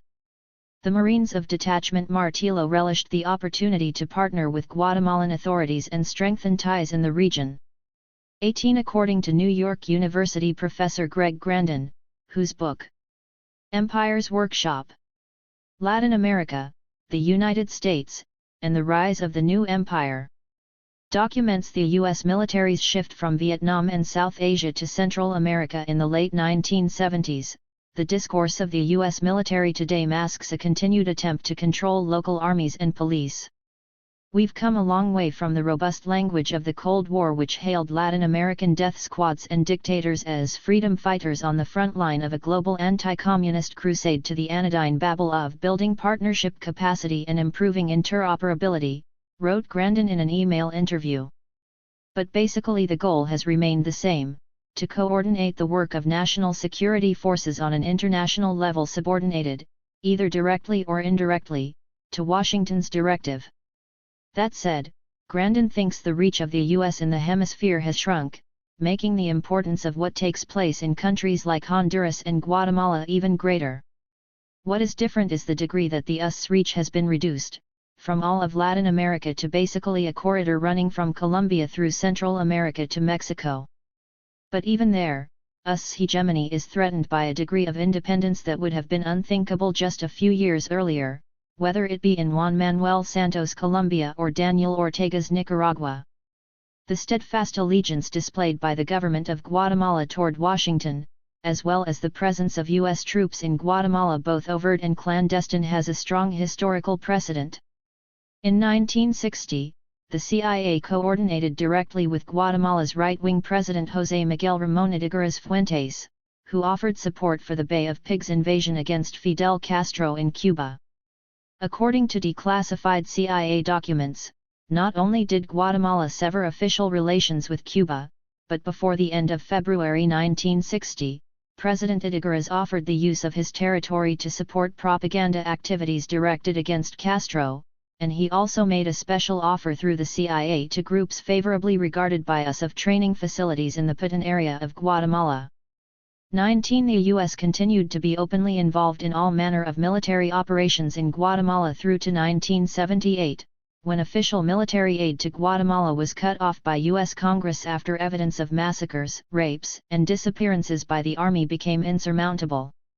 U.S. assistance to the Guatemalan Army has come in the form of supports for anti-narcotics initiatives, including the Central America Regional Security Initiative, CARSI, a nearly $642 million program, which started in 2008 under the Merida Initiative and continued to 2014, with assistance, equipment, and training going to Central American police and armies. Mexico falls under the jurisdiction of the U.S. Northern Command, but south of its borders, it is the U.S. Southern Command, which operates from a $400 million headquarters just west of Miami, that is responsible for all U.S. military activities in Central and Latin America. 20. The presence of U.S. troops in Guatemala is ongoing.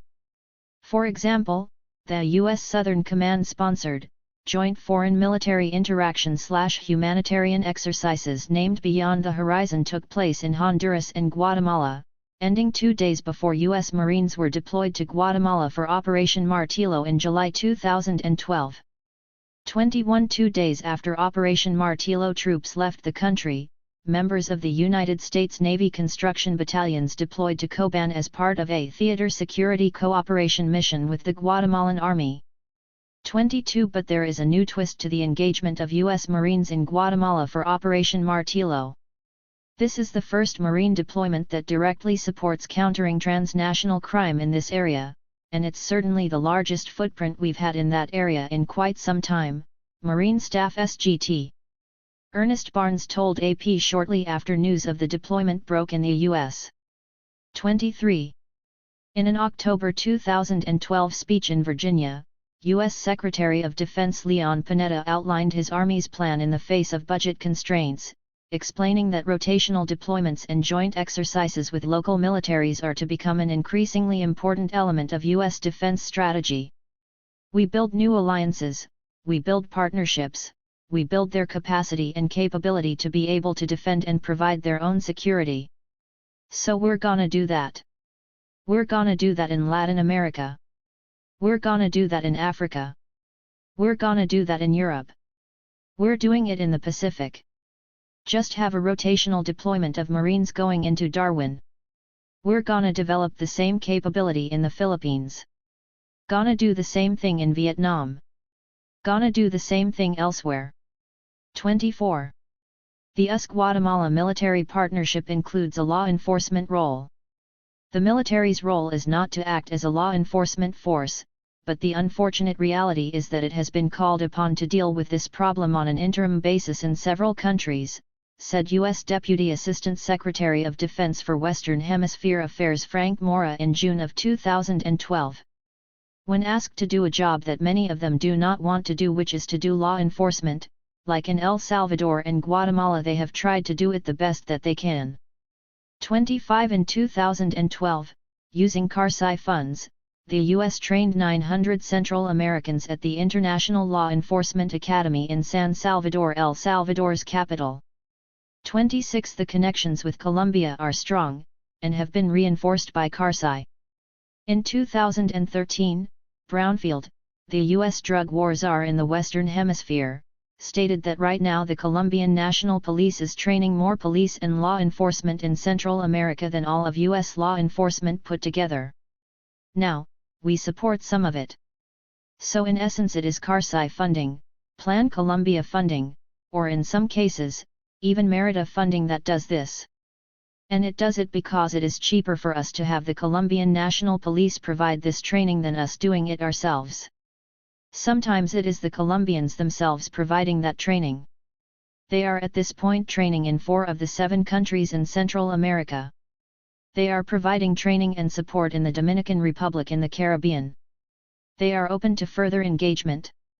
I actually believe we get excellent value either by Colombians training in third countries or by us bringing law enforcement personnel from those third countries to train in many of the Colombian training institutions that we helped support and set up during Plan Colombia from the year 2000 to 2010.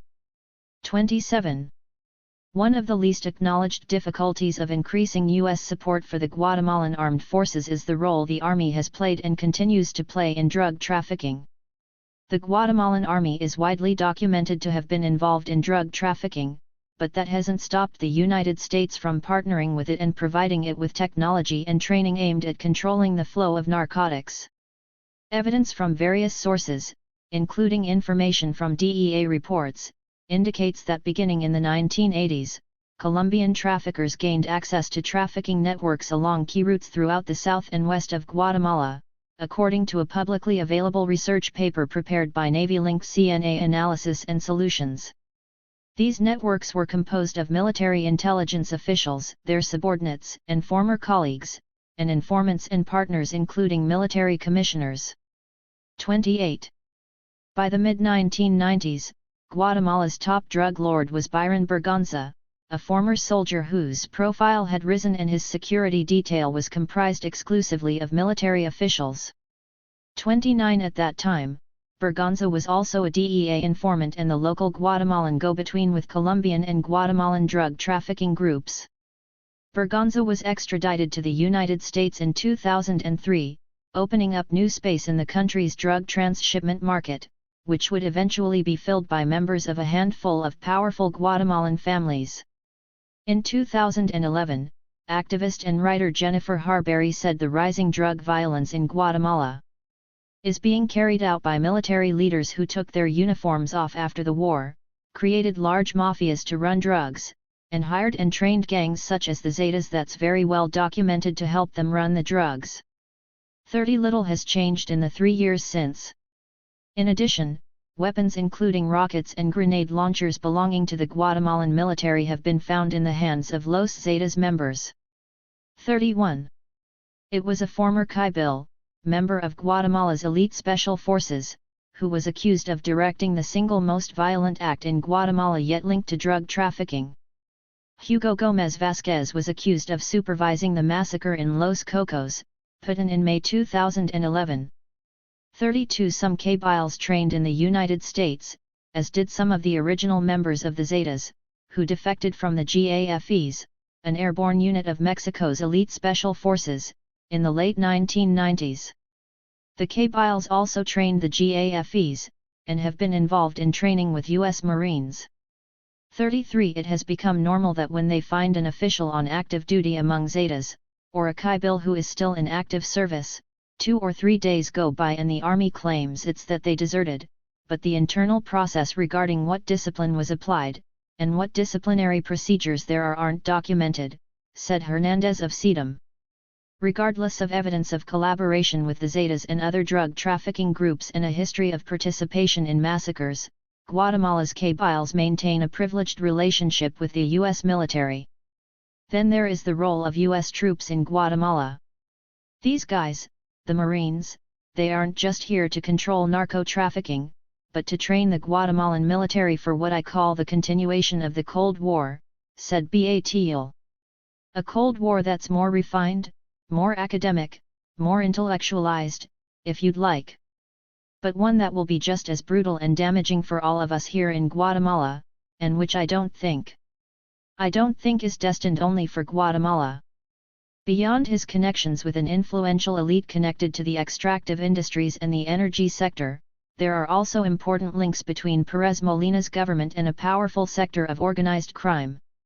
Fernandez Ligoria, a military man from Coban, was one of the most important figures in the Patriot Party, and was very close to the current president, Otto Perez Molina, according to a Guatemalan analyst who requested anonymity out of fear for his safety.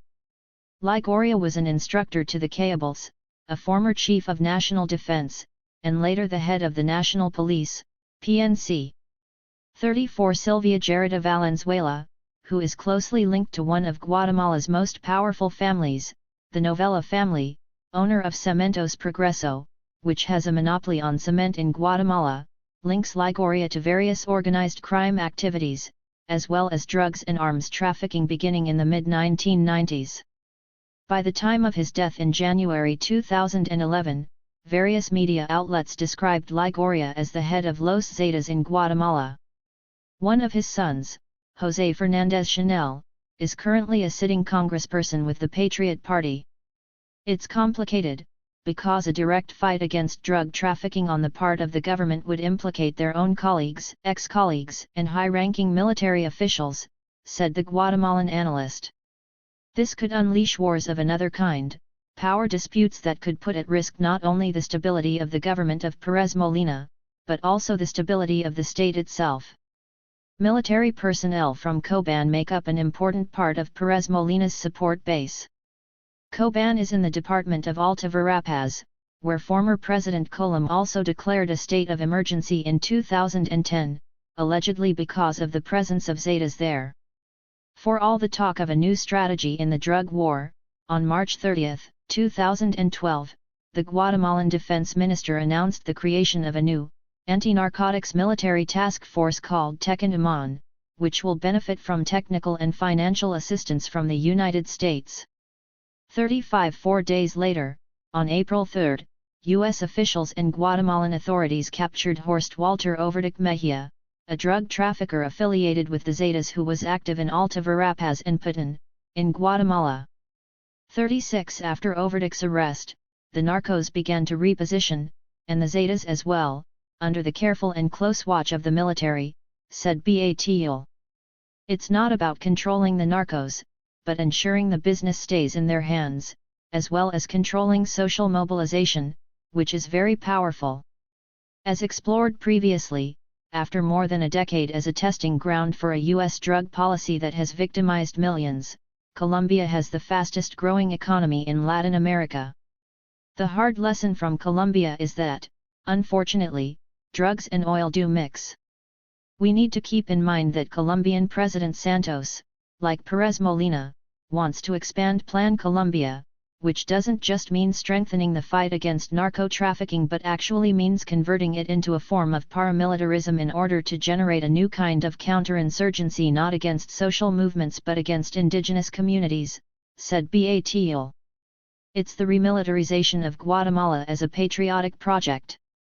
Chapter 8. Drug War Capitalism in Honduras. Honduras is a place where the gap between the tiny elite and the poor majority is so great that it is almost invisible on the street level. The rich simply do not walk around or go out in the same neighborhoods as the poor.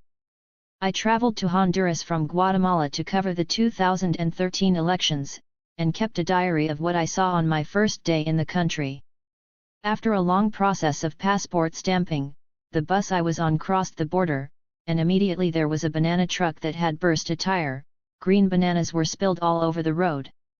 As soon as I arrived at San Pedro Sula, I spied 4 military police, toting modern automatic weapons and looking at cell phone cases in the bus station.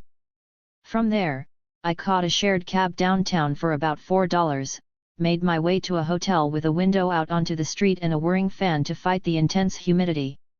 Down the street, the Despensa Familiar, Walmart, featured a little corner with slim pickings of fruit and vegetables. Most of the store was junk food and processed food wrapped in plastic. It struck me that the baby formula is kept under lock and key at the front of the store, so that parents who worry about feeding their babies enough protein won't steal.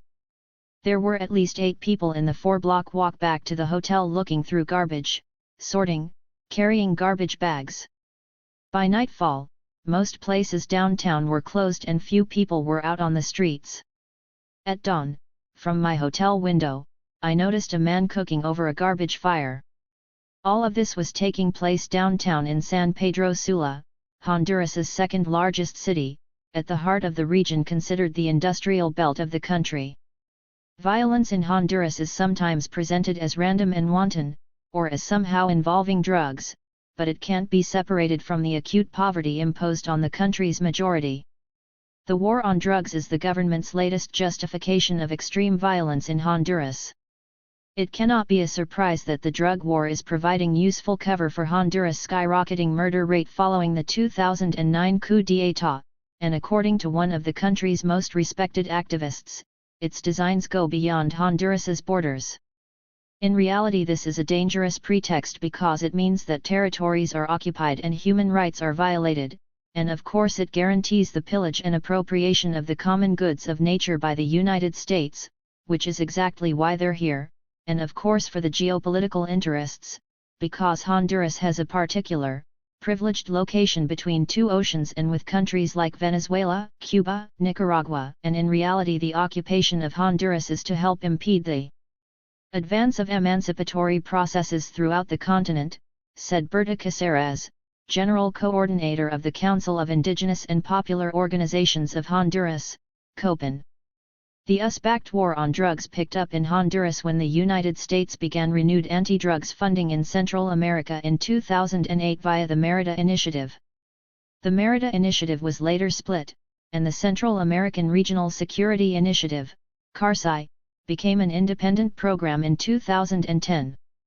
The program has 5 overarching goals, which are comparable to those of the Merida Initiative: to help make streets safer, disrupt criminal networks, support the development of strong government institutions, bring services to at-risk communities, and promote greater collaboration among the region's governments, not only within Central America but with Mexico, with Colombia, and beyond. US aid to Honduras climbed from $62 million in 2010 to $90 million in 2012, thanks in large part to increases in Department of Defense spending and CARSI. As elsewhere, the more US aid to the drug war flowed, the higher the murder rate climbed, peaking in 2012 when US aid for the drug war topped out. Under CARSI, Honduras received $12.1 million in FY 2010, nearly $14 million in FY 2011, and an estimated $24.8 million in FY 2012. By 2014, CARSI funding had dropped off to zero, and the U.S. directed the majority of $49.3 million in aid to Honduras to development projects. 3. In the fall of 2012, when Hillary Clinton was still the U.S. Secretary of State, she addressed the Central America Citizen Security Meeting and boasted of improvements in the region following an increase in U.S. spending through CARSI.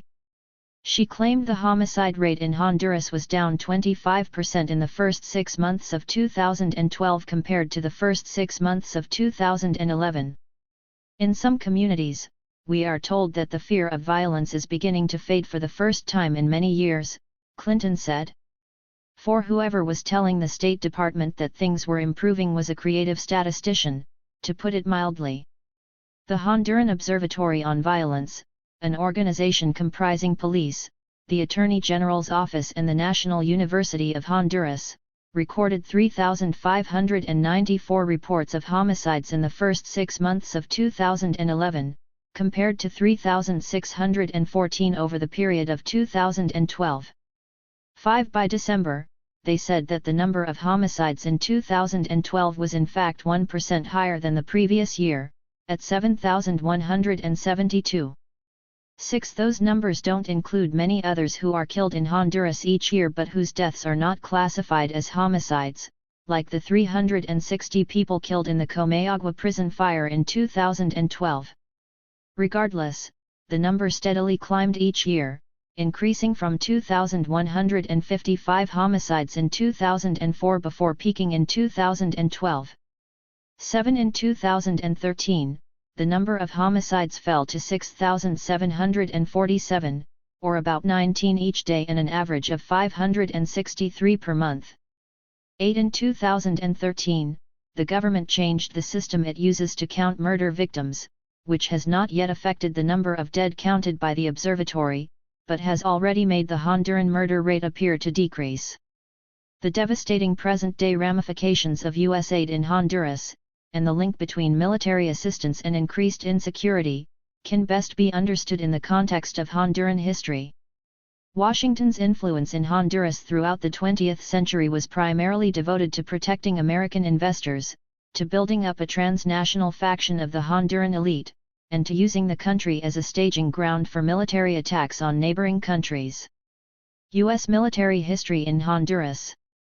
Early U.S. political involvement in Honduras rose with the banana industry, which reached its apex in the 1920s.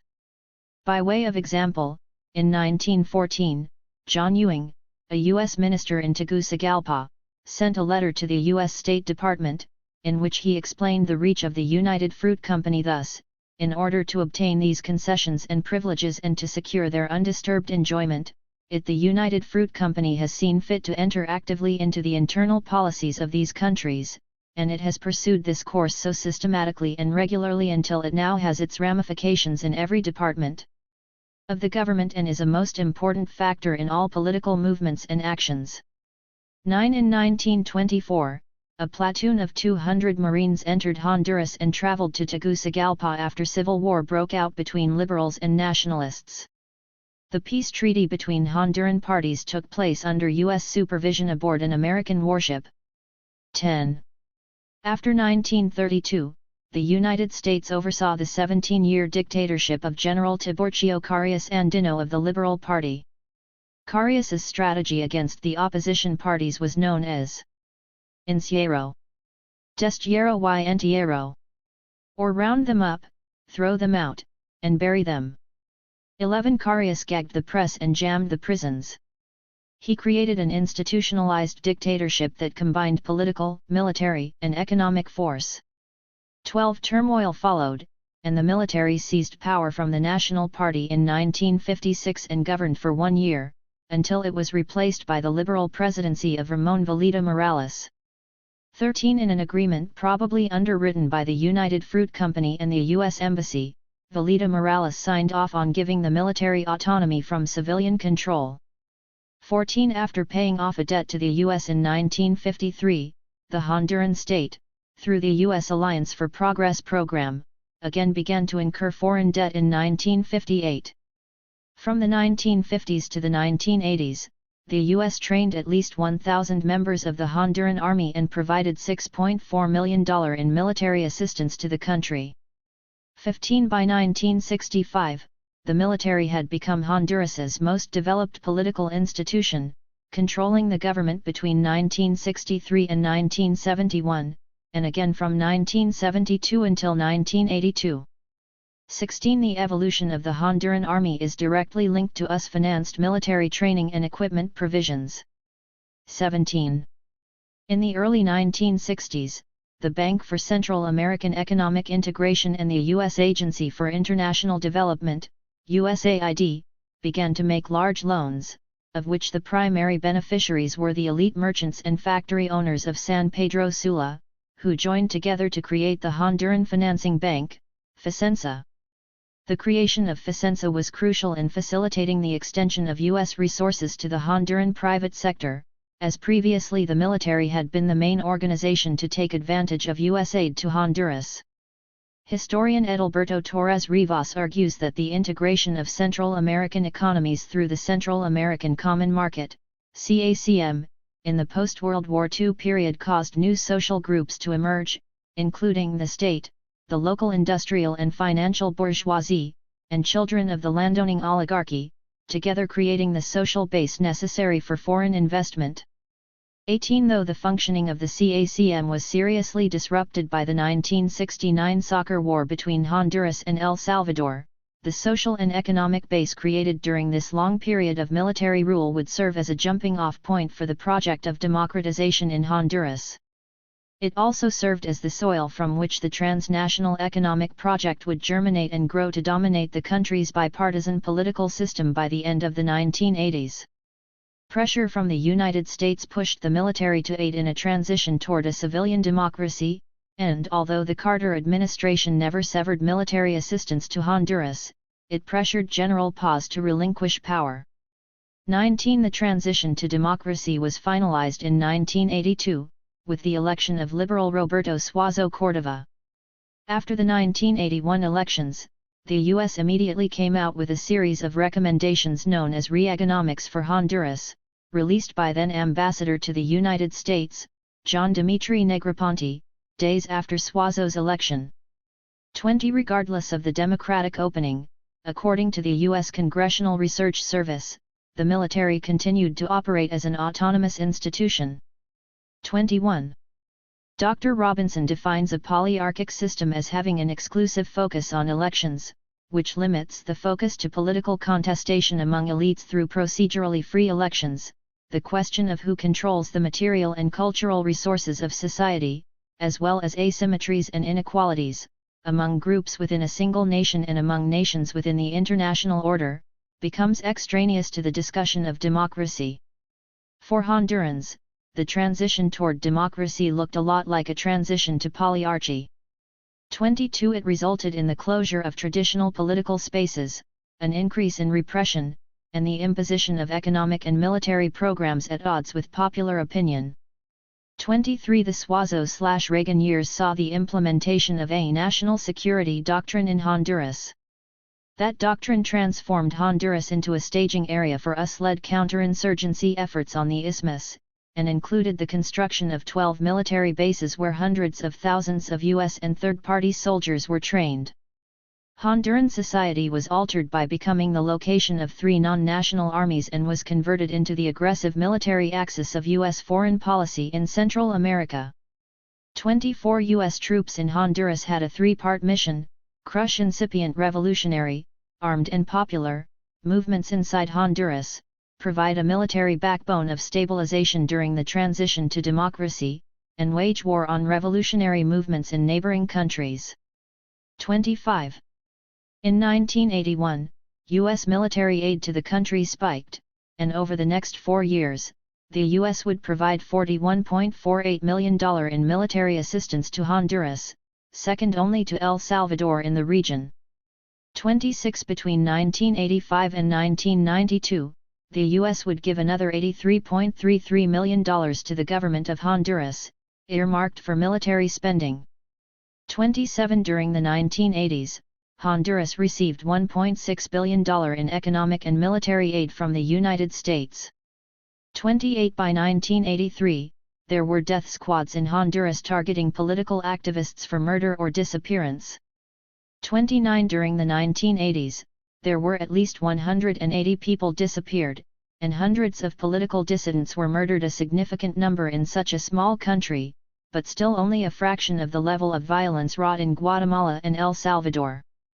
30 According to former U.S. Ambassador to Honduras Jack R. Binns, one of the bitterest ironies was that Honduras's human rights record deteriorated sharply under a democratic government, in part because U.S. policymakers deliberately closed their eyes to growing abuses. 31 Not only was there a build-up in the presence of the U.S. military, but the United States also funneled money into Honduran civil society and the private sector, often via USAID. According to the U.S. State Department, at this time, Honduras became host to the largest Peace Corps mission in the world, and non-governmental and international voluntary agencies proliferated. That era was one of disappearances, of torture, of the organization of death squads, said Dr. Juan Almendarez about the 1980s, when I interviewed him in his clinic, off a small street near downtown Tegucigalpa, in 2009. Almendarez is a well-known activist and medical doctor who served as rector of the Autonomous University of Honduras. In person, he is soft-spoken, cycling back between history and the present in order to make his views understood. I am a survivor of torture. I was condemned by the death squads during the decade of the 80s, and it's important to remember that there are still some death squad members and members of the military and government from that era who are today part of the coup d'état in Honduras. Having participated in movements for decades, Almendarez was clear about the difference between the struggles in Honduras in the 1980s and those today.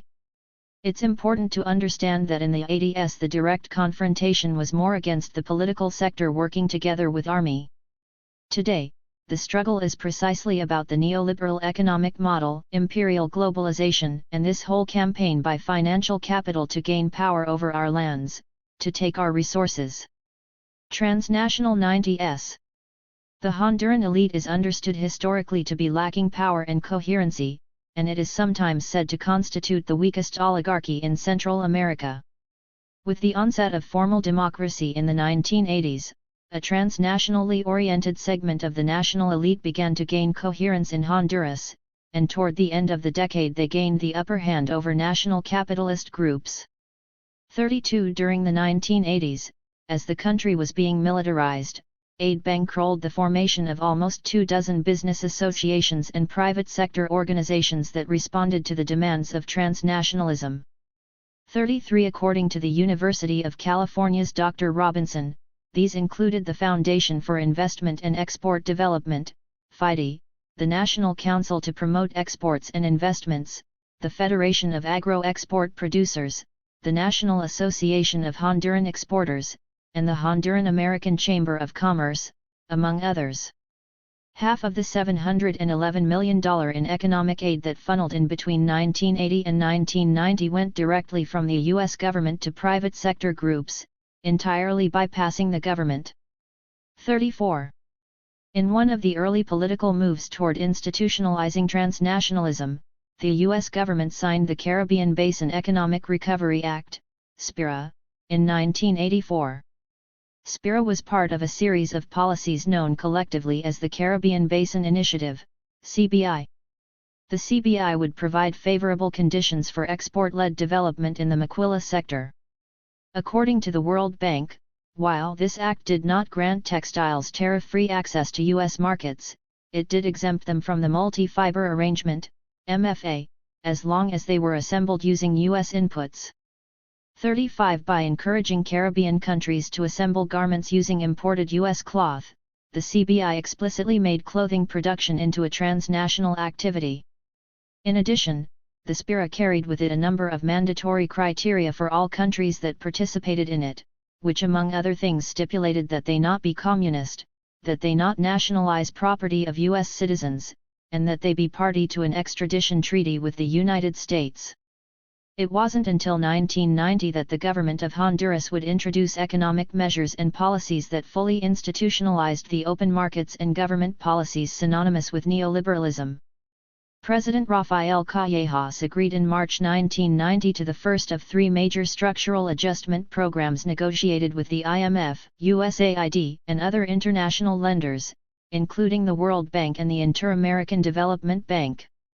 36 This agreement, known in Honduras as El Paquetazo, which translates as the Big Package, encouraged foreign direct investment in non-traditional exports, tourism, free trade areas, maquiladoras, sweatshops, and ushered in currency devaluation and fiscal austerity measures.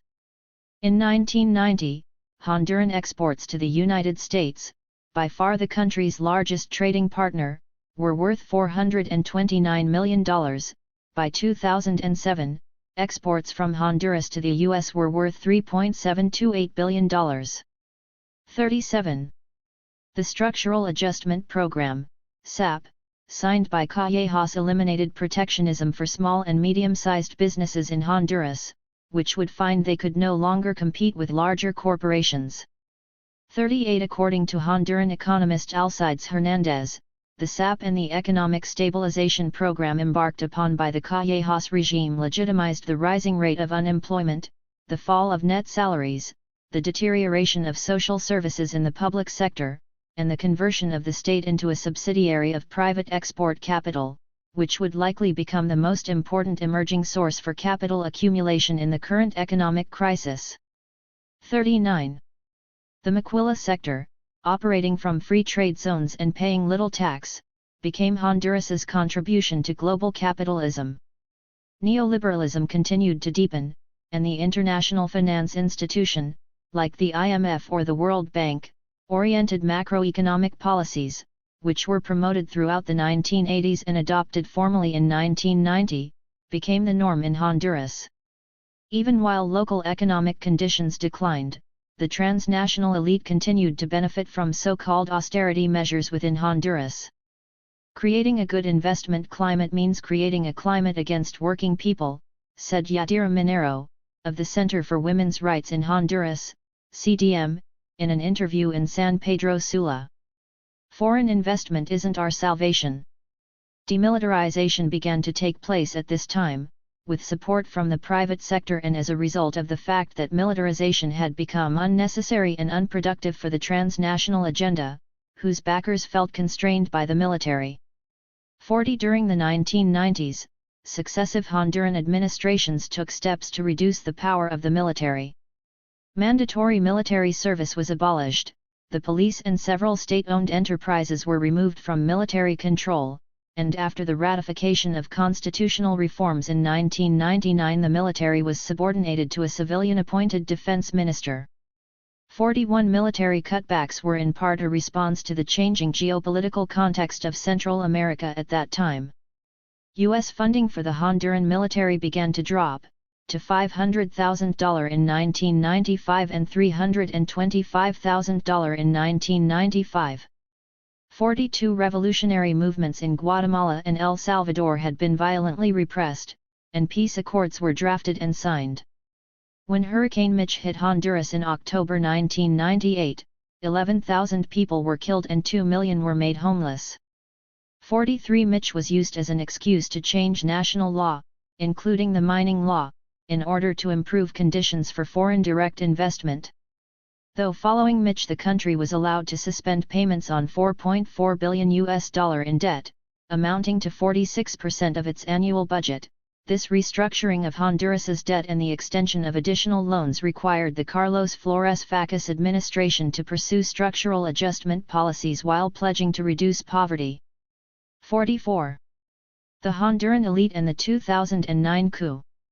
Deepening economic inequality and social unrest was the backdrop when Manuel Zelaya Rosales, a member of the Liberal Party, was elected president in November 2005. He was removed from the presidency on June 28, 2009, via a coup d'état. Throughout most of his presidency, he could have been considered a political moderate, though he did make concessions, including putting a moratorium on controversial new mining deals, proposing a plebiscite on constitutional reform, raising the minimum wage and teachers' pay, and cutting elementary school tuition. Zelaya is from an elite family, and worked in the logging and agricultural industries and later in government before being elected president. In fact, coup backer Adolfo Facas told AP after the coup that Mel Zelaya is one of us and well it just got out of his control. But the people think that he is an instrument of Venezuela's Hugo Chavez and that the fight is with Chavez. 45. Zelaya's presidency came at a time of increased protest and resistance among Honduran social movements, who were unhappy with the policies that impoverished so many people. According to The Economist's assessment of Zelaya's first year in office, simmering social tensions have resulted in around 200 protests since the government took office, and there is a risk of more of these in the future. 46. Eventually, Zelaya began ceding more and more ground to popular movements.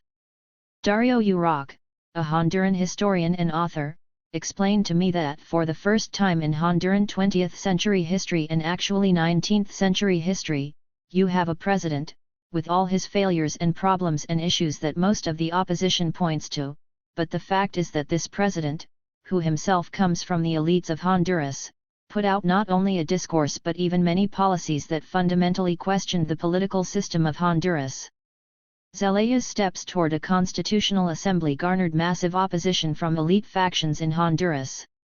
The significance of the possibility of a Constituyente. Constituent Assembly, as it is known in Honduras, was not lost on members of the country's poor majority, many of whom saw changing the constitution as beginning the kind of systemic change necessary to make Honduras more equitable. Zelaya was removed from his home and flown to Costa Rica by the army early in the morning of June 28, the day that a preliminary vote on constitutional reform was planned. UROC relates that Zelaya drove the already precarious situation of the bipartisan political system toward a crisis by opening up the possibility of a constitutional assembly. The Honduran National Business Council, COHUB, sent out a press release the day after the coup, stating, "What occurred today was not the changing of one president for another. Today, framed in national unity, respect for the Constitution, national laws and institutionalism was achieved." 47 Honduras's National Industrial Association, ANDI, also sent out a press release in support of the coup, claiming the event marked a return to constitutionality. President Zelaya provoked with this attitude a rupture in the rule of law. As a consequence, it is the same ex-president Zelaya who has provoked a coup d'état by disregarding and disobeying the ruling of the judiciary while invested with presidential powers. 48 The Honduran Association of Manufacturers, AHM, provided a huge Honduran flag and white T-shirts for people who took to the streets in unprecedented pro-coup marches in San Pedro Sula and Tegucigalpa. In an interview not long after the coup, UROC explained, "Never in the history of Honduras has there ever been a mobilization along the lines of this white T-shirt march. Part of the way to try to see how new that was that they didn't have a culture of resistance, of mobilization, so a lot of their music and placards and the paraphernalia was not even local. A lot of it was borrowed from Venezuela, Cuban Americans, lots of it was in English, peppered with English phrases, and so forth, and very manufactured placards and so forth." The 2009 coup is different from previous coups in Honduran history, which were generally either carried out under pressure from the United States, or carried out by the army for its own sake. This time an important section of the Honduran elite, specifically the transnational elite as represented by people like Camilo Atala and Jorge Canawati and the Facas family, as well as organizations like ANDI, AHM, and COHUB, encouraged the army, some might say manipulated the army, in removing Zelaya from his private residence. Even though it was clear to observers from all points on the political spectrum that the Honduran armed forces violated the constitution when they removed Zelaya to Costa Rica, Honduran business elites and the Honduran army, along with some members of the judiciary, Congress, and the Catholic Church insisted that the coup did not represent an interruption in the country's democracy. This again contrasts with previous coups in Honduras, which were blatant military operations whose leaders did not attempt to mobilize the civilian population so as to appear to be fulfilling a democratic mandate. I traveled around Tegucigalpa 6 months after the coup, and graffiti against Turcos, a Honduran slang term for the Arab businessmen that are among the most influential in the country, was impossible to ignore. There was also anti-Semitic graffiti, aimed at the handful of Jewish families among Honduras's elite. COHUB itself has claimed that graffiti and public statements against Turcos could be taken as direct assaults on the Honduran business community. Traditionally, the term Turco has been erroneously associated with people of Palestinian descent and to the service activities and more specifically to the large capital generated by them. 49 UROC explained that negative sentiment against this group had never been publicly demonstrated in the past, and that it stemmed from the role of these elites, consisting of some of the families mentioned earlier, including the Facases, the Ferraris, the Canewatis, and the Atalas. According to UROC, what the elites basically decided to do, and especially that sector of the Arab elite which is, the most important sector as I mentioned. They basically said there is no way out here other than to cajole the military into thinking that what's at stake is not just the defense of us, it's the defense of the nation against Hugo Chavez. Since the 2009 military coup removed President Manuel Zelaya from power, the number of people in poverty has increased significantly in the small Central American nation. On another trip to Honduras in 2013, I waited for the country's former finance minister, Hugo No Pino, in the air-conditioned lobby of one of the country's fancier hotels. He arrived looking fresh, though I knew he'd been pulling long days and long nights, since we met a couple days after the elections, and he was deeply involved with the process. In the course of a long and detailed interview about the state of Honduras' economy, I asked No how he characterized the country's elite. It is an elite that has diversified its investments, and whose principal characteristic is the use of the state as a mechanism either of direct accumulation or of the facilitation of accumulation. It is an elite that does not pay taxes, or that pays them at the lowest rates, and that represents such a large profit for them that it isn't surprising to look at the Gini coefficient and learn that 10% of highest earners in Honduras control 42% of national income, and the lowest 10% of earners only receives 0.17% of income nationally. The Center for Economic and Policy Research released a report in late 2013 showing that Honduras is now the most unequal country in Latin America.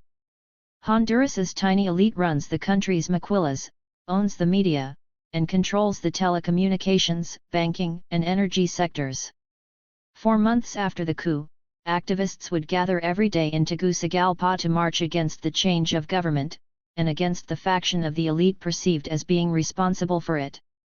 State repression against anti-coup activists was intense, including ongoing detentions, disappearances, the use of torture, and the beatings and murder of social activists and everyday Hondurans mobilizing against the coup. Between June and December 2009, the Committee for Relatives of the Disappeared in Honduras, COFEDE, documented 708 human rights violations, including the murder of 54 activists. On November 29, 2009, the de facto government presided over the country's regularly scheduled presidential elections, which led to the election of National Party head Porfirio Lobo Sosa. Almendarez, the doctor who was also once a presidential candidate, called the 2009 elections a second coup. We are faced with a situation that's very delicate, where there was a military coup, where a president is named, and then there is a second coup, which was the election, the fraudulent election, he said. The resistance movement against the coup actively promoted an elections boycott. There is no doubt that there was fraud, because they were illegitimate elections, he told me. The Organization of American States didn't send monitors, and many countries in the region took years to recognize the government of President Lobo. Canada and the United States, however, quickly heralded the elections as a return to democracy. The deepening of the neoliberal program and the intensified remilitarization of the country were the hallmarks of Porfirio Lobo's administration. For example, in 2011, the government passed the Law for the Promotion and Protection of Investment, which provides legal certainties and guarantees for large investors that they will not face tax increases or lawsuits. The law was passed with an English name, under the slogan "Honduras is open for business," and is expected to benefit over 350 foreign investors. Under the law, foreign companies can open a subsidiary in 4 days, and mega projects valued at $50 million or more will be able to access a sped-up permitting process, allowing them to gain all of their state and local permits within 30 days. 50 Lobo's government also passed laws decimating labor rights and allowing foreign companies to purchase nationally owned land and resources. Throughout the Lobo administration, legislative and executive initiatives increasingly blurred the lines between the Secretariat of Security, which oversees police, and the Ministry of Defense. First, the use of soldiers in policing, a practice begun during Zelaya's term, became the norm. Later, the use of soldiers in policing was officially approved. Lobo has deployed the military to carry out joint operations with the police on several occasions, and in late November 2011, the Honduran National Congress approved a decree to temporarily allow military personnel to carry out raids, make arrests, disarm people, and act against police officers that are involved in criminal activities. 51 Lobo appointed Juan Carlos Bonilla Valladares, known as El Tigre, as head of Honduras's police in May 2010. Bonilla, who was accused of having participated in death squads, became the U.S. government's go-to man in Honduras for the war on drug trafficking. 52 This is the Karzai-funded war, which flared up again in 2010, as efforts to disrupt drug traffickers became a priority in a country where state institutions and legitimacy are already extremely weak. As elsewhere, the drug war provided a powerful pretext to increase the number of soldiers in the streets. In October 2013, the first contingent of militarized cops, named the Military Police for Public Order, hit the streets. The new military police are better armed than the civilian police they will replace in this mission. For example, they will be armed with Israeli Galil Ace-21 assault rifles carrying 35-round magazines, capable of firing 700 rounds per minute. 53 Honduran police and soldiers have been trained by Colombian and Chilean armed forces as security cooperation has increased between South America and Central America. Political resistance via Libra. In the 4.5 years following the coup, through the presidency of Porfirio Lobo, Hondurans saw the birth of a new political party, Libra, which stands for Libertad y Refundación, Freedom and Refoundation, was born in 2011 through an agreement between broad segments of the resistance movement and Liberal Party members who opposed the coup. Deposed President Zelaya, who had just returned from exile, became head of the party and his wife, Xiomara Castro, was selected as their candidate for president. Libra is a democratic socialist party, which promised voters a break with the past and a focus on education and health. In addition, the social movement forces within the party proposed a refoundational project, which would include the writing of a new constitution. 5 years after the coup, Election Day in Tegucigalpa kicked off with the feel of a carnival, a rare sensation in a city where the vast majority of residents are faced with grinding poverty, regular gang extortions, and a murder rate that is among the world's highest. In front of each voting station, tents from the various political parties provided shade, blaring music at each other from huge speakers as groups of youth and volunteers hung around. Police, army, and masked military police oversaw the crowds, cars honked, and people waved Honduran and political party flags as their vehicles crawled through the fray. But for Marta de Jesus Raudales Varela, who lives in a small house on a steep unpaved street, it was a heart-wrenching day. In January, her son Angel Francisco Duran Raudales, an activist with the Libra Party, was murdered along with 5 others around the corner from the family home in the Los Istas neighborhood. I interviewed Raudales on a stoop under the shade of a tree in front of her house. The 3 local activists that took us to meet her insisted on staying nearby, saying that my photographer and I could be in danger were we to be left alone in the area. The killers told them to lie face down, so they lay face down, and they emptied their pockets so that they could pretend it was a robbery. The killers had their faces covered, but everyone could see what happened, said Raudales. The killers shot all 6 in their backs and heads as they lay with their faces to the sidewalk. 2 days after the massacre, street gangs posted signs and handed out pamphlets warning residents they were imposing a 7 p.m. curfew. Almost a year after the massacre, no one dares to mention gang involvement in the killings for fear of reprisals.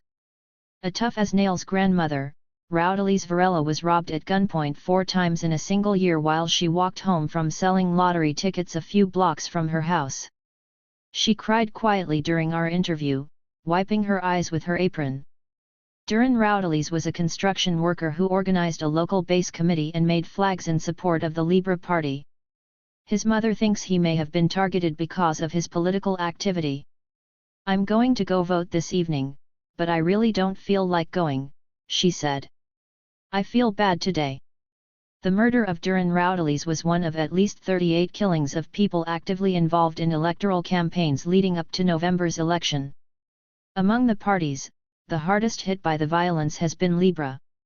The intense political violence reflects an overall trend in Honduras, where according to the United Nations Development Programme, the murder rate climbed from 37 per 100,000 in 2004 to 77.5 in 2010, the highest in Latin America by over 10 points. By 2013, it was the highest in the world. Official results posted by electoral authorities gave Libra 29% of the vote, and with it, almost a third of the seats in Congress. The National Party claimed 37%, the Liberals claimed 20% and almost 14% went to the new anti-corruption party. "This has no precedent," said No, referring to the break with bipartisan rule. The afternoon after Election Day, several hundred red flag-waving protesters marched through the streets of Tegucigalpa in support of Xiomara Castro, the woman they claimed was the rightful president of the country. The next day, hundreds of students took to the streets against election fraud, staving off police and tear gas. And the following morning, even more students poured into the streets, adding their voices to the crescendo of outrage that has roiled the country amid allegations of vote buying by the winning party, election fraud, and ongoing murders of opposition supporters.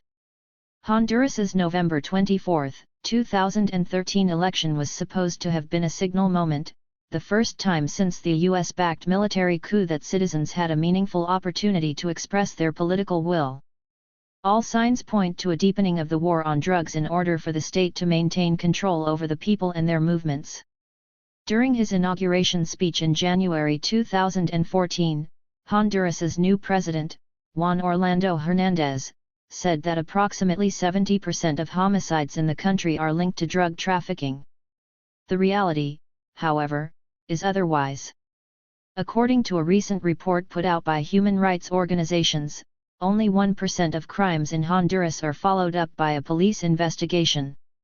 54 What Juan Orlando doesn't want to admit is that an important number of killings in Honduras are politically or ideologically motivated attacks on peasants, poor people, political activists, journalists, and queer and trans people.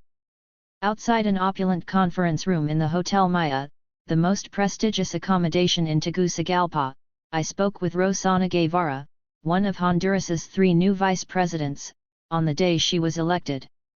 Her argument in favor of the presence of U.S. troops in Honduras was blunt in a way that would be considered unacceptable in sovereign countries in most of the world. "They have to fight it. Why should we be victims when we aren't even considered a large market for drugs? The main market is North America, so I think they are the ones with a historical responsibility to help fight drug trafficking, and really help, not just with little things," she said. The Pentagon is heeding the call, with new U.S. military bases under construction in various locations in the country. Regardless of the new opposition force, President Hernández is entrenching the status quo. Similar to recent reforms in Mexico, in Honduras major reforms to the energy sector were undertaken immediately following the elections, before the new government took power. The outgoing Congress passed the General Law of the Electrical Industry in a single debate on January 20, literally on the eve of the transition of Congress. The law mandates the conversion of the National Electrical Energy Company, ENEE, into a private corporation and then into separate generation, transmission, and distribution companies all by mid-2015. 55 In addition, the state telephone company, Hondutel, was set on the path to privatization, and a handful of public-private partnerships were announced. Gang control and murders. Tegucigalpa, Honduras's bustling capital, is an example of how modern mafia control functions in the Americas. During the day, there's plenty of activity in the streets, but once night falls the place goes eerily quiet. Taxis, which can be hired as shared vehicles, at about 50 cents a ride, or privately, proliferate. Typically taxi drivers are a source of information only for the laziest of journalists, but in this city, it makes perfect sense to seek out their views. For one thing, taxi drivers are among the only residents who will talk about the gangs, as drivers are required to pay quotas, usually weekly, to either, and sometimes both, the Mara Salvatrucha, MS-13, or the 18th Street Gang, M18, the 2 most important street gangs in the city. Whenever I was alone in a cab, I asked the driver about the quotas. All the drivers were forthcoming, and said the consequence for not paying is simple: death. I met one young driver who paid $200 a month in extortion, a weekly payment of $25 to each of M13 and M18. It was, he said, more than his monthly rent payment. But pay he did, every Saturday, in both of the taxi sites he worked from. Cab drivers are far from the only segment of Honduran society living in fear of street gangs, but they are the only people I met with the privacy to talk about it in their workplaces. Gangs regularly extort small and medium-sized businesses and working people throughout Tegucigalpa and San Pedro Sula, Honduras's second city. People in these environments don't dare to even hint that they're being extorted, for fear they will be overheard. So they pay, and they try to get on with their lives. The biggest shops, U.S. fast food chains and grocery stores, are the only ones that seem to get away without paying the so-called war tax to gangs. According to the UN Office on Drugs and Crime, in 2012 there were an estimated 12,000 gang members in Honduras affiliated with MS-13 and M18. A critical mass of politicians, prosecutors, and police are in the business themselves, taking a cut of the illicit earnings in return for turning a blind eye to gang activity. Marvin Ponce, the former Vice President of Congress, said in 2011 that at least 40% of Honduran police are involved in organized crime. A 2014 article in the mainstream Honduran newspaper, El Heraldo, explores the illicit activities of Honduran police, noting that their participation in illicit activity is carried out under the supervision of high-ranking officers. These public servants put the power, the uniform, and the weapons the state gave them to protect the citizenry in the service of the darkest part of drug trafficking and organized crime, in many cases with the complicity and tolerance of the High Command. 56 An internal police report released to the media linked officers of various ranks to drug trafficking, organized crime, money laundering and illicit wealth, the commission of a rosary of crimes including hired killings, kidnappings, assassinations, bank robberies, extortion, selling drugs, drug dealing, car theft, robbery from drug traffickers and congresspeople. 57. Police are also accused of participation in death squads and in hate crimes against queer and transgendered people. Human Rights Watch points out that according to local rights advocates, more than 70 members of the lesbian, gay, bisexual, and transgender, LGBT, population were killed between September 2008 and March 2012. The alleged involvement of members of the Honduran police in some of these violent abuses is of particular concern. In addition to the role of police in criminal activity, the military has been linked to drug trafficking in Honduras since the 1980s, and recent reports suggest some sectors continue to engage in illicit activities. 58 military-grade arms, like grenades, anti-tank weapons, and assault rifles sold to the Honduran military, have later been seized in the possession of drug runners in Mexico and Colombia. 59. The pressure that gang and police violence puts on the poor is intense. In 2013, I interviewed a 33-year-old Honduran man, as he sat under a tree beside the railroad tracks in Coatzacoalcos, Veracruz, waiting for a cargo train to take its leave toward the north. He only gave me his first name, Alexander, which he backed up by showing me a battered copy of his student identification. Alexander was leaving a full-time job at a maquiladora in San Pedro Sula, fed up with paying the war tax to gang members every week on his $100 weekly salary. Others that I met along the way admitted that part of the reason they were leaving Honduras was because of the violence and extortion. Without remittances from Honduran migrants working outside the country, mostly in the United States, poverty would be much worse, according to No, the former finance minister. In 2012, he said, migrants sent home around $2.8 billion, in 2013, $3.15 billion. That is almost the equivalent of two-thirds of the central government's budget, he told me. Today over 700,000 people of Honduran origin live in the United States, only about 2 in 10 are U.S. citizens. This brings us back to how the discrimination faced by this community in the United States has led Honduras to where it is today. Gang activity in Honduras has a history that reaches back across the border to the United States.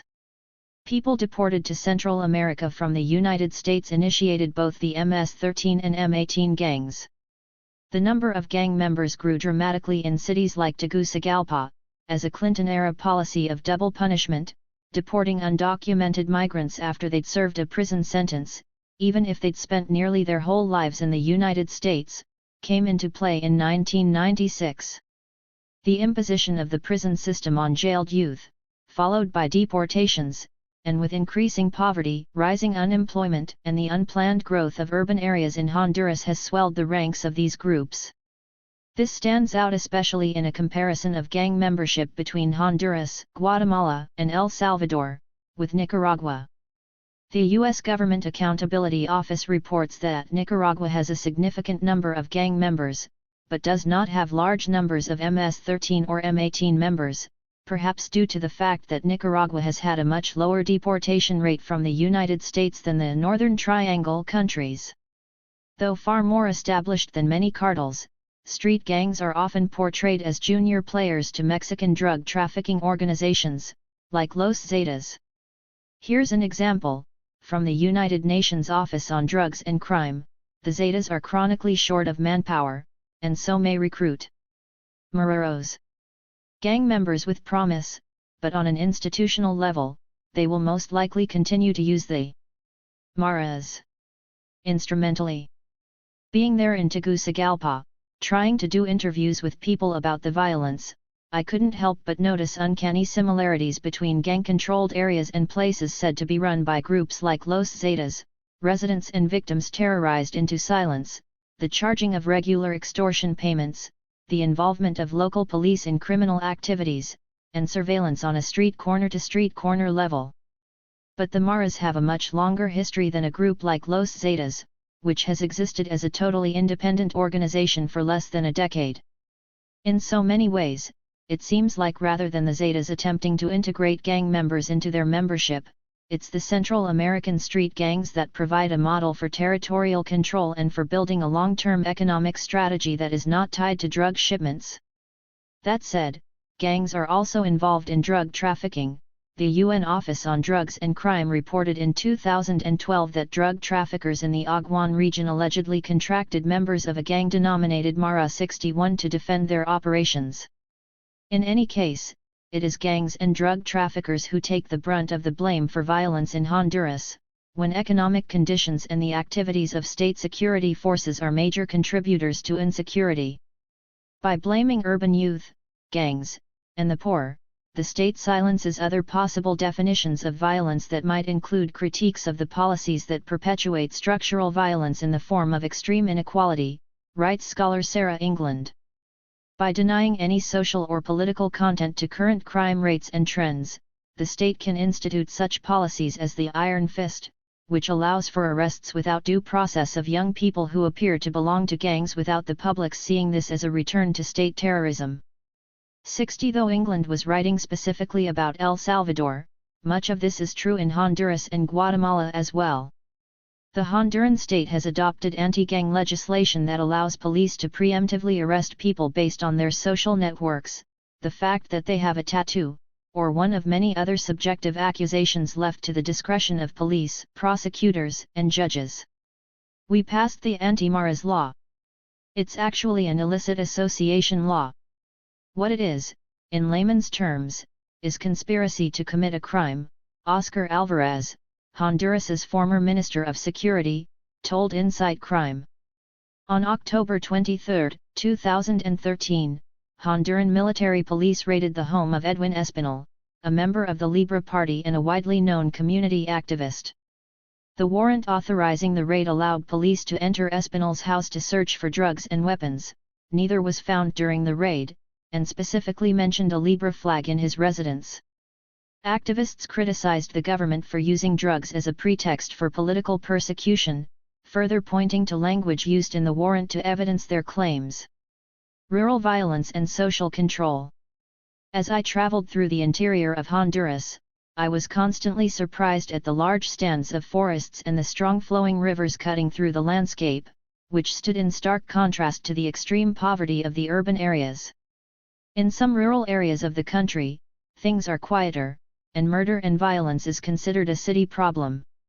In others, however, especially where state security forces as well as U.S. forces have been deployed with the stated purpose of fighting against drug trafficking, the sensation of war is present.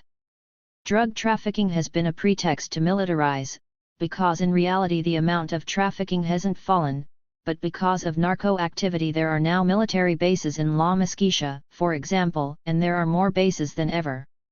It's a U.S. occupation, and narco-trafficking is the pretext, Copinas Caceres told me during a short interview in Siguatpaqui, a small city in central Honduras. For Caceres and others involved in struggles against oil drilling, mining companies, hydroelectric projects, wind farms, large-scale forestry, and the exploitation of petrified wood, the militarization of Honduras brings with it direct and deadly consequences. 3 of her 4 children are living outside of the country because of fears for their safety. When I spoke with Caceres in late 2013, she was keeping a low profile, having been arrested and held on trumped-up charges she described as an attempt to keep her from participating in resistance movements. She was later released, but still had an arrest warrant pending, which has since been dropped. U.S. assistance to Honduras in combating the drug war has already had deadly consequences, including the 2012 massacre in Ahuas, in the Mezquita region of Honduras, when 4 indigenous people were shot at from a helicopter and killed in an incident overseen by the US DEA. No one denies there are clandestine landing strips in the region that are used by drug traffickers to move their product, but this activity has traditionally taken place on the edges of daily life for most people in the area, who live from fishing, the dangerous practice of lobster diving, and agriculture. Times are changing, however, as drug traffickers begin to take a more active role in displacing people from their lands. According to 2 journalists who traveled to the Mezquita region in 2013, drug traffickers are on the front lines of dispossession, forcing local people from their lands. They write, "On our last visits to the region, the dynamics of narco-dispossession were impossible to ignore. Residents recounted story after story of being coerced by money or violence to give up their lands.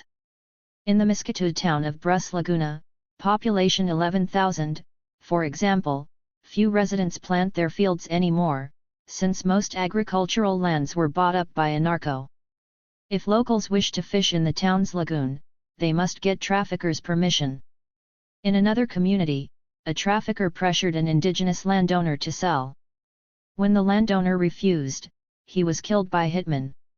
His terrorized wife then sold the land at a very low price. In the Rio Platano Biosphere Reserve, whole communities have abandoned their lands following threats from traffickers." 61. A report written by U.S. Solidarity activists who visited Ahuas shortly after the massacre states, in general, the policy of increased militarization of drug interdiction policies is negatively perceived in the Mezquita region, and places communities already vulnerable due to their isolation and extreme poverty at much greater risk. This is particularly concerning at a time when there is growing focus on the exploitation of natural resources Mezquita communities defend. 62. Following the coup d'état, 6 military bases were built in Honduras. One of the bases is in the Mezquita, where President Chavez, may he rest in peace, was planning to work with Honduras on oil extraction. In addition, in this area there is natural gas, said Carla Garcia from the Black Fraternal Organization of Honduras, AFRENA, during a panel on the drug war hosted by the Center for Constitutional Rights. 63. Basically, this indigenous community is simply a stone in the shoe of those who want to continue with giving away the resources. The United States has always denied the participation of their soldiers in the massacre, but we are victimized because we are poor, because we are indigenous, and because we are standing in the way of these investments. Indigenous and campesino peasant movements are the most steadfast sectors of the resistance in Honduras, refusing to bow down even when faced with assassinations, threats, and incarceration. The Chicago Religious Leadership Network on Latin America released a report documenting 229 politically related murders in Honduras during Porfirio Lobo's presidency. 64. In addition, local campesino organizations calculate that more than 3,000 peasant farmers in Honduras are facing criminal charges linked to land struggles. After the coup d'état, the Congress and de facto government implemented a series of laws and mechanisms to persecute and criminalize the organizations and spaces that are active in territory struggles. Those who have used blockades as an alternative in facing down large transnationals and large mega projects, Aurelio Molina from Copan told a delegation of U.S. election observers. In addition to the truckloads of soldiers traveling on rural roads and secondary highways, a striking feature of the Honduran countryside is the number of rivers and amount of fresh water in the country. According to Molina, the government of Honduras has handed out a total of 800 mining concessions and 70 dam concessions in rural areas. One of the most watched rural battles in Honduras is taking place in the lush, forested valleys of the country's Midwest, wherein indigenous communities fight against a dam promises to continue. The Lenca people have taken the decision to defend the Gualcarque River against the construction of a hydroelectric project called Aguas Arca, said Molina, who along with Caceres and one other faced criminal charges for their efforts to support the community's fight against the dam. Tomas Garcia was killed and another wounded when the army opened fire on the community's blockade in July 2013.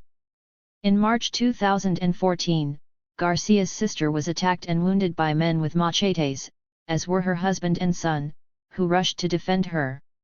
When he spoke in November 2013, Molina said he feared the worst was yet to come, saying, "There have been high-level meetings where it has been determined that after the elections they are going to remove us, dead or alive, from Rio Blanco so that the hydroelectric project can be built."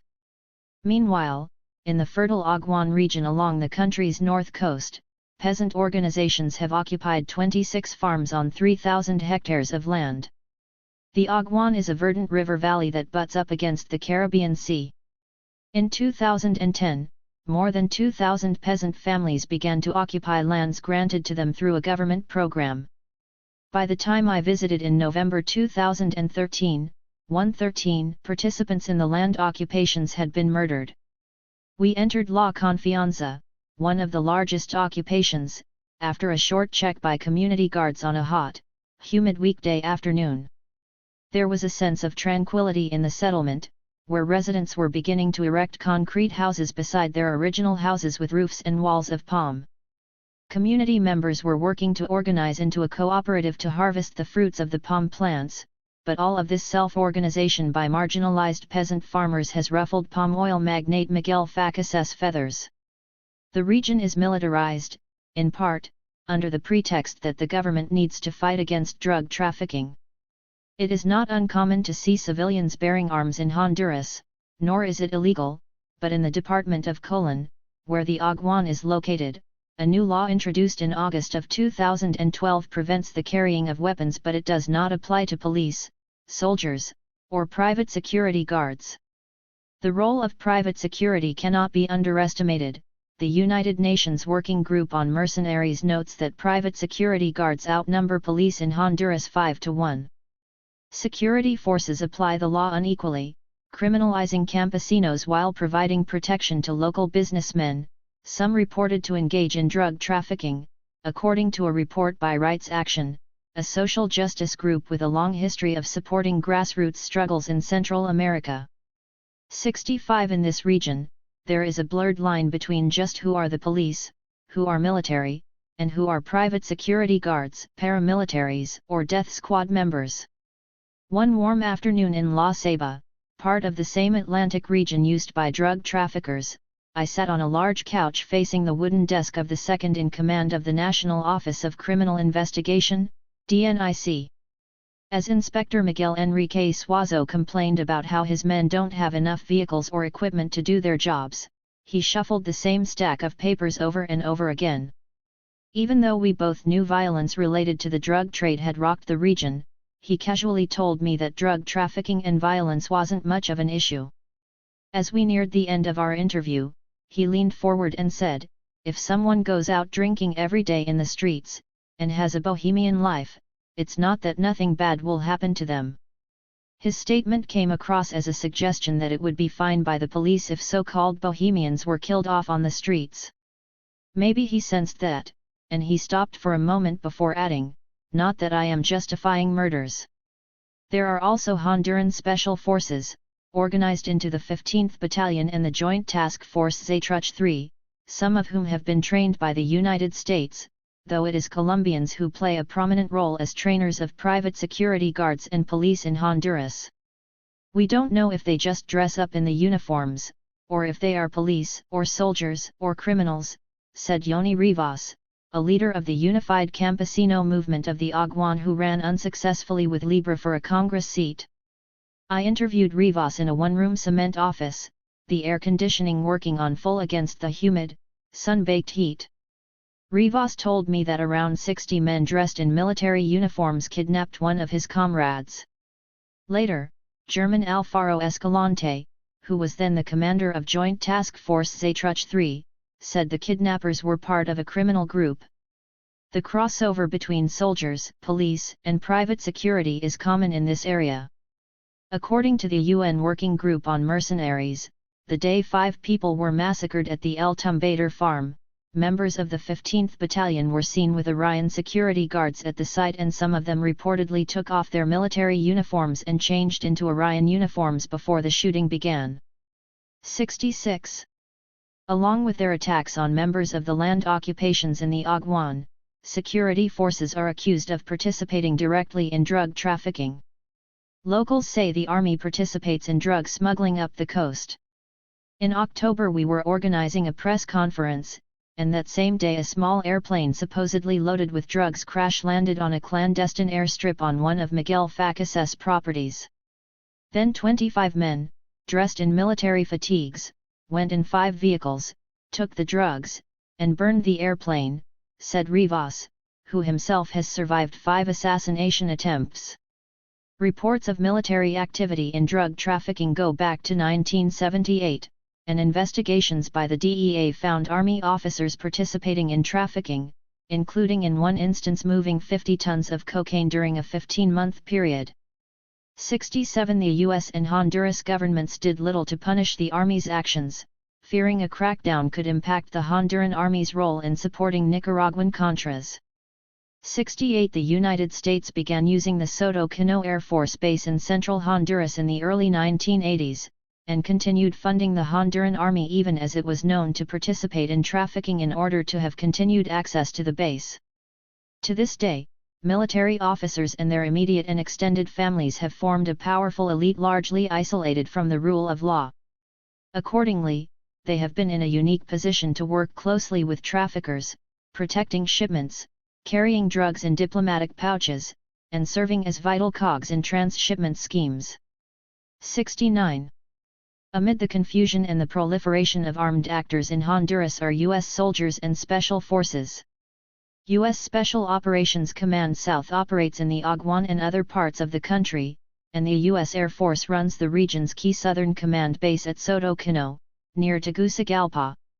There are a handful of U.S. bases under construction in Honduras, and funding under the Central America Regional Security Initiative has boosted anti-drugs efforts in Honduras under U.S. watch. In 2014, the State Department requested just over $54 million for Honduras, $5 million of which is specifically meant to finance the military and military training programs. All of these factors together, political violence, gangs, the war on drugs, U.S. military presence, and curtailment of civil rights have created a maze of militarization and impunities that ultimately results in further barriers for Hondurans living in urban centers and those organizing in rural areas to ensure their continued ability to access clean water, wood from the forests, and meet other needs.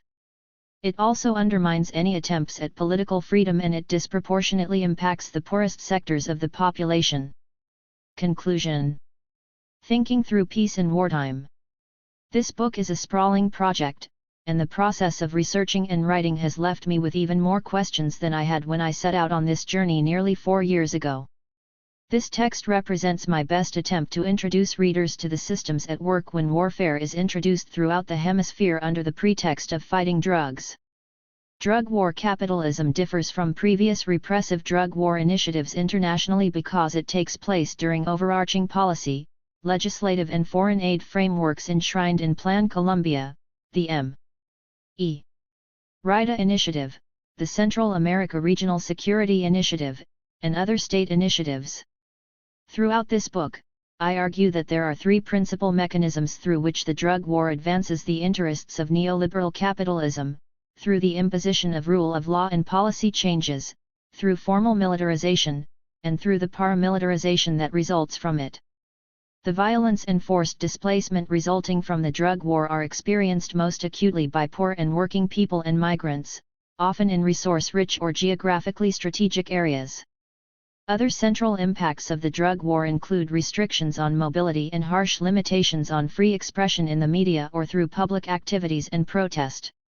The insights that I have used to guide the process of understanding, theorizing, and writing about drug war capitalism have come through years of conversations and dozens of reporting trips to regions affected by the drug war. They are not mine alone, rather they belong to the many people who have shared their time and space with me over the past 4 years. As I neared completion of this book in the spring of 2014, I found that I was meeting more and more people who shared an analysis similar to that included within these pages. The trip I made to Colombia in February of 2014 laid bare the impact of the drug war and Plan Colombia there. The people I interviewed clearly articulated the connections between Plan Colombia and preparing the terrain for foreign direct investment and the extractive industries. A few months later, during a visit to Nuevo Laredo, Mexico, I met a young man who explained how he thought the violence there was related to the eventual exploitation of gas through fracking in the region. It was, he said, the only explanation that he and his friends could come up with for why things had gotten so bad in the border region just south of Laredo, Texas, where the Eagle Ford shale deposit is located. But it was the very last interview I did for the book, with Carlos Fazio, a professor at the Autonomous University of Mexico City, UACM, that helped me summarize some of my own thinking about the issue. Under the bold fluorescent lights of a university conference room, Fazio shared with me his vision of what the drug war represents in Mexico.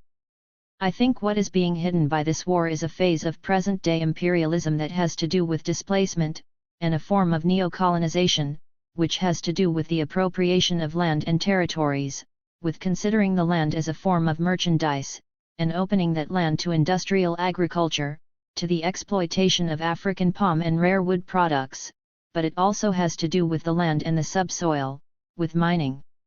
This war is about control over territory and society, much more so than it is about cocaine or marijuana. But voices like Fazio's remain marginal in Mexico and elsewhere, as media discourse and so-called experts on the drug war focus almost exclusively on intercartel violence and state successes in reining in criminals. The binary between state and criminals deployed by the media is perhaps the central methodological weakness in press reports and mainstream analysis about the drug war. This binary casts state security forces as legitimate actors for good, bringing security, and highly organized, nefarious drug cartels as completely separate from the state. The image of the benevolent state against the bad drug traffickers provides a frame through which governments can justify rising military spending and attacks on unarmed civilians as necessary for national security. Most journalism fails to make the connections or allow readers to see these events in context, and instead isolates the police officers, soldiers, or bankers and bureaucrats that are discovered facilitating or participating in the activities of criminal groups as bad apples.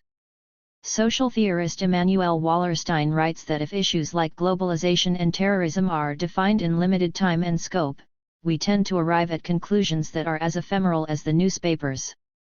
1. This prevents us, he says, from understanding how these themes and events fit into a larger context.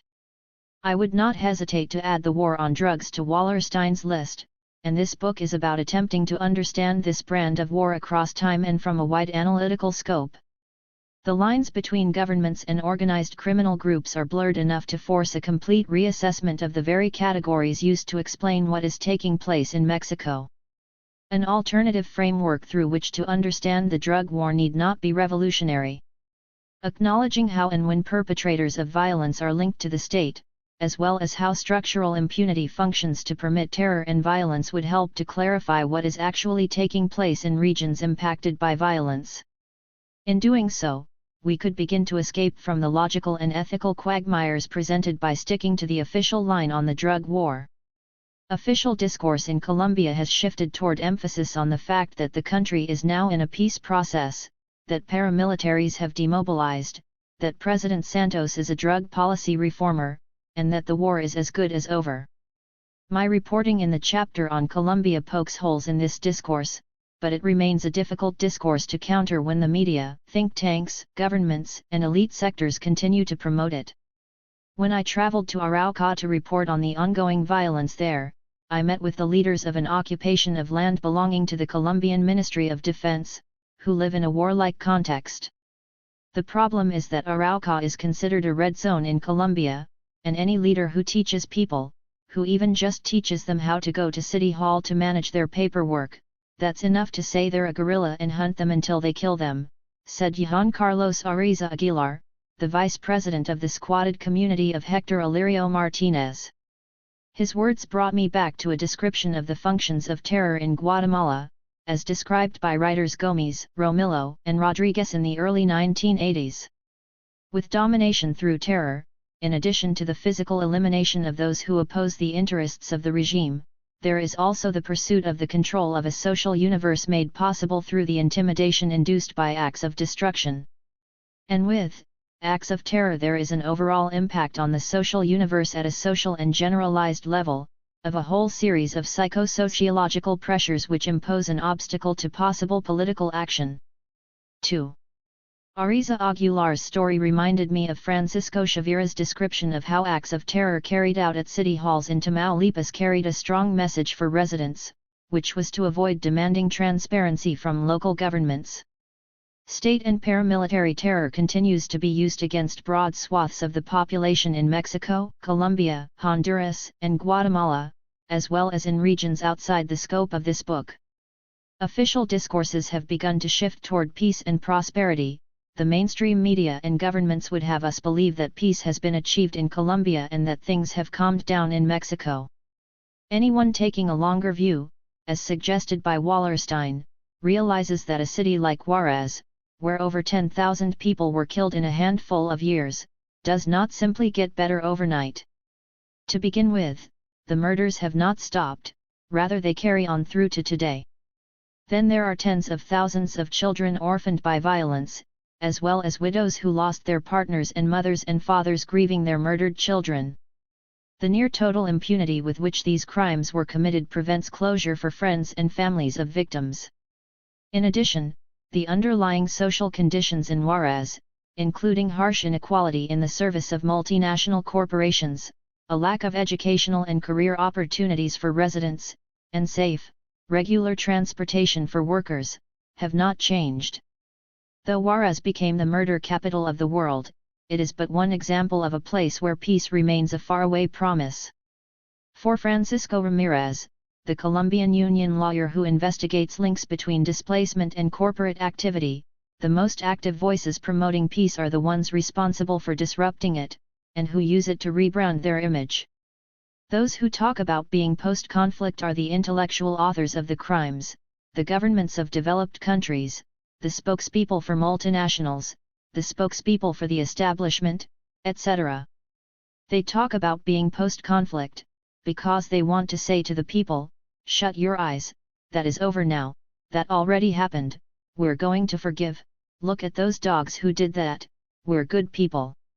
Untangling hegemonic discourses of peace and prosperity is greatly complicated by self-censorship by members of the press, as well as attacks on journalists. It is hard to know what is taking place in remote and rural areas impacted by the drug war. But getting at the social, political, and economic transformations that accompany drug war policies remains a critical task as these wars drag on. In this respect, this book feels very much like a preliminary work, and hopefully one of many emerging efforts to extend our understanding and analysis of the economic and political factors that drive the drug war. It seems inevitable that over time more evidence of the collusion of corporate interests and drug war capitalism will emerge. In any case, it is a constantly evolving story that requires ongoing attention. In June 2014, as I finished the final edits on this text, secondary legislation linked to the energy reforms, which facilitate the expropriation of lands on behalf of energy companies, was approved by Mexico's Senate. The reform was debated for only 55 minutes, as World Cup soccer dominated television screens across the nation. According to Senator Alejandro Encinas, it is a shame that the Senate supports ejido members and community members being obliged to hand over their lands to foreign companies, with the threat that if they don't their lands will be appropriated with great celerity, and on top of that, that they can be paid for their land in kind or via jobs. That this legislation was passed following more than 6 years of extreme violence and terror is not a mere coincidence. This book is an attempt to explain how the violence of the drug war laid the foundation for the expansion of neoliberal capitalism in Mexico, Central America, and Colombia. I hope it will help to nourish future actions and thinking in defense of the land and of autonomous spaces outside of or in contradiction to capitalism. The ongoing, daily resistances of communities throughout Mexico, Central America, and Colombia are under attack by the drug war, yet they carry on, day after day. This book may leave some readers filled with a sense of despair or hopelessness, but it would be dishonest to pretend that there is a unified resistance movement taking on the drug war in the hemisphere. Rather, it is from many autonomies and from many communities that the strongest challenges to capitalism are being mounted. I hope this book incites more meaningful discussions about the drug war and reveals more spaces from which communities as well as allies can fight back. Acknowledgements. I first had the idea that I wanted to write Drug War Capitalism in late 2010. Since then, I've traveled far and wide, gathering information on the meager income of a freelancer working primarily for alternative media. This book would not have been possible without the generous support of my family, friends, and independent journalists in Canada, the US, Mexico, Guatemala, Honduras, Colombia, and elsewhere. Dozens of people helped in so many ways with this text, and have helped me out immensely over the years. Special thanks are due to Chelsea Elizabeth Manning, whose brave actions provided critical information for this and so many other projects. Thanks to the crew at AK Press, especially Zach Blue, and my editor Charles Weigel, for believing in this project and helping to improve and shape the final work. Lorna Vetters shone through toward the end of the process with incredibly helpful suggestions.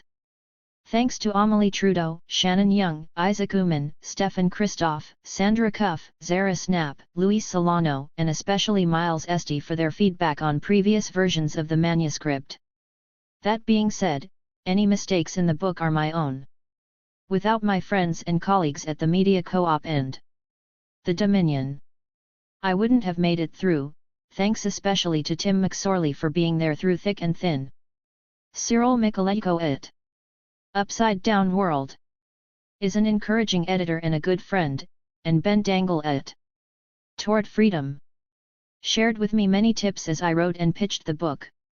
Dolores Broden at Watershed Sentinel, Mark Carlin at Truth Out, and Diane Feely at Against the Current have been incredibly supportive.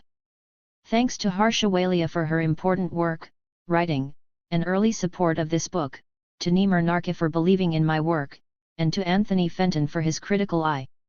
Nicholas Oluka Sanchez in Berlin has artfully translated an unending stream of my articles over the years. Gracias. This work was informed by hundreds of chats, discussions, arguments, and otherwise in Mexico City. Luis Arroyo, Gladys Soul, Dave O. Mitchell, Daniel Hernandez, Laura Carlson, Andalusia Knoll, Beto Paredes, Clayton Kahn, and Pablo Perez were important sources of friendship, critical thought, advice, and ideas. Thanks to Coco Medina in Chihuahua, Leoberto Alvarado, Hector Padilla, Connie Gutierrez, and especially Julian Cardona in Juarez, as well as Molly Malloy in Las Cruces, New Mexico. It deeply saddens me that Charles Bowden passed away suddenly before this book went to print. His support for this project was whole, and made a world of difference. He is deeply missed. Without Francisco Chavira and the families that supported me in Reynosa and Tampico, my reporting in Tamaulipas would not have been possible. Dr. Guadalupe Correa Cabrera, who wrote the foreword, helped me think through many late-night doubts about the nature of events in northern Mexico. Gustavo Castro, Miguel Mijangos, and Ruben Figueroa helped ground my understanding of events in Chiapas, Guerrero, and Tabasco. Bernardo Vázquez in Oaxaca was a key influence in forming my understanding around territory and conflict before he was tragically murdered in March 2012. In Puebla, Dr. Raquel Gutierrez has been a rock and a role model. I am inordinately excited to be working with her on my next project. Eva Hershaw helped me out in many ways, and is dearly missed in Mexico. Amélie Trudeau and Fallon Poisson have been a source of deep inspiration, as they continue to struggle inside prison walls. Kath, Mao, Dai, Nacho, and Citlali were amazingly patient roomies as I shut myself in to write, day in, day out, for weeks and months. Abraham Munoz and La Banda at Surf in Cabo helped me get the fresh air I needed to make this project happen. I owe a very deep thanks to Miss Lobez. In Mexico, Zara Snap, Isis Goldberg, Adriana Paz, Moravia de Lao, Mondip Hillen, and Juanita Sundberg. You were all there with me through the good times and the bad times too. From the bottom of my heart, thank you for your company and your friendship. In Guatemala, Luis Solano has been a constant help and encouragement. His work is an inspiration. Through earlier reporting projects in Guad, I met photographer James Rodriguez, who has long since become a close friend and colleague. Thanks to Graham Russell and Nate Einbinder, two of the coolest men I know, for waking up early and staying up late drinking Gallo alongside me in Guatemala and elsewhere over the years. Danielle Volpe was also a great help in Guatemala City. Sandra Cuff, my partner in crime and frequent CO writer, provided comic relief, and incredible insight on Honduras and life in general. Annie Bird and Karen Spring were both great resources in Honduras. Thanks to Murray Bush, I'll never think of Tapachula the same way again. In Colombia, Blondine Fuchs at the Red de Hermandad y Solidaridad con Colombia is an outstanding resource and a dear friend. Thanks to Manuel Rosenthal and Vilma Almendra for the time spent and ideas shared in Cauca, in Canada, and in Mexico. I hope I have more opportunities to work and write together with all of you over the coming years. Thanks to my friends and CO conspirators in Canada and the US, who never let me feel alone, even on the hardest days of writing and research for this project. In Montreal, Amy Miller, Aaron Lakoff, Andrea Rideout, and the folks at Alma House provided friendship, kitchen table talks, and a safe, welcoming space when I needed it most. Frederick Dubois, Maya Ralbangani, Drew Ajay, Araj Ryahi, Stefan Christoph, and Shannon Walsh helped me talk through my ideas at various stages of this project. Malcolm Rogg provided warm companionship in Ecuador and in Ontario, and was always ready to discuss a new angle or a complicated problem. My discussions with Egla Martinez Salazar and Jamie Neen in Ottawa were crucial in informing this project. In Peterborough, Rachel Sauve is a permanent inspiration. In Toronto, Justin Podger provided invaluable insight at the beginning of the writing process, as did Naomi Klein. In the Bay Area, Isabeau Doucette and David Slutnik have been solid CO conspirators, in addition to being all-around inspiring, and the Institute for Anarchist Studies provided a small grant toward part of the research in the Honduras chapter. In Vancouver, occupied Coast Salish territories, where I have spent a good part of the last decade, I am incredibly blessed to have many friends, allies, and longtime supporters. First off, thanks to all the brave people who took a stand against the 2010 Olympics in Vancouver. The organizing and friendships fostered in the lead-up to those protests planted in me the seeds of anarchy and rebellion, which are still growing. To my Habibi Isaac Uman, shukran for everything we have shared. I am lucky to have had many conversations with brilliant thinkers and organizers like Swathi Lakshmi, Gord Hill, MacDonald Stainsby, and Harjap Gruel. Thanks to Frida Hewson, Dini Tajesti, Mel Basil, Ambrose Williams, and all the folks at the Unisto TN camp, who teach not only through words but through powerful actions. Anne and Emma Turner, Darius Kinney, Janice Westlund, and Dave Turner have fostered in me a spirit of justice and friendship since I can remember. Karel Moisewitsk has been a mentor and a dear friend, and has helped me become a stronger writer and a more badass woman. Sarah Kendall and Margot Chapman Kendall repeatedly opened their homes and their hearts to me as I completed the manuscript. Megan H. Stewart was a crucial confidant and a wonderful host during many of my visits to Vancouver. Donald McPherson at the Canadian Drug Policy Coalition was an early supporter of the project. Dr. Mary Lynn Young of UBC Journalism has been an ongoing advocate for my work over the years, as has David Beers, who is a master storyteller. Thanks to everyone who came to the East Van Tertulia. Your presence, encouragement, and ideas made finishing this book possible. Extra special thanks are due to Marla Wren and Asiya Ahmed, who contributed so generously to this project, and who I love dearly. This book would never, ever have been possible without the lifelong, ongoing support of my parents, Valerie and Larry Paley, and my brother, William Paley. The discipline of hard work and intense play, and the spirit of adventure and curiosity that all three of them instilled in me is what pushed me to become a writer, and to try to understand the world around me. To them, my deepest gratitude is due.